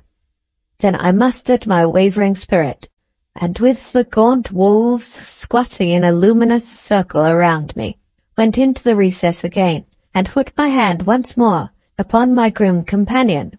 The coat upon him was dry and rough with age, and beneath it, I could tell by the touch, there was nothing but bare, rattling bones. I stood still, grimly waiting for the flutter of my physical cowardice to subside. And then I thought of that second match, and in a moment of keen intensity, with such care as you may imagine, struck it against the wall. It lit, and at my feet, in ragged miner's garb, sitting against the wall with his knees drawn up, and his chin upon them, was the skeleton of a man so bleached and dry that it must have been there for 50 years at least. At his side lay his miner's pick and pannikin, an old dusty pocket Bible, the fragments of a felt hat, and a pair of heavy boots, still neatly side by side, just as the luckless fellow had placed the well-worn things, when for some reason he last took them off. And overhead, something scratched upon a flat face of the rock.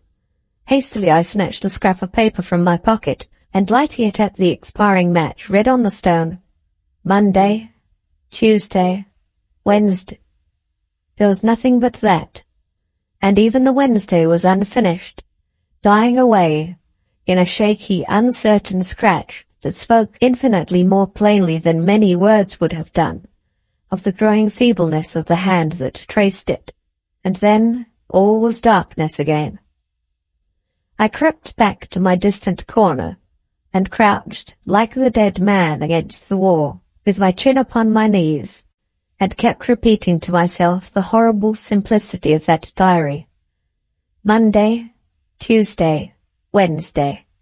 Poor, nameless Monday, Tuesday, Wednesday. Was this to be my fate? I laughed bitterly.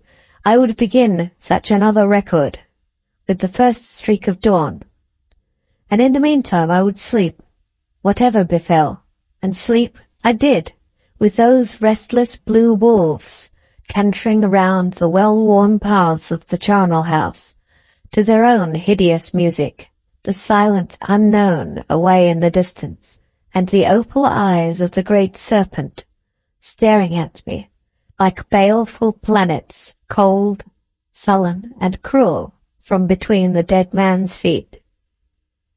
It was a shout that woke me next morning, a clear ringing shout that jerked me from dreadful dreams.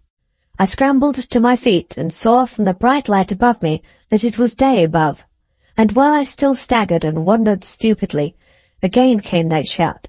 I stared up overhead where the sunlight was making the neck of the trap a disk of intolerable brightness, and there, when my eyes grew accustomed to that shining, was a round something that presently resolved itself into the blessed face of my steadfast chum Will Hartland. There is little need to say more. With the help of his strong cow rope at his saddle bow, and a round point of earth-embedded rock as purchase, he had me out of that accursed hole in an incredibly, ridiculously short space of time. And there I was, leaning on his shoulder, free again, in the first flush of as glorious a morning as you could wish for, with the San Juan away in the distance, winding in a sapphire streak through miles of emerald forests, a sweet blue sky above, and underneath the earth, wet with morning mist, smelling like a wine cooler, and every bent twig underfoot gemmed with glittering prismatic dewdrops. I sat down on a stone, and after a long pull at Will's flask, told him something like the narrative I have just given, and when the tale was done, I paused a minute, and then said somewhat shyly, "And now I'm going back, Will, old man, back for those poor devils down yonder, who haven't a chance for their lives unless I do." Will, who had listened to my narrative with horror and wonder flitting across his honest brown face, started up at this as though he thought the night's adventure had fairly turned my head. But he was a good fellow, chivalrous and tender of heart under his Mexican jacket, and speedily acknowledging that I was right, sets to work to help me. Down I went, back into the pit, the very sight and shadow of which now made me sick. And with the noose end of Will's lasso, he holding the other end above, sets to work to secure those poor beasts who whined and crowded round my legs in hideous glee to have me back again amongst them. 'Twas easy work. They were stupid and heavy and seemed to have time. And when a wolf was fast, shouted to Will, who hauled some idea of my intentions. And thus I noosed them one at a time with scant ceremony, and up the grey ghoul went, into that sunshine he had not seen for many weeks, until he and all his comrades were free once more, spinning and struggling and yelping, truly a wonderful sight. But nothing would move the python. I followed him round and round, trying all I knew to get his cruel, cynical head through the noose. And then, when he had refused it a dozen times, I grew angry and cursed him, and gathering up all the tortoises, lizards, and lesser beasts I could find into my waistband, ascended into the sweet outer air once more. A very few hours afterwards, a heavy blasting charge, fetched from a neighbouring mine, was dangling by a string just inside the mouth of the detestable trap, with its fuse burning brightly. A few minutes of suspense, a mighty crash, a cloud of white smoke hanging over the green hilltop, and one of the most treacherous places that ever marred the face of nature's sweet earth was a harmless heap of dust and tumbled stones.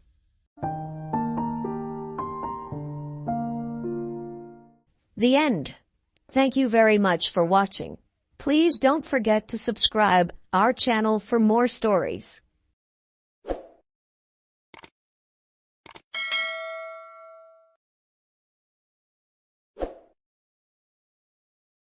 Welcome to our channel.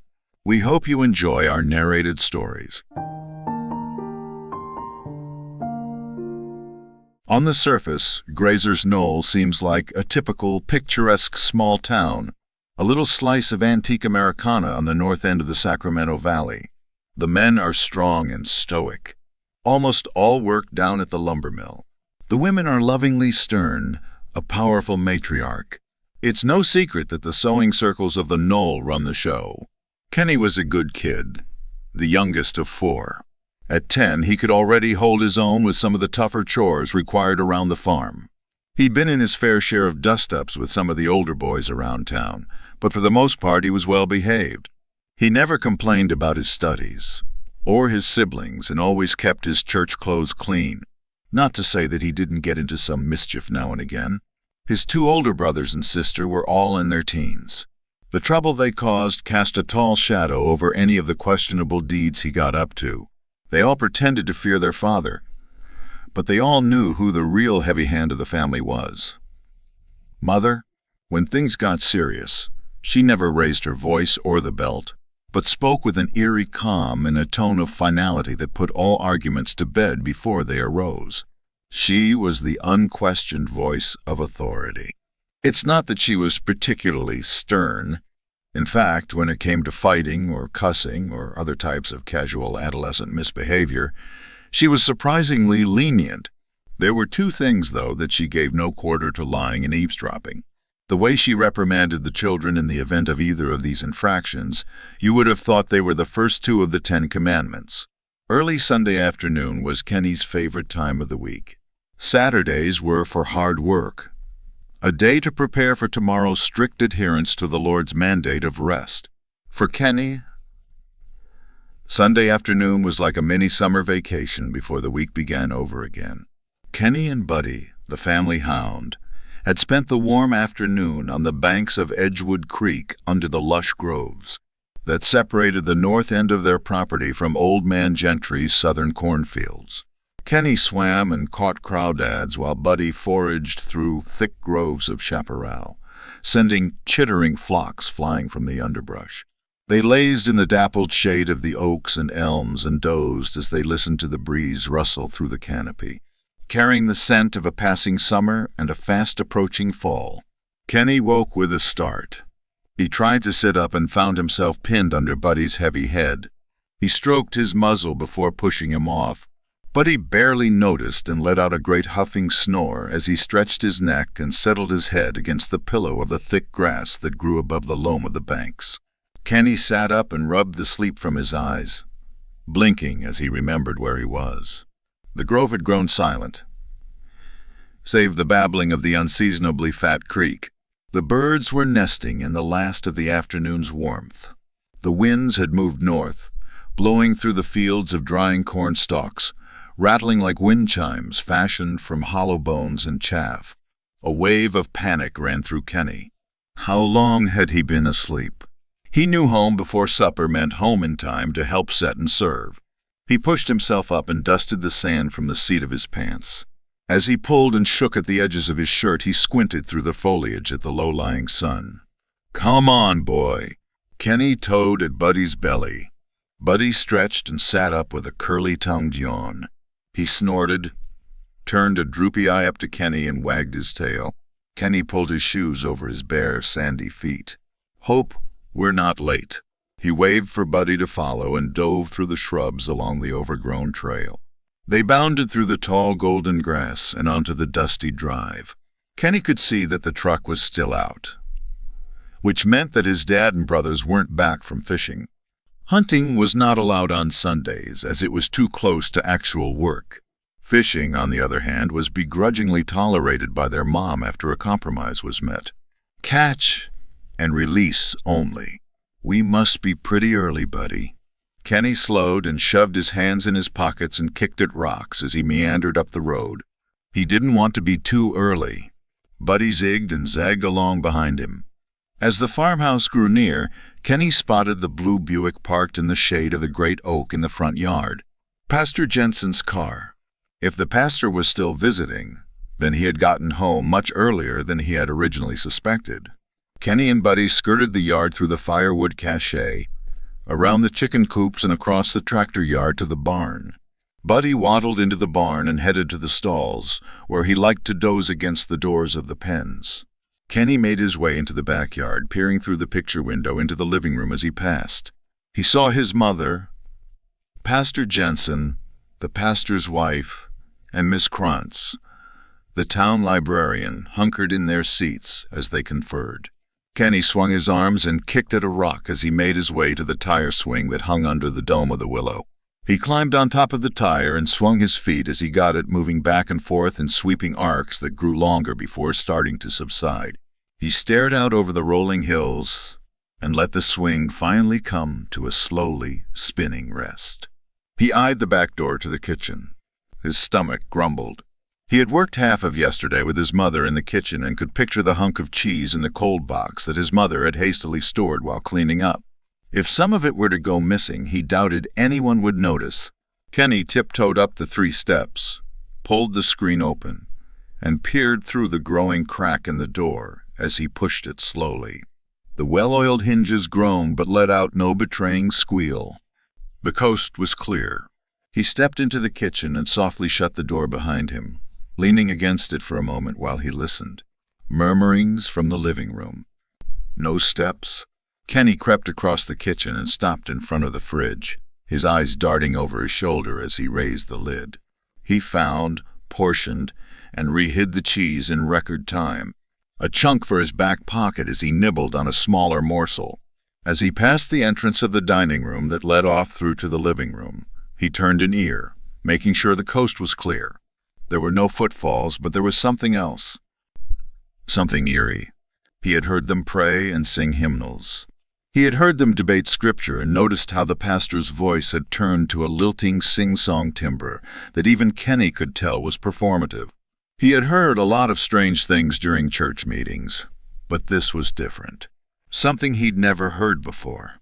Something that sounded with a sinister, sibilant hiss. Kenny shoved the last of the cheesy morsel in his mouth and sucked on it slowly as he crept to the threshold of the dining room. He leaned against the molded casing, staying hidden behind it as he closed his eyes and strained to hear. The words floated to him, a hushed chant. He, by whose hand the land does turn, cleansing the field of vermin and scourge, and seed and chaff and stalk and stern. We hail his flame, the residue burn. He felt his skin crawl. Before he could open his eyes and creep away, he felt the familiar vice-like grip of a small hand on his shoulder. He yipped, even though everything in him urged him to cry out loudly. He turned to find the angry eyes of their mother and quickly hung his head. Even as he stared at her feet, he could imagine the flames of rage licking up from the dark of her pupils. Kenneth, Robert. Somehow, she always made that middle name sting. Kenny could remember wincing at the sound of her using his siblings' middle names to reprimand them. Are you eavesdropping? He thought about lying for only the barest moment before letting the truth tumble out. Yes, ma'am.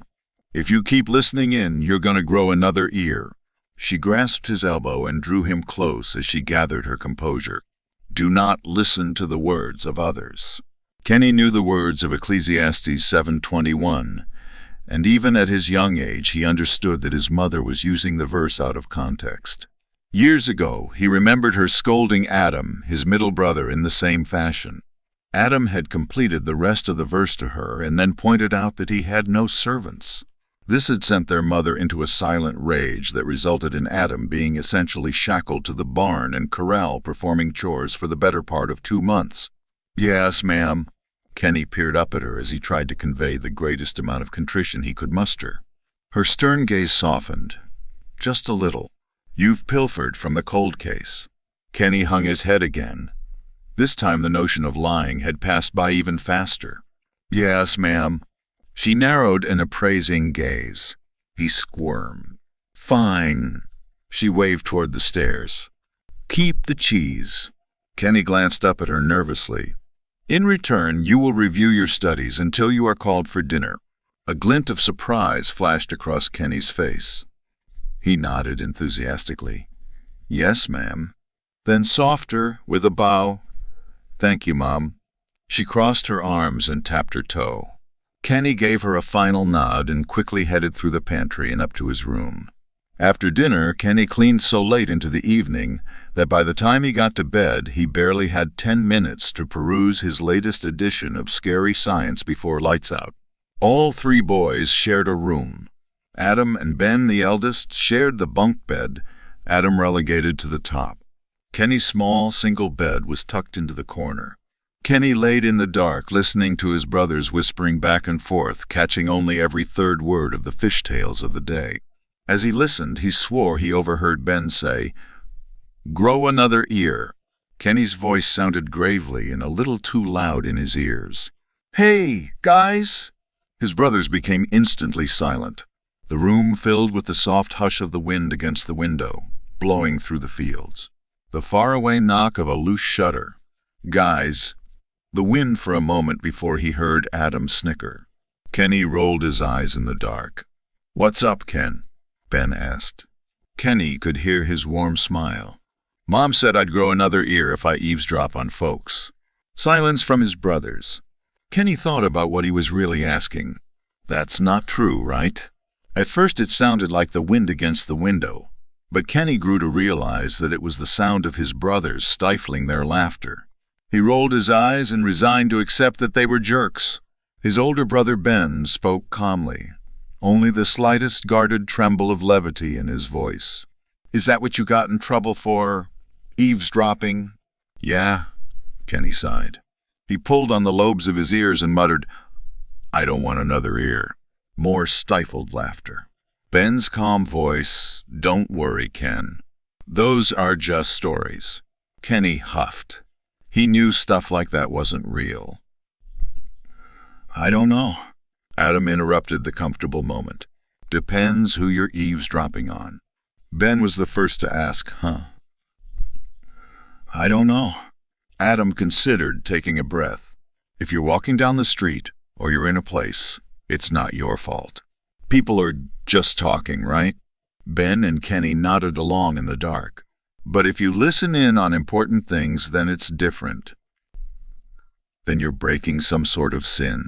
He held up a finger. That's when you get cursed and grow extra ears. Ben scoffed quietly. Kenny didn't hear anything important. He directed his whispers to Kenny. Who'd you eavesdrop on? Mom.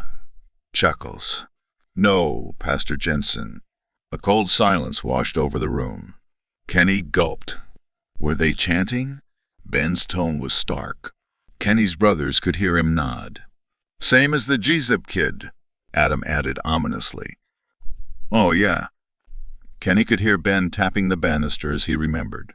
Billy, right? That's right. Adam spoke with the timbre of collusion. The kid couldn't help himself. He listened in on everyone. He listened in on Pastor Jensen, too. The next morning he woke up and, wouldn't you know it, he had another ear on his cheek. Kenny rubbed his cheek. He couldn't tell if it was really tingling or if he was imagining it. Geez! Ben exclaimed under his breath. Adam added, what Kenny suspected might be a performative amount of gravitas to his reedy voice.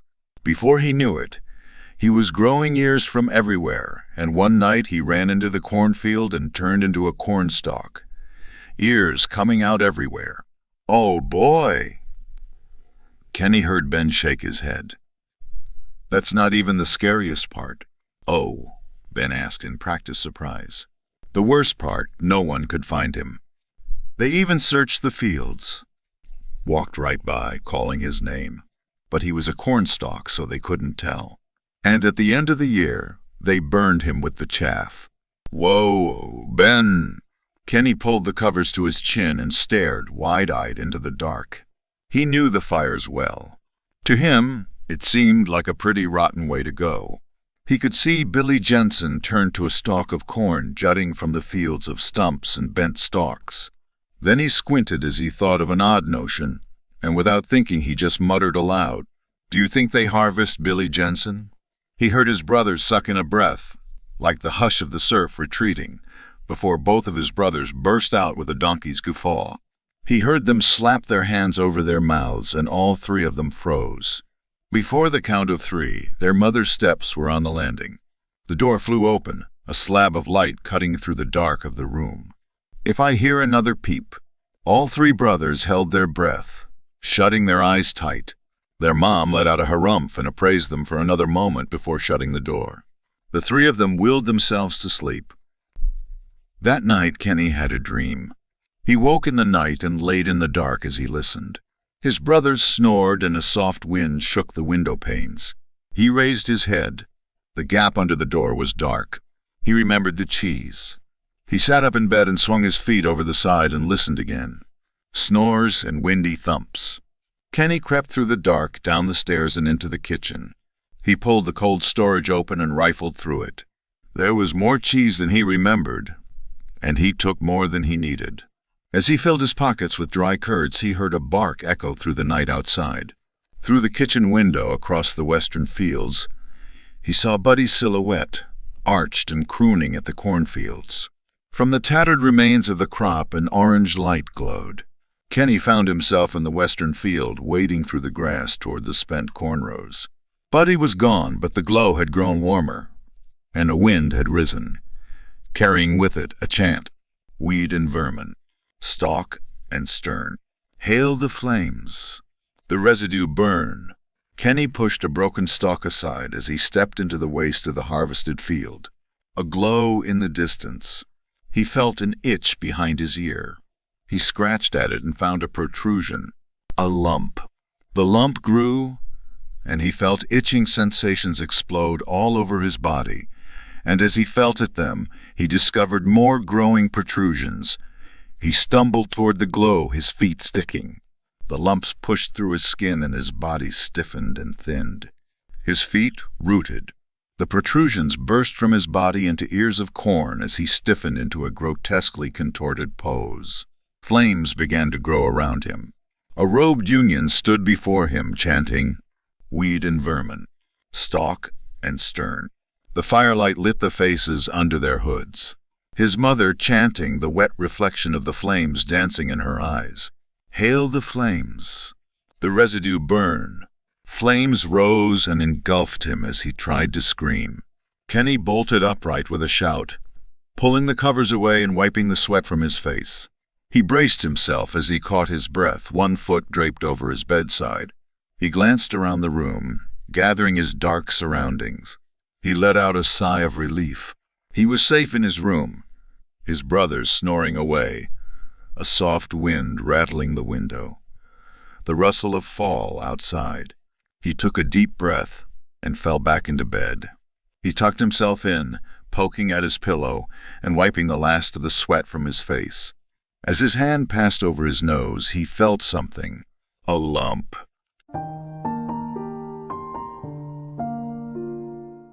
The end. Thank you very much for watching. Please don't forget to subscribe our channel for more stories.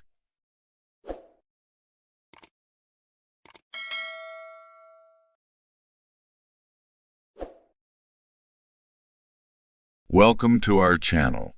We hope you enjoy our narrated stories. Beth was eagerly preparing for her first all-night sleepover party. Even though she was in 6th grade, her parents had never let her have a sleepover before this point. Beth was so excited.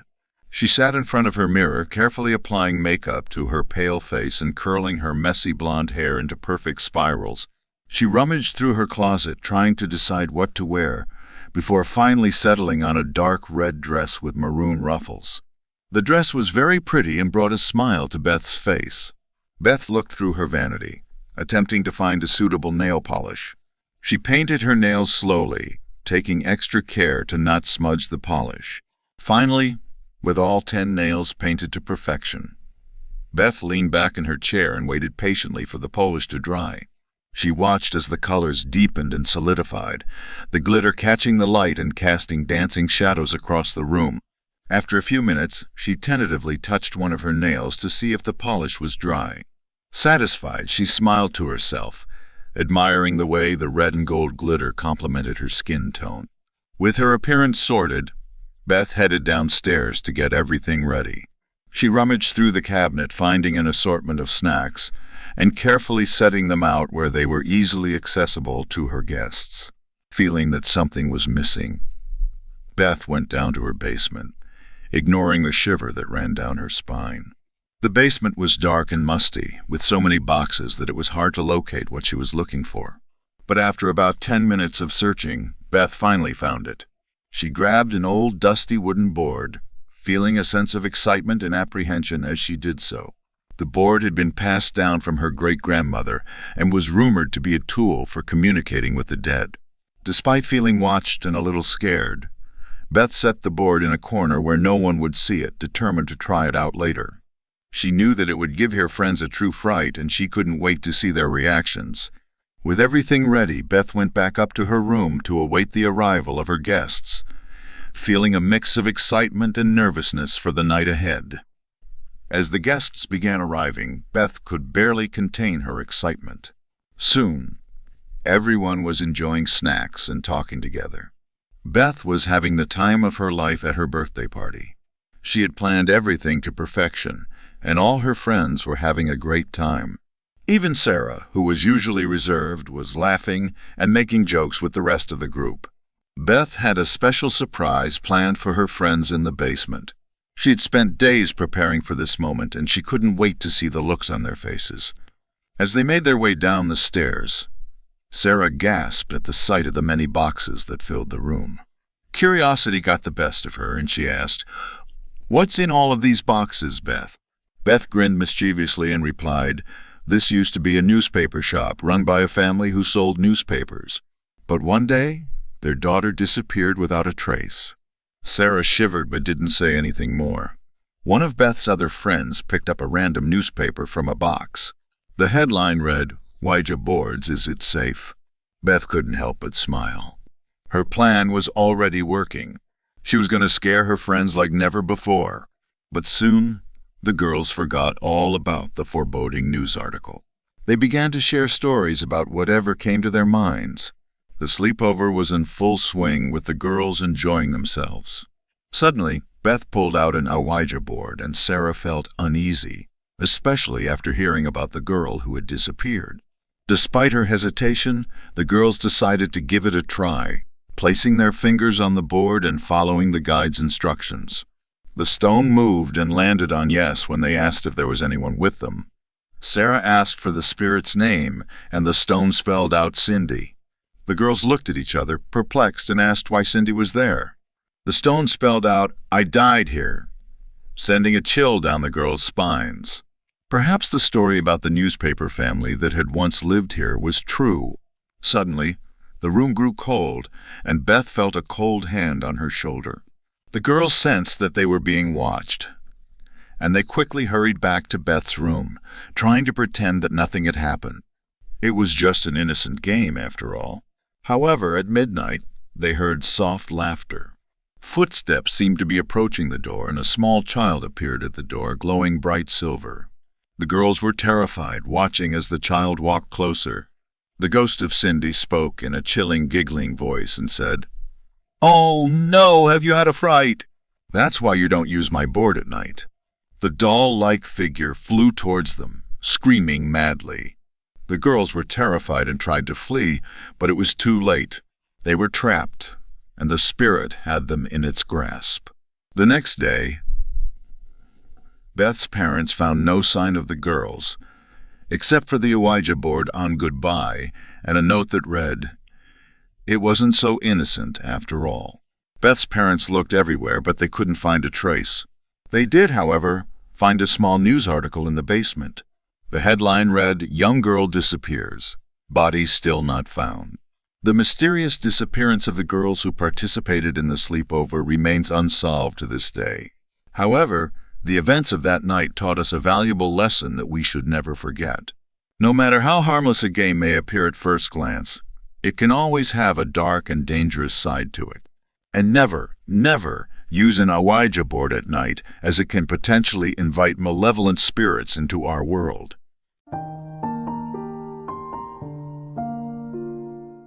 The end. Thank you very much for watching. Please don't forget to subscribe our channel for more stories.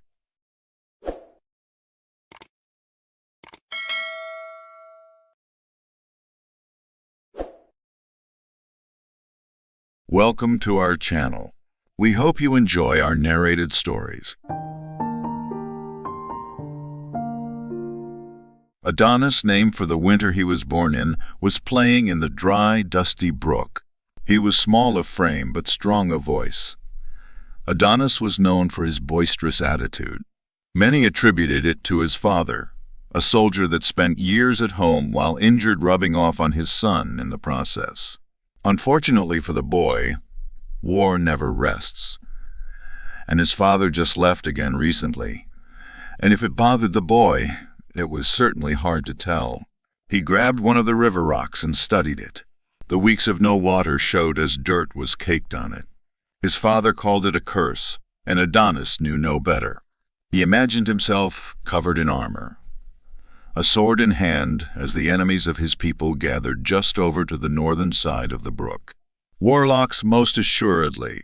As Adonis stepped towards his enemies, stick sword in hand, a voice shot out from behind him. "Have you always had such a knightly charm?" Adonis turned to see a girl, Abby, who was not much older than him, standing on the bridge that led over the brook.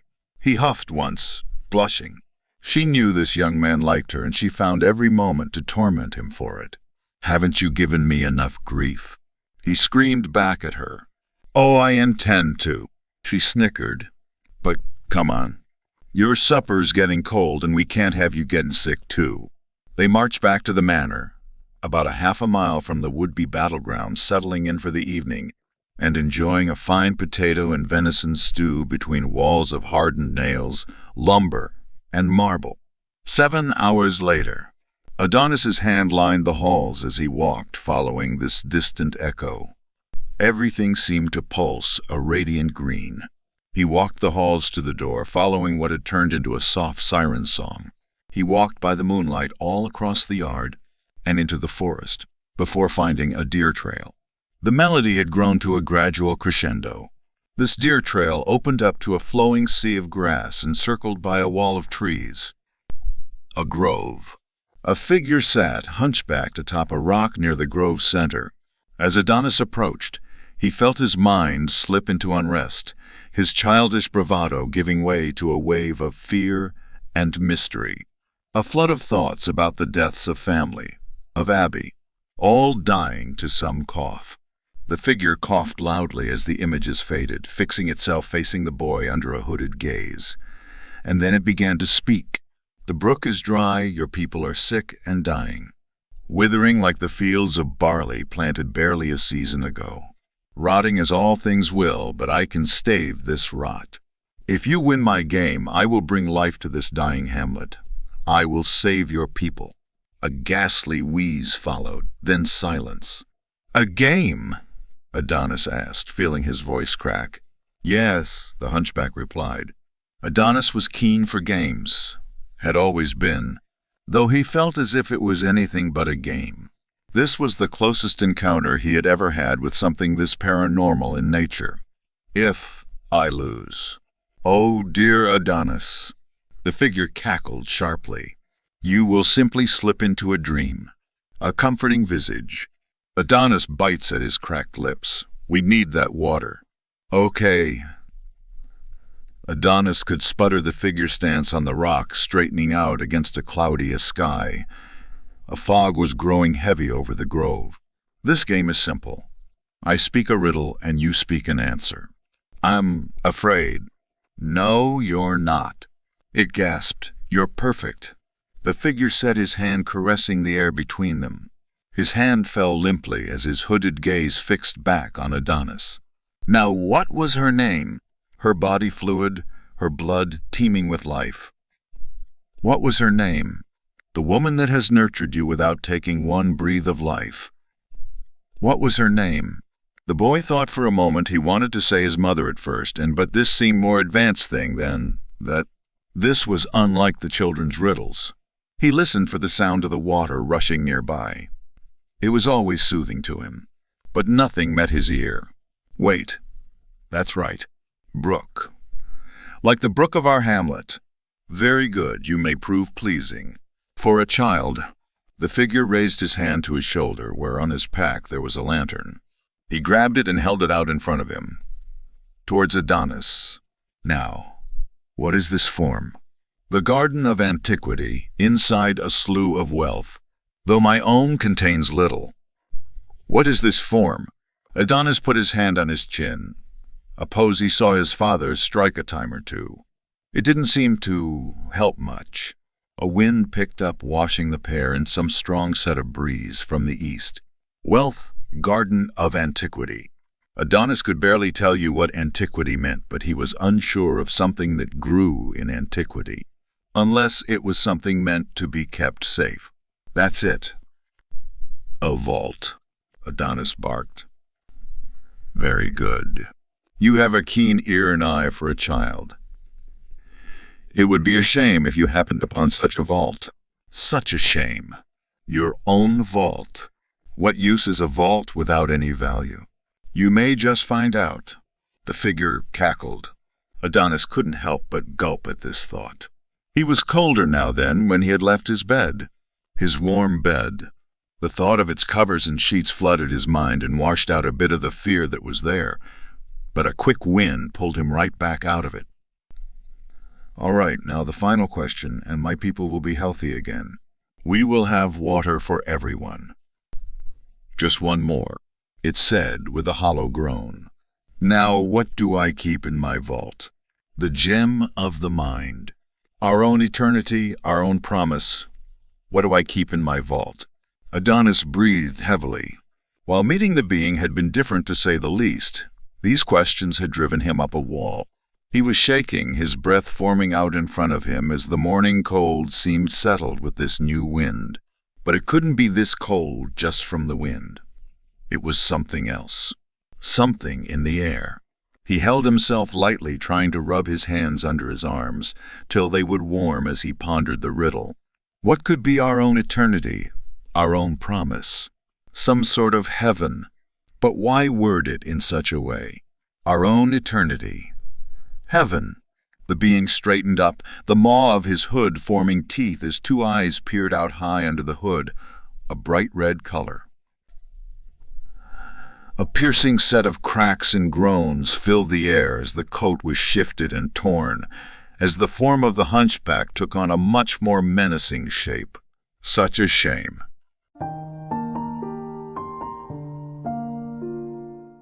The end. Thank you very much for watching. Please don't forget to subscribe our channel for more stories.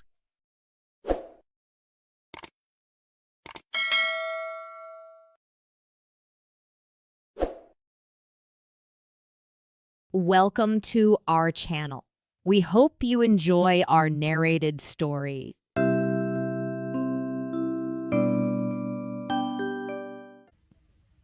I have always noticed a prevalent want of courage, even among persons of superior intelligence and culture, as to imparting their own psychological experiences when those have been of a strange sort.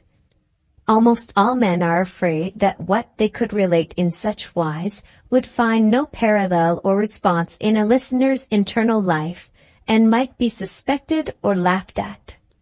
A truthful traveler, who should have seen some extraordinary creature in the likeness of a sea serpent, would have no fear of mentioning it, but the same traveler, having had some singular presentiment, impulse, vagary of thought, visions so-called, dream, or other remarkable mental impression, would hesitate considerably before he would own to it. To this reticence I attribute much of the obscurity in which such subjects are involved. We do not habitually communicate our experiences of these subjective things as we do our experiences of objective creation. The consequence is that the general stock of experience in this regard appears exceptional, and really is so, in respect of being miserably imperfect. In what I am going to relate, I have no intention of setting up, opposing, or supporting any theory whatever. I know the history of the bookseller of Berlin. I have studied the case of the wife of a late astronomer royal, as related by Sir David Brewster, and I have followed the minutest details of a much more remarkable case of spectral illusion occurring within my private circle of friends. It may be necessary to state, as to this last, that the sufferer, a lady, was in no degree, however distant, related to me. A mistaken assumption on that head might suggest an explanation of a part of my own case, but only a part, which would be wholly without foundation. I cannot be referred to my inheritance of any developed peculiarity, nor had I ever before any at all similar experience, nor have I ever had any at all similar experience since. It does not signify how many years ago, or how few, a certain murder was committed in England, which attracted great attention. We hear more than enough of murderers as they rise in succession to their atrocious eminence, and I would bury the memory of this particular brute, if I could, as his body was buried in Newgate jail. I purposely abstain from giving any direct clue to the criminal's individuality. When the murder was first discovered, no suspicion fell, or I ought to say, for I cannot be too precise in my facts, it was nowhere publicly hinted that any suspicion fell on the man who was afterwards brought to trial. As no reference was at that time made to him in the newspapers, it is obviously impossible that any description of him can at that time have been given in the newspapers. It is essential that this fact be remembered. Unfolding at breakfast my morning paper containing the account of that first discovery, I found it to be deeply interesting, and I read it with close attention. I read it twice, if not 3 times. The discovery had been made in a bedroom, and when I laid down the paper, I was aware of a flash, rush, flow. I do not know what to call it. No word I can find is satisfactorily descriptive. in which I seemed to see that bedroom passing through my room, like a picture impossibly painted on a running river. Though almost instantaneous in its passing, it was perfectly clear, so clear that I distinctly, and with a sense of relief, observed the absence of the dead body from the bed. It was in no romantic place that I had this curious sensation, but in chambers in Piccadilly, very near the corner of St. James Street.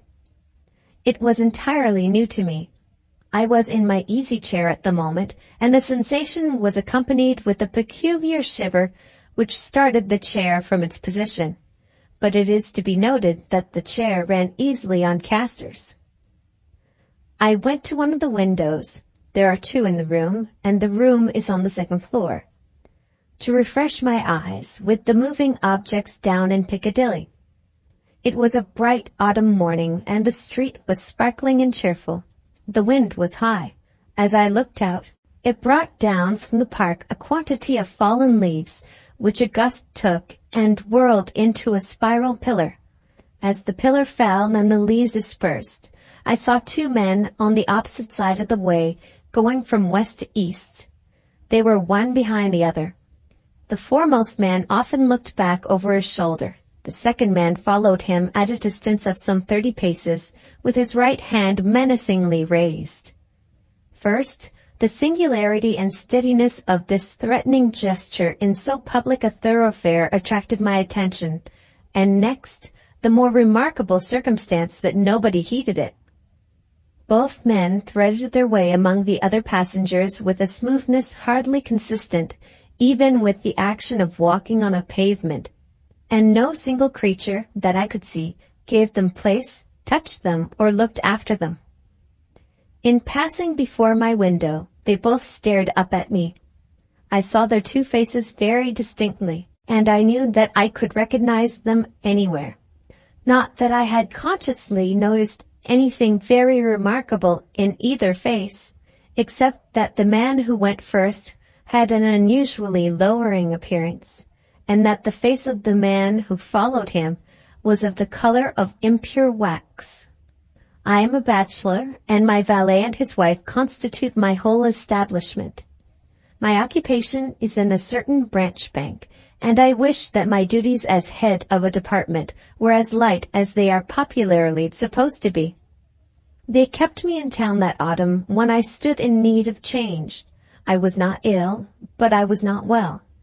My reader is to make the most that can be reasonably made of my feeling jaded, having a depressing sense upon me of a monotonous life, and being slightly dyspeptic. I am assured by my renowned doctor that my real state of health at that time justifies no stronger description, and I quote his own from his written answer to my request for it. As the circumstances of the murder gradually unraveling took stronger and stronger possession of the public mind, I kept them away from mine by no means as was possible in the midst of the universal excitement. But I knew that a verdict of willful murder had been found against the suspected murderer, and that he had been committed to Newgate for trial. I also knew that his trial had been postponed over 1 sessions of the Central Criminal Court on the ground of general prejudice and want of time for the preparation of the defense. I may further have known, but I believe I did not, when or about when the sessions to which his trial stood postponed would come on. My sitting room, bedroom, and dressing room are all on one floor. With the last, there is no communication but through the bedroom. True, there is a door in it, once communicating with the staircase, but a part of the fitting of my bath has been, and had been then for some years, fixed across it.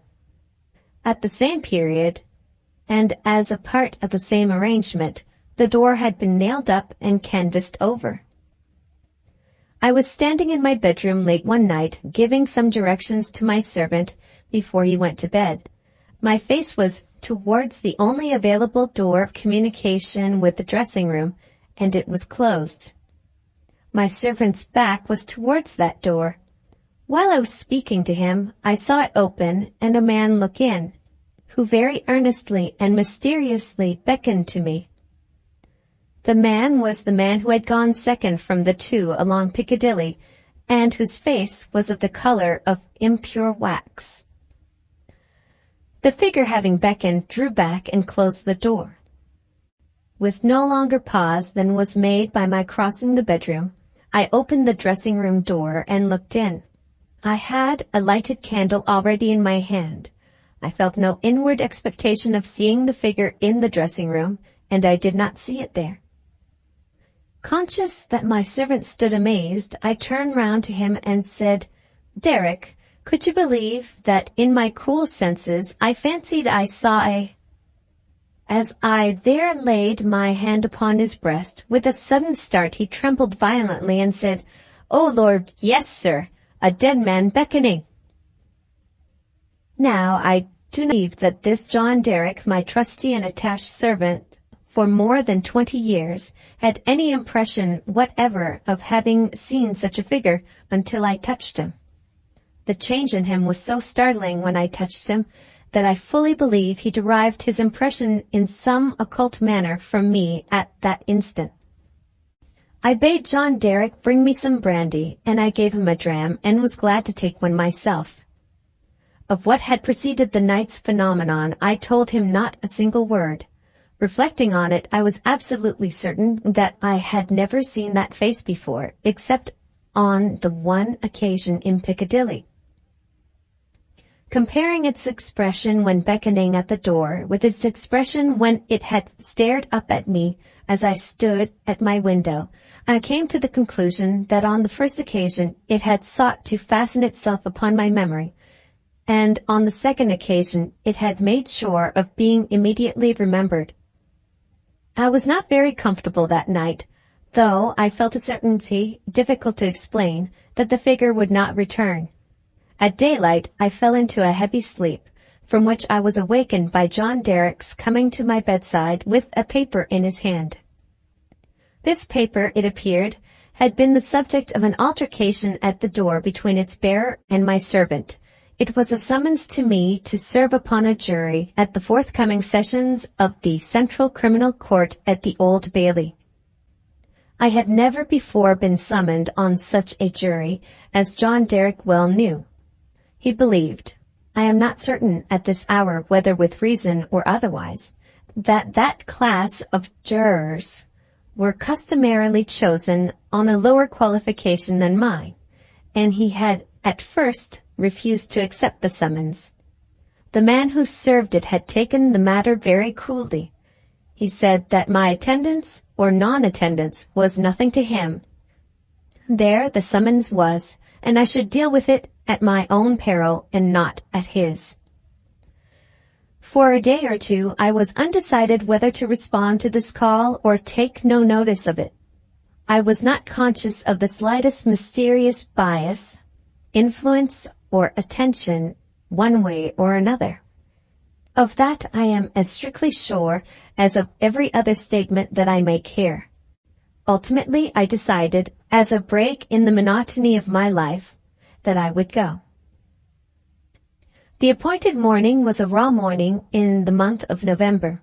There was a dense brown fog in Piccadilly, and it became positively black, and in the last degree oppressive, east of Temple Bar. I found the passages and staircases of the courthouse flaringly lighted with gas, and the court itself similarly illuminated. I think that until I was conducted by officers into the old court and saw its crowded state, I did not know that the murderer was to be tried that day. I think that until I was so helped into the old court with considerable difficulty, I did not know into which of the two courts sitting my summons would take me. But this must not be received as a positive assertion, for I am not completely satisfied in my mind on either point. I took my seat in the place appropriated to jurors in waiting, and I looked about the court as well as I could through the cloud of fog and breath that was heavy in it. I noticed the black vapor hanging like a murky curtain outside the great windows, and I noticed the stifled sound of wheels on straw or tan that was littered in the street. Also, the hum of the people gathered there, which a shrill whistle or a louder song or hail than the rest occasionally pierced. Soon afterwards, the judges, 2 in number, entered and took their seats. The buzz in the court was awfully hushed. The direction was to the bar. He appeared there, and in that same instant I recognized in him the first of the 2 men who had gone down Piccadilly. If my name had been called then, I doubt if I could have answered to it audibly. But it was called about 6th or 8th in the panel, and I was by that time able to say, "Here." Now observe, as I stepped into the box, the prisoner who had been looking on attentively, but with no sign of concern, became violently agitated and beckoned to his attorney. The prisoner's wish to challenge me was so manifest that it occasioned a pause, during which the attorney, with his hand upon the dock, whispered with his client and shook his head. I afterwards had it from that gentleman that the prisoner's first affrighted words to him were, "At all hazards, challenge that man!" But that as he could give no reason for it, and admitted that he had not even known my name until he heard it called and I appeared, it was not done. Both on the ground already explained, that I wished to avoid reviving an unwholesome memory of that murderer, and also because a detailed account of his long trial is by no means indispensable to my narrative, I shall confine myself closely to such incidents in the 10 days and nights during which we, the jury, were kept together, as directly bear on my own curious personal experience. It is to that, and not to a page of the Newgate calendar, that I beg attention. I was chosen foreman of the jury. On the second morning of the trial, after evidence had been taken for 2 hours, I heard the church clock strike. Happening to cast my eyes over my brother jurymen, I found an inexplicable difficulty in counting them. I counted them several times, yet always with the same difficulty. In short, I made them 1 too many. I touched the brother juryman whose place was next me, and I whispered to him, "Oblige me by counting us." He looked surprised by the request, but turned his head and counted. "Why," says he suddenly, "we are but no, that is not possible. No, we are 12. According to my counting that day, we were always right in detail, but in the gross we were always 1 too many. There was no appearance, no figure to account for it. But I had an inward foreshadowing of the figure that was surely coming. The jury were housed at the London Tavern. We all slept in 1 large room on separate tables, and we were constantly in the charge and under the eye of the officer sworn to hold us in safe keeping. I see no reason for suppressing the real name of that officer. He was intelligent, highly polite and obliging, and, I was glad to hear, much respected in the city. He had an agreeable presence, good eyes, enviable black whiskers, and a fine sonorous voice. His name was Mr. Harker. When we turned into our 12 beds at night, Mr. Harker's bed was drawn across the door. On the night of the second day, not being disposed to lie down, and seeing Mr. Harker sitting on his bed, I went and sat beside him and offered him a pinch of snuff. As Mr. Harker's hand touched mine in taking it from my box, a peculiar shiver crossed him, and he said, "Who is this?" Following Mr. Harker's eyes and looking along the room, I saw again the figure I expected, the second of the 2 men who had gone down Piccadilly. I rose and advanced a few steps, then stopped and looked round at Mr. Harker. He was quite unconcerned, laughed, and said in a pleasant way, "I thought for a moment we had a 13th juryman without a bed.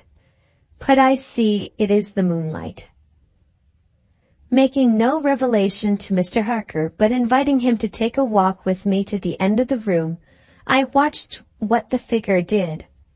It stood for a few moments by the bedside of each of my 11 brother jurymen, close to the pillow. It always went to the right-hand side of the bed and always passed out, crossing the foot of the next bed. It seemed, from the action of the head, merely to look down pensively at each recumbent figure. It took no notice of me or of my bed, which was the nearest to Mr. Harker's. It seemed to go out where the moonlight came in, through a high window, as by an aerial flight of stairs. Next morning, at breakfast, it appeared that everybody present had dreamed of the murdered man last night, except myself and Mr. Harker. I now felt as convinced that the second man who had gone down Piccadilly was the murdered man, so to speak, as if it had been borne into my comprehension by his immediate testimony. But even this took place, and in a manner for which I was not at all prepared. On the 5th day of the trial, when the case for the prosecution was drawing to a close, a miniature of the murdered man, missing from his bedroom upon the discovery of the deed, and afterwards found in a hiding place where the murderer had been seen digging, was put in evidence. Having been identified by the witness under examination, it was handed up to the bench, and thence handed down to be inspected by the jury. As an officer in a black gown was making his way with it across to me, the figure of the second man, who had gone down Piccadilly, impetuously stared from the crowd, caught the miniature from the officer, and gave it to me in his own hands, at the same time saying in a low and hollow tone, "Before I saw the miniature, which was in a locket, I was younger then, and my face was not then drained of blood." It also came between me and the brother juryman, to whom I would have given the miniature, and between him and the brother juryman, to whom he would have given it. And so it passed on through the whole of our number, and back into my possession. Not one of them, however, detected this. At table, and generally when we were shut up together in Mr. Harker's custody, we had from the first naturally discussed the day's proceedings a good deal. On that 5th day, the case for the prosecution being closed, and we having that side of the question in a completed shape before us, our discussion was more animated and serious. Among our number was a vestryman, the duncest idiot I've ever seen at large, who met the plainest evidence with the most preposterous objections, and who was sided with by 2 flabby parochial parasites, all 3 impaneled from a district so delivered over to fever that they ought to have been upon their own trial for 500 murders.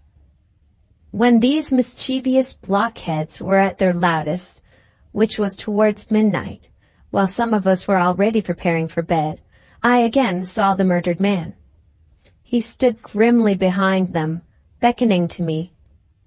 On my going towards them and striking into the conversation, he immediately retired. This was the beginning of a separate series of appearances, confined to that long room in which we were confined. Whenever a knot of my brother jurymen laid their heads together, I saw the head of the murdered man among theirs. Whenever their comparison of notes was going against him, he would solemnly and irresistibly beckon to me. It will be borne in mind that down to the production of the miniature on the 5th day of the trial, I had never seen the appearance in court. 3 changes occurred now as we entered on the case for the defense. 2 of them I will mention together first. The figure was now in court continually, and it never there addressed itself to me, but always to the person who was speaking at the time. For instance, the throat of the murdered man had been cut straight across, In the opening speech for the defense, it was suggested that the deceased might have cut his own throat. At that very moment, the figure, with its throat in the dreadful condition referred to, this it had concealed before, stood at the speaker's elbow, motioning across its windpipe, now with the right hand, now with the left, vigorously suggesting to the speaker himself the impossibility of such a wound having been self-inflicted by either hand. For another instance, a witnessed character, a woman, deposed to the prisoners being the most amiable of mankind.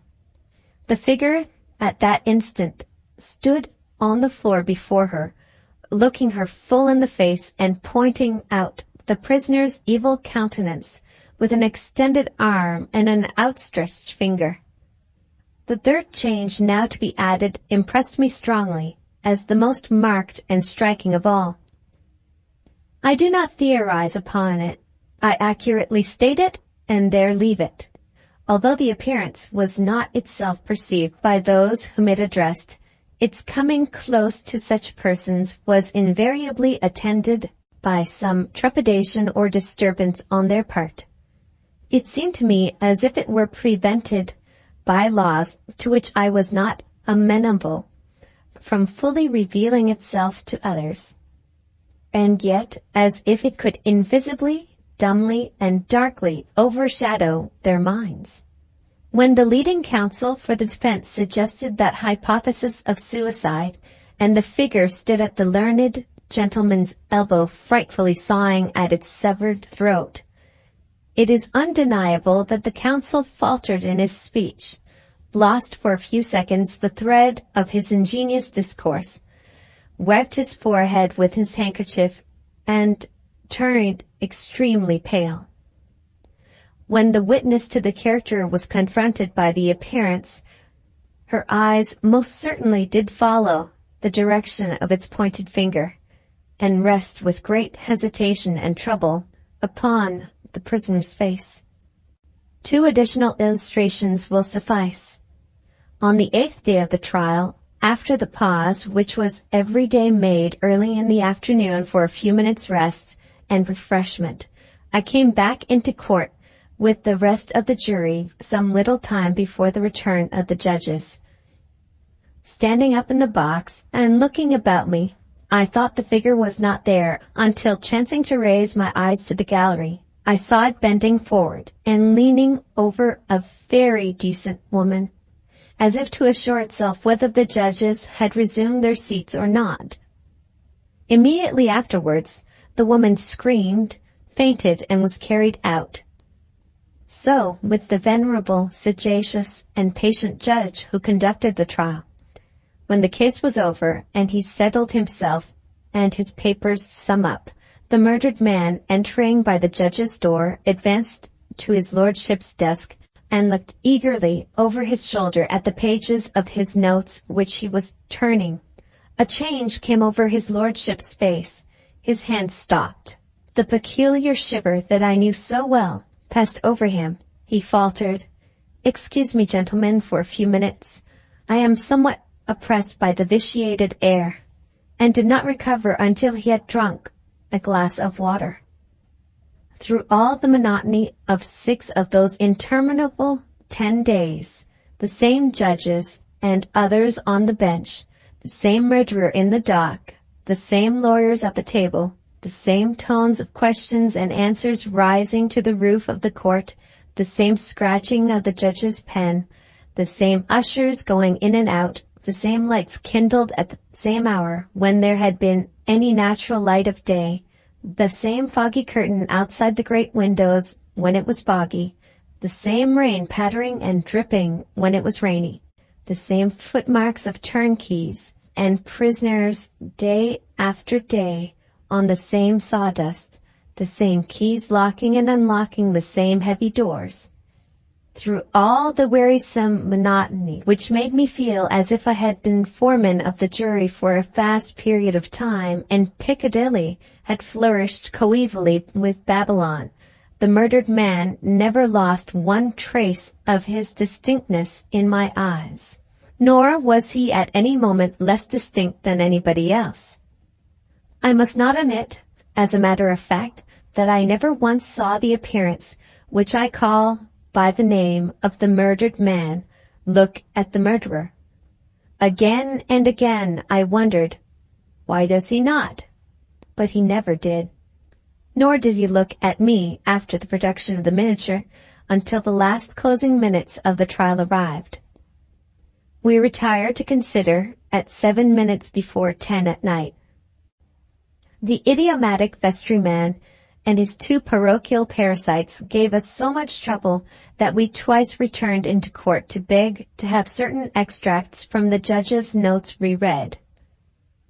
9 of us had not the smallest doubt about those passages. Neither, I believe, had anyone in the court. The dunder-headed triumvirate, having no idea but obstruction, disputed them for that very reason. At length we prevailed, and finally the jury returned into court at 10 minutes past 12. The murdered man at that time stood directly opposite the jury box, on the other side of the court. As I took my place, his eyes rested on me with great attention. He seemed satisfied, and slowly shook a great gray veil, which he carried on his arm for the first time, over his head and whole form. As I gave in our verdict, guilty, the veil collapsed, all was gone, and his place was empty. The murderer, being asked by the judge, according to usage, whether he had anything to say before sentence of death should be passed upon him, indistinctly muttered something which was described in the leading newspapers the following day as a few rambling, incoherent, and half-audible words in which he was understood to complain that he had not had a fair trial because the foreman of the jury was prepossessed against him. The remarkable declaration that he really made was this: "My lord, I knew I was a doomed man when the foreman of my jury came into the box. My lord, I knew he would never let me off, because before I was taken, he somehow got to my bedside in the night, woke me, and put a rope round my neck."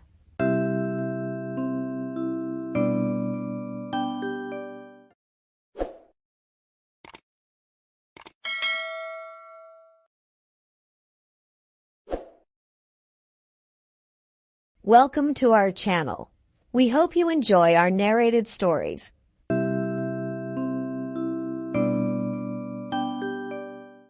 "I can assure you," said I, "that it will take a very tangible ghost to frighten me." And I stood up before the fire with my glass in my hand. "It is your own choosing," said the man with the withered arm, and glanced at me askance. 28 years, said I have lived, and never a ghost have I seen as yet. The old woman sat staring hard into the fire, her pale eyes of myself, abbreviated and broadened to an impossible sturdiness, in the queer old mirror at the end of the room. "Well," I said, "if I see anything tonight, I shall be so much the wiser, for I come to the business with an open mind." "It's your own choosing," said the man with the withered arm once more. I heard the sound of a stick and a shambling step on the flags in the passage outside, and the door creaked on its hinges as a second old man entered, more bent, more wrinkled, more aged even than the first. He supported himself by a single crutch. His eyes were covered by a shade, and his lower lip, half averted, hung pale and pink from his decaying yellow teeth. He made straight for an armchair on the opposite side of the table, sat down clumsily, and began to cough. The man with the withered arm gave this newcomer a short glance of positive dislike. The old woman took no notice of his arrival, but remained with her eyes fixed steadily on the fire. "I said, it's your own choosing," said the man with the withered arm, when the coughing had ceased for a while. "It's my own choosing," I answered. The man with the shade became aware of my presence for the first time, and threw his head back for a moment and sideways to meet me. I caught a momentary glimpse of his eyes, small and bright and inflamed. Then he began to cough and sputter again.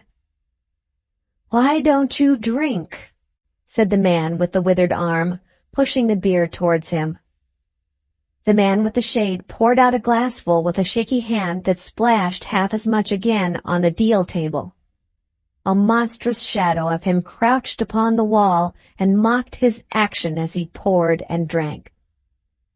I must confess I had scarce expected these grotesque custodians.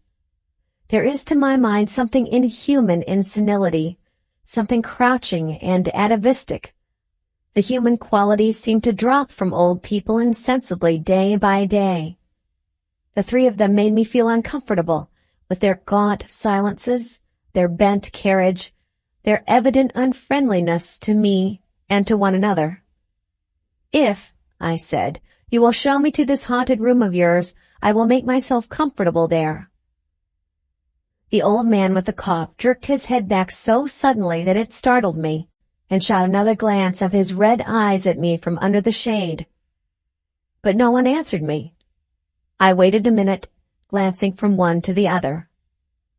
"If," I said a little louder, "if you will show me to this haunted room of yours, I will relieve you from the task of entertaining me." "There's a candle on the slab outside the door," said the man with the withered arm, looking at my feet as he addressed me. "But if you go to the Red Room tonight—" "This night of all nights," said the woman. "You go alone." "Very well," I answered. "And which way do I go?" "You go along the passage for a bit," he said, "until you come to a door, and through that is a spiral staircase, and halfway up that is a landing, and another door covered with baize. Go through that and down the long corridor to the end, and the Red Room is on your left up the steps." "Have I got that right?" I said, and repeated his directions. He corrected me in one particular. "And are you really going?" said the man with the shade, looking at me again for the third time with that queer, unnatural tilting of the face. "This night of all nights," said the woman. "It is what I came for," I said, and moved toward the door. As I did so, the old man with the shade rose and staggered round the table, so as to be closer to the others and to the fire. At the door I turned and looked at them, and saw they were all close together, dark against the firelight, staring at me over their shoulders with an intent expression on their ancient faces. "Good night," I said, setting the door open. "It's your own choosing," said the man with the withered arm. I left the door wide open until the candle was well alight, and then I shut them in and walked down the chilly, echoing passage. I must confess that the oddness of these three old pensioners, in whose charge her ladyship had left the castle, and the deep-toned, old-fashioned furniture of the housekeeper's room in which they foregathered, affected me in spite of my efforts to keep myself at a matter-of-fact phase. They seemed to belong to another age, an older age, an age when things spiritual were different from this of ours, less certain, an age when omens and witches were credible, and ghosts beyond denying. Their very existence was spectral, the cut of their clothing, fashions born in dead brains. The ornaments and conveniences of the room about them were ghostly, the thoughts of vanished men which still haunted rather than participated in the world of today. But with an effort I sent such thoughts to the right about. The long, draughty, subterranean passage was chilly and dusty, and my candle flared and made the shadows cower and quiver. The echoes rang up and down the spiral staircase, and a shadow came sweeping up after me, and one fled before me into the darkness overhead. I came to the landing and stopped there for a moment, listening to a rustling that I fancied I heard. Then, satisfied of the absolute silence, I pushed open the baize-covered door and stood in the corridor. The effect was scarcely what I expected, for the moonlight, coming in by the great window on the grand staircase, picked out everything in vivid black shadow or silvery illumination. Everything was in its place. The house might have been deserted on the yesterday instead of 18 months ago. There were candles in the sockets of the sconces, and whatever dust had gathered on the carpets or upon the polished flooring was distributed so evenly as to be invisible in the moonlight. I was about to advance and stopped abruptly. A bronze group stood upon the landing, hidden from me by the corner of the wall, but its shadow fell with marvelous distinctness upon the white paneling, and gave me the impression of someone crouching to waylay me. I stood rigid for half a minute, perhaps. Then, with my hand in the pocket that held my revolver, I advanced, only to discover a Ganymede and eagle, glistening in the moonlight, stood before opening the door. Here it was, thought I, that my predecessor was found, and the memory of that story gave me a sudden twinge of apprehension. I glanced over my shoulder at the Ganymede in the moonlight, and opened the door of the red room rather hastily, with my face half turned to the pallid silence of the landing. I entered, closed the door behind me at once, turned the key I found in the lock within, and stood with the key surveying the scene of my vigil, the great red room of Lorraine Castle, in which the young Duke had died. Or rather, in which he had begun his dying, for he had opened the door and fallen headlong down the steps I had just ascended. That had been the end of his vigil, of his gallant attempt to conquer the ghostly tradition of the place. And never, I thought, had apoplexy better served the ends of superstition. And there were other and older stories that clung to the room, back to the half-credible beginning of it all. The tale of a timid wife and the tragic end that came to her husband's jest of frightening her. And looking around that large, somber room, with its shadowy window bays, its recesses and alcoves, one could well understand the legends that had sprouted in its black corners, its germinating darkness. My candle was a little tongue of light in its vastness, that failed to pierce the opposite end of the room, and left an ocean of mystery and suggestion beyond its island of light. I resolved to make a systematic examination of the place at once, and dispel the fanciful suggestions of its obscurity before they obtained a hold upon me. After satisfying myself of the fastening of the door, I began to walk about the room, peering round each article of furniture, tucking up the valances of the bed, and opening its curtains wide. I pulled up the blinds and examined the fastenings of the several windows before closing the shutters, leaned forward and looked up the blackness of the wide chimney, and tapped the dark oak paneling for any secret opening. There were 2 big mirrors in the room, each with a pair of sconces bearing candles. 2 were more candles in china candlesticks. All these I lit, one after the other. The fire was laid, an unexpected consideration from the old housekeeper, and I lit it to keep down any disposition to shiver. And when it was burning well, I stood round with my back to it and regarded the room again. I had pulled up a chintz-covered armchair and a table to form a kind of barricade before me, and on this lay my revolver ready to hand. My precise examination had done me good, but I still found the remoter darkness of the place and its perfect stillness too stimulating for the imagination. The echoing of the stir and crackling of the fire was no sort of comfort to me.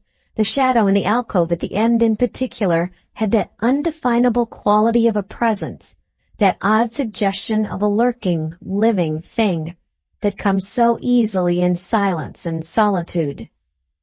At last, to restore myself, I walked with a candle into it and satisfied myself that there was nothing tangible there. I stood that candle upon the floor of the alcove and left it in that position. By this time I was in a state of considerable nervous tension, although to my reason there was no adequate cause for the condition. My mind, however, was perfectly clear. I postulated quite unreservedly that nothing supernatural could happen. And to pass the time, I began to string some rhymes together, Ingoldsby fashion, of the original legend of the place. A few I spoke aloud, but the echoes were not pleasant. For the same reason, I also abandoned, after a time, a conversation with myself upon the impossibility of ghosts and haunting. My mind reverted to the 3 old and distorted people downstairs, and I tried to keep it upon that topic. The somber reds and blacks of the room troubled me. Even with 7 candles, the place was merely dim. The one in the alcove flared in a draught, and the fire flickering kept the shadows in penumbra perpetually shifting and stirring. Casting about for a remedy, I recalled the candles I had seen in the passage, and with a slight effort walked out into the moonlight, carrying a candle and leaving the door open, and presently returned with as many as 10. These I put in various knickknacks of china with which the room was sparsely adorned, lit and placed where the shadows had lain deepest, some on the floor, some in the window recesses, until at last my 17 candles were so arranged that not an inch of the room but had the direct light of at least one of them. It occurred to me that when the ghost came, I could warn him not to trip over them. The room was now quite brightly illuminated. There was something very cheery and reassuring in these little streaming flames, and snuffing them gave me an occupation, and afforded a helpful sense of the passage of time. Even with that, however, the brooding expectation of the vigil weighed heavily upon me. It was after midnight that the candle in the alcove suddenly went out, and the black shadow sprang back to its place there. I did not see the candle go out. I simply turned and saw that the darkness was there, as one might start and see the unexpected presence of a stranger. "By Jove," said I aloud, "that draft's a strong one." The matches from the table across the room in a leisurely manner to relight the corner again. My first match would not strike, and as I succeeded with the second, something seemed to blink on the wall before me. I turned my head involuntarily and saw that the 2 candles on the little table by the fireplace were extinguished. I rose at once to my feet. "Odd," I said. "Did I do that myself in a flash of absent-mindedness?" I walked back, and as I did so, I saw the candle in the right sconce of one of the mirrors wink and go right out, and almost immediately its companion followed it. There was no mistake about it. The flame vanished as if the wicks had been suddenly nipped between a finger and a thumb, leaving the wick neither glowing nor smoking, but black. While I stood gaping, the candle at the foot of the bed went out, and the shadow seemed to take another step towards me. "This won't do," said I, and first one and then another candle on the mantel-shelf followed. "What's up?" I cried, with a queer high note getting into my voice somehow. At that the candle on the wardrobe went out, and the one I had relit in the alcove followed.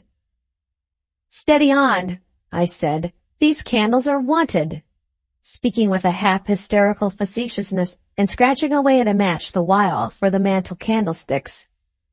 My hands trembled so much that twice I missed the rough paper of the matchbox.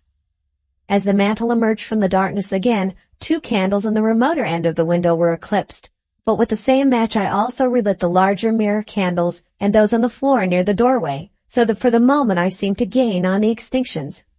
But then in a volley there vanished 4 lights at once in different corners of the room, and I struck another match in quivering haste and stood hesitating whither to take it. Undecided, an invisible hand seemed to sweep out the 2 candles on the table. With a cry of terror I dashed at the alcove, then into the corner, and then into the window, relighting 3 as 2 more vanished by the fireplace. Then, perceiving a better way, I dropped the matches on the iron-bound deed-box in the corner and caught up the bedroom candlestick. With this I avoided the delay of striking matches. But for all that the steady process of extinction went on, and the shadows I feared and fought against returned and crept in upon me. First the step gained on this side of me, and then on that. It was like a ragged storm cloud sweeping out the stars. Now and then one returned for a minute and was lost again. I was now almost frantic with the horror of the coming darkness, and my self-possession deserted me. I leaped, panting and disheveled, from candle to candle in a vain struggle against that remorseless advance. I bruised myself on the thigh against the table. I set a chair headlong. I stumbled and fell and whisked the cloth from the table in my fall. My candle rolled away from me, and I snatched another one as I rose. Abruptly this was blown out as I swung it off the table by the wind of my sudden movement, and immediately the 2 remaining candles followed. But there was light still in the room, a red light that staved off the shadows from me. The fire! Of course, I could still thrust my candle between the bars and relight it. I turned to where the flames were still dancing between the glowing coals and splashing red reflections upon the furniture, made 2 steps toward the grate, and incontinently the flames dwindled and vanished, the glow vanished, the reflections rushed together and vanished, and as I thrust the candle between the bars, darkness closed upon me like the shutting of an eye, wrapped about me in a stifling embrace, sealed my vision, and crushed the last vestiges of reason from my brain. The candle fell from my hand. I flung out my arms in a vain effort to thrust that ponderous blackness away from me, and, lifting up my voice, screamed with all my might, once, twice, thrice. Then I think I must have staggered to my feet. I know I thought suddenly of the moonlit corridor, and, with my head bowed and my arms over my face, made a run for the door. But I had forgotten the exact position of the door, and struck myself heavily against the corner of the bed. I staggered back, turned, and was either struck or struck myself against some other bulky furniture. I have a vague memory of battering myself thus to and fro in the darkness, of a cramped struggle, and of my own wild crying as I darted to and fro, of a heavy blow at last upon my forehead, a horrible sensation of falling that lasted an age, of my last frantic effort to keep my footing, and then I remember no more. I opened my eyes in daylight. My head was roughly bandaged, and the man with the withered arm was watching my face. I looked about me, trying to remember what had happened, and for a space I could not recollect. I rolled my eyes into the corner and saw the old woman, no longer abstracted, pouring out some drops of medicine from a little blue vial into a glass. "Where am I?" I asked. "I seem to remember you, and yet I cannot remember who you are." They told me then, and I heard of the haunted red room as one who hears a tale. "We found you at dawn," said he, "and there was blood on your forehead and lips." It was very slowly I recovered my memory of my experience. "You believe now," said the old man, "that the room is haunted?" He spoke no longer as one who greets an intruder, but as one who grieves for a broken friend. "Yes," said I, "the room is haunted." "And you have seen it, and we, who have lived here all our lives, have never set eyes upon it, because we have never dared. Tell us, is it truly the old Earl who—" "No," said I, "it is not." "I told you so," said the old lady with the glass in her hand. "It is his poor young countess who was frightened." "It is not," I said. "There is neither ghost of Earl nor ghost of countess in that room. There is no ghost there at all. But worse, far worse." "Well?" they said. "The worst of all the things that haunt poor mortal man," said I, "and that is, in all its nakedness, fear that will not have light nor sound, that will not bear with reason, that deafens and darkens and overwhelms. It followed me through the corridor. It fought against me in the room." I stopped abruptly. There was an interval of silence. My hand went up to my bandages. Then the man with the shades sighed and spoke. "That is it," said he. "I knew that was it. A power of darkness to put such a curse upon a woman. It lurks there always. You can feel it even in the daytime, even of a bright summer's day, in the hangings and the curtains keeping behind you however you face about. In the dust that creeps along the corridors and follows you so that you dare not turn. There is fear in that room of hers, black fear, and there will be so long as this house of sin endures.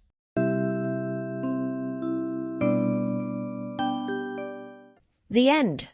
Thank you very much for watching. Please don't forget to subscribe our channel for more stories.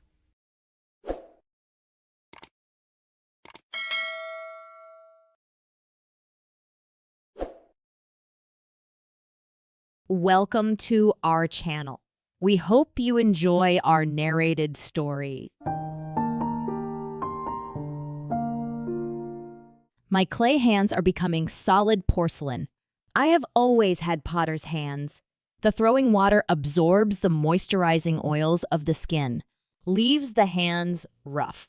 The clay paste dries and cracks the skin, leaving it red. But now my hands are hardening. In the bisque firing, my hands harden like porous greenware. The cremated carbon and sulfur escape, exhuming my soul from the earth and clay, little by little drawing it back to its source. The soul stews out in a boiling whistle, agitating out from between the minerals lodged in the ridges and wrinkles. Welcome to our channel. We hope you enjoy our narrated stories. Number 428. A panel, 5 feet by 2 feet 3 inches. Formerly the front of a cassone or coffer, intended to contain the garments and jewels of a bride. Subject, the triumph of love. Umbrian school of the 15th century. In the right-hand corner is a half-effaced inscription. Desidere something, de civitate lac something, me something, esset. This valuable painting is unfortunately much damaged by damp and mineral corrosives, owing probably to its having contained at one time buried treasure. Bequeathed in 1878 by the widow of the Reverend Lawson Stone, late Fellow of Trinity College, Cambridge. Footnote: Catalogue of the Smith Museum, Leeds.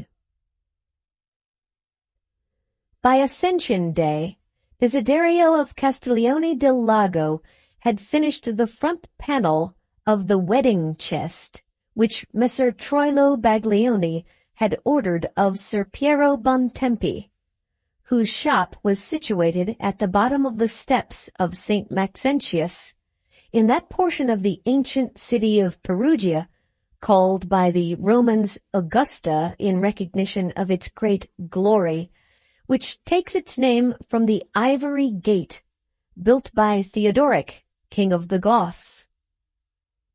The said Desiderio had represented upon this panel the triumph of love, as described in his poem by Messer Francesco Petrarca of Arezzo.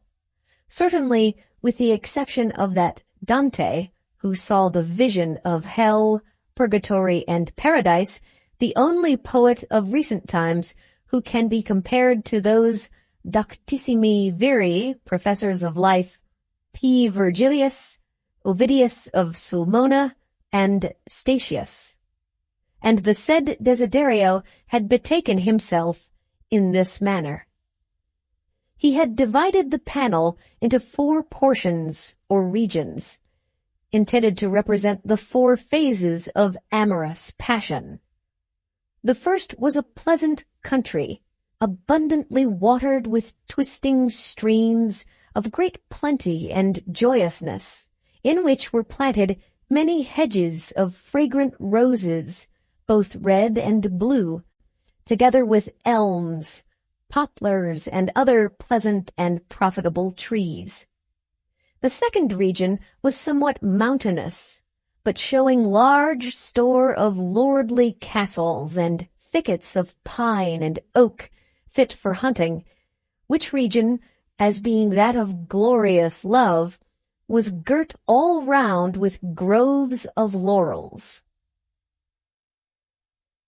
The third region, aspera ac dura region, harsh and hard region, was barren of all vegetation save huge thorns and ungrateful thistles, and in it, on rocks, was shown the pelican who tears his own entrails to feed his young, symbolical of the cruelty of love to true lovers.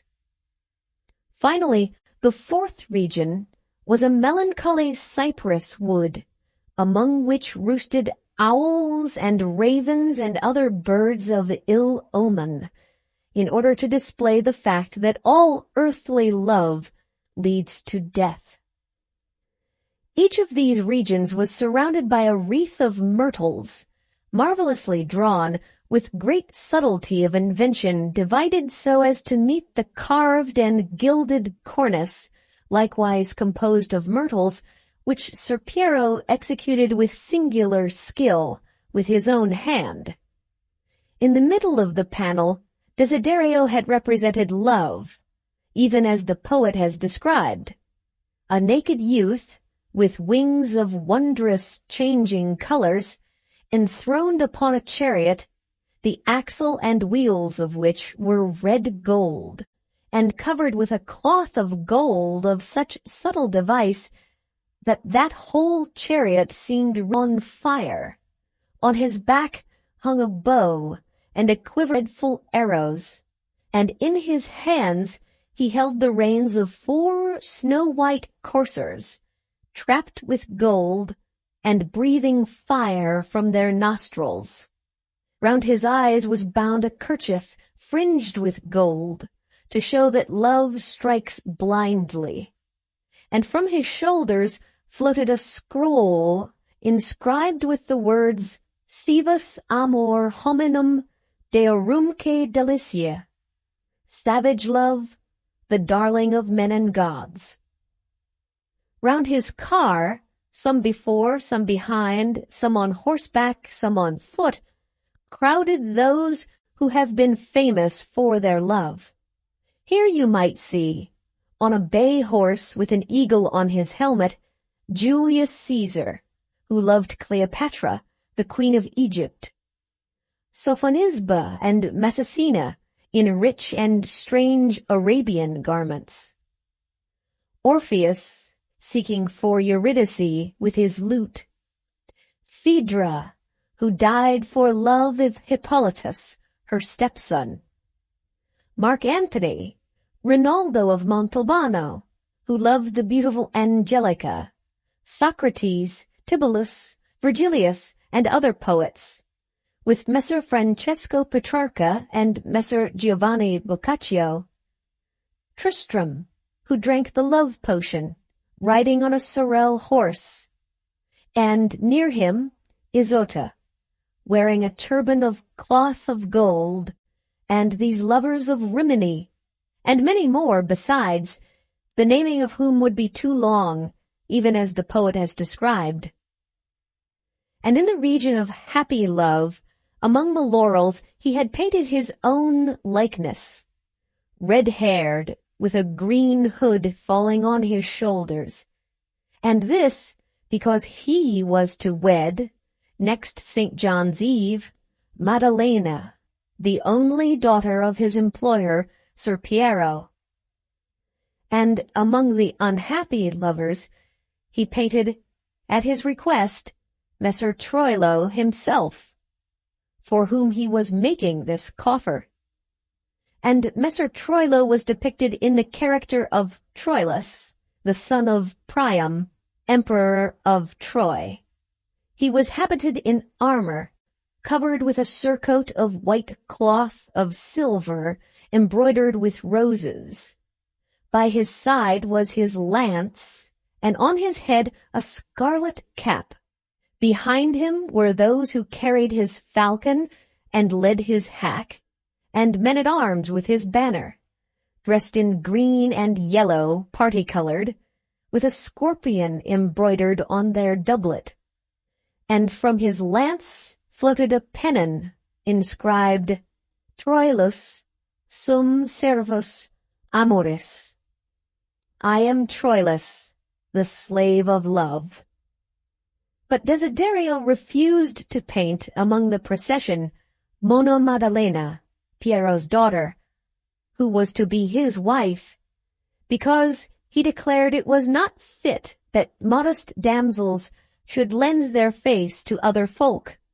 And this he said because Ser Piero had begged him not to incense Messer Troilo, for in reality he had often portrayed Monna Maddalena, the which was marvelously lovely, though only, it is true, in the figure of Our Lady, the Mother of God. And the panel was ready by Ascension Day, and Ser Piero had prepared the box, and the carvings and gildings, griffins and chimeras, and acanthus leaves and myrtles, with the arms of Messer Troilo Baglioni, a most beautiful work. And Mastro Cavana, of the Gate of St. Peter, had made a lock and key of marvelous workmanship for the same coffer. And Messer Troilo would come frequently, riding over from his castle of Fratta, and see the work while it was progressing, and entertain himself lengthily at the shop, speaking with benignity and wisdom wonderful in one so young, for he was only 19, which pleased the heart of Ser Piero, but Desiderio did not relish, for which reason he was often gruff to Messer Troilo, and had many disputes with his future father-in-law. For Messer Troilo Baglione, called Barbacane, to distinguish him from another Troilo, his uncle, who was Bishop of Spello, although a bastard, had cast his eyes on Maddalena di Ser Piero Bontempi. He had seen the damsel for the first time on the occasion of the wedding festivities of his cousin, Grifone Baglioni, son of Ridolfo the Elder, with Deianira degli Orsini, on which occasion marvelous things were done in the city of Perugia, both by the magnificent house of Baglioni and the citizens, such as banquets, jousts, horse races, balls in the square near the cathedral, bullfights, allegories both Latin and vulgar, presented with great learning and sweetness, among which was the fable of Perseus, how he freed Andromeda, written by Master Gianozzo, Belli Rector Venerabilis Iste Universitatis, and triumphal arches and other similar devices, in which Ser Piero Bontempi made many beautiful inventions, in company with Benedetto Bonfigli, Messer Fiorenzo di Lorenzo, and Piero de Castro Plebis, whom the holiness of our Lord Pope Sixtus IV afterwards summoned to work in his chapel in Rome. On this occasion, I repeat, Messer Troilo Baglioni of Fratta, who was unanimously declared to be the most beautiful and courteous youth, of singular learning and prowess, and well worthy of this magnificent Baglioni family, cast his eyes on Maddalena di Ser Piero, and sent her, through his squire, the knot of ribbons off the head of a ferocious bull, whom he had killed singulare vi act virtute, single-handedly, with merit. Nor did Messer Troilo neglect other opportunities of seeing the damsel, such as at church and at her father's shop, riding over from his castle at Fratta on purpose, but always honestis valde modibus, by extremely honorable methods, as the damsel showed herself very coy, and refused all presents which he sent her. Neither did Ser Piero prevent his honestly conversing with the damsel, fearing the anger of the magnificent family of Baglioni. But Desiderio de Città del Lago, the which was affianced to Monna Maddalena, often had words with Ser Piero on the subject, and one day well nigh broke the ribs of Messer Troilo's squire, whom he charged with carrying dishonest messages. Now it so happened that Messer Troilo, as he was the most beautiful, benign, and magnanimous of his magnificent family, was also the most cruel thereof, and incapable of brooking delay or obstacles. And being, as a most beautiful youth, he was only turned 19, and the first down had not come to his cheeks, and his skin was astonishingly white and fair, like a woman's, of a very amorous nature, of which many tales went concerning the violence he had done to damsels and citizens' wives of Gubbio and Spelo, and evil deeds in the castle of Fratta, in the Apennines, some of which it is more beautiful to pass in silence than to relate. Being, as I say, of an amorous nature, and greatly magnanimous and ferocious of spirit, Messer Troilo was determined to possess himself of this Maddalena di Ser Piero. So, a week after, having fetched away the wedding chest from Ser Piero's workshop, paying for it duly in Florentine lilies, he seized the opportunity of the festivities of St. John's Nativity, when it is the habit of the citizens to go to their gardens and vineyards to see how the country is prospering, and eat and drink in honest converse with their friends, in order to satisfy his cruel wishes. For it so happened that the said Ser Piero, who was rich and prosperous, possessing an orchard in the valley of the Tibet near San Giovanni, was entertaining his friends there, it being the eve of his daughter's wedding, peaceful and unarmed. And a serving wench, a Moor and a slave, who had been bribed by Messer Troilo, proposed to Monna Maddalena and the damsels of her company to refresh themselves, after picking flowers, playing with hoops, asking riddles and similar girlish games, by bathing in the Tiber, which flowed at the bottom of the orchard. To this, the innocent virgin, full of joyousness, consented. Hardly had the damsels descended into the river-bed, the river being low and easy to ford on account of the summer, when behold, there swept from the opposite bank a troop of horsemen, armed and masked, who seized the astonished Maddalena and hurried off with her, vainly screaming like another Proserpina, to her companions, who, surprised and ashamed at being seen with no garments, screamed in return, but in vain. The horsemen galloped off through Bastia, and disappeared long before Ser Piero and his friends could come to the rescue. Thus was Monna Maddalena cruelly taken from her father and bridegroom, through the amorous passion of Messer Troilo. Ser Piero fell upon the ground fainting for grief, and remained for several days like one dead.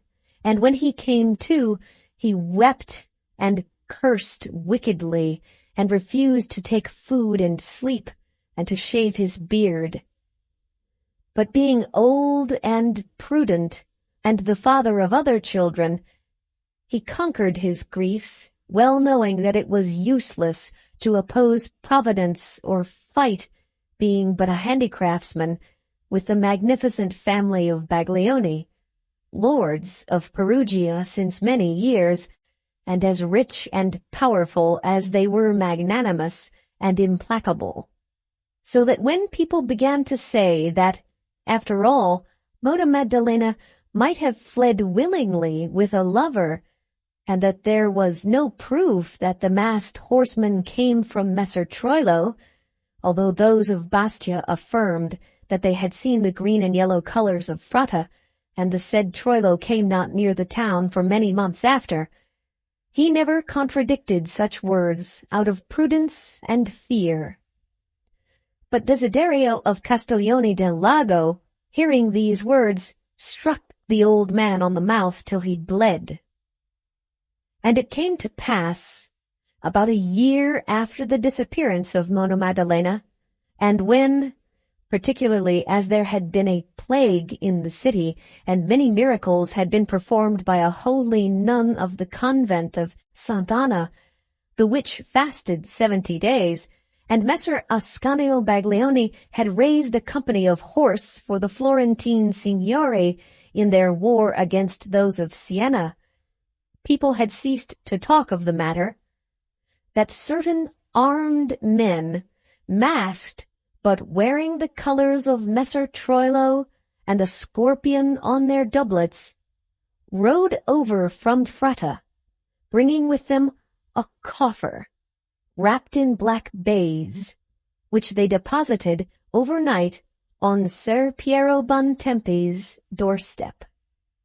And Ser Piero, going at daybreak to his workshop, found that coffer, and recognizing it as the same which had been made, with a panel representing the triumph of love and many ingenious devices of sculpture and gilding for Messer Troilo, called Barbacane, he trembled in all his limbs, and went and called Desiderio, and with him privily carried the chest into a secret chamber in his house, saying not a word to any creature.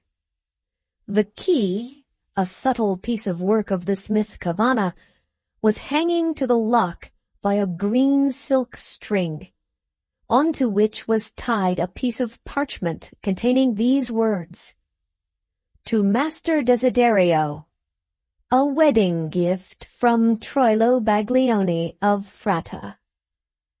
An allusion, doubtless, ferox atque cruenta facitia, by fierce and cruel joke, to the triumph of love, according to Messer Francesco Petrarca, painted upon the front of the coffer.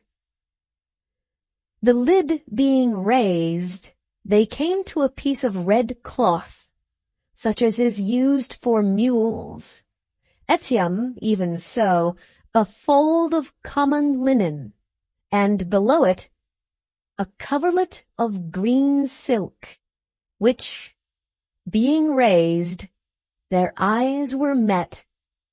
Heu infandum patri scleratumque donos.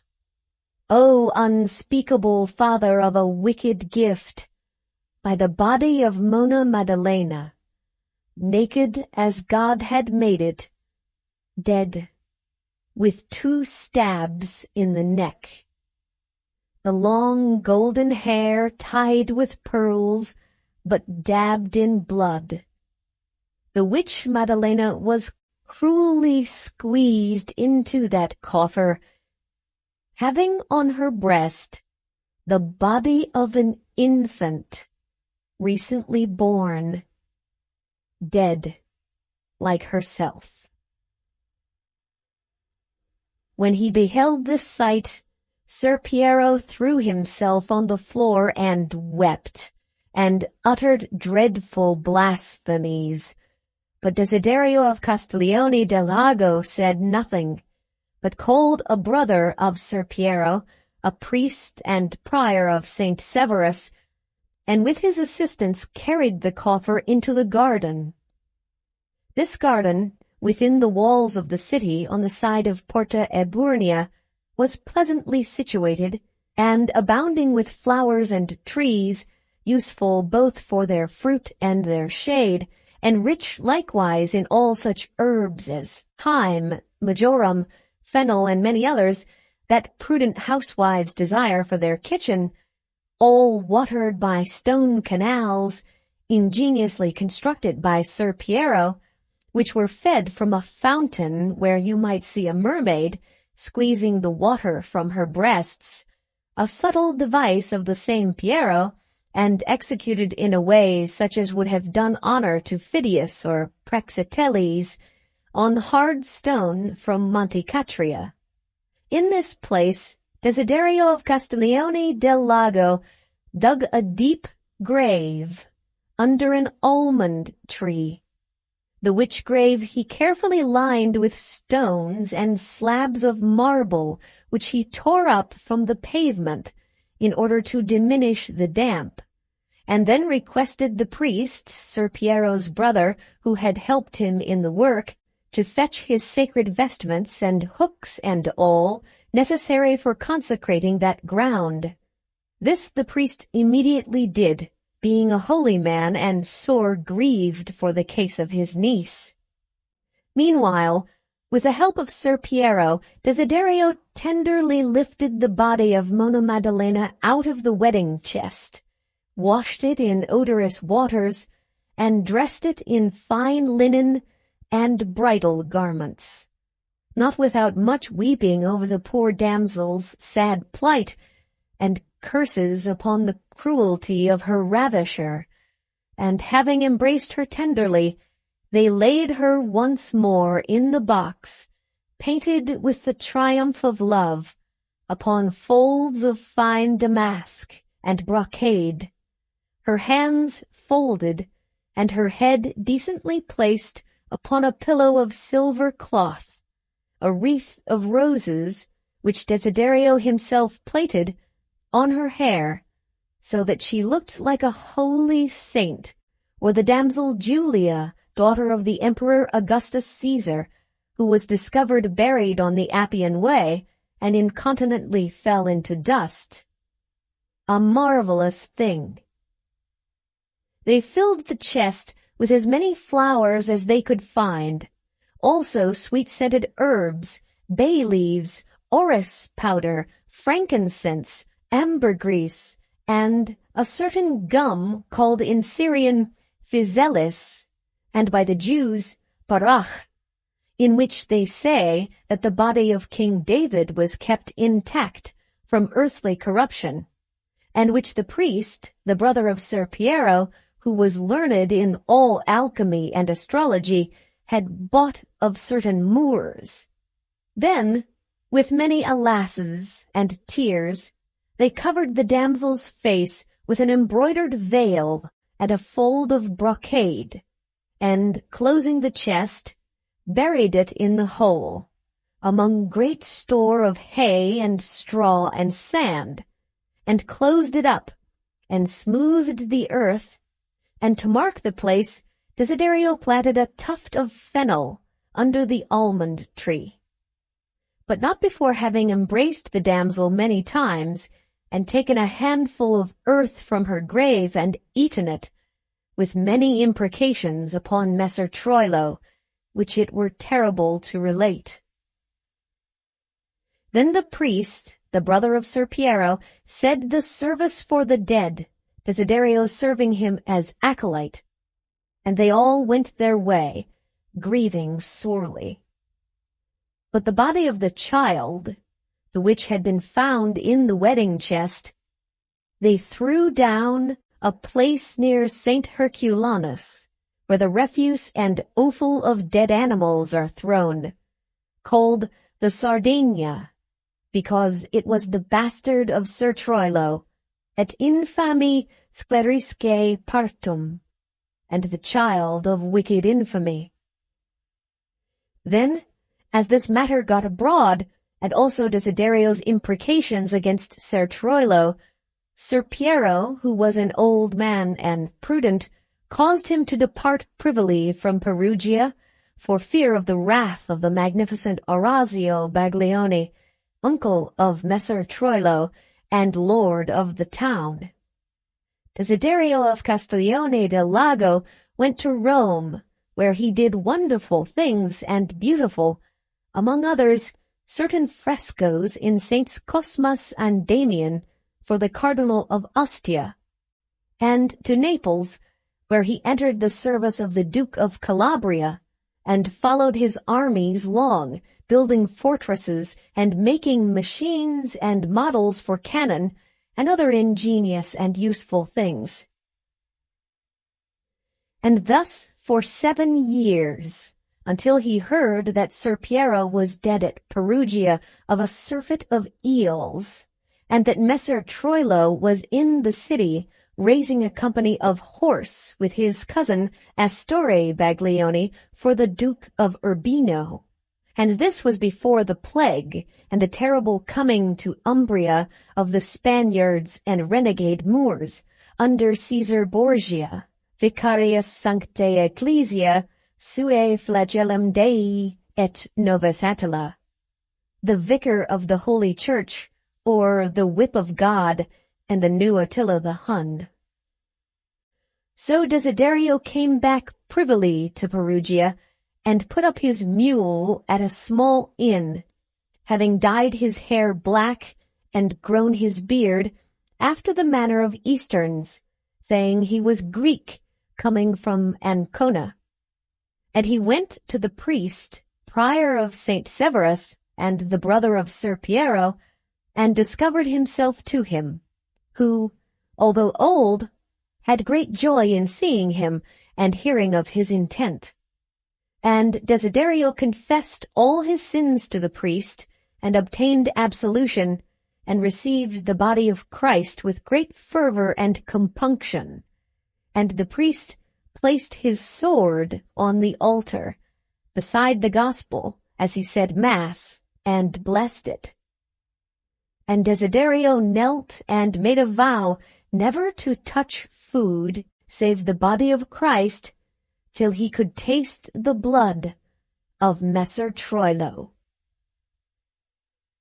And for 3 days and 3 nights he watched him and dogged him, but Messer Troilo rarely went unaccompanied by his men, because he had offended so many honorable citizens by his amorous fury, and he knew that his kinsmen dreaded him and would gladly be rid of him on account of his ferocity and ambition, and their desire to unite the fief of Fratta to the other lands of the main line of the magnificent house of Baglioni, famous in arms. But one day, toward dusk, Desiderio saw Messer Troilo coming down a steep lane near St. Herculanus, alone, for he was going to a woman of light fame, called Flavia Bella, the which was very lovely.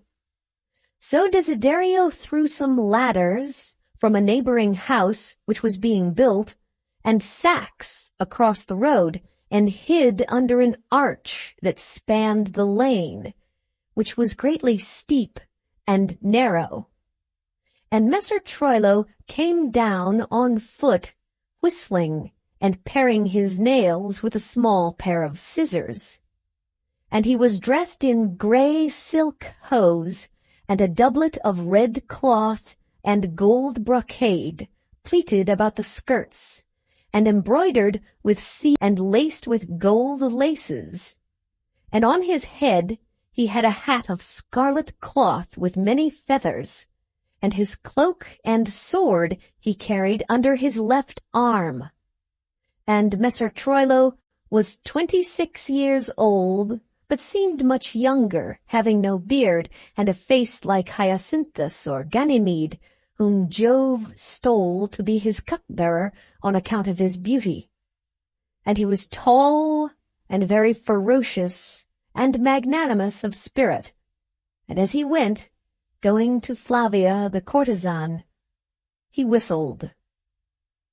And when he came near the heaped-up ladders and the sacks, Desiderio sprang upon him and tried to run his sword through him. But although wounded, Messer Troilo grappled with him long.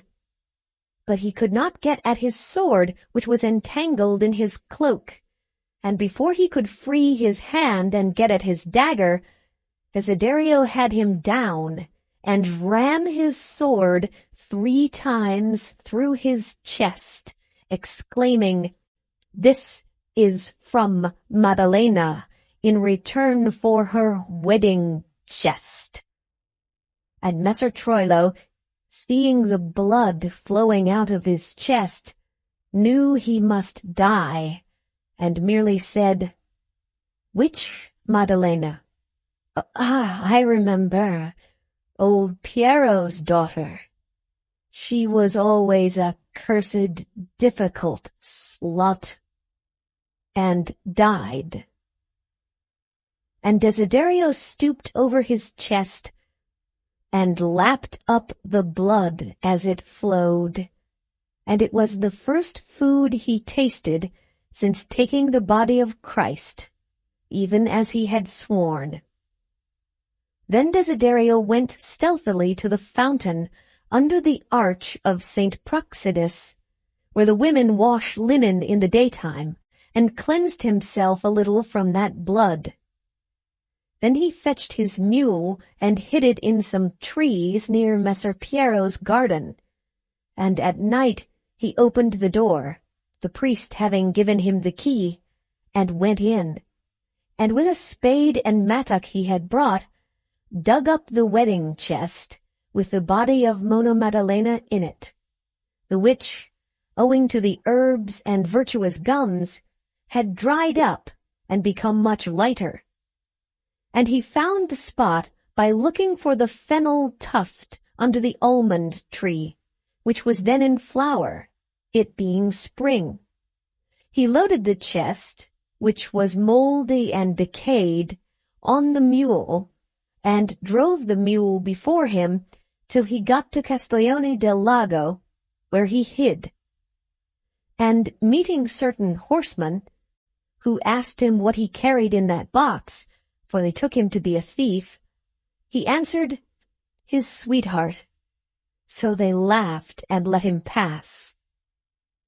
Thus he got safely on to the territory of Arezzo, an ancient city of Tuscany, where he stopped.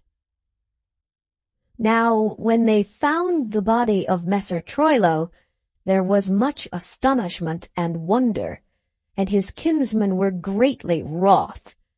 But Messer Orazio and Messer Ridolfo, his uncles, said, "'Tis as well, for indeed his courage and ferocity were too great, and he would have done some evil to us all, had he lived."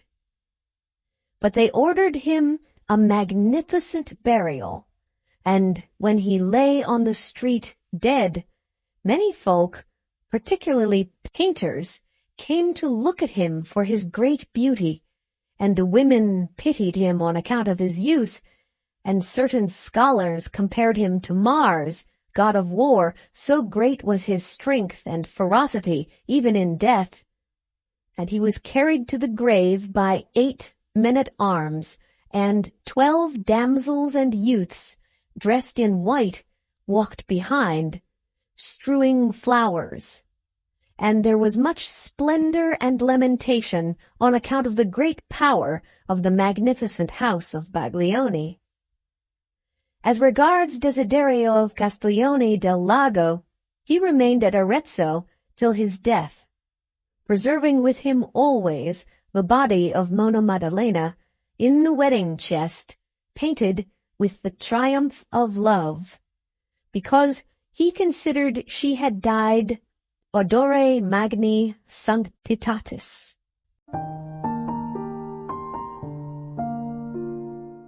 The end. Thank you very much for watching. Please don't forget to subscribe our channel for more stories.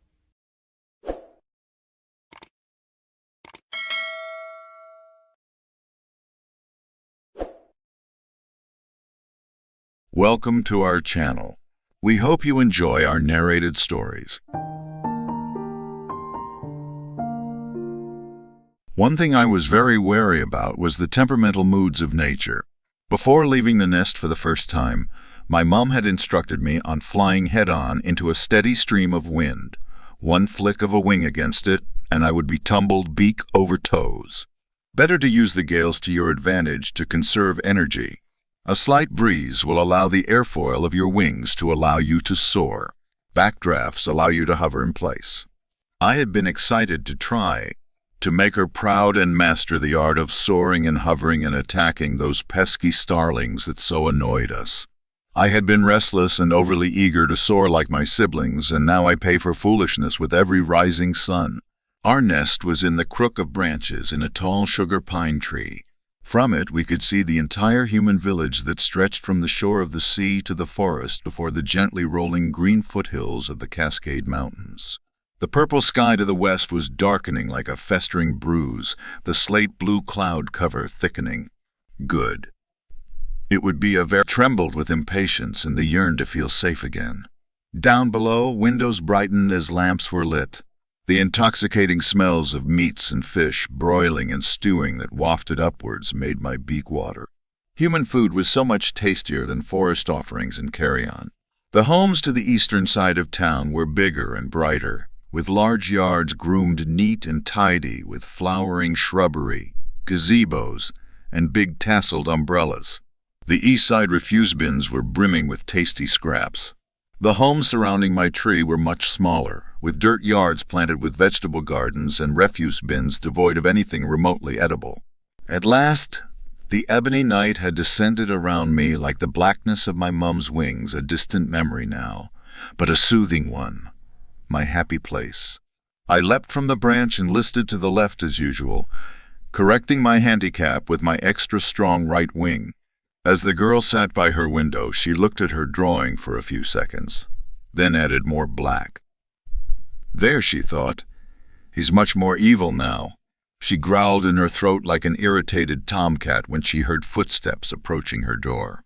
She swiftly put her drawing in the drawer under the desk and picked up her pink pastel crayon to color in some petals on a page with roses in a sunlit garden, complete with yellow butterflies.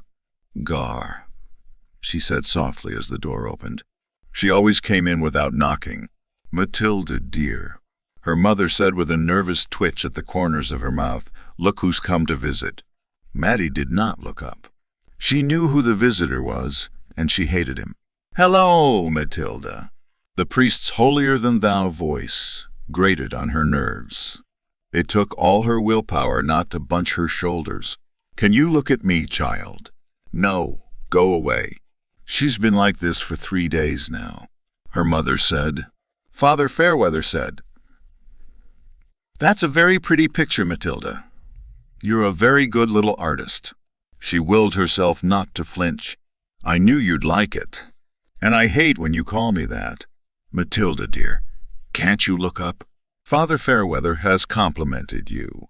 Her mother's shadow fell over her as she leaned over to look at the colorful garden. Then she reached out tentatively and took her daughter's hand and turned it towards her. Maddie felt her mother's chagrin, thick and wonderfully prickly. She pictured her mother's face just then, lips a tight line and eyes blazing under an angry furrowed brow. Maddie's small white hand was coated in black charcoal. Father Fairweather said, "I've brought you a gift, Matilda." Curiosity prevented her from growling again. The tall gray man in black placed a brand new package of pastels on the desk. Maddie couldn't wait to open the package and inhale the waxy, oily smell deeply. The smell was a lot like the Kira's. Welcome to our channel. We hope you enjoy our narrated stories. There are places where the veil between the known and the unfathomable is perilously thin. And it is in such realms the truths are best left forgotten. Ancient Kashi, now Varanasi, conceals more than history in its name. With dusk settling, the city wraps itself in a twilight shroud. Smoke threads twist through the air, blending with murmured prayers, thickening the atmosphere with an almost tangible sense of mystery. The Ganges River reflects the glimmering lights of ceremonial fires along the Ghats, where the sacred and the profane dance in the curling mists. The pyres, fed by ancient woods, consume the bodies with a reverence that belies the violence of flames. The air is thick with sandalwood and charred offerings, masking the finality of death under sacred rites. In the shallows of the Ganges, silhouetted figures wade with deliberate steps. These men, draped in the sparse cloth of the destitute, are seekers of the dead's forgotten wealth. Their hands, darkened by river silt and ash, sift through the submerged sands, feeling for the cold bite of metal. Gold rings, necklaces, and the occasional coin dropped from the deceased's pockets.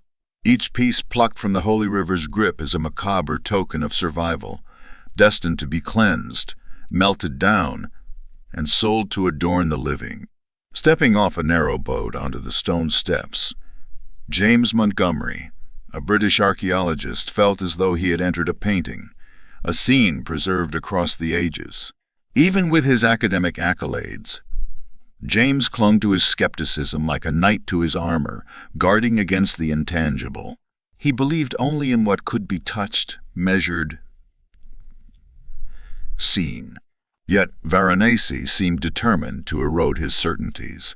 His constant companion, a weathered copy of the Tibetan Book of the Dead, betrayed a fascination with the afterlife, a scholarly interest, he insisted, nothing more.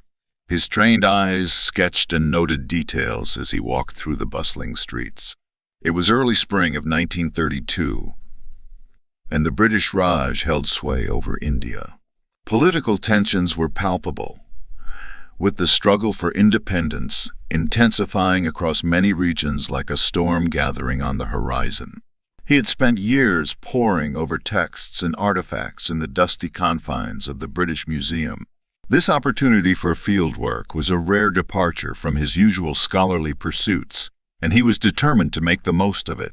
Fluent in Sanskrit and well-versed in Hindu and Sikh philosophy and religion, he was chosen for an excavation project at the revered Kashi Vishwanath Temple, one of the 12 Jyotirlingas, the holiest Shiva temples. The task was to study and document newly unearthed relics that had recently been discovered beneath the temple grounds.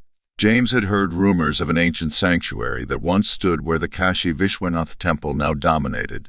Scholars had long debated its origins, speculating that it might have been dedicated to Vishnu and built during a time when the city was a flourishing center of Vaishnavite worship. This prospect excited him not only for its historical significance, but also for the professional acclaim that such a discovery would bring. James adjusted his satchel and stepped toward the temple, his eyes scanning the intricate carvings with a critical eye. Humorous, an ascetic sect known for extreme Hinduism, roamed the temple grounds. Ignoring the incense and chants, he focused on the worn stone steps, tracing the passage of countless feet over centuries. His fingers brushed against the ancient stone, lingering longer than necessary. His distrust, a fortress against the unknown, was built brick by brick from his strictly rational upbringing. His father, a staunch scientist, had always dismissed anything that couldn't be quantified or measured. Yet, the allure of the mystical and the unexplainable had always gnawed at the edges of James's curiosity. Weeks passed as James meticulously cataloged statues, pottery fragments, and other relics brought up by the excavation team. He spent his days under the relentless sun and his evenings in quiet reflection, poring over his notes and comparing them with historical texts. The heat, the dust, and the ceaseless hum of the city created a backdrop of sensory overload, grounding him as he delved into the past. The distant sounds of political rallies and protests occasionally broke the monotony, reminding him of the larger currents of change sweeping the nation. One afternoon, Pandit Sharma, the temple's priest and scholar, approached James with a bundle wrapped in cloth. Earlier, workers had found it deep within the temple's sanctum. And now, silhouetted against the glaring sun, he carried it with a solemn grace. "What have you there, Pandit Sharma?" James asked, dusting his hands off as he stood. The Pandit paused. "This manuscript was among the items uncovered today, Sahib. The workers thought it prudent to bring it directly to me." James raised an eyebrow. "May I?" he asked, reaching out. Pandit Sharma hesitated for a moment before handing it over. "Of course, Mr. Montgomery." It was a weathered leather manuscript. The cover was adorned with unusual mandalas and arcane symbols. Intrigued, James carefully opened the manuscript. His eyes widened slightly. These symbols, they could date back to the time of the Gupta Empire or even earlier. "Is that possible?" "Very likely, Sahib," the Pandit replied, his voice measured. "That part of the temple has not been disturbed in centuries. James traced a finger over the inscriptions. These inscriptions, they're unlike anything we've found so far. Quite remarkable how much light this could shed on our understanding of the past. Pandit Sharma nodded thoughtfully. Yes, it sheds light on forgotten chapters. But even a small light can cast long shadows. James paused, considering the Pandit's words, then smiled slightly. I am not merely here to unearth the past, Pandit Sharma. I aim to awaken it. Pandit Sharma met his gaze, a hint of understanding in his eyes. Be mindful, Sahib. Awakened pasts can have lives of their own. James's smile grew. Precisely, Pandit. He then glanced up, a touch of condescension in his voice. You're done here. Thanks. With a slight nod, Pandit Sharma turned and walked away, leaving James alone with the manuscript. As James deciphered the text, his breath caught. The manuscript chronicled his life with chilling precision, like a mirror reflecting his deepest secrets. Determined to uncover the manuscript's origins, James carefully closed the ancient pages and clutched it to his chest. He approached one of the workers from the excavation team, asking about the manuscript's origins. They confirmed it had been unearthed from a chamber beneath the temple, near an older sanctuary possibly dedicated to Vishnu, the preserver of time and destiny. James couldn't believe his luck. This find suggested a time when Vaishnavism thrived in Varanasi, possibly before Shaivism took prominence. Archaeologists had searched for this temple for decades, and here it was, right under his feet. His professional hubris soared. He would be the one to unveil its mysteries. The excavation sparked heated debates among local authorities and religious figures. Many saw it as exploitative and desecrating sacred sites. Workers labored under brutal conditions, some collapsing from exhaustion, a few already dead. Precious relics were bound for Britain, trophies of conquest rather than cultural treasures. James saw how the British Raj thrived on deepening religious divides to maintain control. That night, he took the manuscript with him, its weight heavy in his bag. Stepping out of the temple, a sensation of being watched washed over him. He glanced around but saw only the sleepy sun and the twinkle of distant torches. As James moved towards the exit, a nearly naked figure covered in ashes stepped into his path. The Agari's unblinking eyes bored into his, like twin voids absorbing all light. Without a word, he briefly extended his hand, touching James's chest before drawing back. The past is not a place you can escape, he murmured, his voice a low rasp. He then stepped aside, allowing James to continue. Other Agoras stood like statues in the shade, their eyes fixed on him. He could feel their silent stares following him as he made his way home. Under the weak light of a lone bulb, James hunched over the ancient manuscript spread across the makeshift desk in his rented room near the Ghats. Night had fallen over Varanasi, a cloak of silence occasionally pierced by the distant clamor of street vendors closing shop. His eyes traced the faded Sanskrit inscribed on parchment. The air around him felt unnaturally still, as if the darkness outside was staring at him. As he read further, the words exposed his deepest fears of inadequacy and the recent failure of his marriage. It described the sudden illness and death of his childhood friend, an event that had haunted him for years. It recounted the tragic accident that claimed his sister, down to the exact date and circumstances. The text also revealed his deepest aspirations: to return to Britain as a celebrated scholar, juxtaposed with a chilling prediction that he would never leave India. The manuscript spoke of a future where his work would remain unfinished, his dreams unfulfilled. It knew his private regrets, the letters he wrote but never sent, and his secret fears of dying alone in a foreign land. One evening, a passage caught his eye, a prophecy marking a specific date, ominously close. It predicted a fire that would engulf the Manikarnika Ghat, where the bodies of the dead are cremated in ceaseless pyres. It detailed an ominous ritual involving a sacrifice, ashes and flames. The description was hauntingly visceral. A growing sense of paranoia marked the days that followed. James noticed figures draped in white ashes with stark red markings across their foreheads, appearing frequently in his windows and following him around town. They spoke no words but watched him with an intensity that left his skin crawling. One morning, he found a small clay statue of Shiva outside his door, its eyes painted a vivid red that seemed to follow him into his dream. The auguries seemed less like mere devotees and more like heralds of impending doom. They left offerings that were both a blessing and a warning. Fragrant bundles of herbs used in ancient death rituals, cryptic notes penned in an almost forgotten script, hinting at the inevitable turn of the cosmic wheel. As the festival of Mahashivaratri, the great night of Shiva, approached, bringing crowds of pilgrims to the city, James decided it was time to leave India immediately. He hastily packed his belongings and made plans to buy a ticket for the next ship back to Britain. He rushed back to the temple to gather his materials and return the manuscript, hoping to distance himself from the dark predictions. He walked through crowds of devotees, lost in their reverent prayers. Behind him, the procession of silent agoras maintained their vigil. Beyond mere observers, they seemed to usher him toward a destiny he had yet to comprehend. Pushing open the chamber's heavy stone door, the manuscript in his bag felt like a living heart beating in sync with his own.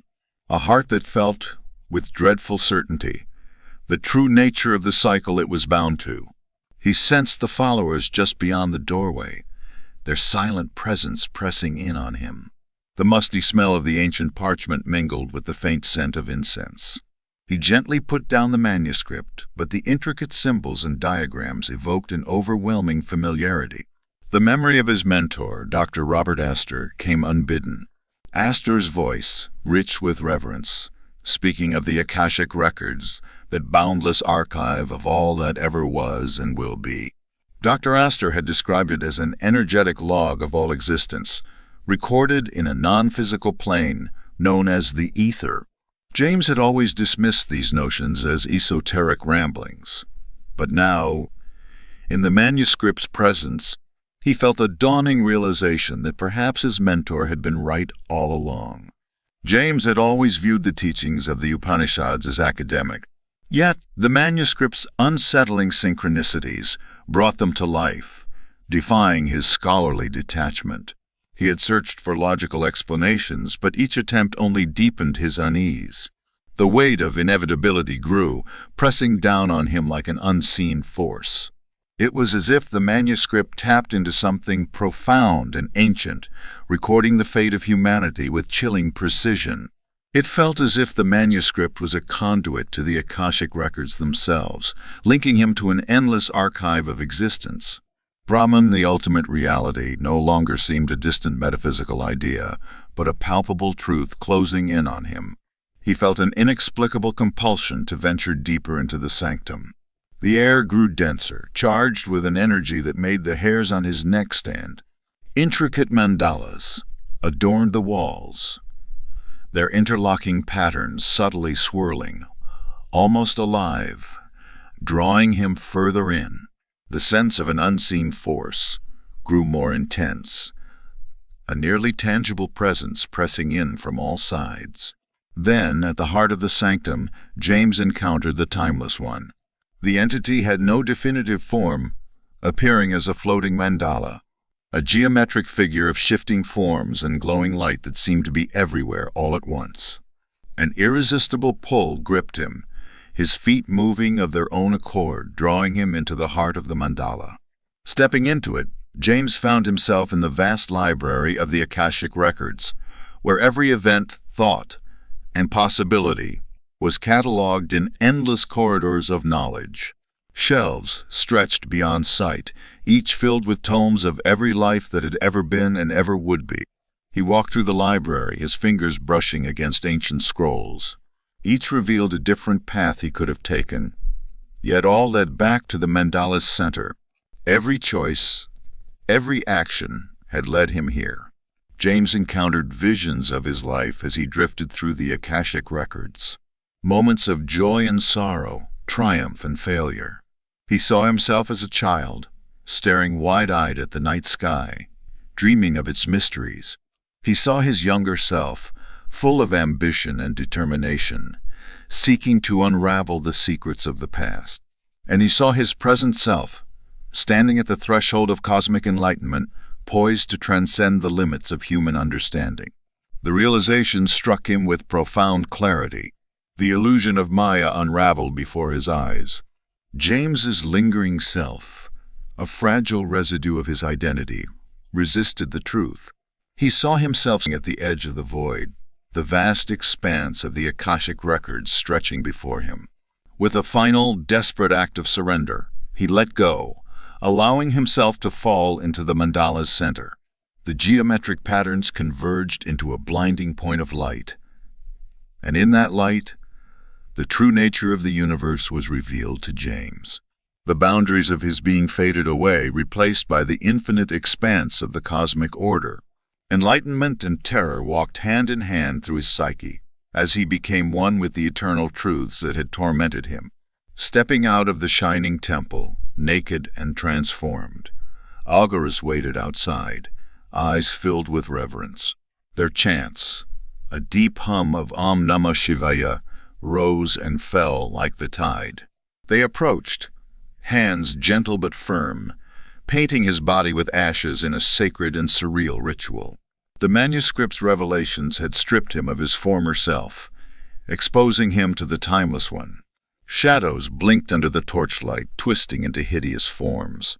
The Agari's chants swelled, their voices merging into an ominous crescendo.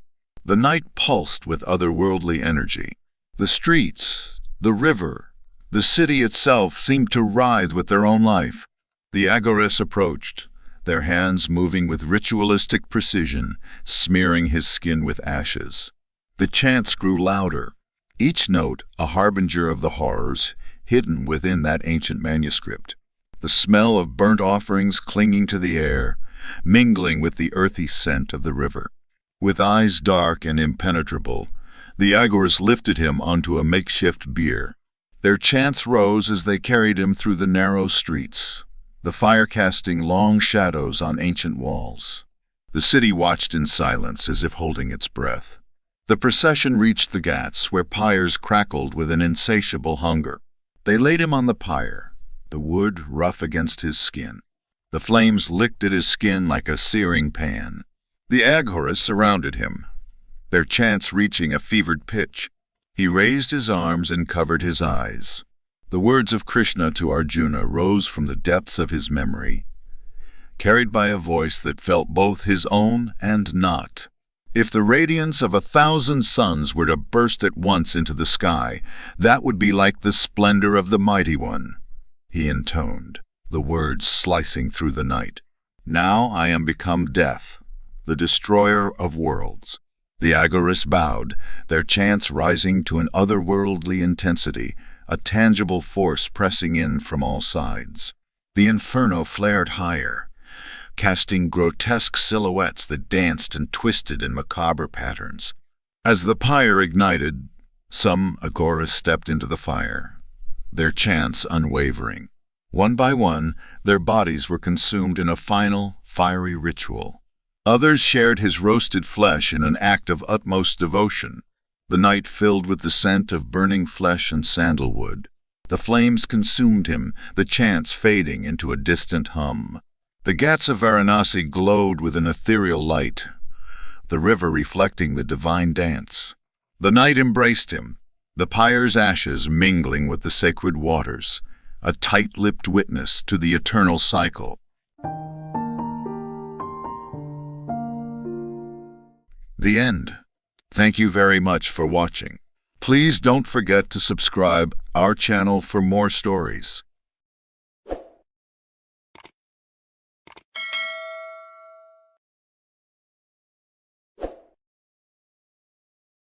Welcome to our channel. We hope you enjoy our narrated stories.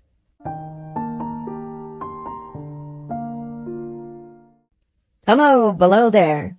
When he heard a voice thus calling to him, he was standing at the door of his box with a flag in his hand, furled round its short pole.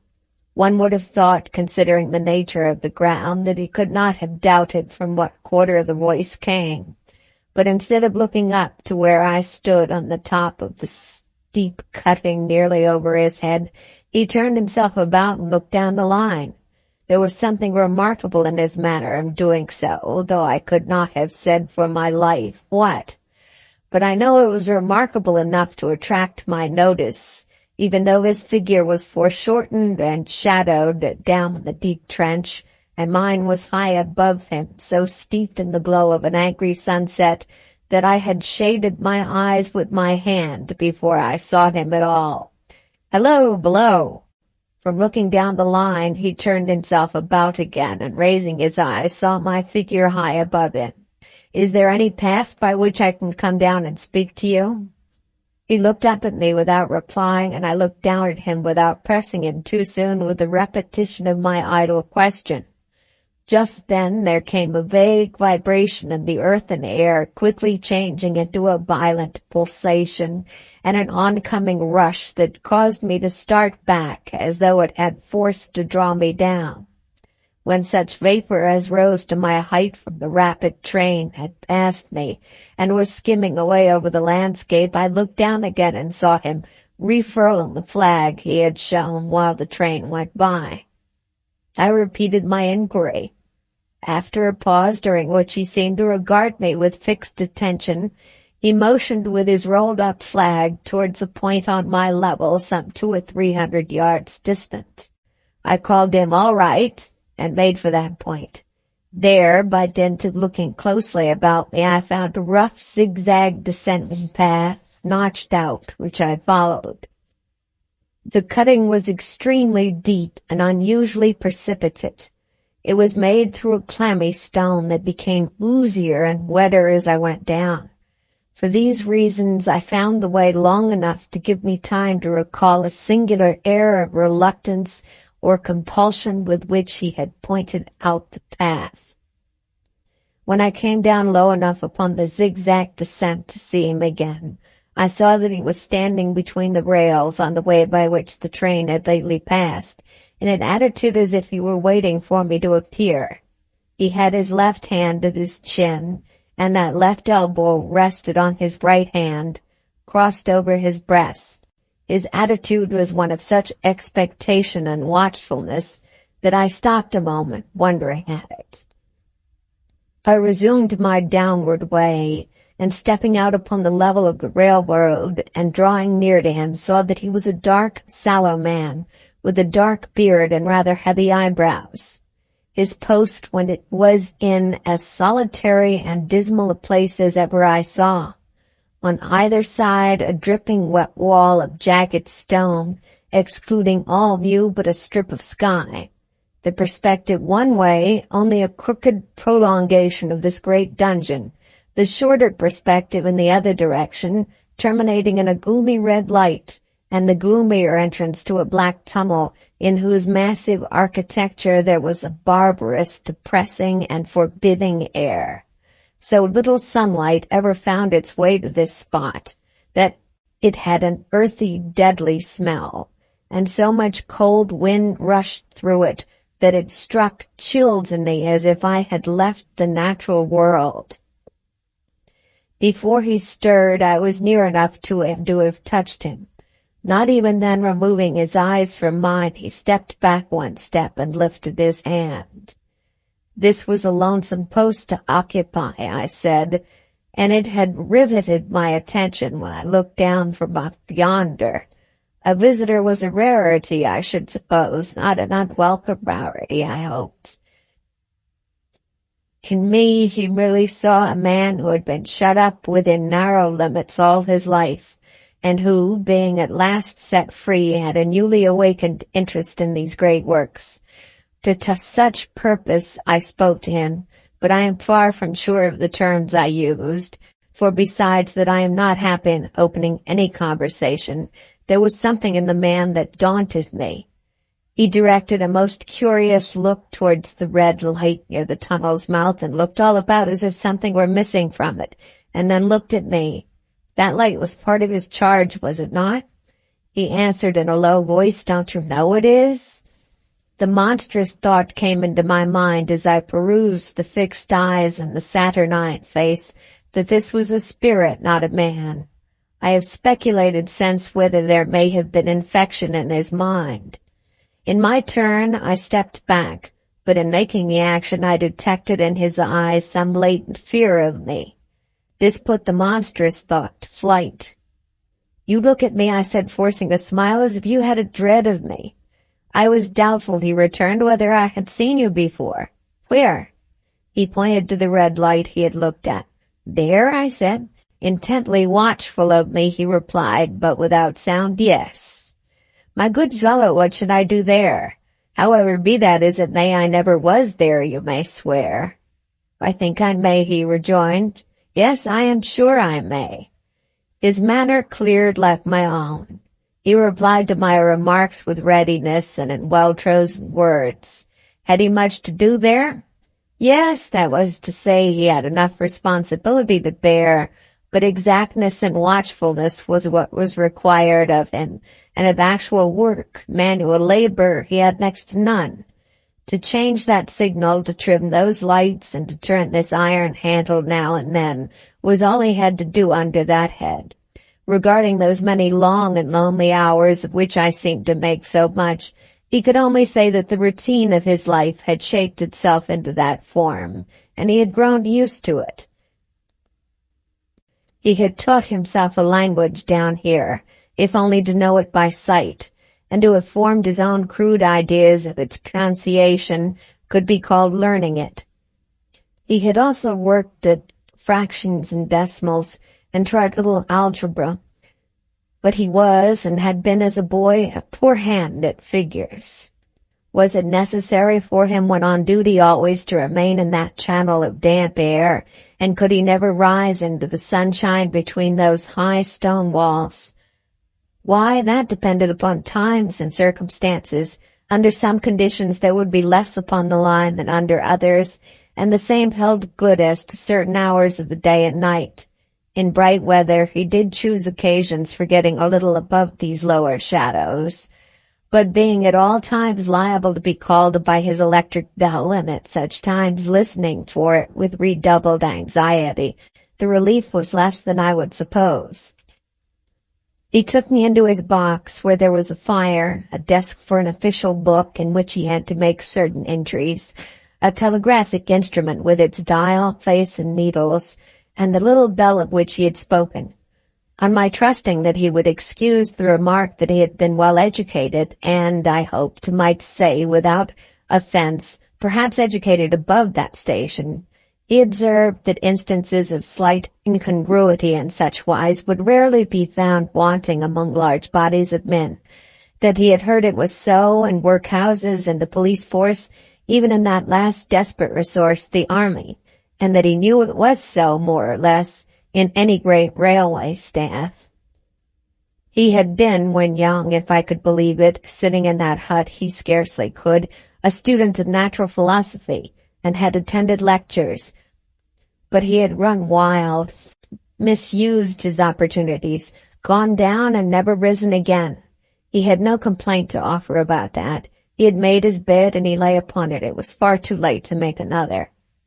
All that I have here condensed he said in a quiet manner, with his grave, dark regards divided between me and the fire.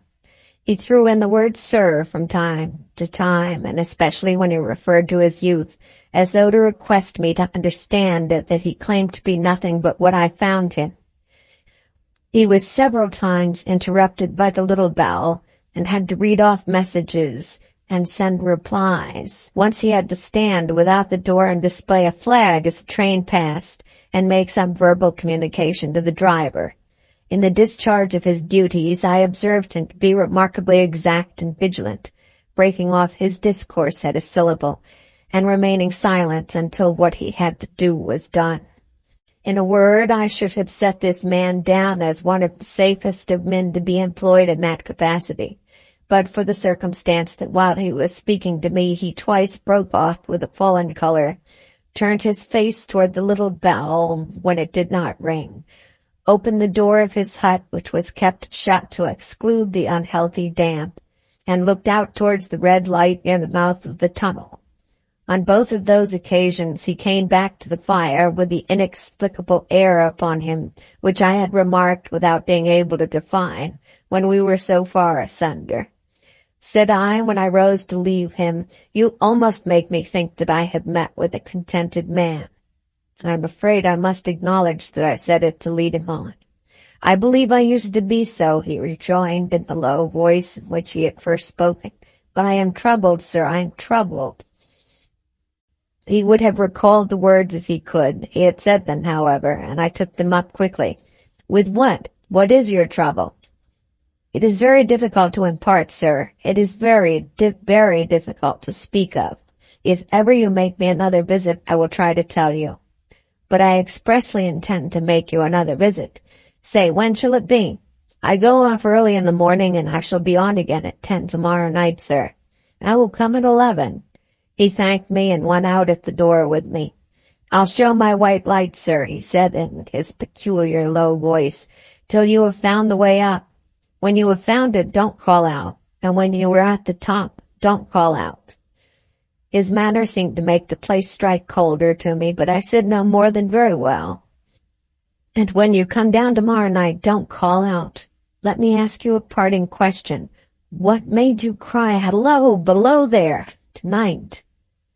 "Heaven knows," said I cried something to that effect. "Not to that effect, sir. Those were the very words. I know them well." "I admit those were the very words. I said them, no doubt, because I saw you below." "For no other reason?" "What other reason could I possibly have?" "You had no feeling that they were conveyed to you in any supernatural way?" "No." He wished me good night and held up his light. I walked by the side of the down line of rails with a very disagreeable sensation of a train coming behind me until I found the path. It was easier to mount than to descend, and I got back to my inn without any adventure. Punctual to my appointment, I placed my foot on the first notch of the zigzag next night as the distant clocks were striking 11. He was waiting for me at the bottom with his white light on. "I have not called out," I said when we came close together. "May I speak now?" "By all means, sir." "Good night, then, and here's my hand." "Good night, sir, and here's mine." With that, we walked side by side to his box, entered it, closed the door, and sat down by the fire. "I have made up my mind, sir," he began, bending forward as soon as we were seated, and speaking in a tone but a little above a whisper, "that you shall not have to ask me twice what troubles me. I took you for someone else yesterday evening. That troubles me." "That mistake?" "No, that's someone else." "Who is it?" "I don't know." "Like me?" "I don't know. I never saw the face." "The left arm is across the face, and the right arm is violently waved this way." I followed his action with my eyes, and it was the action of an arm gesticulating with the utmost passion and vehemence. "For God's sake, clear the way." "One moonlight night," said the man, "I was sitting here when I heard a voice cry, 'Hello, below there.' I started up, looked from that door, and saw this someone else standing by the red light near the tunnel, waving as I just now showed you. The voice seemed hoarse with shouting, and it cried, 'Look out, look out!' and then again, 'Hello, below there, look out!' I caught up my lamp, turned it on red, and ran towards the figure, calling, 'What's wrong? What has happened? Where?' It stood just outside the blackness of the tunnel. I advanced so close upon it that I wondered at its keeping the sleeve across its eyes. I ran right up at it, and had my hand stretched out to pull the sleeve away when it was gone." "Into the tunnel?" said I. "No, I ran on into the tunnel, 500 yards. I stopped and held my lamp above my head and saw the figures of the measured distance, and saw the wet stains stealing down the walls and trickling through the arch. I ran out again faster than I had run in, for I had a mortal abhorrence of the place upon me, and I looked all around the red light with my own red light, and I went up the iron ladder to the gallery atop of it, and I came down again, ran back here. I telegraphed both ways, an alarm, nothing wrong. The answer came back, both ways, all well." Resisting the slow touch of a frozen finger tracing out my spine, I showed him how that this figure must be a deception of his sense of sight, and how that figures originating in disease of the delicate nerves that minister the functions of the eye were known to have often troubled patients, some of whom had become conscious of the nature of their affliction, and had even proved it by experiments upon themselves. As to an imaginary cry, said I, do but listen for a moment to the wind in this unnatural valley while we speak so low, and to the wild harp it makes of the telegraph wires. That was all very well, he returned, after we had sat listening for a while, and he ought to know something of the wind and the wires, he who so often passed long winter nights there alone and watching. But he would beg to remark that he had not finished. I asked his pardon, and he slowly added these words, touching my arm. Within 6 hours after the appearance, the memorable accident on this line happened, and within 10 hours the dead and wounded were brought along through the tunnel over the spot where the figure had stood. A disagreeable shudder crept over me, but I did my best against it. It was not to be denied, I rejoined, this was a remarkable coincidence, calculated deeply to impress his mind. But it was unquestionable that remarkable coincidences did continually occur, and they must be taken into account when dealing with such a subject. Though to be sure I must admit, I added, for I thought I saw that he was going to bring the objection to bear upon me, men of common sense did not allow much for coincidences in making the ordinary calculations of life. He again begged to remark that he had not finished. I again begged his pardon for being betrayed into interruptions. This, he said, again laying his hand upon my arm and glancing over his shoulder with yellow eyes, was just a year ago. 6 or 7 months passed, and I recovered from the surprise and shock. When one morning, as the day was breaking, I, standing at the door, looked toward the red light and saw the spectre again. He stopped with a fixed look at me. Did it cry out? No, it was silent. Did it wave its arm? No, it leaned against the shaft of the light with both hands before its face like this. Once more I followed his action with my eyes. It was an action of mourning. I have seen such an attitude in stone figures on tombs. Did you go up to it? I came in and sat down, partly to collect my thoughts, partly because it had turned me faint. When I went to the door again, daylight was above, and the ghost was gone. But nothing followed, nothing came of this. He touched me on the arm with his forefinger twice or thrice, giving a ghastly nod each time. That very day, as the train came out of the tunnel, I noticed at a carriage window on my side what looked like a confusion of hands and heads, and something waved. I saw it just in time to signal the driver stop. He shut off and put his brake on. But the train drifted past here 150 yards or more. I ran after it, and as I went along heard terrible screams and cries. A beautiful young lady had died instantaneously in one of the compartments, and was brought to here, and laid down on this floor between us. Involuntarily I pushed my chair back as I looked from the boards at which he pointed to himself. True, sir, true, precisely as it happened, so I tell it you. I could think of nothing to say to any purpose, and my mouth was very dry. The wind and the wires took up the story with a long lamenting wail. He resumed, Now, sir, mark this, and judge how my mind is troubled. The spectre came back a week ago. Ever since it has been there, now and again, by fits and starts. At the light, at the danger light. What does it seem to do? He repeated, if possible with increased passion and vehemence, that former gesticulation of, for God's sakes, clear the way.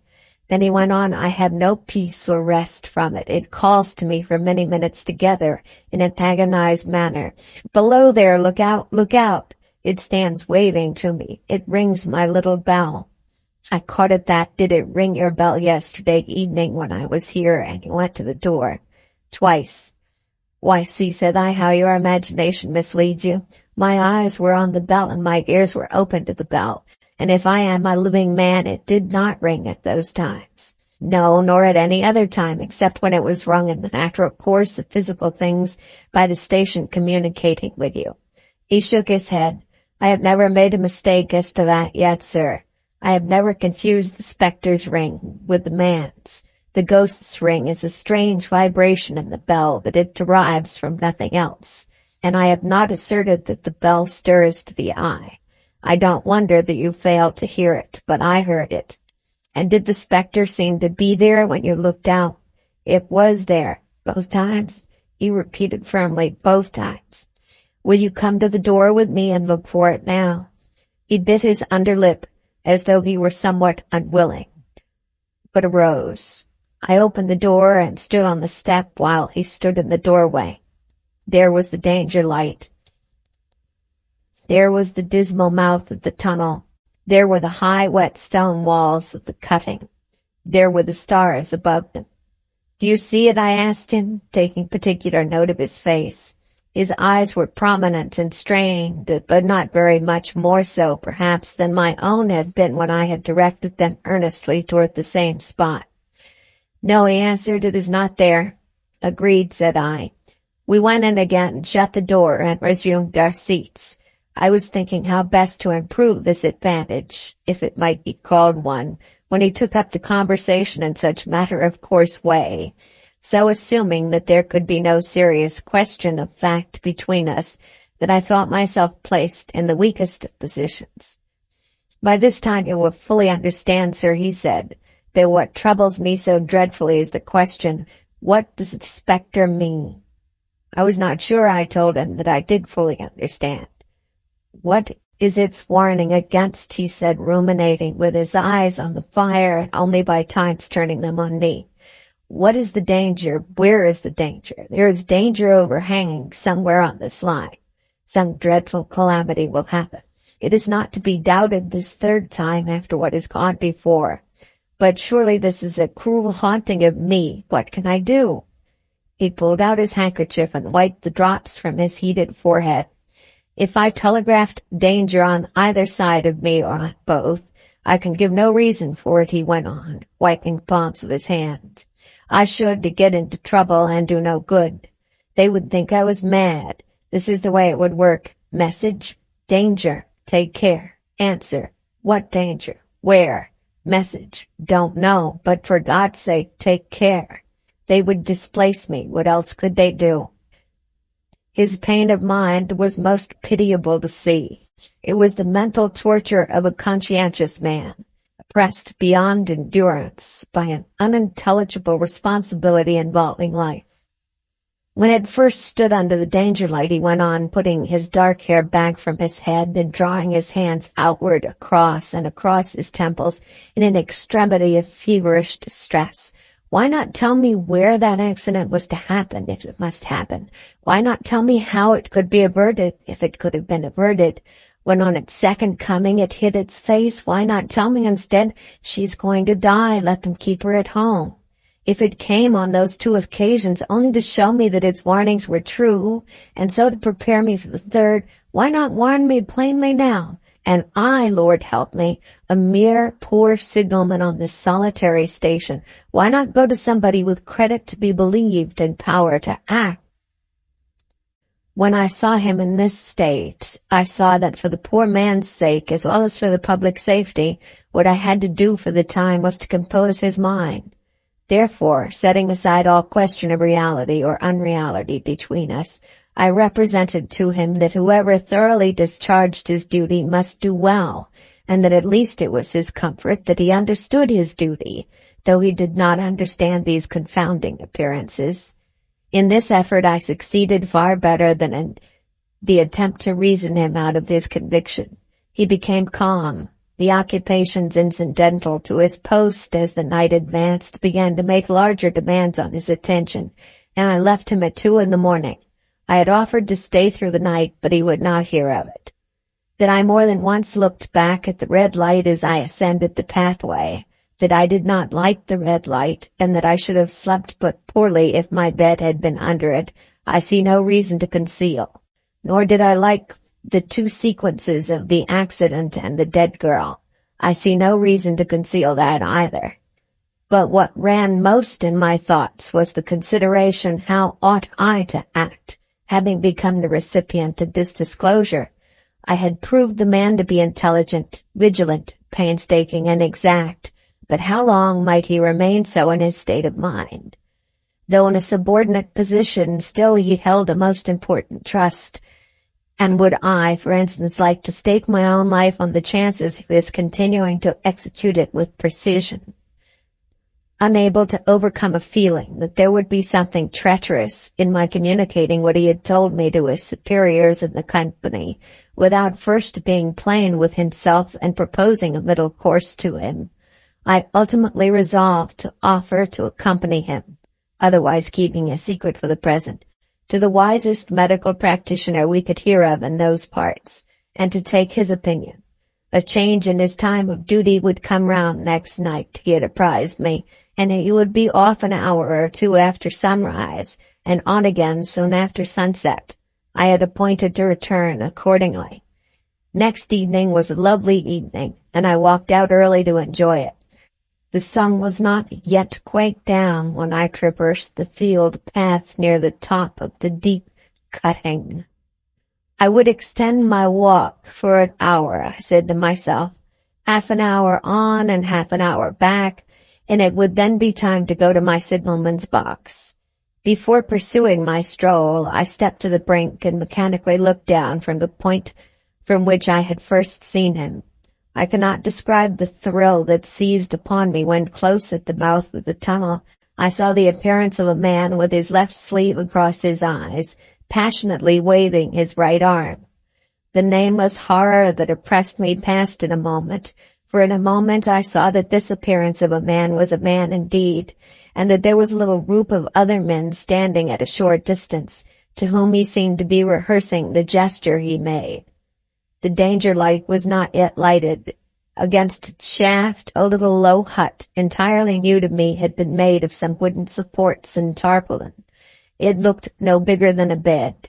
With an irresistible sense that something was wrong, with a flashing self-reproachful fear that fatal mischief had come of my leaving the man there, and causing no one to be sent to overlook or correct what he did, I descended the notched path with all the speed I could make. "What's the matter?" I asked the men. "Signalman killed this morning, sir." "Not the man belonging to that box?" "Yes, sir." "Not the man I know." "You will recognize him, sir, if you knew him," said the man who spoke for the others, solemnly uncovering his own head and raising the end of the tarpaulin, for his face is quite composed. "Well, how did this happen? How did this happen?" I asked, turning from one to another as the hut closed in again. "He was cut down by an engine, sir. No man in England knew of his work better, but somehow he was not clear of the outer rail. It was just at broad day. He had struck the light and had the lamp in his hand. As the engine came out of the tunnel, his back was towards her and she cut him down. That man drove her, and was showing how it happened. Show the gentleman, Tom." The man who wore rough dark dress stepped back to his former place at the mouth of the tunnel. "Coming round the curve in the tunnel, sir," he said, "I saw him at the end, like as if I saw him down a perspective glass. There was no time to check speed, and I knew I'd be very careful. As he didn't seem to take heed of the whistle, I shut it off when we were running down upon him and called him as loud as I could call." "What did you say?" "I said, 'Below there, look out, for God's sake, clear the way.'" I started. "Ah, it was a dreadful time, sir. I never left off calling to him. I put this arm before my eyes not to see, and I waved this arm to the last, but it was no use." Without prolonging the narrative to dwell on any one of its curious circumstances more than on any other, I may, in closing it, point out the coincidence that the warning of the engine driver included not only the words which the unfortunate signalman had repeated to me as haunting him, but also the words which I myself, not he, had attached, and that only in my own mind, to the gesticulation he had imitated.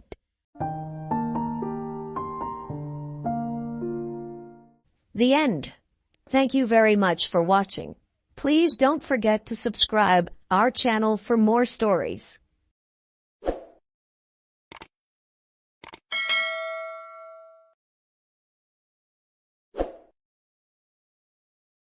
Welcome to our channel.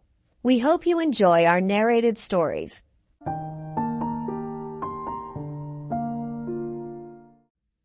For the most wild, yet most homely narrative, which I am about to pen, I neither expect nor solicit belief. Mad indeed would I be to expect it, in a case where my very senses reject their own evidence. Yet mad am I not, and very surely do I not dream. But tomorrow I die. Today I would unburthen my soul.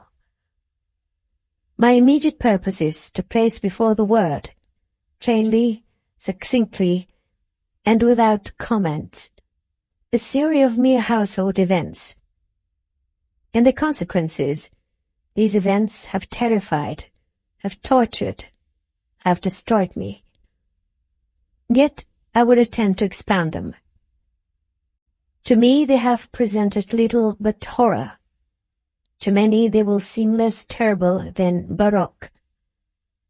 Hereafter perhaps some intellect may be found which will reduce my phantasm to the commonplace, some intellect more calm, more logical, and far less excitable than my own, which will perceive, in the circumstances I detail with awe, nothing more than an ordinary succession of very natural causes and effects. From my infancy, I was noted for the docility and humanity of my disposition. My tenderness of heart was even so conspicuous as to make me the jest of my companions. I was especially fond of animals, and was indulged by my parents with a great variety of pets. With these I spent most of my time, and never was so happy as when feeding and caressing them. This peculiarity of character grew with my growth, and, in my manhood, I derived from it one of my principal sources of pleasure. To those who have cherished an affection for a faithful and sagacious dog, I need hardly be at the trouble of explaining the nature or the intensity of the gratification thus derivable. There is something in the unselfish and self-sacrificing love of a brute which goes directly to the heart of him who has had frequent occasions to test the paltry friendship and gossamer fidelity of mere man. I married early, and was happy to find in my wife a disposition not uncongenial with my own. Observing my partiality for domestic pets, she lost no opportunity of procuring those of the most agreeable kind. We had birds, goldfish, a fine dog, rabbits, a small monkey, and a cat. This latter was a remarkably large and beautiful animal, entirely black, and sagacious to an astonishing degree. In speaking of his intelligence, my wife, who at heart was not a little tinctured with superstition, made frequent allusions to the ancient popular notion which regarded all black cats as witches in disguise. Not that she was ever serious upon this point, and I mention the matter at all for no better reason than that it happens just now to be remembered. Bruto, this was the cat's name, was my favorite pet and playmate. I alone fed him, and he attended me wherever I went about the house. It was even with difficulty that I could prevent him from following me through the streets. Our friendship lasted in this manner for several years, during which my general temperament and character, through the instrumentality of the fiend intemperance, had, I blush to confess it, experienced a radical alteration for the worse. I grew day by day more moody, more irritable, more regardless of the feelings of others. I suffered myself to use intemperate language to my wife. At length, I even offered her personal violence. Our pets, of course, were made to feel the change in my disposition. I not only neglected, but ill-used them. For Pluto, however, I still retained sufficient regard to restrain me from maltreating him, as I made no scruple of maltreating the rabbits, the monkey, or even the dog, when by accident or through affection they came in my way. But my disease grew upon me, for what disease is like alcohol? And at length even Pluto, who was now becoming old, and consequently somewhat peevish, even Pluto began to experience the effects of my ill temper. One night, returning home, much intoxicated, from one of my haunts about town, I fancied that the cat avoided my presence. I seized him, when, in his fright at my violence, he inflicted a side wound upon my hand with his teeth. The fury of a demon instantly possessed me. I knew myself no longer. Our original soul seemed at once to take its flight from my body, and a more than fiendish malevolence, gin-nurtured, thrilled every fibre of my frame. I took from my waistcoat pocket a penknife, opened it, grasped the poor beast by the throat, and deliberately cut one of its eyes from the socket. I blush, I burn, I shudder, while I pen the damnable atrocity. When reason returned with the morning, when I had slept off the fumes of the night's debauch, I experienced a sentiment half of horror, half of remorse for the crime of which I had been guilty. But it was, at best, a feeble and equivocal feeling, and the soul remained untouched. I again plunged into excess, and soon drowned in wine all memory of the deed. In the meantime, the cat slowly recovered. The socket of the lost eye presented, 'tis true, a frightful appearance, but he no longer appeared to suffer any pain. He went about the house as usual, but, as might be expected, fled in extreme terror at my approach. I had so much of my old heart left as to be at first grieved by this evident dislike on the part of a creature which had once so loved me. But this feeling soon gave place to irritation, and then came, as if to my final and irrevocable overthrow, a spirit of perverseness. Of this spirit, philosophy takes no account. Yet I am not more sure that my soul is, than I am that perverseness is one of the primitive impulses of the human heart, one of the indivisible primary faculties or sentiments which give direction to the character of man. Who has not, 100 times, found himself committing a vile or a silly action for no other reason than because he knows he should not? Have we not a perpetual inclination, in the teeth of our best judgment, to violate that which is law, merely because we understand it to be such? This spirit of perverseness, I say, came to my final overthrow. It was this unfathomable longing of the soul to vex itself, to offer violence to its own nature, to do wrong for the wrong's sake only, that urged me to continue, and finally to consummate the injury I had inflicted upon the unoffending brute. One morning, in cool blood, I slipped a noose about its neck, and hung it to the limb of a tree, hung it with the tears streaming from my eyes, and with the bitterest remorse at my heart. Hung it because I knew that it had loved me, and because I felt it had given me no reason of offense. Hung it because I knew that in so doing I was committing a sin, a deadly sin, that would so jeopardize my immortal soul as to place it, if such a thing were possible, even beyond the reach of the infinite mercy of the most merciful and most terrible God. On the night of the day on which this cruel deed was done, I was aroused from sleep by the cry of fire. The curtains of my bed were in flames. The whole house was blazing. It was with great difficulty that my wife, a servant, and myself made our escape from the conflagration. The destruction was complete. My entire worldly wealth was swallowed up, and I resigned myself thenceforward to despair. I am above the weakness of seeking to establish a sequence of cause and effect between the disaster and the atrocity.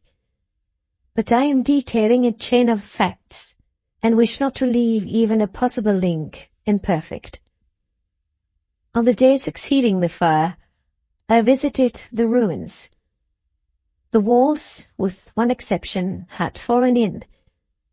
This exception was found in a compartment wall, not very thick, which stood about the middle of the house, and against which it rested the head of my bed.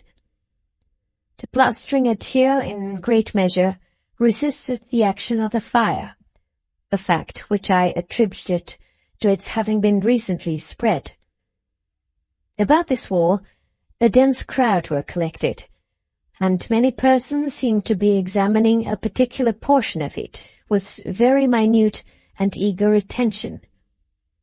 The words strange, singular, and other similar expressions excited my curiosity. I approached and saw, as if graven in bas relief upon the white surface, the figure of a gigantic cat. The impression was given with an accuracy truly marvelous. There was a rope about the animal's neck. When I first beheld this apparition, for I could scarcely regard it as less, my wonder and my terror were extreme, but at length reflection came to my aid. The cat, I remembered, had been hung in a garden adjacent to the house. Upon the alarm of fire, this garden had been immediately filled by the crowd, by someone of whom the animal must have been cut from the tree and thrown, through an open window, into my chamber. This had probably been done with the view of arousing me from sleep. The falling of other walls had compressed the victim of my cruelty into the substance of the freshly spread plaster, the lime of which, with the flames, and the ammonia from the carcass, had then accomplished the portraiture as I saw it.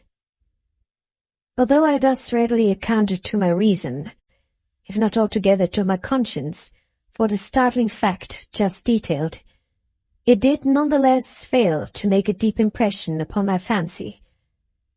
For months I could not rid myself of the phantasm of the cat, and during this period there came back into my spirit a half-sentiment that seemed, but was not, remorse. I went so far as to regret the loss of the animal, and to look about me, among the vile haunts which I now habitually frequented, for another pet of the same species, and of somewhat similar appearance, with which to supply its place. One night, as I sat half stupefied in a den of more than infamy, my attention was suddenly drawn to some black object, reposing upon the head of one of the immense hogsheads of gin or of rum, which constituted the chief furniture of the apartment. I had been looking steadily at the top of this hogshead for some minutes, and what now caused me surprise was the fact that I had not sooner perceived the object thereupon. I approached it and touched it with my hand. It was a black cat, a very large one, fully as large as Pluto, and closely resembling him in every respect but one. Pluto had not a white hair upon any portion of his body, but this cat had a large, although indefinite splotch of white, covering nearly the whole region of the breast. Upon my touching him, he immediately arose, purred loudly, rubbed against my hand, and appeared delighted with my notice. This, then, was the very creature of which I was in search. I at once offered to purchase it of the landlord, but this person made no claim to it, knew nothing of it, had never seen it before. I continued my caresses, and when I prepared to go home, the animal evinced a disposition to accompany me. I permitted it to do so, occasionally stooping and patting it as I proceeded. When I reached the house, it domesticated itself at once, and became immediately a great favorite with my wife. For my own part, I soon found a dislike to it rising within me. This was just a reverse of what I had anticipated, but I know not how or why it was. Its evident fondness for myself rather disgusted and annoyed. By slow degrees, these feelings of disgust and annoyance rose into the bitterness of hatred. I avoided the creature. A certain sense of shame and the remembrance of my former deed of cruelty preventing me from physically abusing it. I did not, for some weeks, strike or otherwise violently ill-use it. But gradually, very gradually, I came to look upon it with unutterable loathing, and to flee silently from its odious presence as from the breath of a pestilence.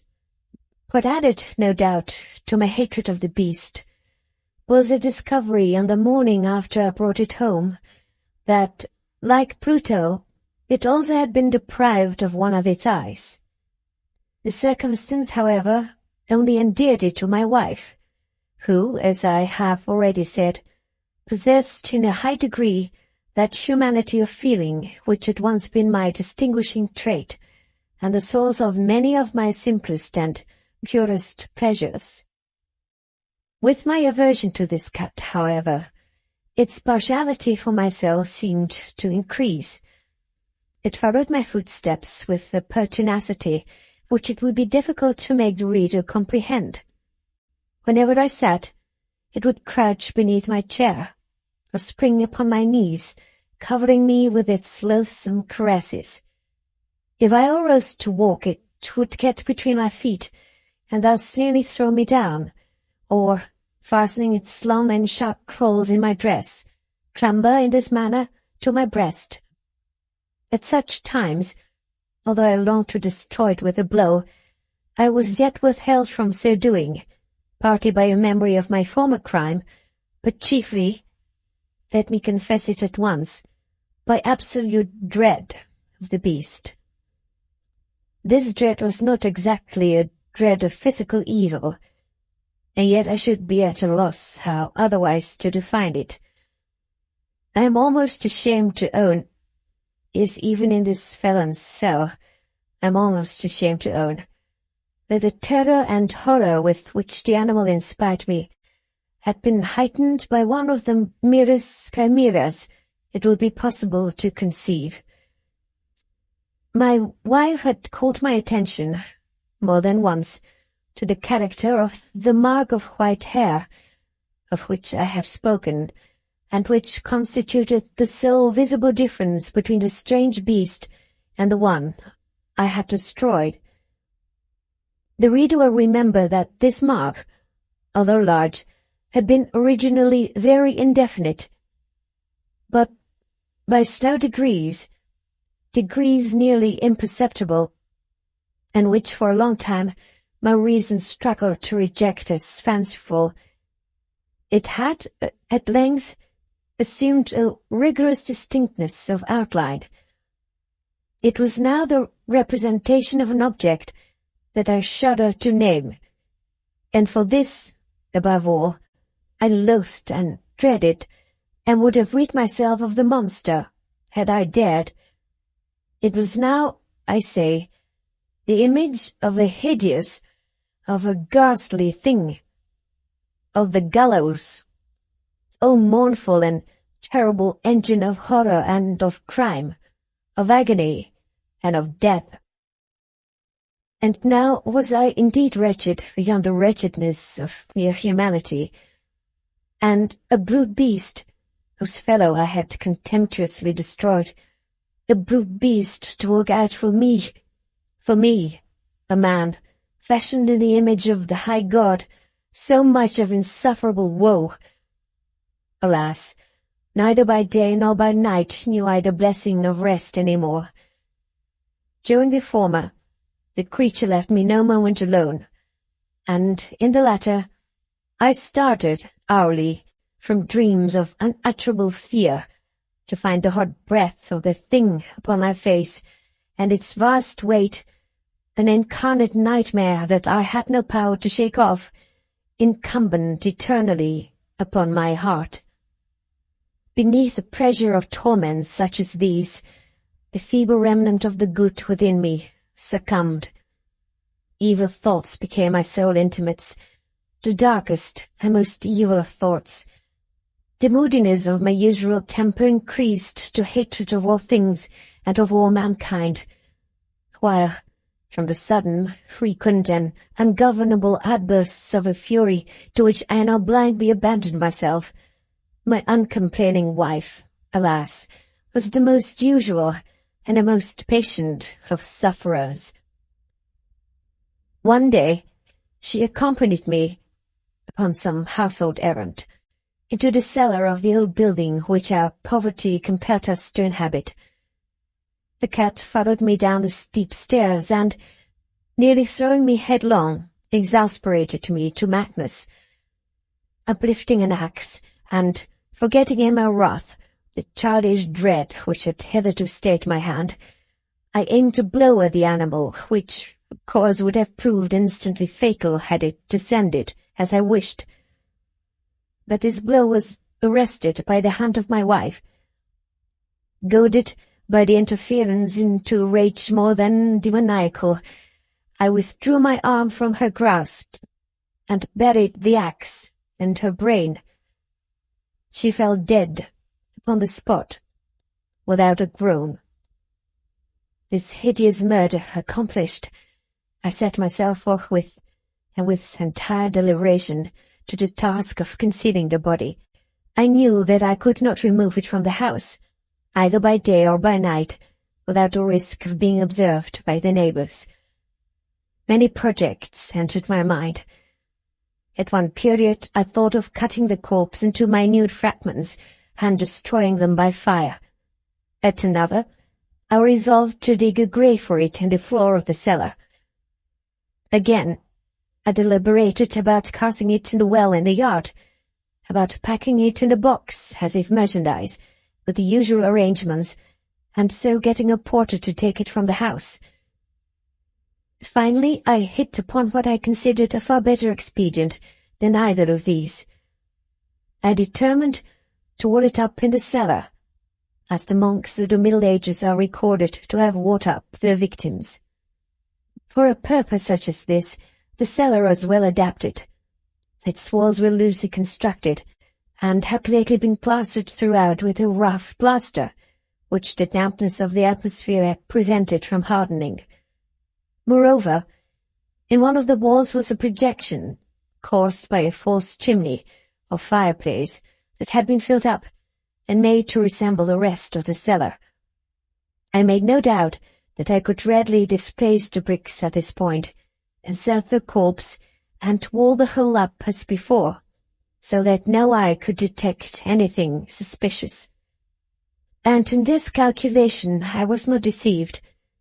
By means of a crowbar I easily dislodged the bricks, and, having carefully deposited the body against the inner wall, I propped it in that position, while, with little trouble, I relaid the whole structure as it originally stood. Having procured mortar, sand, and hair, with every possible precaution, I prepared a plaster which could not be distinguished from the old, and with this I very carefully went over the new brickwork. When I had finished, I felt satisfied that all was right. The wall did not present the slightest appearance of having been disturbed. The rubbish on the floor was picked up with the minutest care.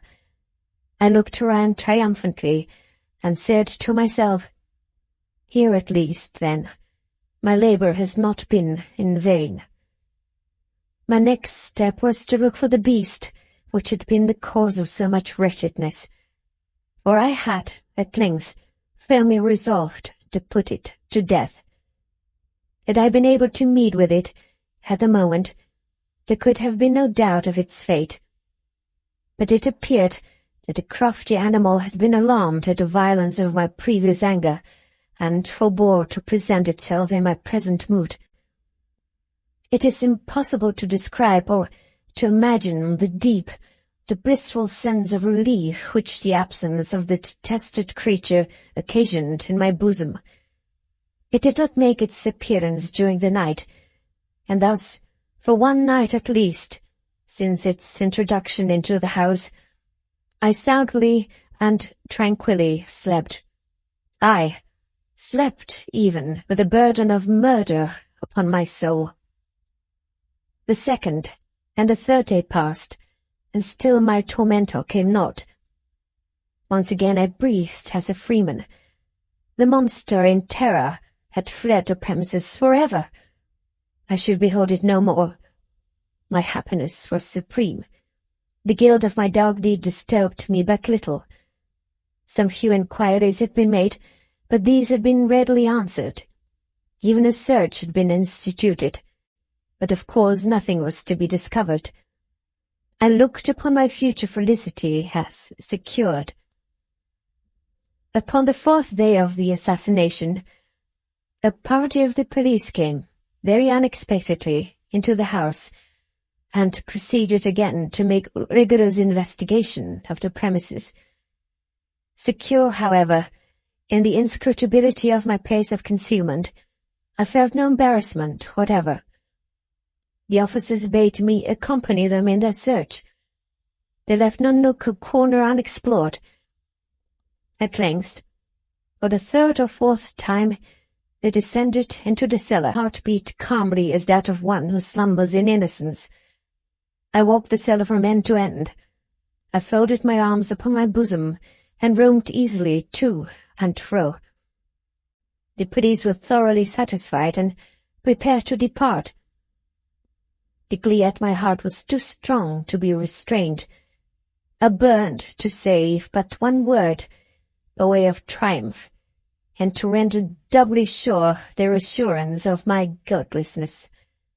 "Gentlemen," I said at last, as the party ascended the steps, "I delight to have allayed your suspicions. I wish you all health, and a little more courtesy. By the by, gentlemen, this is a very well-constructed house." And a rabid desire to say something easily, I scarcely knew what I uttered at all. I may say an excellently well-constructed house. These walls— Are you going, gentlemen? These walls are solidly put together. And here, through the mere frenzy of bravado, I rapped heavily with the cane which I held in my hand, upon that very portion of the brickwork behind which stood the corpse of the wife of my bosom. But may God shield and deliver me from the fangs of the arch-fiend. No sooner had the reverberation of my blows sunk into silence than I was answered by a voice from within the tomb, by a cry, at first muffled and broken like the sobbing of a child, and then quickly swelling into one long, loud, and continuous scream, utterly anomalous and inhuman, a howl, a wailing shriek, half of horror and half of triumph, such as might have arisen only out of hell, conjointly from the throats of the damned in their agony, and of the demons that exult in their damnation. Of my own thoughts it is folly to speak. Swooning, I staggered to the opposite wall. For one instant the party upon the stairs remained motionless, through extremity of terror and of awe. In the next, a dozen stout arms were toiling at the wall. It fell bodily. The corpse, already greatly decayed and cluttered with gore, stood erect before the eyes of the spectators. Upon his head, with red extended mouth and solitary eye of fire, sat the hideous beast whose craft had seduced me into murder, and whose informing voice had consigned me to the hangman. I had walled the monster up within the tomb.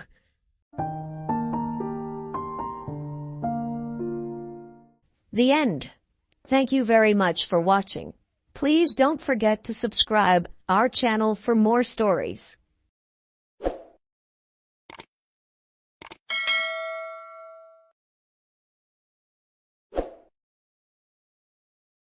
Welcome to our channel. We hope you enjoy our narrated stories. Ernest clutched the doll to his chest. His Nana had given it to him for his 8th birthday. The doll, which he'd named Kevin, was a ventriloquist dummy. It was also his best friend. In his usual spot under the deck, well hidden behind the pump for the hot tub, Ernest could hear his parents arguing as if he were in the same room. His parents often went out to the deck to argue, completely unaware that Ernest was tucked away listening in. It had become a habit for both parties. "You don't find it the least bit creepy," his father said. The clink of ice against a glass as it was set down on the railing made Ernest's teeth chatter, and he had a bad feeling. His stomach did flip-flops like the time he had eaten the leftover egg salad after the cookout. She meant well. His mother said, her voice sounded tired, like it always did lately when she talked to his father. Ernest's father snorted. "She's eccentric," his mother added. Ernest didn't know what that meant, but assumed it wasn't good. That's the understatement of the year. Now she's trying to get her hooks into Ernest and color him with her own brand of crazy. That's harsh. Come on, Linda. The kid is already awkward enough without giving him a ventriloquist dummy. What's next? An accordion. Geez, Pete. Great sensitivity. Ernest isn't awkward. The doctor said it's just a phase, a normal part of growing up. Fancy doctor speak for weird. I can't talk to you. Footsteps. Then the sound of the sliding glass door opening, and then forcibly shut. His father didn't follow. He finished his drink. Ernest could picture him downing it in one gulp before going inside. He heard him mumble something that sounded like, "Ought to burn it when he's asleep," and then sighed heavily before going back inside the house. Ernest stayed where he was, held his breath, and waited. When they didn't return, he breathed out. "It's going to be right, Kevin. I won't let anything happen to you," Ernest said to his doll. He peeked out of the small hole in the wood frame. The coast was clear. After another minute had passed, he crawled out from his hiding spot only to bump into Penelope, his older sister. "Hey, weirdo, what are you doing in there?" Ernest scowled at her but said nothing. It was none of her business, then started to walk away. "Boys don't play with dolls," she called. Unless what? He whipped around to face her, daring her to say it. "Maybe you think you're a girl. Do not. Do too," she said in a sing-song voice. "Let me see it." She made to grab Kevin from him. That's when he heard a creak and then a rip. "You broke his arm," Ernest said. "What are you going to do about it? You going to cry? Cry like a little baby? I heard you talking to your doll." "They don't talk back, dummy." She pointed and laughed. "Dummy 1 and dummy 2. Ernest swallowed his tears. He couldn't let her see him cry. "You're stupid," Ernest yelled, his face red with the effort, and he clutched Kevin even tighter to his chest and ran away. That night, Ernest's mother came to tuck him in for the night. She sat down on the edge of his bed and stroked his hair. She was all made up and wearing a pretty dress. She and Daddy must be going out tonight. "Would you like me to read you a story? Do you have time?" "Yes, darling, I always have time for a story." Ernest scrunched up his face like he was concentrating. "Let me ask Kevin." He turned to his new pal, whispered, then leaned his left ear toward the doll as if waiting for an answer. "Are you sure?" he asked the doll. "Okay," he said, then turned back to his mom. "Not tonight, Mama. Kevin is tired, but he thinks you look real pretty." The corners of her mouth turned up. "Why, thank you, Kevin," she said, addressing the doll directly, then turned to her son. "That was very kind of him." The warmth in her voice genuine. "I think so too," Ernest said. His mother leaned over and kissed him on his forehead. "Don't forget, Kevin." At this she raised her brows, but then pecked his forehead too. A dark silhouette filled the doorway, blocking the hall light. "Let's go, Linda. It's getting late." His father didn't enter Ernest's room. "The babysitter is here." "Jackie." Ernest perked up a bit. "She was nice." "Dad thought so too." "No, dear," his mother said.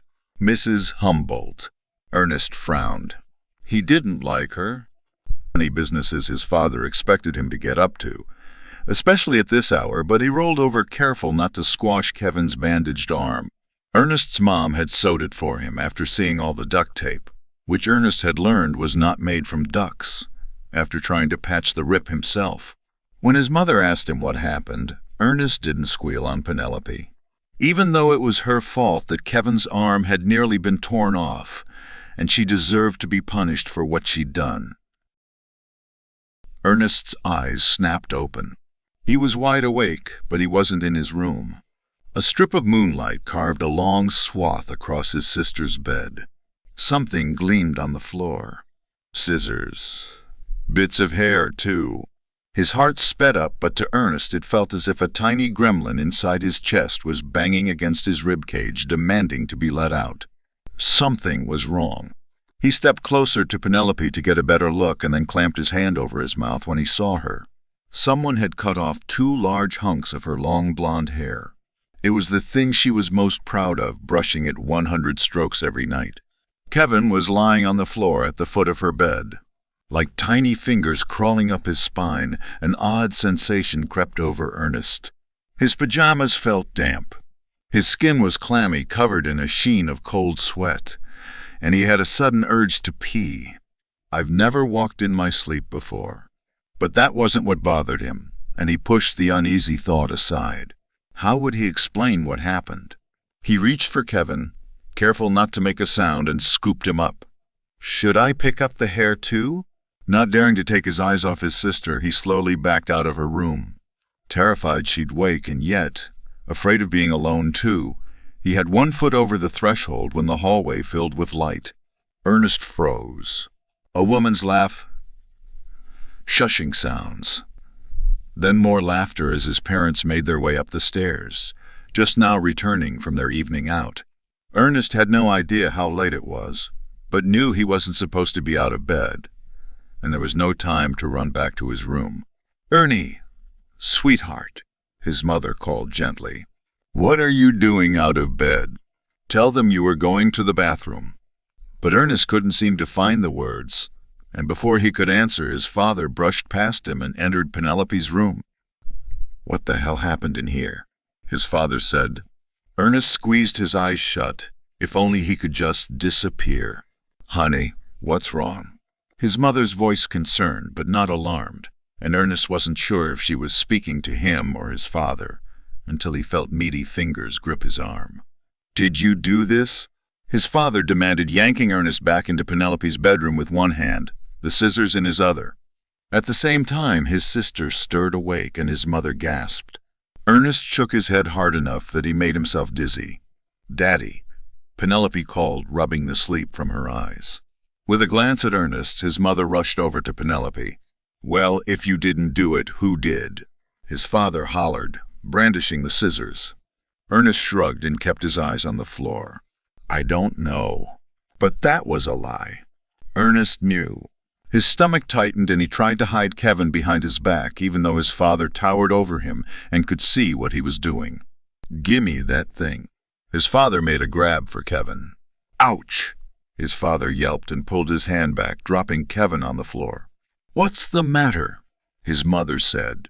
"I cut my hand on something sharp." A sudden scream cut him off. Penelope had seen the hair. His mother sat on the bed to soothe her, but her attention was drawn back to his father. "For heaven's sake, Pete, you're getting blood on the carpet," she said. And Ernest wondered if his mother was more upset about a ruined carpet than his father's injury. In response, his father stuck his finger in his mouth and sucked the blood. Gross. But Ernest knew better than to make a face. Instead, he kept real still, willing himself to become invisible. "Stay here," his father said, then stomped toward the bathroom. Where would Ernest go? Though he had the urge to bolt down the stairs and out the door. The sound of the tap, and then Linda. His father shouted, "What's wrong?" His mother called in exasperation. Penelope's cries had dissolved into quiet whimpers. Kevin was still lying on the hallway floor, and Ernest bent to pick him up as his mother ran past him. "You're in big trouble," Penelope said, coming up behind him, her voice laced with menace, her tear-stained face full of anger. Though she was eyeing Kevin, Ernest took a step back, both afraid for and afraid of Kevin. "I didn't do it," Ernest said. His voice was weak. She advanced on him, made to grab Kevin, but Ernest held him tight. They struggled. Penelope cried out, and Kevin landed on the floor between them. Both parents came running. "Now what?" his mother said. His sister was sobbing and clutching her hand to her chest. "Let me see, Pen." She reached toward her, taking Penelope's hands into her own, then screamed. There were bite marks on Penelope's hand, and they were too small to be Ernest's.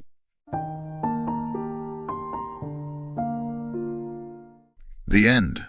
Thank you very much for watching. Please don't forget to subscribe our channel for more stories.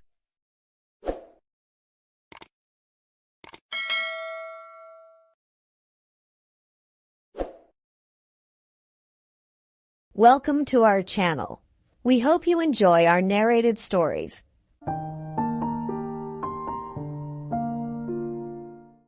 The heart of the Five Towns, that undulating patch of England covered with mean streets and dominated by tall smoking chimneys, whence are derived your cups and saucers and plates, some of your coal, and a portion of your iron, is Hanbridge, a borough larger and busier than its four sisters, and even more grimy and commonplace than they.